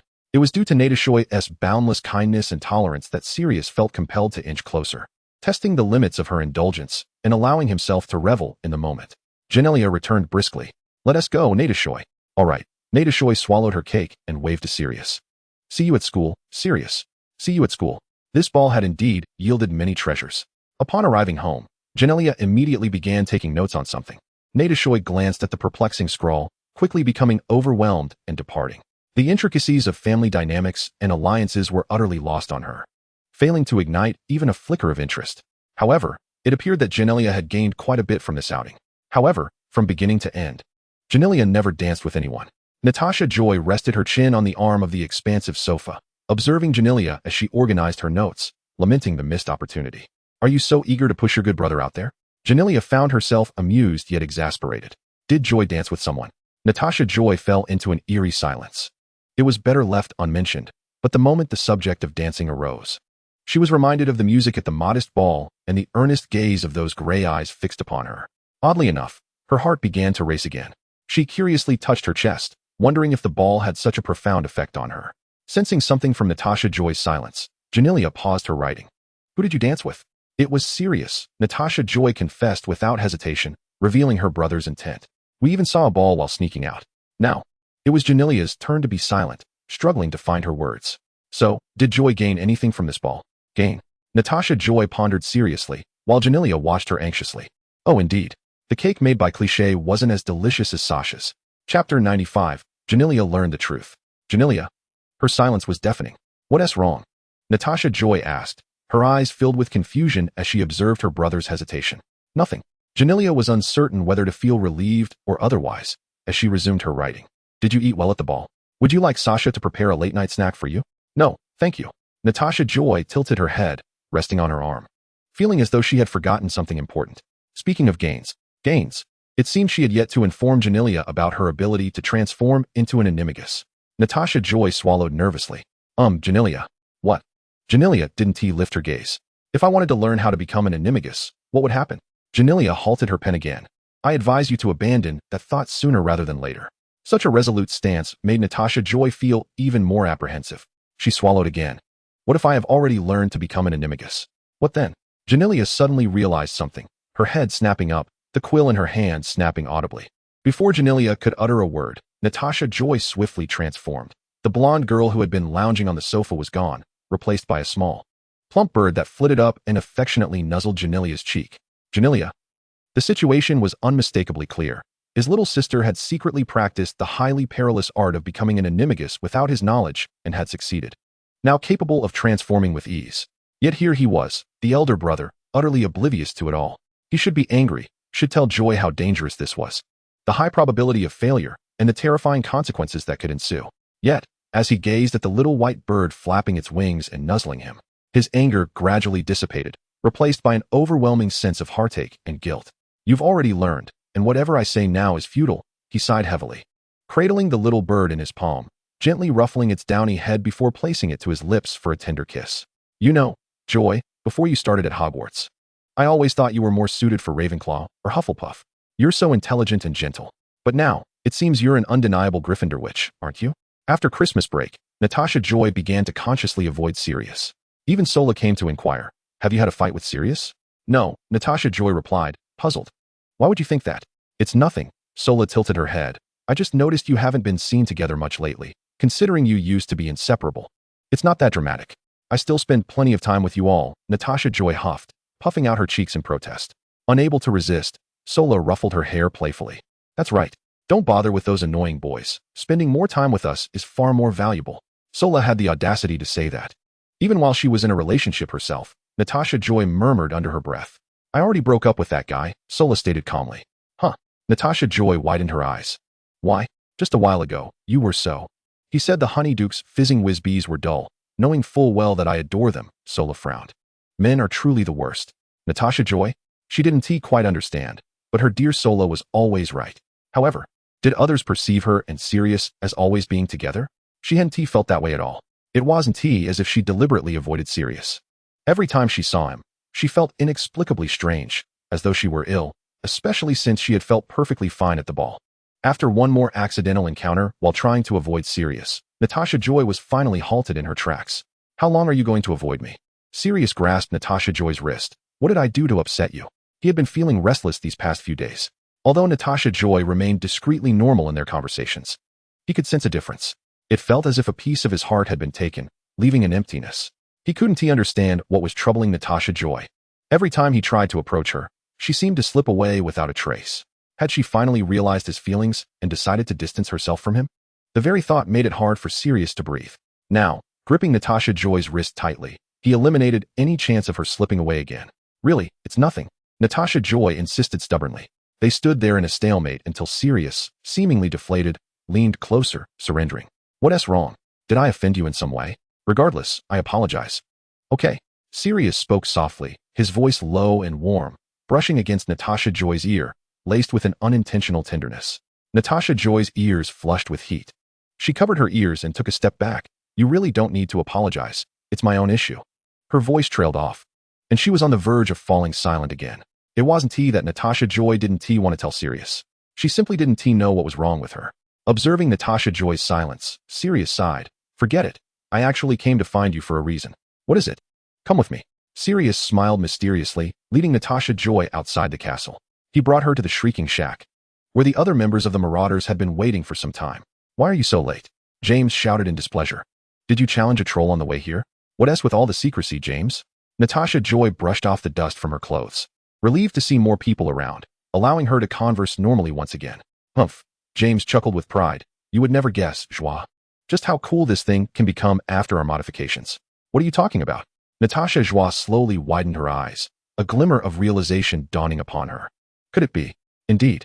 James triumphantly raised the parchment that had been hidden behind his back. Behold our latest invention, the Marauders Map. Chapter 96, the Marauders Map. Let me see. Natasha Joy eagerly grabbed the parchment, only to find it utterly blank. But there's nothing on it. She exclaimed, bewildered. TSK, TSK, TSK. James waved his hand dismissively, reclaiming the parchment. With a flick of his wand, he declared, now watch closely, don't blink. I solemnly swear that I am up to no good. Gradually, the full layout of Hogwarts began to emerge on the map. And this is a real-time map. Sirius pointed at the moving dots on the parchment, explaining, it allows us to observe the whereabouts of everyone in Hogwarts at any time. For instance, at this very moment. Two individuals are in the kitchen enjoying a meal. They are likely two Hufflepuffs. Natasha Joy examined the map meticulously, her admiration evident. You guys are amazing. Of course. But you also played a significant role, Joy. After all, it was your inspiration that sparked our creativity. James graciously accepted her praise. As Natasha Joy scrutinized their locations on the map, she noticed something peculiar.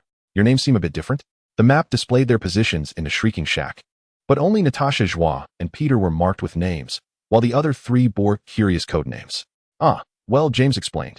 We've come up with some code names to make it sound cooler. He gestured toward Peter. We haven't decided on his yet. It's hard to name a little mouse. Let me guess, Natasha Joy chimed in enthusiastically. Pointed fork. Clearly that must be James transformed into a stag. Correct. James snapped his fingers. Moonface must be Remus. Natasha Joy giggled, finding the code names quite amusing. Remus nodded with a smile. I believe that suits me quite well.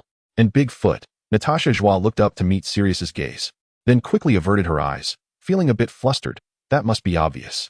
Sirius regarded Natasha Joy's averted gaze with a serious expression, while Remus watched the two with thoughtful eyes. James, blissfully unaware of the tension, exclaimed, well guessed. Now we need to think of code names for you and little Peter. Do I have to have one too? Natasha Joy asked, slightly surprised. Of course. You are a vital contributor to the creation of the Marauders map. Remus ruffled Natasha Joy's hair. Without you, we certainly wouldn't have completed it so effortlessly. James pondered aloud. For a little mouse, what could we call him? Mouse ears? Mouse teeth? Mouse tail? He muttered a few options, none of which satisfied him. Peter seemed indifferent about coming up with a code name, standing awkwardly to the side with a shy smile. What do you want to be called, Peter? Natasha Joy sought his opinion. I'm fine with anything. I don't mind. Just go with what James and Sirius prefer, Peter stammered. Though Natasha Joy disagreed with Peter's nonchalance, she refrained from voicing her thoughts since he had no objections. How about Wormtail? Sirius casually suggested, hastily assigning Peter a moniker that reflected his status, a clear sign of his indifference. That works. It rolls off the tongue nicely, James concurred. Now what should we call Joy? Natasha Joy had no good suggestions. She was never good at naming things. I can't think of anything. James contemplated Joy's adorable Animagus form, musing Fluffy Ball, Little Dumpling, Remus, more engaged in the naming process, suggested, how about Tangyuan? Hearing their playful banter about her code name made Natasha Joy feel immensely embarrassed, her face burning with heat. She momentarily forgot her earlier awkwardness with Sirius, as an even more mortifying situation was unfolding.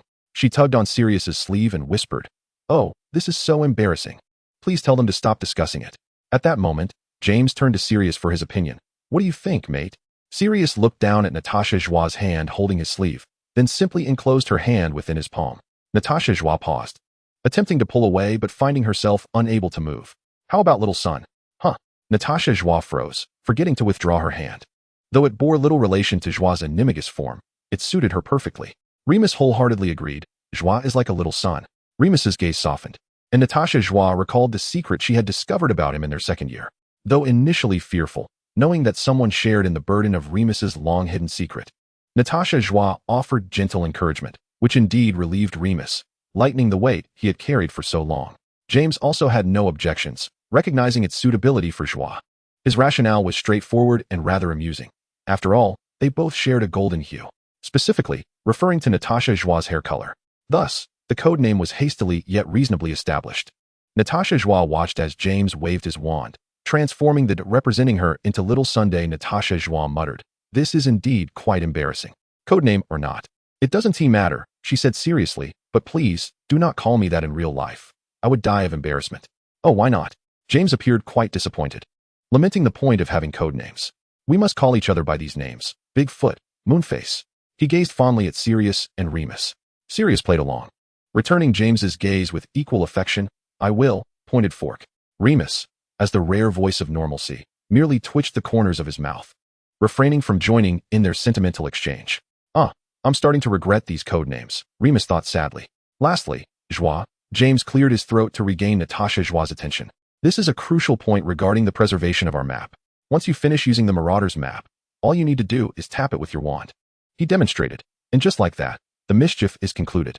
The markings on the parchment gradually faded, transforming it back into an ordinary blank sheet of parchment.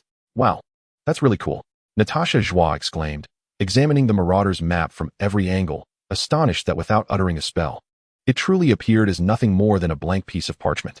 Chapter 97, The Room of Requirement. Indeed, this This is our labor of love. James held the parchment high above his head, striking a pose of exaggerated joy. We initially intended to create a second one for you, but that proved exceedingly difficult. We might find it quite challenging to replicate it again. Remus apologized, suggesting, perhaps we could share it, allowing you and us to take turns for a few days each. James and Sirius had no objections, but Natasha Joy waved her hands dismissively. No need, she declined. She nonchalantly remarked, you may keep it.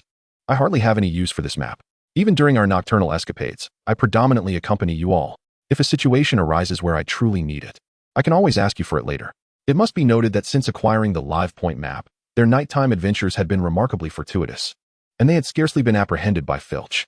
The long-faced Filch, having failed to catch this mischievous group for an extended period, wore an even darker expression. He firmly believed they must be employing some sort of trickery, which they indeed were, prompting him to intensify his nocturnal patrols. On this particular night, the rare opportunity for Natasha Joy to explore with the Marauders led them into a dead end while fleeing from Filch. Gasping for breath, she exclaimed, "Don't you have the Live Point map? How could we not evade Filch?" Her skeptical gaze swept over the parchment in James's hand. Could it be your enchantments have failed? Impossible, James fervently denied. The Live Point map must be functioning perfectly. It's just that Filch is utterly relentless. According to the map, they had sprinted to the 8th floor of Hogwarts, near the tapestry depicting the troll clobbering poor Barnabas.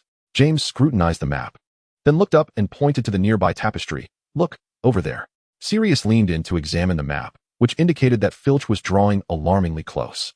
Once silence enveloped them, they could hear Filch's heavy breathing and the sound of footsteps approaching. Natasha Joy attempted to open the doors of the surrounding classrooms, but all were locked. What shall we do now?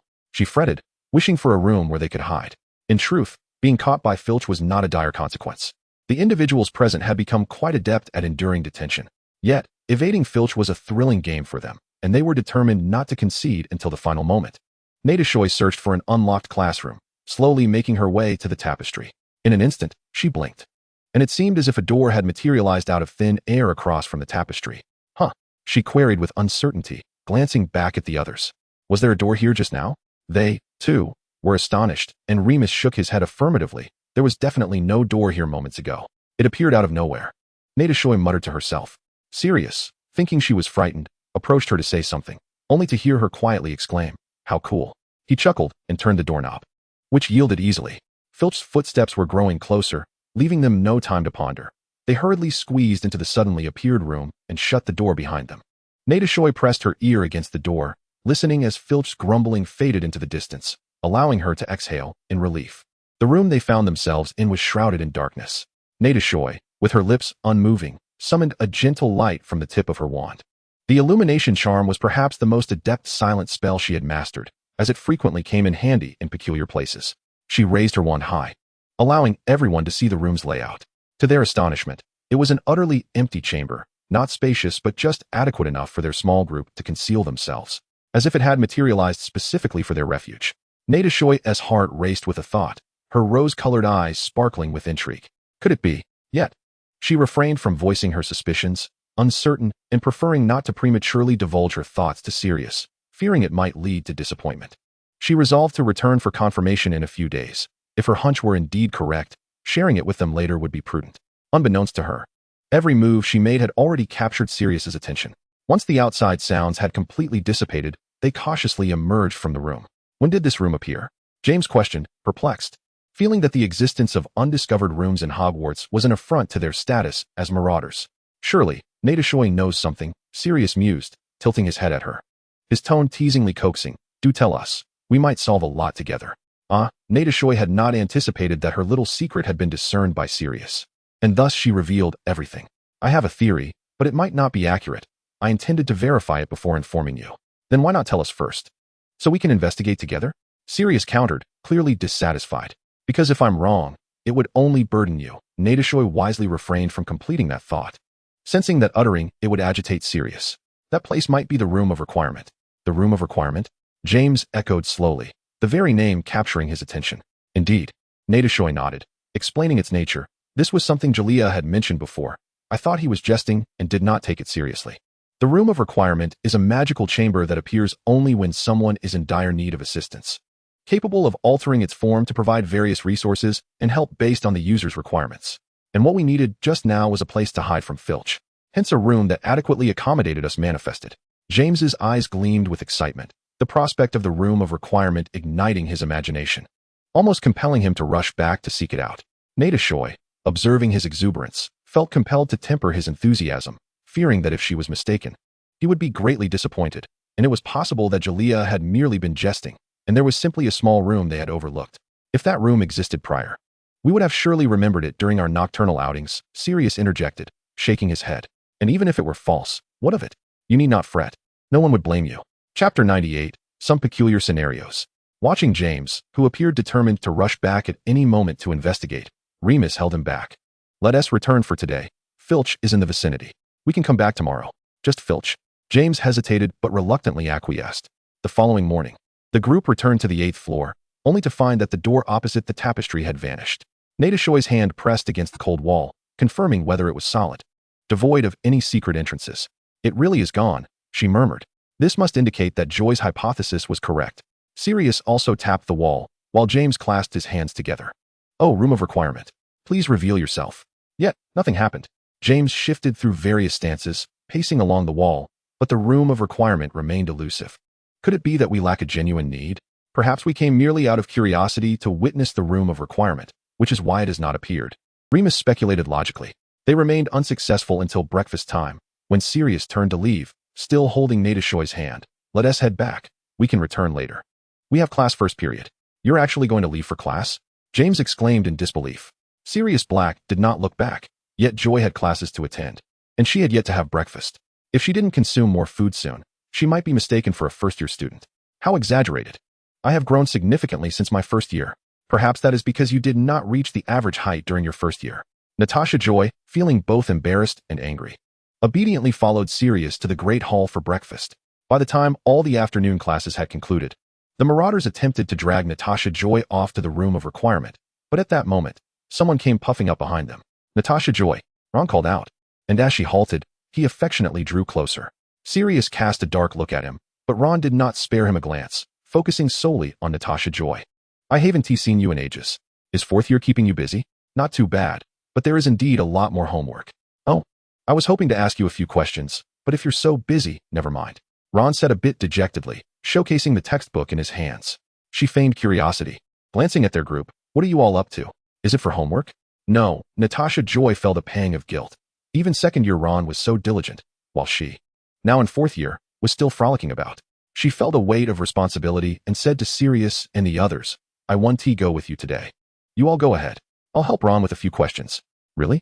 Ron exclaimed, his eyes sparkling with surprise. But perhaps you should reconsider. You seem to have other matters to attend to. He shrank back a bit. And your friends want to be upset, right? You were supposed to come with them. Sirius's face darkened, and James was still trying to comprehend the situation, while Remus accidentally let out a chuckle. Uffed. Perceptive Remus covered his mouth, stifling laughter. Apologies.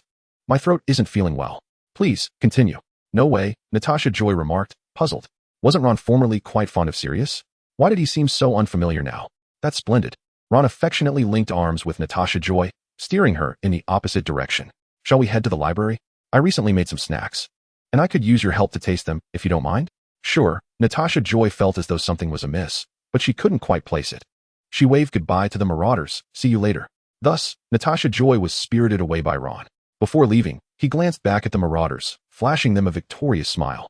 Sirius clenched his fists, a dark expression clouding his face. James still hadn't grasped the situation. What does this mean? They really left? That Hufflepuff doesn't like Bigfoot anymore? I thought that was some new tactic to catch Bigfoot's attention. He found it rather perplexing that she had suddenly taken a liking to Joy. It seems so. Remus finally burst into laughter, wondering what kind of affection she held for Joy. As it appeared Joy's charm was indeed formidable. James quickly joined in the mockery of Sirius. How pitiful, mate. How does it feel to have a former admirer turned rival? Sirius. He gazed at Natasha Joy's departing figure, frustrated. How could Joy, usually so perceptive, be so oblivious in this situation? Could she not see that Ron harbored ulterior motives? Ron presented Natasha Joy with a box of chocolate pies. I initially didn't know how to cook, but upon hearing that you enjoy snacks, I specifically learned how to make them. I hope they suit your taste. Natasha Joy sampled a piece and generously praised. Delicious. Ron, you have a talent. She pointed out a minor issue, suggesting that he could use a bit more cocoa powder. Next time, I can bring some snacks for you to try, and if you're interested in learning how to make them, I'd be happy to teach you. Really? Ron beamed, Thank you, Joy. You truly are a kind person. However, Joy, Ron leaned on the table, watching Natasha Joy savoring the treats. What? Joy still calls me by my last name. I've been addressing her by her first name for ages, Ron lamented, feeling aggrieved. Joy must really care. I was so harsh on her before. I sincerely apologize. I was truly blinded before, but now I have seen the light. Ah, it's not like that. Natasha Joy hesitated. Iloka. No, Iloka, Ron laughed contentedly. So gentle, Joy. Was I truly blind before? The notion of transmigrating into a book is utterly unreliable. Using those manipulative tactics on Sirius and Natasha Joy yielded entirely different results. She did not believe Natasha Joy would be naive enough to miss the signs. Perhaps she sensed that Iloka harbored no malice and thus tolerated her actions. Natasha Joy was a kind-hearted girl who wouldn't refuse the goodwill of others. Chapter 99. Some peculiar love triangles too. After chatting for quite a while, Natasha Joy finally remembered the main topic. By the way, Iloka, didn't you have a few questions for me? What are they? Iloka. What questions? Just some tactics to attract Natasha Joy's attention. But she certainly could not admit that now. Aha, yes, questions well. Iloka frantically flipped through the textbook she had hastily grabbed before leaving. Oblivious to what she had taken, she opened it to find the cover displayed potions and elixirs. Potions? I've landed on my weakest subject, Natasha Joy thought. Not wanting to appear incompetent in front of a younger student. After all, as a fourth year, it would be quite embarrassing. However, my theoretical knowledge is reasonably sound, so I should be able to explain the principles. Iloka appeared calm on the surface, but was crying internally. Merlin, how did I end up on a topic that Natasha Joy struggles with? How can I use this as an excuse to spend more time with her? She casually flipped to a random page and began to question Natasha Joy, though it hardly mattered which page she turned to. Iloka had barely studied. During her first year at Hogwarts, she had spent the first half trying to attract Sirius's attention and the latter half chasing after Natasha Joy, hardly dedicating any time to her studies. Natasha Joy perused the book, explaining a few concepts to Iloka. Observing Iloka's bewildered expression, her demeanor gradually grew serious as she bent down to flip through Iloka's textbook. Iloka watched Natasha Joy's earnestness, swallowing hard. She began to regret using the pretense of asking questions to approach Natasha Joy. The sight of Natasha Joy scrutinizing her textbook reminded her of the fear instilled by Muggle school teachers before her transmigration. Iloka, what is the formula for the growth potion? Natasha Joy waved the textbook she held. This is what you covered in your last potions class, right? Had they already begun the questioning? Iloka's mind raced as she thought back to what she had been doing in that class. Had she fallen asleep? Stinging nettle, pufferfish eyes, and bat spleen.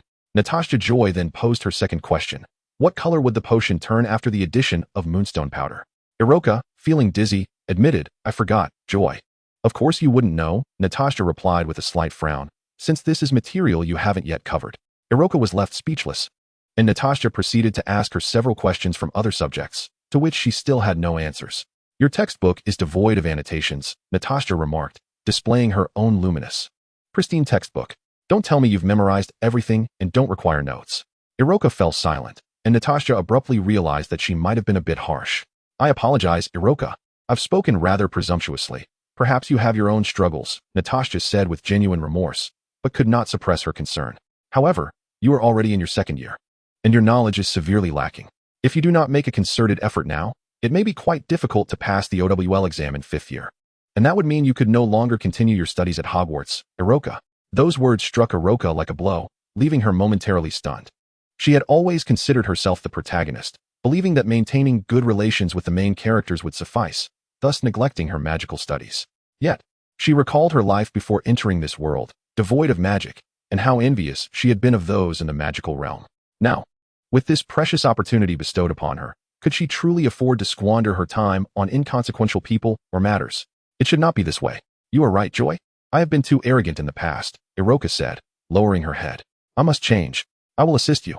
Hearing Iroka's resolve, Natasha's tone lightened. There's no need to be overly anxious. You are only in your second year, and it's still entirely possible to make up for lost time. Moreover, if you have questions and cannot find me, you can always seek help from the Hufflepuff students, Natasha added with a smile. They are the friendliest of all. Yes. Iroka nodded, a small smile breaking through. Natasha was correct. After being rescued by Natasha in the Forbidden Forest, Iroka had contemplated changing her ways, and her attitude towards the Hufflepuff students had softened. The Badgers readily forgave her previous haughty demeanor and welcomed her. What is so friendly? Loon appeared seemingly out of nowhere, sauntering over to their table in the library. Antics. Natasha greeted Loon warmly. What a coincidence. Iroka looked up at the sound of the voice. Him? Isn't he the one who originally intended to use her to poison Natasha and then seized the opportunity to be with Sirius? It dawned on Iroka that he was acquainted with Natasha, and they appeared quite familiar with one another. She harbored no doubts regarding her original suspicions about Lune. Yet her convoluted reasoning led her to conclude that he was not a good person. Lune regarded Iroka with a look of someone meeting her for the first time. And who might this be? Was he planning to pretend he did not know her? A cunning male. Iroka glared at Lune, who returned her gaze with a disarming smile, initiating a silent duel between them. Unfortunately, Natasha remained oblivious to the sparks igniting between their eyes, enthusiastically introducing them to one another. "Ah, so it is Miss Lang. A pleasure to finally meet you." Lune's smile was devoid of warmth. Having heard of Miss Lang's affection for Sirius Black, this was their first encounter. "You." Iroka's face flushed in anger. Is she not jealous of Sirius Black? After all, the reason she had been coerced into poisoning Natasha was due to her pursuit of Sirius. Perhaps he intended to eliminate them both. Iroka's remarkably self-consistent logic further solidified her convictions. "What book are you reading?" Lune leaned in slightly, catching sight of the title on the cover. "Oh, so you're tutoring Miss Lang. Actually, if you need help with potions, you can come to me. I am far more proficient in potions than Natasha," Lune remarked smoothly. Indeed, Antix is most skilled in potions, Natasha agreed. What was the implication of mentioning potions at that moment? A blatant provocation. However, Antix, you are already in your 5th year, and with the OWL exams approaching in a few months, you must be quite busy. Natasha observed Lune's empty hands. His relaxed demeanor hardly suggested he was preparing for exams. "I am a bit busier than usual, but teaching an utterly clueless Miss Lang hardly qualifies as a workload," Lune said in the gentlest tone while delivering the most cutting remark. Iroka felt her heart nearly stop from indignation. She twitched her lips. "You needn't concern yourself, Mr. Lune." Leaning against Natasha's shoulder, she feigned weakness and helplessness. "I wouldn't want to trouble Mr. Lune. Having Joy teach me is more than sufficient." Their gazes met once more, igniting a second round of silent conflict. Both had long seen through the other's true nature. This was a battle between a green tea and a cunning strategist. Lune was the first to avert his gaze. "Very well, since Miss Lang herself has stated so." He did not linger, exchanging a few more words before departing. Iroka remained seething long after he had left. "What's wrong?" Natasha inquired, noticing her distress. Iroka had her own concerns, seeing how familiar Lune was with Joy. It was evident they had known each other for quite some time, whereas her friendship with Joy was still nascent. Given her past, if she spoke out, Joy would likely not only disbelieve her, but also question her intentions. Yet if she remained silent, she would no longer be Iroka. Ultimately, she could not hold back and sought a middle ground, refraining from revealing that Lune had approached her, instead focusing on the crux of the matter. "Joy, I have something to tell you." "What is it?" Natasha turned her head, noting Iroka's solemn expression, and grew serious. Iroka took a deep breath. "That Lune, he likes Sirius." "Natasha? Natasha? Huh." At this revelation, Natasha was genuinely taken aback. "No way, they have no connection whatsoever." Iroka grasped Natasha's trembling hand. "I know this is hard to believe. I was shocked for a long time when I first discovered it, but trust me, every word I say is true." Iroka appeared earnest, as if she were not jesting. Natasha pondered uncertainly. "But Antix and Sirius, they?" Seeing Natasha's skepticism, Iroka grew increasingly anxious. "Please don't cling to your delusions." She was determined to awaken Natasha. She recast the narrative of Lune seeking Iroka's assistance in poisoning Natasha to create opportunities between him and Sirius, transforming it into a tale of Lune enlisting Iroka's help to facilitate a connection between himself and Sirius. Iroka spun an elaborate yarn, depicting Lune as a pitiable character thwarted in love, causing Natasha to question her memories of Lune. What truly lies behind the facade of Ron? What is the essence of this tale of love? He loves her, she loves him not, yet she loves her. As Natasha Joy vacated the library, she found herself in a daze, her cognitive faculties jolted. "I will study diligently when I return," Joy said, clutching her textbooks as she bid farewell to Natasha Joy. "You should ponder over what I said," she remarked, gazing deeply into Natasha Joy's eyes. Natasha Joy appeared vacant. "Ponder what?" "The melodramatic love saga of Animagus and Sirius?" she mused, drifting slowly toward the Gryffindor Tower. At Fat Lady's portrait, she encountered a group of Marauders who had just explored the room of requirement. "Joy, guess what?" James exclaimed, rushing toward her, startled by the dazed expression on Natasha Joy's face. "What's wrong? Did that Hufflepuff bombard you with too many questions and drain your vitality?" With a slow lift of her head, Natasha Joy caught sight of Sirius striding toward her, causing her mind to replay the melodrama. Sirius halted, taken aback by the peculiar look in Natasha Joy's eyes. "What's the matter?" he inquired. "I know everything, Sirius." "Know what?" he asked. "That Animagus loves you, but is unrequited." Subway, old man, phone. Huh, that Hufflepuff must be trying to slander me, right? Surely? Sirius leaned against the window, observing Natasha Joy sipping hot cocoa on the sofa. The raucous laughter of James and Remus echoed through the common room, and Sirius, feeling a headache coming on, covered his face. He never imagined his name would be associated with that wretched Slytherin in such a manner. Please, Joy, tell me you don't genuinely believe that nonsense? Natasha Joy pursed her lips, her gaze shifting nervously. Huh, how could I? Sirius grasped her shoulders, pulling her closer. Trust me, Joy. I will never have any connection with that wretched Slytherin. Because it is indeed Animagus who loves you in vain, Natasha Joy whispered. Sirius. He felt utterly baffled, as though he had lost his mind in this world. Witnessing Sirius's speechless expression, Natasha Joy burst into laughter. All right, I was just joking. Your expression at the entrance to the common room certainly did not suggest jest. When Aloka told me, it did indeed startle me, but upon reflection, there are many inconsistencies. What could have transpired in Aloka's life to evoke such thoughts? Natasha Joy pondered, tilting her head. Aloka? Oh, that Hufflepuff, Sirius mused. You forgave her quite readily despite her propensity for trouble. You even resorted to using her first name. Before Natasha Joy could formulate her explanation, Sirius's face suddenly loomed large before her. He was indifferent to the Hufflepuff's antics, merely displeased at yet another distraction vying for Natasha Joy's attention. He leaned forward, his forehead lightly brushing against the strands of hair on her brow. Honestly, you nearly scared me to death. My apologies. Chapter 101, Heart to Heart. Subsequently, Sirius faced relentless teasing from James and Remus regarding this incident. Whenever the Marauders chanced upon Ron, James would lean close to Sirius's ear and say, Quick, go hug your beloved Ron. He is utterly infatuated with you. Sirius rolled his eyes. I might just upchuck my dinner. Though exasperated, Sirius bore no ill will toward Natasha Joy. Joy certainly did not mean it. However, Natasha Joy felt a tinge of embarrassment and busied herself in the kitchen, preparing a plethora of treats to offer to Sirius. She even set aside a portion meant for Aloka, as promised. Aloka indeed became far more diligent in her studies, and Natasha Joy could readily observe her progress while reviewing her homework, these treats serving as a well-deserved reward. After James had his fill of laughter, he proceeded to share what he originally intended to convey. We successfully entered the room of requirement. Really? Natasha Joy exclaimed in delight. Was it truly the room of requirement? How did you manage to get in? We simply couldn't think of any particular need. After all, we are Marauders capable of achieving anything, James stammered, falling silent. Yet it was Remus who kindly interjected, so James skipped lunch and waited by the room of requirement, and when he was on the verge of starvation, it miraculously appeared. Ha ha ha, Natasha Joy would always be amused by James's whimsical ideas. And then, what was inside? It was essentially another Hogwarts kitchen, Sirius cut in mercilessly, revealing that James had devoured at least 10 steaks. Hey, if I hadn't been that hungry, how would we have found the room of requirement? James feigned anger. Steak.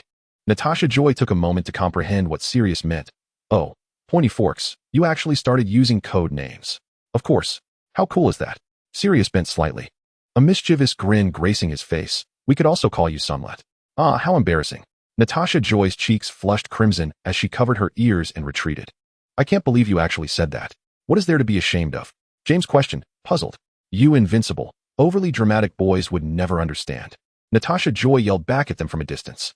As summer approached, Selena sent Natasha Joy a letter, informing her that her work had concluded for the time being and that she could spare some time during the summer to accompany Natasha Joy, inquiring about her plans. Natasha Joy was overjoyed, having contemplated this matter for days. What are you thinking about, Natasha Joy?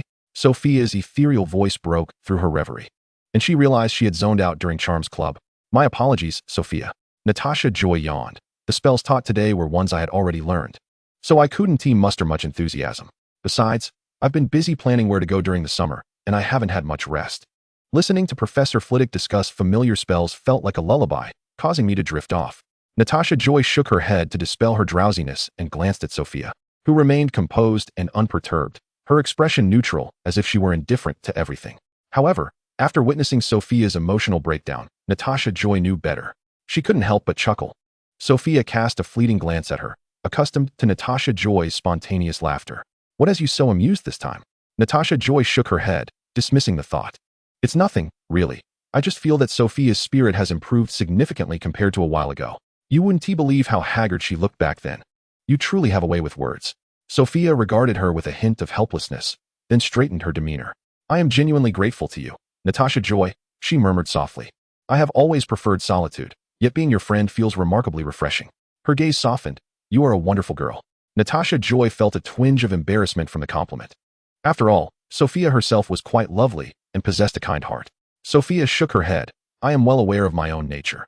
Extremely pessimistic, often sharp-tongued, and prone to trampling upon the goodwill of others. She raised her hand to silence the eager response from Natasha Joy. But you are different from me, Natasha Joy. You are bright and optimistic, always willing to lend a hand. I cannot discern your background, yet it is evident that you have not faced much adversity. You are a child nurtured in love, capable of showering others with the same affection. Sophia pondered deeply, admitting to herself that she had indeed envied Natasha Joy. She envied her relentless positivity, her perpetual joy, her abundance of friends to rely upon, and the immense love she both received and offered. Meanwhile, Sophia felt akin to a rat in a gutter, perpetually shunned by sunlight. As she gazed at Natasha Joy, her expression softened further. But she deserves it. No one could possibly dislike Natasha Joy after spending time with her, and Sophia was no exception. Natasha Joy is worthy of love from countless others. Throughout Sophia's speech, Natasha Joy remained quietly attentive, seated on a plush cushion, hugging her knees, her chin resting gently upon them, never interrupting or contradicting Sophia. I am truly delighted to hear such words from you, Sophia. Natasha Joy smiled as she retrieved a piece of nougat from her pocket, offering it to Sophia while unwrapping another for herself. Could this signify that the once impenetrable shell of Sophia's heart has begun to crack open, even if just a little? Sophia was taken aback. She had not anticipated that Natasha Joy would draw such a conclusion after her words. You little rascal, she feigned disdain. Yet her lips involuntarily curled into a slight smile. Oh, Sophia, you smiled. Natasha Joy exclaimed with the excitement of a discovery. I have never seen this before. Sophia raised her hand to touch her mouth, genuinely feeling the upward curve. You should smile more. It truly enhances your beauty, Natasha Joy said gently. Really? Then let us duel. Sophia sprang to her feet. Huh, how did you arrive at such a conclusion? Because I believe that if I can consistently defeat Natasha Joy in a duel, my spirits will surely lift. Sophia's expression was earnest. Natasha Joy's demeanor shifted dramatically. Brandishing her wand with theatrics, she replied, I am terribly sorry, but it seems you will have to seek your happiness elsewhere, for I shall not be defeated. Chapter 102, Joy's Growth. On the return train to Hogwarts, Natasha Joy hummed a tune only she could understand, happily bobbing her head. You seem quite cheerful, Joy. Observing Natasha Joy's exuberance, her friends could not help but smile knowingly. Of course. After all, Gianluca is no longer so busy. He has promised to accompany me for some fun, and it has been ages since he last took a proper rest. Natasha Joy's hand, which had been reaching for candy in her pocket, suddenly froze, and she forced herself to withdraw it. No, I can't indulge in too many snacks. I have a grand feast planned for lunch, and if I eat now, I won't have room for the meal later. Lily rested her chin on her hand, marveling. How peculiar. Joy is actually resisting the urge to snack. What are you talking about? My willpower has always been remarkably strong. However, when the train finally arrived at the station, Natasha Joy did not spot the familiar figure she had been looking for amid the bustling crowd. The surrounding young witches and wizards had found their parents and dispersed, while Natasha Joy continued to scan the area hopefully. Bellatrix and her companions had already been collected by their families. They glanced over at Natasha Joy, who remained standing alone, concern etched on their faces. Has your brother not arrived yet, Joy? Ah, he has probably caught up in something again. It's all right, he often does this. Natasha Joy maintained her smile, seemingly unfazed. You all should head home. I'll wait for that fellow a bit longer. Would you like to come to my house first? Lily suggested. No. Gianluca will surely arrive shortly. Lily, you should hurry home. Mrs. Evans must be missing you. Under Natasha Joy's insistence, her friends gradually departed, yet one remained behind. Aren't you going back, Sirius?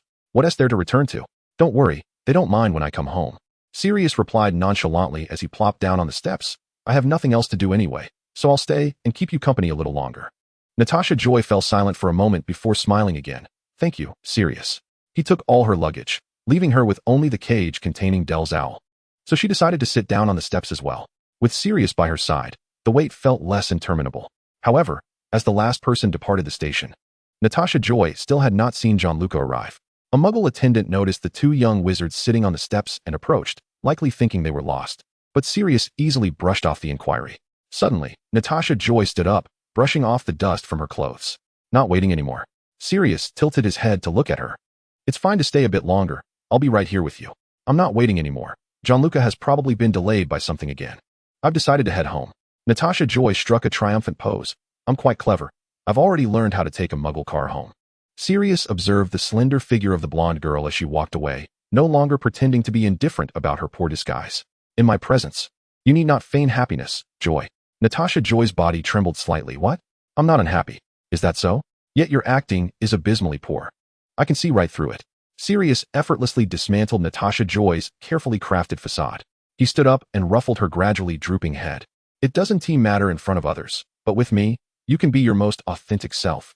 Smile when you're happy, cry when you're sad. Vent your anger at me when you're upset, and express your grievances.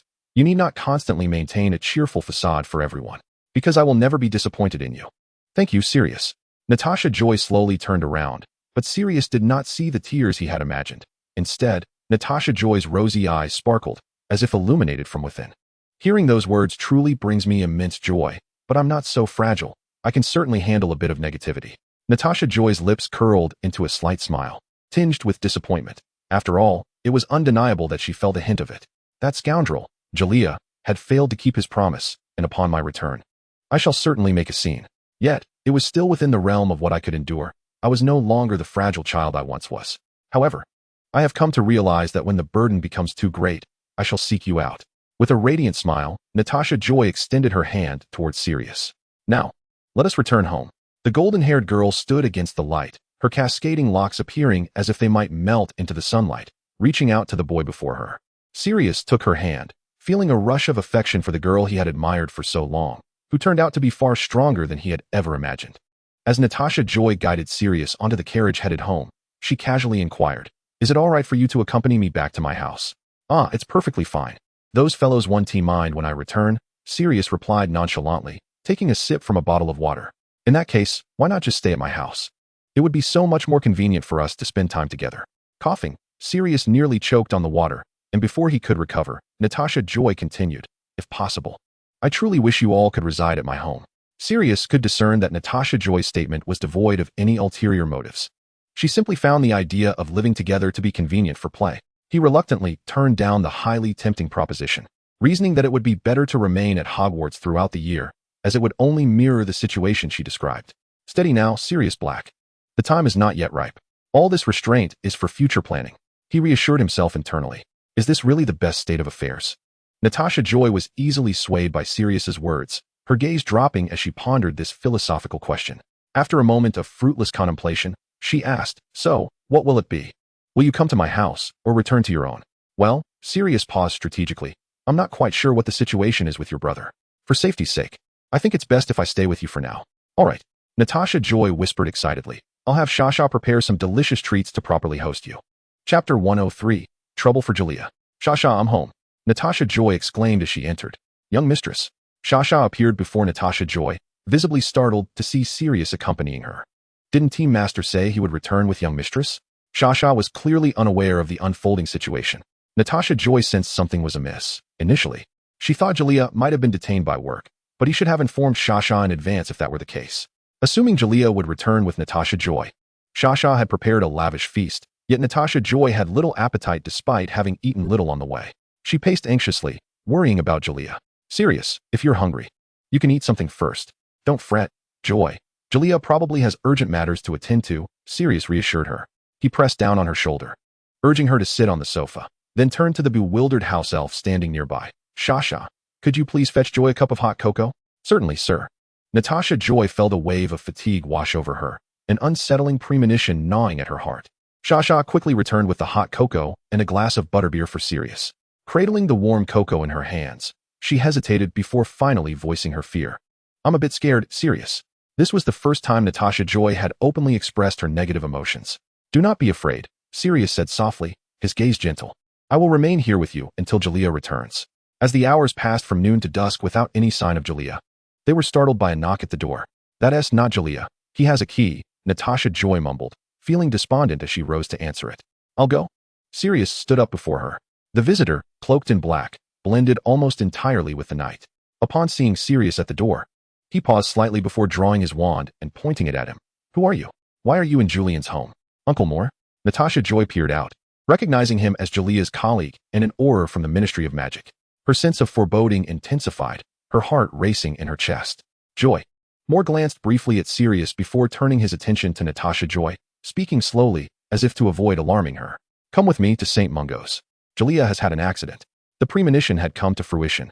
Natasha Joy's grip faltered, sending the hot cocoa spilling onto the carpet. The brown liquid quickly absorbed by the light-colored thick fabric, leaving a large stain. I told you, I'm really fine. Julia leaned back on the hospital bed at St Mungo's, a bemused expression on his face. There's no need to be this anxious. Don't crowd me so tightly. Perhaps you remember waking up only half an hour ago. Before that, we all thought you were beyond saving and had even contemplated who might take your place. A short-haired woman brushed her hair back and obediently stepped back, taking a seat on the sofa in the room. How heartless. Collins, Julia remarked with a wry smile.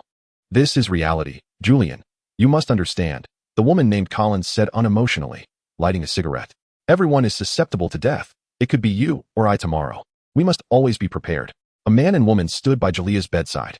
Don't be reckless, Julian. Being hit by several stunning spells is no joke. Have a little consideration. This is St Mungo's, you chain smoker. Julia waved away the smoke drifting in front of his face. You all need to lighten up. It had grown dark outside. He pulled back the curtains at the side of his bed and glanced around. Where has Moore gone? Is he busy with another task? No. The man by Julia's bedside replied. During the 2 days you were unconscious, Moore was quite worried. He just stepped out, but it was only moments before you awoke. He drew his wand. Shall I use a Patronus to notify? What did you say? Julia sat up abruptly, nearly leaping from the bed. How long have I been unconscious? 2 days. Damn it, damn it. Julia began to curse, disregarding everything as he attempted to rise. Are you mad? You can't get up yet, Collins frowned. If you want to die, at least choose a better time. Julia had no time to heed Collins's warning. He was desperate to rush out. Joy is returning from school today. I promised to pick her up. Damn it. The train should have arrived by this morning. Where is she now? Joy, you left her alone at the station? Collins frowned. You should have informed us of your plans beforehand, so if something like this happened, we would have contingencies. Julia occasionally took Natasha Joy and a few friends from the ministry for meals. And Collins had a fondness for the girl who sweetly addressed her as Sister Collins. You truly are in deep trouble if you can't take care of her. Just let me have her. I'll take good care of her, Collins scoffed. There is no need for you to worry. I can take good care of her myself, said Jania as she began to put on her coat. Taking good care means leaving her alone at the station, waiting in vain for her dear brother to arrive. Does it? Collins extinguished his cigarette and rose to his feet. You should remain here and rest. Don't collapse on the way. Allow me to check on her. His words effortlessly conjured a vivid image in Jania's mind of his little sister waiting all alone, and the mere thought caused him immense heartache. Gritting his teeth, he declared, No, I must go myself. Jania? A familiar voice halted her in her tracks. The door, which had been slightly ajar, creaked open to reveal Natasha Joy peeking through. Upon seeing Jania, who was already dressed and standing beside the hospital bed, Natasha pushed the door wide open and rushed towards her. Just as she was about to leap into Jania's embrace, Jania had already spread her arms wide, ready for her sister's affectionate hug. Yet, in the final moment, Natasha halted. Her feet planted firmly in place. You nearly scared me to death. The tears she had been holding back finally spilled over, and Natasha, gasping for breath, cried out. I waited at the station for a long time. When I got home, Shasha said she didn't know what was happening. And then Uncle Moore came to tell me you had been unconscious for 2 days, and I thought. Chapter 104, Jania's Incident 2. Despite her overwhelming fear, Natasha managed to recount the events clearly through her sobs. Jania quickly understood what had transpired. She looked up and, indeed, saw Moore entering the room, followed closely by another person, Sirius. At that moment, Jania could no longer contain herself and hurried to embrace her tearful sister. I'm sorry, Joy. Natasha Joy took a small step back, evading Jania's outstretched arms. Jania's arms froze momentarily in the air before they fell to her sides. What are you doing out of bed? Didn't you just wake up? Natasha scolded gently as she took Jania's coat and hung it on the nearby rack, insisting he lie back down. Honestly, you should be resting while your body is still recovering. You scared me half to death. In a remarkably short span, Natasha had calmed herself, wiping away her tears and tidying up Jania's surroundings. Jania obediently reclined, observing his sister bustling about him, and suddenly realized with striking clarity that the little sister who had once needed his constant care had matured into someone dependable. She was no longer the one who could not live without her brother. I'm sorry, Joy. I should have come to get you. You must have waited at the station for ages. That's no longer important, Natasha replied with a hint of irritation in her eyes, seemingly displeased that he still cared about such matters. As long as you're all right. Seeing Natasha's mood beginning to lift, Collins seized the moment to speak. Hey, little Joy. Do you remember me? Collins, with his usual disdainful expression, surprisingly offered a smile to Natasha. Collins' sister. Natasha exclaimed, recognizing her immediately. You're here too. I'm sorry I didn't see you earlier. I was too anxious. No worries. However, seeing little Joy look so tender and worried for that guy is a tad envious. Collins teased as she kissed Natasha's cheek. You're absolutely adorable. I just want to take you home. Living with me would be so delightful, unlike that smelly man Jania.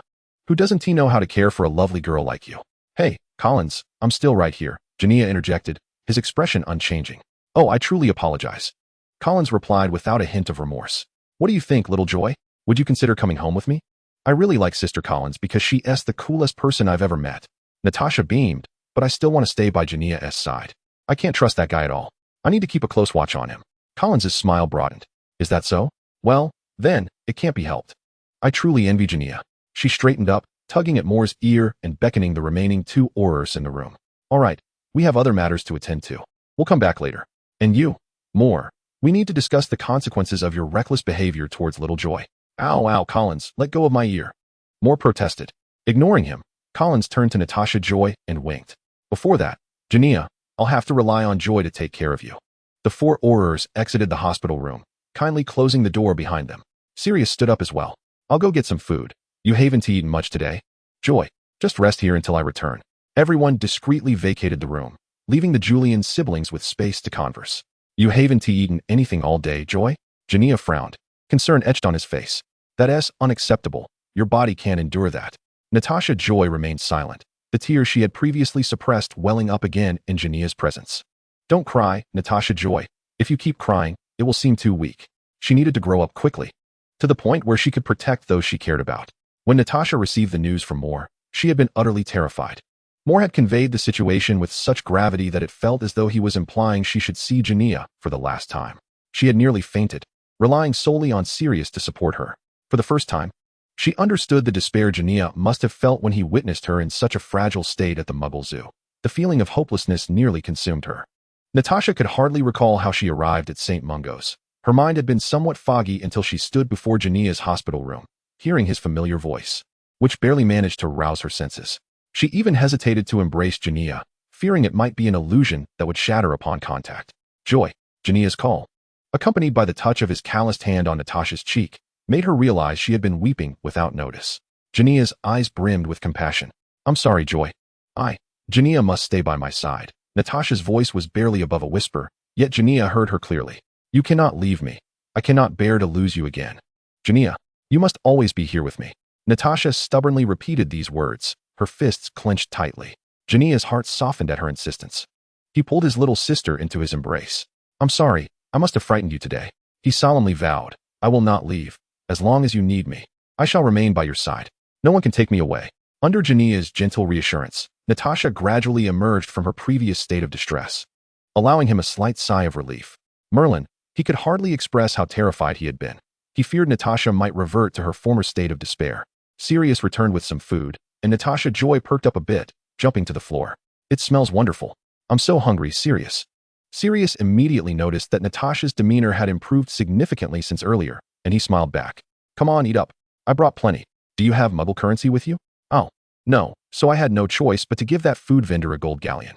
Sirius shrugged, seemingly startled by the encounter. I'm going to wash my face. Natasha Joy exclaimed as she dashed out of the room, and Sirius gazed absent-mindedly at her retreating figure. Once you disembark the train, you shall remain by Joy's side. Jania suddenly interjected. Sirius turned his head, cautiously uttering an affirmative hum. In Jania's presence, he was unusually candid. He was aware of her disdain for him and tread carefully to avoid provoking her annoyance. Thank you for always being there for Joy, Jania remarked, gazing out the window as if casually conversing. If you weren't by her side, she would surely feel quite lonely. Chapter 105, Joy caring for her brother. It is truly my responsibility, Sirius replied earnestly, and I will continue to accompany her in the future. Jania's momentary gratitude was swiftly extinguished by those words. What did he mean by continuing to accompany Joy? Was this a challenge to his role as her brother? You little rascal. Before Jania could voice her thoughts further, Natasha Joy returned. I'm so hungry, she exclaimed as she rushed into the room, sensing a shift in the atmosphere. What happened with you two? Nothing. Jania quickly donned a smile.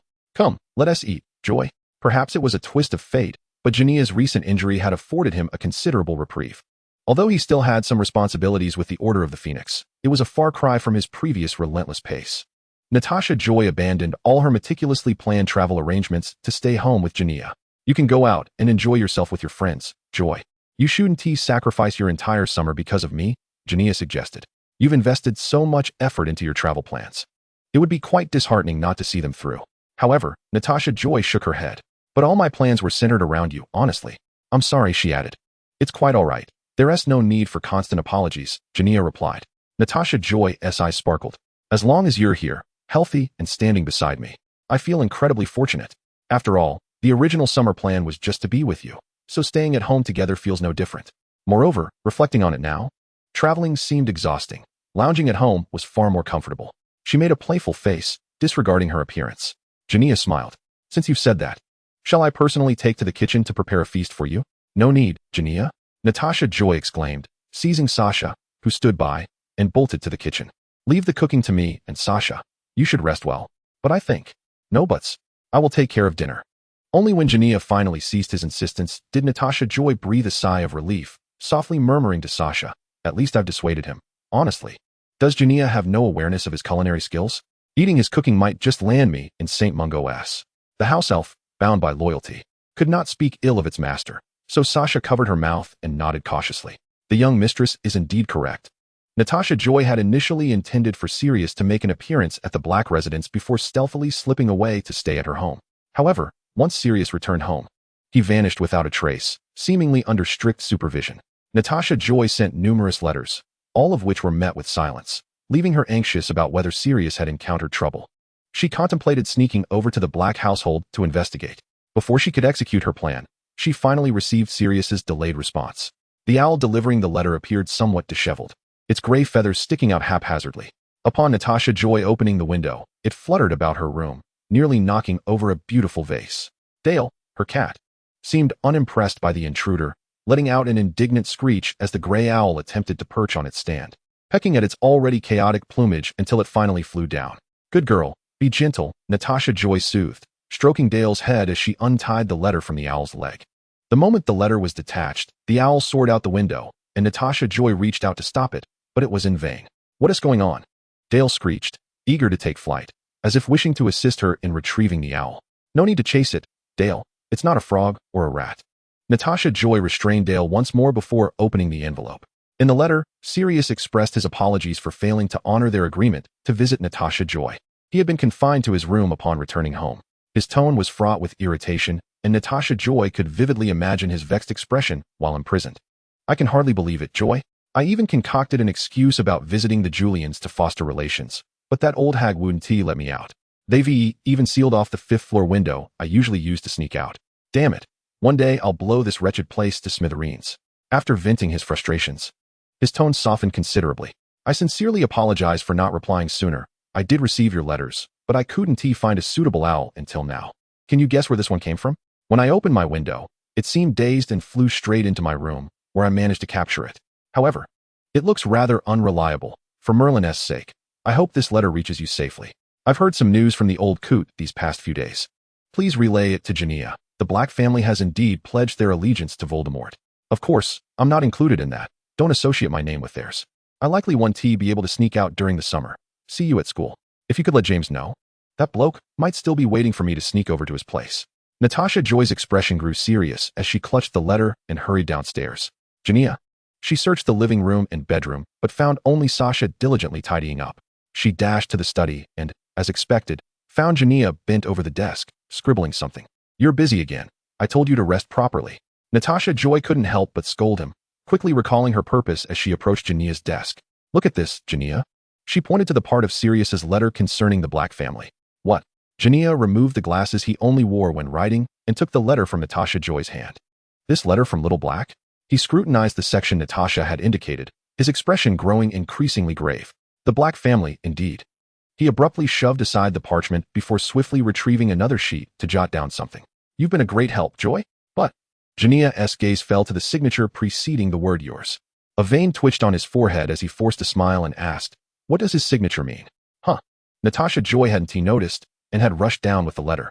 She suddenly snatched it back, exclaiming, it's just a common courtesy. Don't pry into other people's letters. You're being so annoying, Jania. Let us be reasonable. It was addressed to me, wasn't it? I'm not listening. Natasha Joy covered her ears and fled outside. Although it indeed carried a respectful connotation, Sirius had never written like that before. Had he become more courteous after staying at home for just a few days? Chapter 106. Arrival at the Order of the Phoenix. Observing his little sister with her ears covered, looking like she was escaping in distress, Julia's lips twitched, and he took a deep breath to call out to her. Joy, what is the matter? Natasha Joy slowly peeked her head out from behind the door. Julia appeared somewhat hesitant, having called out to Natasha Joy yet remaining silent. Speak quickly. I'm off to eat the cake Sasha made. Seemingly having made a resolution, Julia lifted his gaze to meet Natasha Joy's eyes. I have business at the Order of the Phoenix tomorrow. You should come with me. Huh? Natasha Joy could hardly believe her ears, and after a 2-second pause, she leaped up in delight, forgetting all about the cake. Really? Can I go? You're not deceiving me? Witnessing her excitement, Julia helplessly smiled. There's no turning back now, is there? Of course not. You must keep your word, Julia. All right. I'll take you. But let us be clear. It's just a visit. We won't do anything else. Of course, I understand. Natasha Joy nodded repeatedly. Her spirits lifted as she returned to her room, her joy evident in her demeanor. Julia's smile gradually faded. If it were up to him, he would wish for Natasha Joy to never encounter such matters, to grow healthily and happily under his protection forever. However, this recent injury had sounded an alarm for Julia, making him realize that he too could perish. The current circumstances were increasingly dire, and he might not be able to safeguard Natasha Joy for a lifetime. If that day were to come, preparing Joy to grow up and find a reliable safety net would be the best course of action. Yet, if possible, he still wished to live a little longer. The thought of someone like Collins taking care of his little sister after his demise was already disheartening. Moreover, Joy has expressed a desire for me to stay by her side.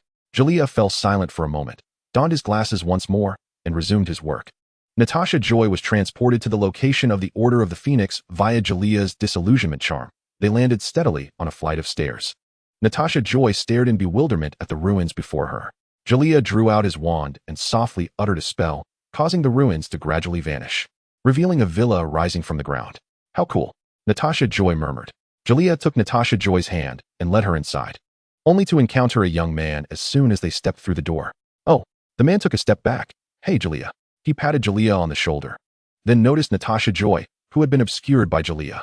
You brought a little beauty with you today. Have you finally found a girlfriend? Julia frowned, warning. This is my sister. Mind your words. Sister? Oh, Natasha Joy, right? The man acknowledged. How could you bear to bring her here? Aren't you always doting on her? He gave a slight bow to Natasha Joy. Hello, beautiful young lady. I am Fabian Pruitt. I also have a sister, but she is nothing like you. She has quite the temper. Molly won't be pleased to hear you say that. Julia shrugged, taking Natasha Joy's hand again. Come on, Joy, don't mind that guy. We need to move further inside. Don't be so heartless, Julia. Fabian followed them, chattering away. Julia soon arrived at the innermost conference room, pushing open the heavy door and leading Natasha Joy inside. 5 individuals were already seated, a which he did not recognize, a wizard who bore some resemblance to Fabian, as well as Collins, Moore, and Dumbledore. Natasha Joy's eyes widened in astonishment. Professor Dumbledore, Sister Collins, Uncle Moore? Dumbledore's blue eyes sparkled with a gentle smile, while Collins quickly stood and approached Natasha Joy, taking over Julia's grip on her hand. How did you come here, little Joy? If Julia had told me, I would have come to fetch you. Fabian also entered the room, while the unfamiliar wizard and witch stood to introduce themselves. I am Gideon Pruitt, the wizard said. Natasha Joy immediately noticed his surname matched Fabian's. Gideon chuckled upon seeing Natasha Joy's expression. It seems Fabian has already introduced himself. Indeed, he is my brother. The witch also smiled. I am Emmeline Vance. Nice to meet you. Natasha Joy blinked nervously, gazing at the distinguished wizards before her, and performed a slight bow.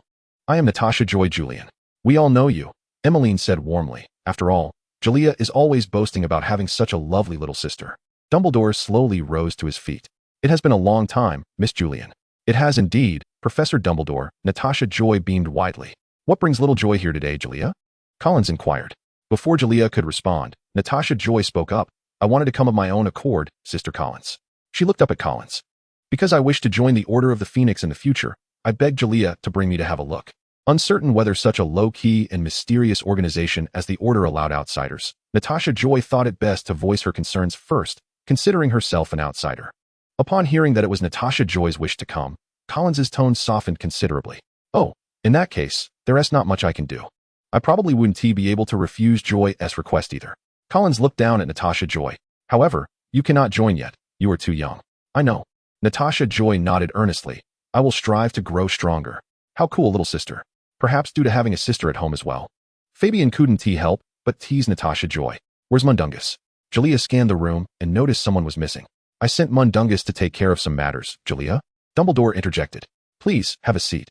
Watching everyone settle in as if preparing for a meeting, Natasha Joy contemplated retreating to the doorway. Don't wander off, Joy. Stay put in the living room until I return, Julia admonished her. Suddenly, Dumbledore spoke. Miss Julian, if you wish, you may also sit down and listen. Natasha Joy turned around in surprise, hesitatingly glancing at Julia. Julia appeared somewhat taken aback. He intended for Natasha Joy to become fully involved in these matters today. Since you have brought her here, isn't that an indication of your willingness to let go, Julia? Dumbledore remarked leisurely.